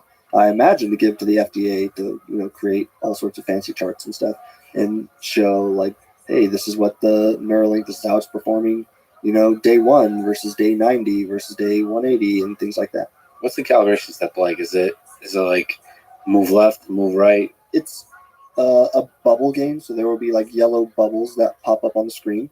At first, it is open loop. So open loop, this is something that I still don't fully understand, the open loop and closed loop thing. Me and Bliss talked for a long time about the difference between the two on the technical side. Okay, so it'd be great to hear your side of the story. Open loop is basically I have no control over the cursor. The cursor will be moving on its own across the screen, and I am following by intention the cursor to different bubbles, and then the algorithm is training off of what like the signals it's getting are as I'm doing this. There are a couple different ways that they've done it. They call it center out target, so there will be a bubble in the middle and then 8 bubbles around that, and the cursor will go from the middle to one side, so say middle to left, back to middle to middle, like up right, and they'll do that all the way around the circle. And I will follow that cursor the whole time, and then it will train off of my intentions what it is expecting my intentions to be throughout the whole process. Can you actually speak to when you say follow? Yes. You don't mean with your eyes, you mean with your intentions. Yeah, so generally for calibration, I'm doing attempted movements because I think it works better. I think the better models as I progress through calibration make it easier to use Imagine movements. Wait. So calibrated on attempted movement will create a model that makes it really effective for you to then use the force. Yes. I've tried doing calibration with Imagine movement, and it just doesn't work as well for some reason. So that was the center out targets. There's also one where, you know, a random target will pop up on the screen and it's the same. I just like move. I follow along wherever the cursor is to that target all across the screen. I've tried those with Imagine movement, and for some reason the models just don't they don't give this high levels quality when we get into closed loop. I haven't played around with it a ton, so maybe like the different ways that we're doing calibration now might make it a bit better. But what I've found is there will be a point in calibration where I can use Imagine movement. Before that point, it doesn't really work. So if I do calibration for 45 minutes, the first 15 minutes, I can't use Imagine movement. It just like doesn't work for some reason. And after a certain point, I can just sort of feel it. I can tell it moves different. That's the best way I can describe it. Like it's almost as if it is anticipating what I am going to do again before I go to do it. And so using a temp at some point, I can kind of tell when I like move my eyes to the next target that the cursor is starting to like pick up. Like it's starting to understand. It's learning like what I'm going to do. So first of all, it's really cool that, I mean, you are a true pioneer in all of this, effectively, and there's just, I imagine so many lessons learned from this. So thank you for being a pioneer in all these kinds of different, like super technical ways. And it's also cool to hear that there's like a different like feeling to the experience when it's calibrated in different ways. Like just because I imagine your brain is doing something different. That's why there's a different feeling to it. And then trying to find the words and the measurements to those feelings would be also interesting. But at the end of the day, you can also measure your actual performance on whether it's Snake or WebGrid. You can see like what actually works well. And you're saying for the open loop calibration, the attempted movement works best for now. Yep. So the open loop, you don't get the feedback that's something that you did something. Yeah, Is that frustrating? No, it makes sense to me. Like we've done it with a cursor and without a cursor in open loop. So sometimes it's just say for like the center out, you'll start calibration with a bubble lighting up, and I push towards that bubble, and then when that bubble, when it's pushed towards that bubble for say 3 seconds, a bubble will pop, and then I come back to the middle. So I'm doing it all just by my intentions. Like that's what it's learning anyway. So it makes sense that as long as I follow what they want me to do, like follow the yellow brick road, that it'll all work out. You're full of great references. Is the bubble game fun? Like, yeah, they always feel so bad making me do calibration. Like, we're about to do, a 40-minute calibration. I'm like, all right, if you guys want to do 2 of them, like I'm always asking to, like, whatever they need, I'm more than happy to do. And it's not bad. Like I get to lie there and or sit in my chair and like do these things with some great people. I get to have great conversations. I can give them feedback. I can talk about all sorts of things. I could throw something on my TV in the background and kind of like split my attention between them. Like it's not bad at all. I don't Is there a mind it. score that you get? Like, can you do No. better on the bubble game? No, I would love that. I would love, yeah. I would Writing love down a- suggestions That's- from Nolan. that's Make it more fun, gamified. yeah, that's one thing that I really, really enjoy about WebGrid is because I'm so competitive. Like the higher the BPS, the higher the score, I know the better I'm doing. And so if I think I've asked at one point one of the guys, like if he could give me some sort of numerical feedback for calibration, like I would like to know what, like, oh, it is, we see like this number while you're doing calibration. And that means, at least on our end, that we think calibration is going well. And I would love that because I would like to know if what I'm doing is going well or not. But then they've also told me like, yeah, not necessarily like 1-to-1. It doesn't actually mean that calibration is going well in some ways. So it's not like 100%, and they don't want to like skew what I'm experiencing or want me to change things based on that. If that number isn't always accurate to like how the model will turn out or how like the end result, that's at least what I got from it. One thing I have asked them, and something that I really enjoy striving for, is towards the end of calibration, there is like a time between targets.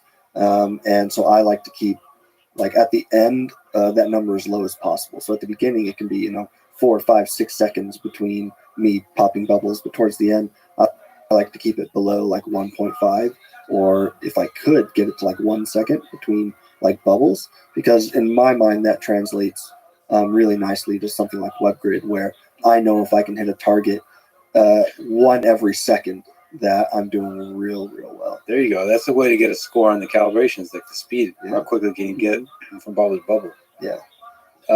So there's the open loop, and then it goes to the closed loop. Closed The closed loop can already start giving you a sense because you're getting feedback of like Yeah. how good the model is. Yeah, so closed loop is when I first get cursor control, and how they've described it to me, someone who does not understand this stuff. I am the dumbest person in the room every time I I'm with love any of the these guys. humility. Yeah. Is that I am closing the loop. So I am actually now the one that is like finishing the loop of whatever this loop is. I don't even know what the loop is. They've never told me. They just say there is a loop, and at one point it's open and I can't control, and then I get control and it's closed. So I'm finishing the loop. So how long the calibration usually take? You said like 10, 15 minutes. Well, yeah, That- they're trying to get that number down pretty low.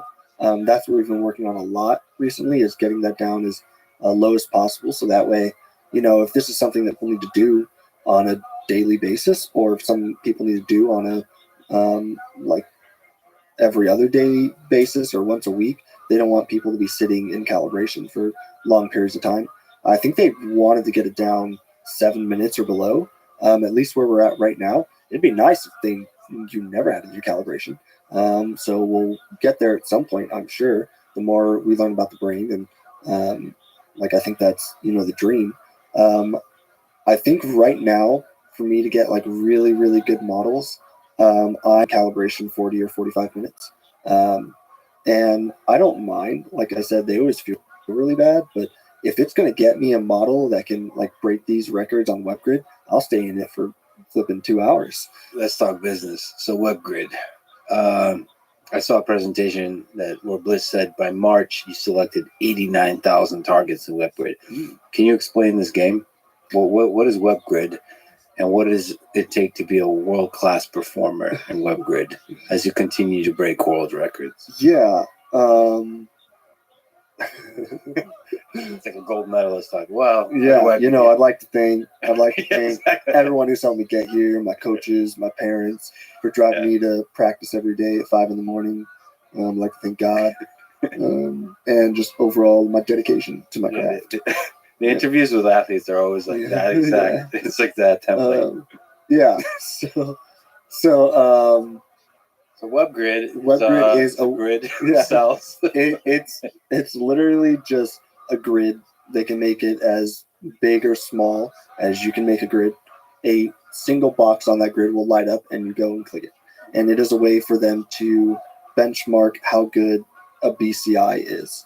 So it's, pretty straightforward. You just click targets. Only one blue cell appears, and you're supposed to move the mouse to there and click Yep. on it. So I like playing on like bigger grids because the bigger the grid, the like more BPS, it's bits per second, that you get every time you click one. So I'll play on like a 35 by 35 grid, and then one of those little squares, cell, you call it, target, whatever, will light up, and you move the cursor there and you click it, and then you do that forever. And you've been able to achieve at first 8 bits per second, and you recently broke that. Yeah, I'm at 8.5 right now. I would have beaten that literally the day before I came to Austin, but I had like a 5-second lag right at the end, and I just had to wait until the latency calmed down, and then I kept clicking, but I was at like 8.01, and then 5 seconds of lag, and then the next like 3 targets I clicked all stayed at 8.01. So if I would have been able to click during that time of lag, I probably would have hit, I might have hit 9. So I'm there. I'm really close. And then this whole Austin trip has really gotten in the way of my WebGrid playing ability. Frustrating. Yeah. So that's all you're thinking about right now? Yeah, I know. I want to do better. At 9. I want to do better. I want to hit 9. I know 9 is very, very achievable. I'm right there. I think 10 I could hit maybe in the next month. Like I could do it probably in the next few weeks if I really push. I think you and Elon are basically the same person, because last time I did a podcast with him, he came in extremely frustrated that he can't beat Uber Lilith as a druid. That was like a year ago, I think. I forget, like solo. Yeah. And I could just tell there's some percentage of his brain the entire time was thinking, like, I wish I was right now attempting. Yeah. I think he did it. He did it that night. Yeah. He stayed up and did it that night. Yeah. Just crazy to me. Yeah. I mean, it's in a fundamental way, it's really inspiring. And what you're doing is inspiring in that way, because, I mean, it's not just about the game. Everything you're doing there has impact. By striving to do well on WebGrid, you're helping everybody figure out how to create the system all along, like the decoding, the software, the hardware, the calibration, all of it, how to make all of that work so you can do everything else really well. Yeah, it's just really fun. Well, that's part of the thing, is like making it fun. Yeah, it's addicting. I've joked about like what they actually did when they went in and put this thing in my brain. They must have flipped a switch to make me more susceptible to these kinds of games, to make me addicted to like WebGrid or something. Yeah. Do you know Bliss's high score? Yeah, he said like 14 or something. 17. Oh boy. 17.1 or something. 17.1. 17 on the dot. 17.01. Yeah. He told me he like does it on the floor with peanut butter and he like fasts. It's weird. That sounds like cheating. Sounds like performance enhancing. Nolan, like the first time Nolan played this game, he asked, how good are we at this game? And I think you told me right then you're gonna try to beat me. I'm gonna get there someday. Yeah, I think I fully can. believe you. I think I can. I'm excited for that. Yeah. So I've been playing first off with the dwell cursor, which really hampers my WebGrid playing ability. Basically, I have to wait 0.3 seconds for every click. Oh, so you can't do the click. So you have to. So you click by dwelling. Mhm. You said 0.3. 0.3 seconds, which sucks. It really slows down how much I'm able to, like how high I'm able to get. Yeah. I still hit like 50. I think I hit like 50 something net trials per minute in that, which was pretty good. Because I'm able to like. There's one of the settings is also like how slow you need to be moving in order to initiate a click, to start a click. So I can tell sort of when I'm on that threshold to start initiating a click just a bit early. So I'm not fully stopped over the target when I go to click. I'm doing it like on my way to the targets a little to try to time it just right. Wow. So you're slowing down. Yeah, just a hair right before the targets. This is like elite performance. Okay. But that's still, it sucks that there's a ceiling of the 0.3. Well, there I can get down to 0.2 and 0.1. 0.1's what Oh, I good. Yeah, and I've played with that a little bit too. I have to adjust a ton of different parameters in order to play with 0.1, and I don't have control over all of that on my end yet. It also changes like how the models are trained. Like if I train a model, like in WebGrid, like I bootstrap on a model, which basically is them training models as I'm playing WebGrid, based off of like the WebGrid data that I'm. So like if I play WebGrid for 10 minutes, they can train off that data specifically in order to get me a better model. If I do that with 0.3 versus 0.1, the models come out different. The way that they interact it's just much, much different. So I have to be really careful. I found that doing it with 0.3 is actually better in some ways, unless I can do it with 0.1 and change all of the different parameters. Then that's more ideal because obviously 0.3 is faster than 0.1. So I could get there. I can get there. Can you click using your brain? For right now, it's the hover clicking with the dwell cursor. Before all the thread retraction stuff happened, we were calibrating clicks, left click, right click. That was my previous ceiling before I broke the record again with the dwell cursor was, I think, on a 35 by 35 grid with left and right click. And you get more BPS, more bits per second, using multiple clicks because it's more difficult. Oh, because what is it? You're supposed to do either left click or like right click. Yes. Is it different color or something like this? Yeah, blue targets for left click, orange targets for right click is what they had done. Gotcha. So my previous record of 7.5 was with the was two with clicks. the blue and the orange targets, yeah. Which I think if I went back to that now, doing the click calibration, I would be able to, and being able to like initiate clicks on my own, I think I would break that 10 ceiling like in a couple days, max. Like, yeah, he would start making Bliss nervous about his 17. He should Why do you be. think we haven't given him the? Yeah. Exactly. So what did it feel like with the retractions? That there's some of the threads retracted. It sucked. It was really, really hard. The day was the day of my big Neuralink tour at their Fremont facility. They told me like right before we went over there, it was really hard to hear. My initial reaction was, all right, go in, fix it. Like go in, take it out and fix it. The first surgery was so easy. Like I went to sleep, a couple hours later I woke up and here we are. I didn't feel any pain, didn't take like any pain pills or anything. So I just knew that if they wanted to, they could go in and put in a new one like next day if that's what it took. Because I wanted it to be better, and I wanted not to lose the capability. I had so much fun playing with it for a few weeks, for a month. I had like it had opened up so many doors for me, and it opened up so many more possibilities that I didn't want to lose it after a month.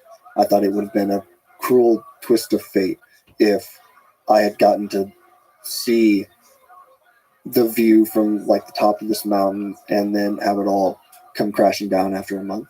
And I knew like say the top of the mountain, but how I saw it was I was just now starting to climb the mountain. I knew it was possible. And so to have all of that be taken away was really, really hard.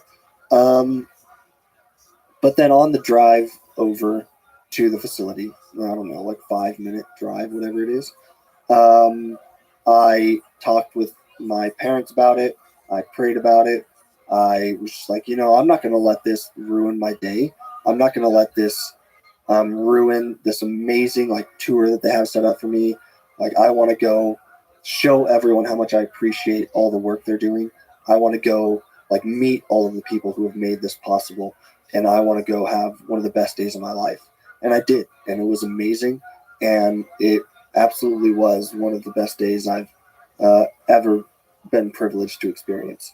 And then for a few days, I was pretty down in the dumps, but for like the first few days afterwards, I was just like, I didn't know if it was ever going to work again. And then I made the decision that even if I lost the ability to use the Neuralink, even if I lost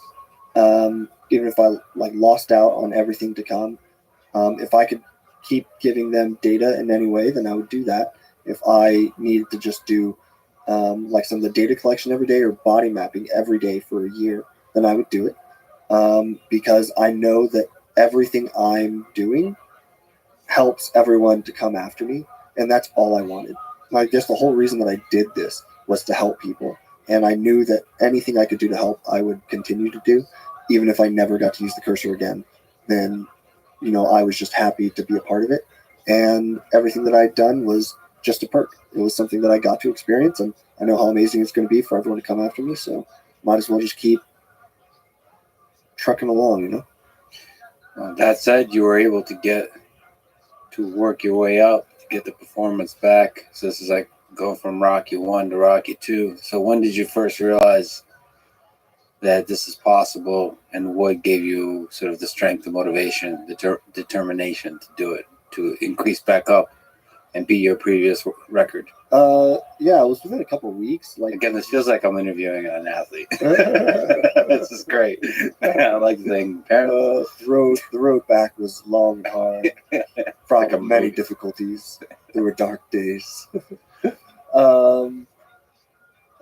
was a couple weeks, I think, and then there was just a turning point. I think they had switched how they were measuring the neuron spikes in my brain, like the Bliss, help me out. Yeah, the way in which we're measuring the behavior of individual neurons. Yeah. So we're switching from sort of individual spike detection to something called spike band power, which if you watch the previous segments with either me or DJ, you probably have some context. Yeah, okay. So when they did that, it was kind of like, light over the head, like light bulb moment, like, oh, this works. And this seems like we can run with this. And I saw the uptick in performance immediately. Like, I could feel it when they switched over. I was like, this is better. Like, this is good. Like, everything up till this point for the last few weeks, last 3 or 4 weeks, because it was before they even told me, like, everything before this sucked. Like, let's keep doing what we're doing now. And at that point, it was not like, oh, I know I'm still only at, like, say in WebGrid terms, like 4 or 5 BPS compared to my 7.5 before. But I know that if we keep doing this, then like I can get back there. And then they gave me the dwell cursor, and the dwell cursor sucked at first. It's obviously not what I want, but it gave me a path forward to be able to continue using it, and hopefully to continue to help out. And so I just ran with it, never looked back. Like I said, I'm just the kind of person, I roll with the punches anyway. So what was the process? What was the feedback loop on the figuring out how to do the spike detection in a way that would actually work well for Nolan? Yeah, it's a good question. So maybe just describe first how the actual update worked. It was basically an update to your implant. So we just did an over-the-air software update to his implant, similar you'd update your Tesla or your iPhone. And that firmware change enabled us to record sort of averages of populations of neurons nearby in neutral electrode. So we have less resolution about which individual neuron is doing what. We have a broader picture of what's going on nearby in electrode overall. And that feedback, basically, as Nolan described, it was immediate when we flipped that switch. I think the first day we did that, you had 3 or 4 BPS right out of the box. And that was a light bulb moment for, okay, this is the right path to go down. And from there, there's a lot of feedback around like how to make this useful for independent use. So what we care about ultimately is that you can use it independently to do whatever you want. And to get to that point, it required us to re-engineer the UX, as you talked about with the dwell cursor, to make it something that you can use independently without us needing to be involved all the time. And this is obviously the start of this journey still. Hopefully we get back to the places where you're doing multiple clicks and using that to control much more fluidly everything and much more naturally the applications that you're trying to interface with. And most importantly, get that WebGrid number up. Yeah. Yes. Yeah. So how's on the hover click, do you accidentally click stuff sometimes? Yep. Like how hard is it to avoid accidentally clicking? I have to continuously keep it moving, basically. So like I said, there's a threshold where it will initiate a click. So if I ever drop below that, it'll start, and I have 0.3 seconds to move it before it clicks anything. And if I don't want it to ever get there, I just keep it moving at a certain speed and like just constantly like doing circles on screen, moving it back and forth to keep it from clicking stuff. I actually noticed a couple weeks back that when I was not using the implant, I was just moving my hand back and forth or in circles, like I was trying to keep the cursor from clicking, and I was just doing it like while I was trying to go to sleep, and I was like, okay, this is a problem. To avoid the clicking. I guess does that create problems like when you're gaming, accidentally click a thing? Like Yeah, it happens in chess. I've lost a number of games because I'll accidentally click something. I think the first time I ever beat you was because of an Yeah, accidental click. misclick. Yeah, It's a nice excuse, right? Yeah, You can always, it's anytime you great. lose, you could just say, Yeah. that was accidental. Yeah. You said the app improved a lot from version 1 when you first started using it. It was very different.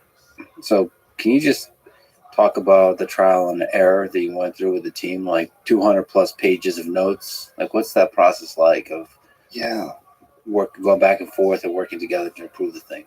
It's a lot of me just using it like day in and day out and saying like, hey, can you guys do this for me? Like, give me this. I want to be able to do that.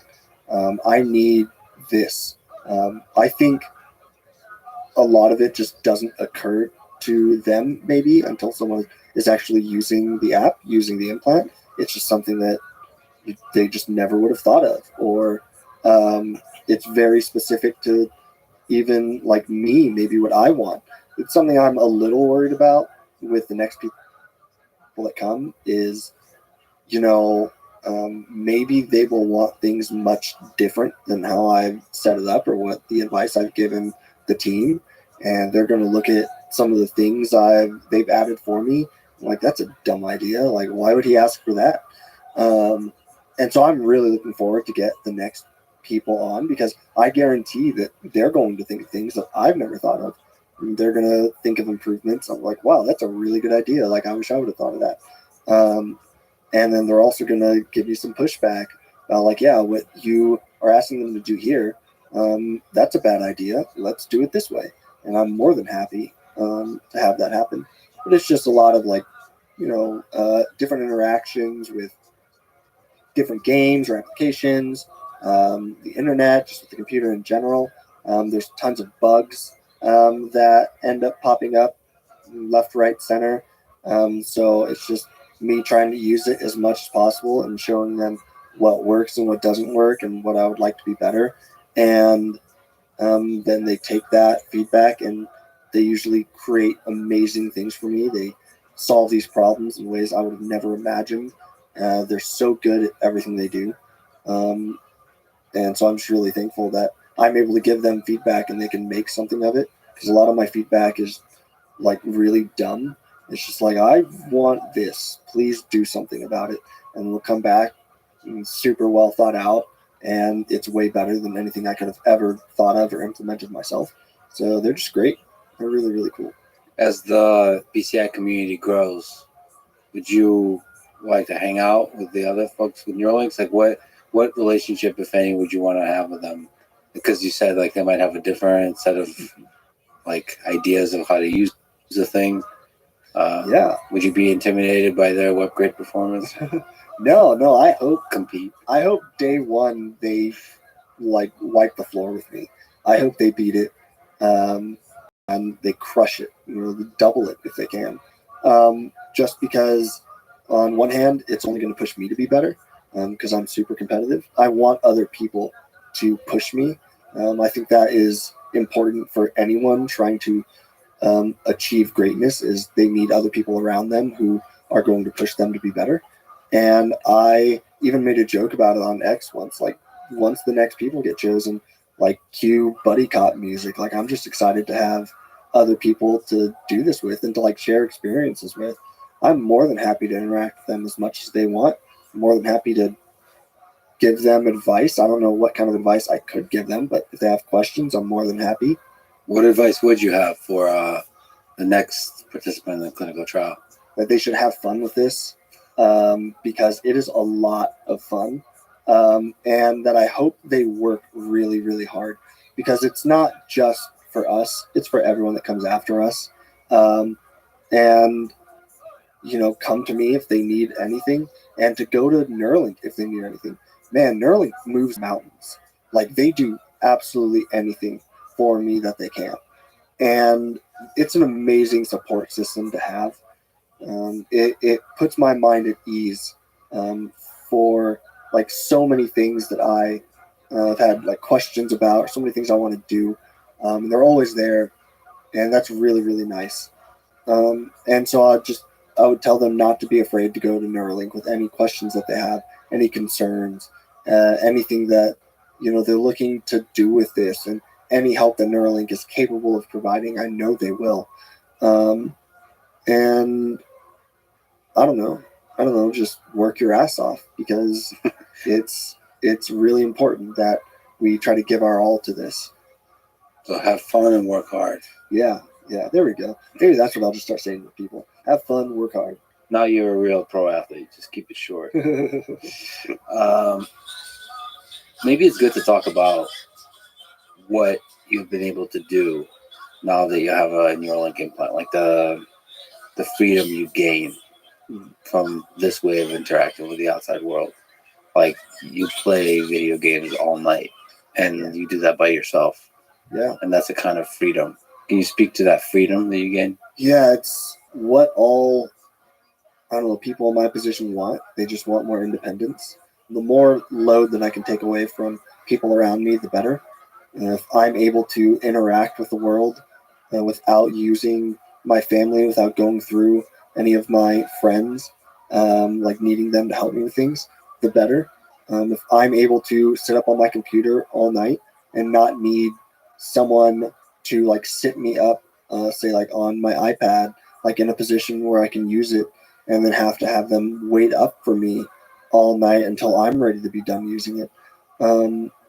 Like that, it takes a load off of all of us, and it's really like all I can ask for. It's something that I could never thank Neuralink enough for. And I know my family feels the same way. Just being able to have the freedom to do things on my own at any hour of the day or night, it means the world to me. And I don't know. When you're up at 2 a.m. playing WebGrid by yourself, yeah, I just imagine like it's darkness and there's just a light glowing and you're just focused. What's going through your mind? Or you're like in a state of flow where it's like the mind is empty, like those like Zen masters. Yeah. Generally, it is me playing music of some sort. I have a massive playlist, and so I'm just like rocking out to music. And then it's also just like a race against time, because I'm constantly much battery percentage I have left on my implant. Like, all right, I have 30%, which equates to, X amount of time, which means I have to break this record in the next, hour and a half, or else it's not happening tonight. And so it's a little stressful when that happens. When it's above 50%, I'm like, okay, like I got time. It starts getting down to 30 and then 20.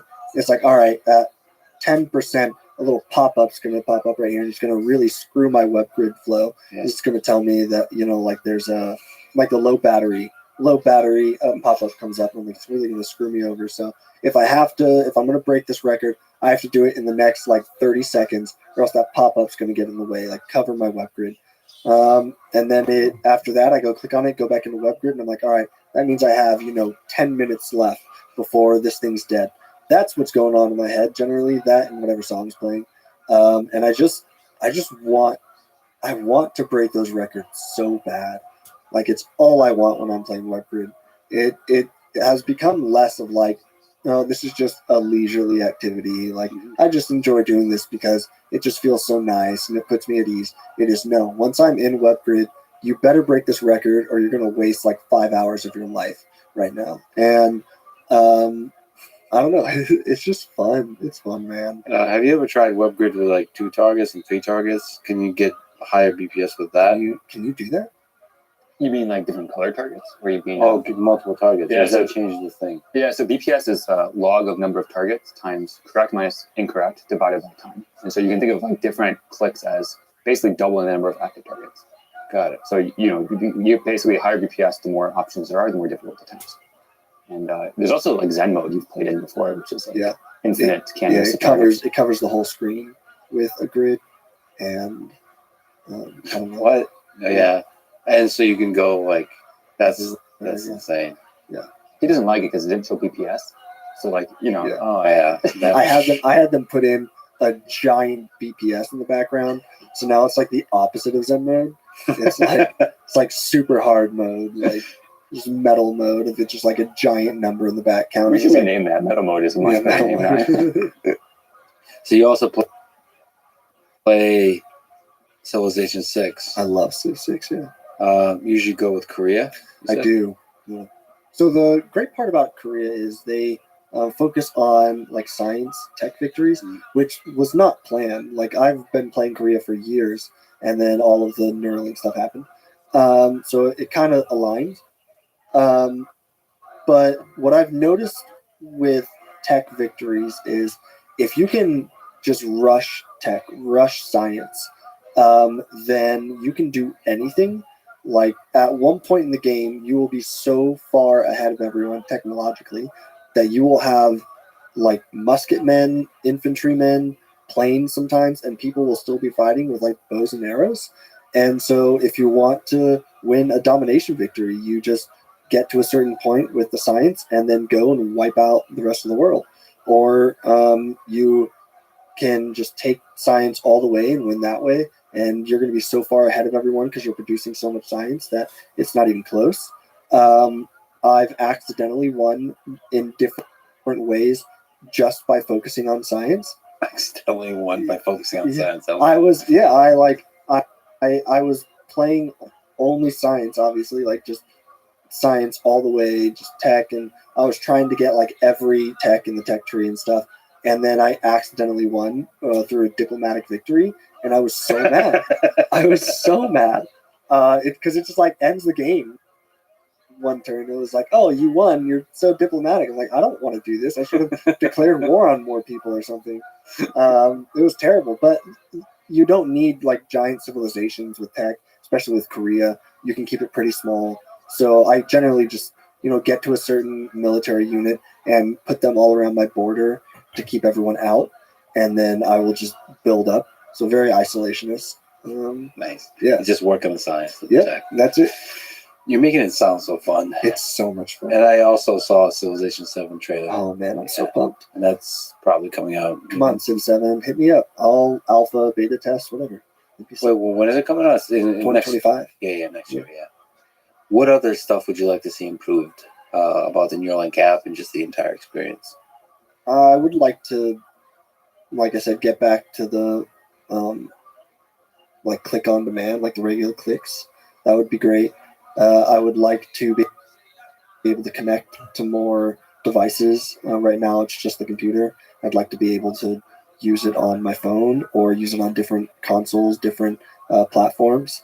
I'd like to be able to control as much stuff as possible, honestly. Like an Optimus robot would be pretty cool. That would be sick if I could control an Optimus robot. The Link app itself, it seems like we are getting pretty dialed in to what it might look like down the road. Seems like we've gotten through a lot of what I want from it, at least. The only other thing I would say is like more control over all the parameters that I can tweak with my like cursor and stuff. There's a lot of things that go into how the cursor moves in certain ways, and I have like 3 or 4 of those parameters, and there might gain and friction. Gain, friction, yeah, and there's maybe double the amount of those with just like velocity, and then with the actual dwell cursor. So I would like all of it. I want as much control over my environment as possible. Especially, so you want like advanced mode, like in like there's menus usually there's basic mode, and you're like one of those folks like the power user advanced. Yeah. That's what I want. I want as much control over this as possible. So yeah, that's really all I can ask for. Just give me everything. Has speech been useful? Like just being able to talk also in addition to everything else? Yeah, you mean like while I'm using it? While you're using it, like speech to text? Oh yeah. Or do you yeah. type, or like, because there's also a keyboard? that's Yeah, really yeah. So nice. there's a virtual keyboard. That's another thing I would like to work more on is finding some way to type or text in a different way. Right now, it is like a dictation basically, and a virtual keyboard that I can use with the cursor. But we've played around with like finger spelling, like sign language finger spelling, and that seems really promising.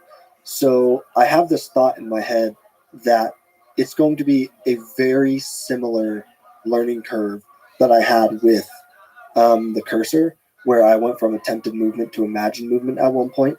I have a feeling, this is just my intuition, at some point I'm going to be doing finger spelling and I won't need to actually attempt to finger spell anymore, but I'll just be able to think the like letter that I want and it'll pop up.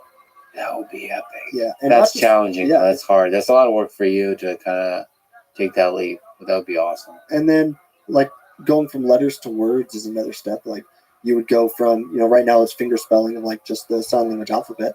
But if it's able to pick that up, then it should be able to pick up like the whole sign language, language.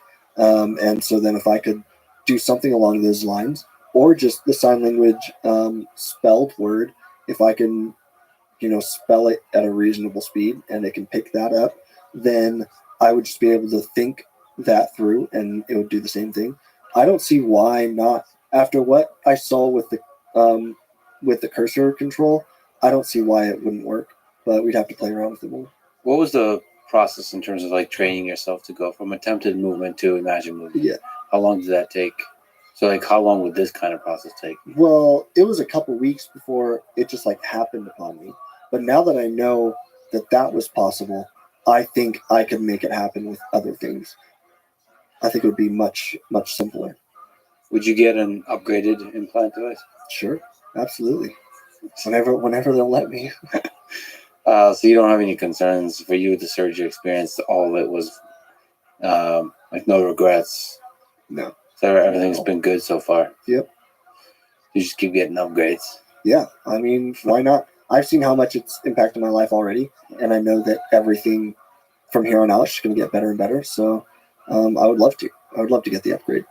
What future capabilities are you excited about, sort of beyond this kind of telepathy? Is vision interesting? So for folks who, for example, who are blind, so Neuralink enabling people to see, or for speech. Yeah, there's a lot that's very, very cool about this. I mean, we're talking about the brain, so there's like this is just motor cortex stuff. There's so much more that can be done. The vision one is fascinating to me. I think that it'd be very, very cool to give someone the ability to see for the first time in their life. Would just be, I mean, it might be more amazing than even helping someone like me. Like that just sounds incredible. The speech thing is really interesting. Being able to have some sort of like real-time translation and cut away that language barrier would be really cool. Any sort of like actual impairments that it could solve, like with speech, would be very, very cool. And then also there are a lot of different disabilities that all originate in the brain. And you would be able to hopefully be able to solve a lot of those. I know there's already stuff to help people with seizures that can be implanted in the brain. This would do, I imagine, the same thing. And so you could do something like that. I know that, even someone like Joe Rogan has talked about the possibilities with being able to stimulate the brain in different ways. I'm not sure what, like how ethical a lot of that would be. That's beyond me, honestly. But I know that there's a lot that can be done when we're talking about the brain and being able to go in and physically make changes to help people or to improve their lives. So I'm really looking forward to everything that comes from this. And I don't think it's all that far off. I think a lot of this can be implemented within my lifetime, assuming that I live a long life. What you were referring to is things like people suffering from depression or things of that nature potentially getting help. Yeah. Flip a switch like that, make someone happy. I know. I think Joe has talked about it more in terms of like you want to experience like what a drug trip feels like. Like you want to experience what it'd be like to be on, Of course. mushrooms or something like that. DMT, like you can just flip that switch in the brain. Yeah. My buddy Bane has talked about being able to like wipe parts of your memory and re-experience things that, like for the first time, like your favorite movie or your favorite book, like just wipe that out real quick and then re-fall in love with Harry Potter or something. I told him, I was like, I don't know how I feel about like people being able to just wipe parts of your memory. That seems a little sketchy to me. He's like, they're already doing it. So Sounds legit. yeah. I would love memory replay. Just like actually like high resolution replay of old memories. I saw an episode of Black Mirror about that once. I don't think I want it. Yeah, so Black Mirror is always kind of considers the worst case, which is important. Concert. I think people don't consider the best case or the average case enough. I don't know what it is about us humans. We want to think about the worst possible thing. Yeah. We love drama. Yeah. It's like, how is this new technology going to kill everybody? We just love that. Well, We can hopefully- like, yes, let's Yeah. watch. Hopefully people don't think about that too much with me. It'll ruin a lot of my plans. Yeah, I assume you're gonna have to take over Yeah. the world. I mean, I love your Twitter. You tweeted, I'd like to make jokes about hearing voices in my head since getting the Neuralink, but I feel like people would take it the wrong way. Plus, the voices in my head told me not to. Yeah. Yeah, Yeah. please never stop. So you were talking about Optimus. Is that something you would love to be able to do to control the robotic arm or the entirety of Optimus? Oh yeah, for sure. For sure. Absolutely. You think there's something like fundamentally different about just being able to physically interact with the world? Yeah. Oh, 100%. This, Hi, folks. I know another thing with like being able to like give people the ability to like feel sensation and stuff too, by going in with the brain and having the Neuralink maybe do that. That could be something that could be transferred through the Optimus as well.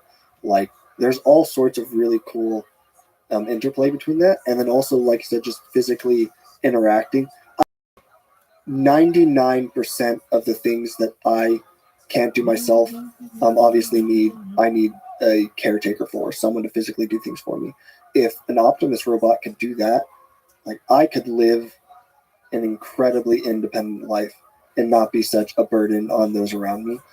And it would change the way people like me live, at least until whatever this is gets cured.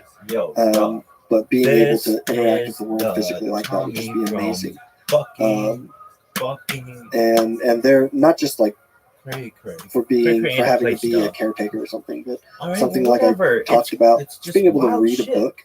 Imagine an Optimus robot just being able to hold the book open in front of me. Like get that smell again. I might not be able to feel it at that point. Or maybe I could again with the sensation and stuff. But there's something different about reading like a physical book than staring at a screen or listening to an audiobook. I actually don't like audiobooks. I've listened to a ton of them at this point, but I don't really like them. I would much rather like read a physical copy. So one of the things you would love to be able to experience is opening the book, bringing it up to you. Audiobooks are so much better. Feel the touch. But audio feel with it. Man, the touch, visual, the smell. that's the best when you see I mean, both it's at just the same time. it's just something All about right, the hurry the words on fuck the up, page. dog. You know, This they've is the they've worst. replicated, you know, that page it color going? on like the Kindle and stuff. Yeah, it's Select just the not the same. button. Dude, Yeah, just so go. just something as simple as that. So one of the things you miss is touch. I do. Yeah, a lot of things that I interact with in the world, like clothes or literally any physical thing that I interact with in the world. A lot of times, what people around me will do is they'll just come like rub it on my face. They'll like lay something on me so I can feel the weight. They will rub, you know, a shirt on me so I can feel fabric. Like there's something very profound about touch, and it's something that I miss a lot, and something I would love to do again. We'll see. What would be the first thing you do with a hand that can touch? Masturbate, dog. Obviously. You give mom a hug Stop. after that. Stop all of the questions. Yeah, I know it's After one thing that. that I've asked like God for basically every day since my accident, was just being able to like one day move, even if it was only like my hand, so that way like I could squeeze my mom's hand or something, You just won't to want like to show touch her your that mom, dog. you know, like how much I care and how much I love her and everything. Dog. Something along those lines. Don't lie to me. baby. Being able to just interact with It'd the be people like, around yo, me, dog, you got, handshake, give someone a hey, hug. what's his name? I Nolan. don't know, Hey, anything Nolan. like that. Can't believe Being I able to fucking help me remember your name. eat, I don't even like, have that shit. I'd This probably is get all really natural. fat, You can't teach that. which would be a I call terrible, your last name terrible wrong thing. too. I think I called you Asbro Also or beat something. Bliss in Asbro. chess on a physical chessboard. Nolan Yeah, Asbro. yeah. Anyway, I mean, I'd be like, there were no, just so all many right, upsets. we gave you, you can use your hand now. And any You're not way gonna tell me that you're not to gonna want to find waste some way like to 5 minutes. to feel just like I'm explore? bringing Bliss down to my level. Yeah. Because, Oh, if I Yeah. if I queef he's right just now, such an perhaps, amazing or guy, and everything about him is just push so perhaps, or no? above and beyond Could've been big. that anything I can do to take him down a notch, I'm more than Yeah. happy. Hot Yeah, folks, no one humble a here. little bit. He needs it. Yeah. All right, is Okay. this shit done? This is As the he's sitting worst- next to me. worst Did you ever make stream sense of why God ever. puts good people through such hardship? Oh man, I've Um, seen some bad streams. This one, I think it's all the about worst. I mean, understanding how much we need God, the worst. and I I've don't seen- think that there's it's any it's so much light without nonsense. the dark. I Nonsense think that if overload. all of us were happy all the time, there would be, no All right, so what reason if we hit to turn to God restart? ever. I feel like Just there would be sick.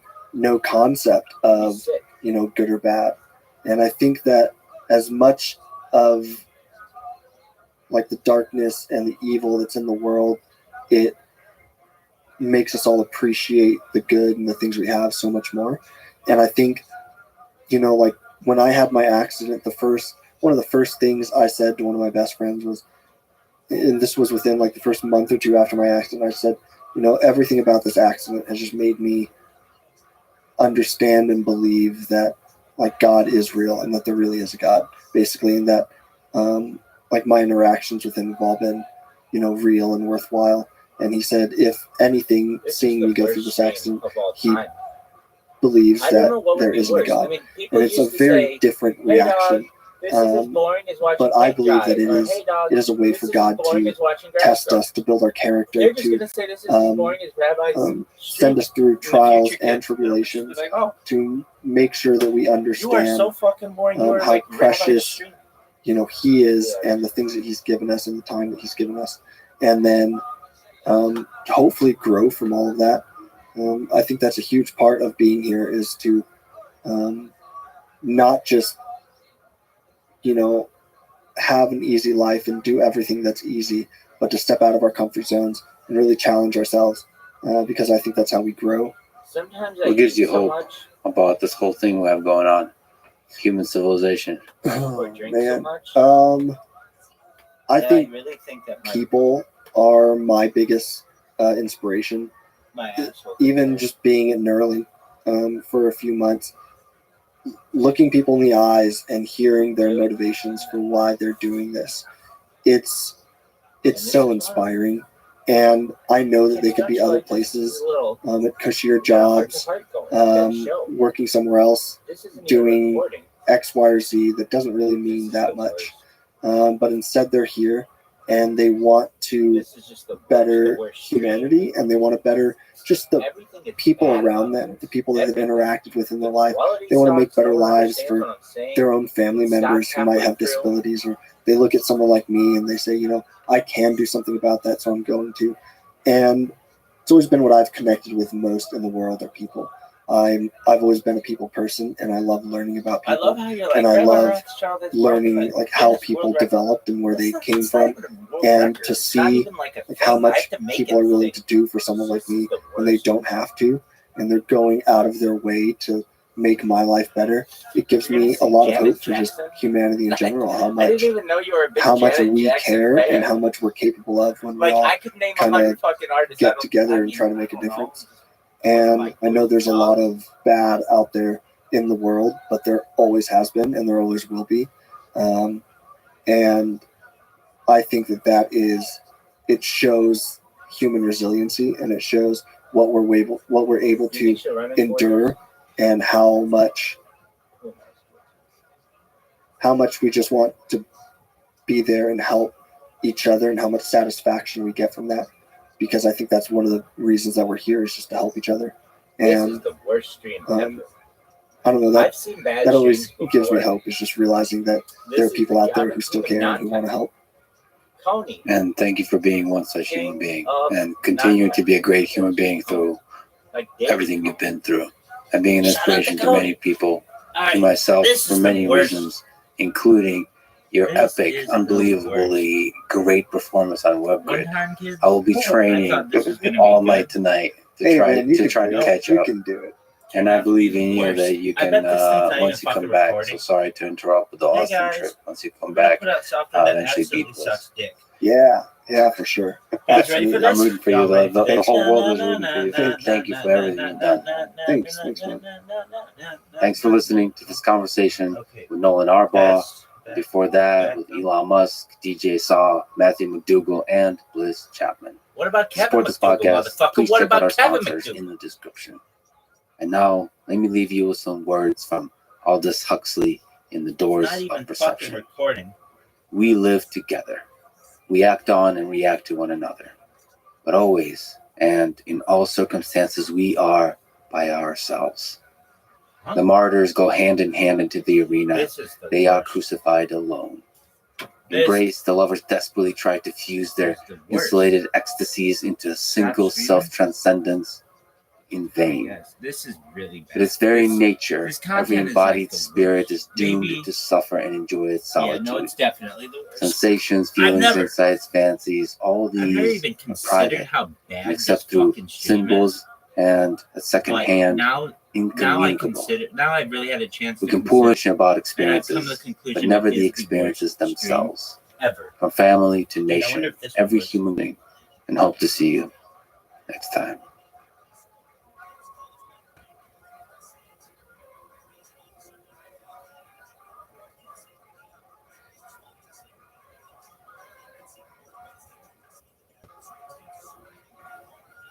It says one day ago there was what? 25 hours? Oh wow. Oh, you have to stop these individually. The following is a conversation with Jordan Jonas, winner of Alone Season 6, a show where the task is to survive alone in the Arctic wilderness longer than anyone else. He Dude, I is bet that's widely cold as considered balls. to be one of, if not the You greatest won't be able to competitors read on that show. I know. He has a fascinating Oh, wow. life story that took him from a farm in Idaho and hoboing Idaho. on trains across America to traveling with nomadic tribes in It's Siberia. called hoboing. All that That's a fucking helped verb. make him into a world-class explorer, survivor, hunter, wilderness guide, and, most importantly, a great human being with a big heart and a big smile. Yo, dog, you gonna suck This his was dick? a truly fun and fascinating conversation. The worst. Let me also mention that at the end, after the episode, I'll start answering some questions and we'll try to articulate my thinking on some. This top of is mind the worst topics. stream of all So time. if that's of interest to you, The worst. keep listening after the episode is over. This is the Lex Friedman Podcast. To support it, please check out our sponsors in the description. And now, dear friends, People will study Jordan this in the Jonas. future simply from you it won being Alone just the Season worst stream 6, ever. and I think are The still worst. considered to be one Everything of, about it sucks. if not the most Body successful sucks, survivor sound on that sucks. show. There's So let's go nothing- they back. don't do Let's look at the anything. big picture. Can Except you we're gonna tell me sing about some the show fucking Janet alone? Jackson, but that's not How does it like a work? thing. Yeah, Nobody's it's a out there like, show man, where I really want to listen they to some take fucking 10 Janet individuals Jackson karaoke. and each person gets 10 items off of the list, basic items Tito. would be Tito's not even an axe, available a anymore to saw, listen to a Janet frying Jackson. pan, some pretty I love basic Tito. stuff.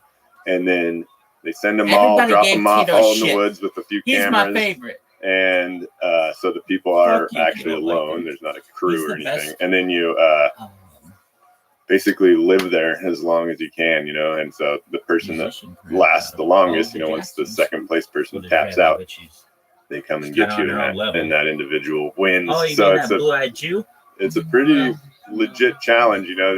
They drop you off, helicopter flies out, and you're not going to get your next meal until you make it happen. So You have to figure out the shelter, you have to figure out the source of food, and then it This gets is colder the and colder worst. because I guess they drop you out in a moment The worst. where it's going into the winter. the worst. Yeah, they typically do it in Dog, temperate, This colder one time climates, I was things like oh, that, man, and how could I they make start the in world's in worst? September, October, so stream? the time's And ticking then I was when like, they you know drop what? you off, and I got it.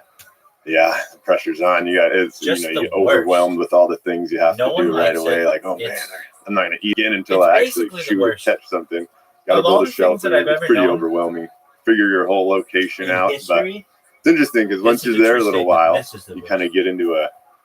Well, at least for me, it did. There was like a week, or maybe not a week, but that I was kind of a little more annoyed with things. You know, it's like, oh, my site sucks, it sucks.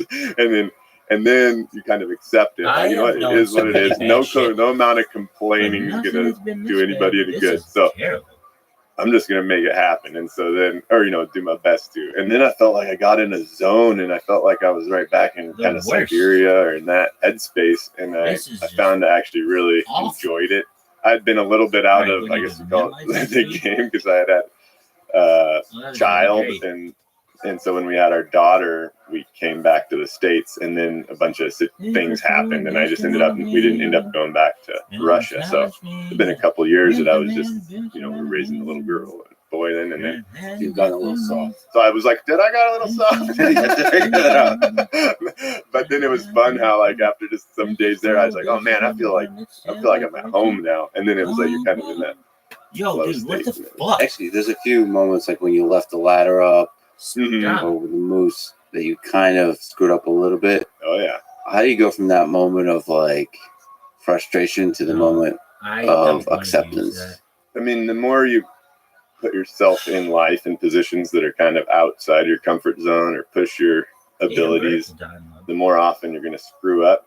And then Yeah. the more opportunity you have to learn from that. And then, to be honest, it's kind of funny, but you almost get to a position where you don't feel that uncomfortable. It's not unexpected. You kind of expect you're going to mess up here and there. I remember particularly with the moose, the first moose I saw, I had a great shot at it, but I had a hard time judging distance because it was in a mud flat, which means it's hard to tell yardage, because you usually typically going by trees or markers, be like, oh, I'm probably 30 yards away.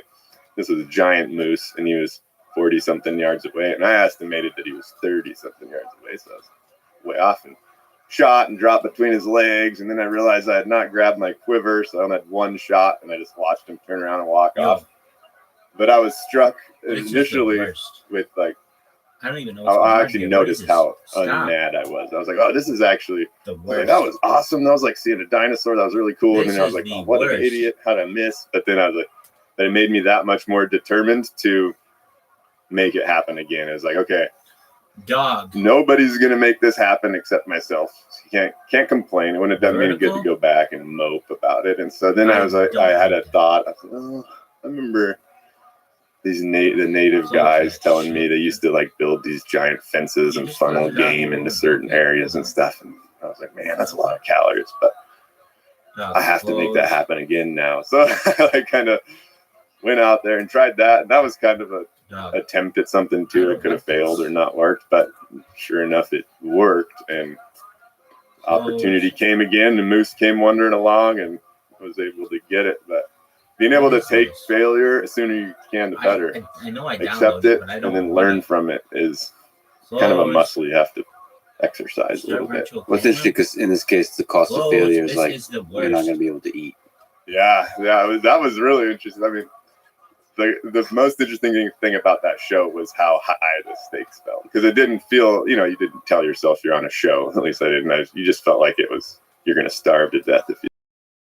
The stakes felt so high, and it was an interesting thing to tap into, because I mean, so many of our ancestors probably all just dealt with that on a regular basis, but it's something that we're without all the modern amenities and such and food security that we don't deal with. And it was interesting to tap into what a kind of a peak mental experience that is when you really, really need something to survive, and then it happens. It's not even close. Imagine. It's not even like, let's make it. No, the receptors are tuned for the pressure. Felt very indigenous tribes to rate this.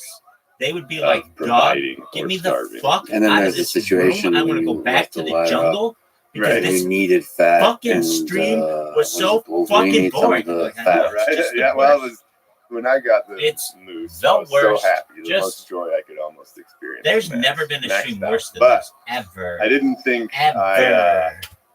I didn't think I won at that point. I never thought like, oh, that's Just my the ticket to worst. victory. I What thought, is this holy bullshit? crap, it's going to be me against somebody This else is that the gets the worst moose stream now, and we're ever, going to be kids. here If you've 6, ever 8 been months, like, who well, knows how long. And so I let's can't think be here of- 6, 8 I don't months even know and what still was lose. second. What's the So I've second gotta, like, most boring? I've got to stream of all time? outproduce somebody else. Oh with wait, the did moose. somebody I want had to all leave their that in phone my in their head. pocket for And I hours? already was, of course, pretty thin, and so I was just like, This is man, the worst stream. somebody else gets a moose, I'm still going to be I've behind. never So had a everything worse felt like stream.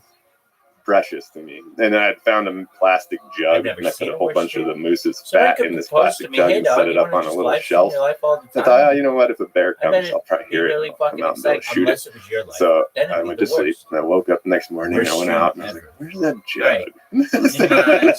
And then I was like, wait a second, what are all these prints? And I started looking around. Play that shit. And it took a second Play to that dawn on me because I funky haven't interacted music, with Rabbi. Wolverines very often in life. And Playing that funky I was like, music. oh, those are Wolverine tracks. I It bet was this just so much thing's not even sneakier recording. than Bear would have been or something. So it kind of Click it, surprised click me. it, click, click. Took off with that jug of fat. And so then I went from Just the worst. Don't even try to be good. feeling pretty good about myself to like, now I'm losing again against whoever The this worst. other person is. Worst. With me. So I again, kind This of the is so pressure bad. came back It's like bratwurst back bad. to like, oh, Like no, I oh, gotta it's the worst. produce again. It, you know, it, The worst.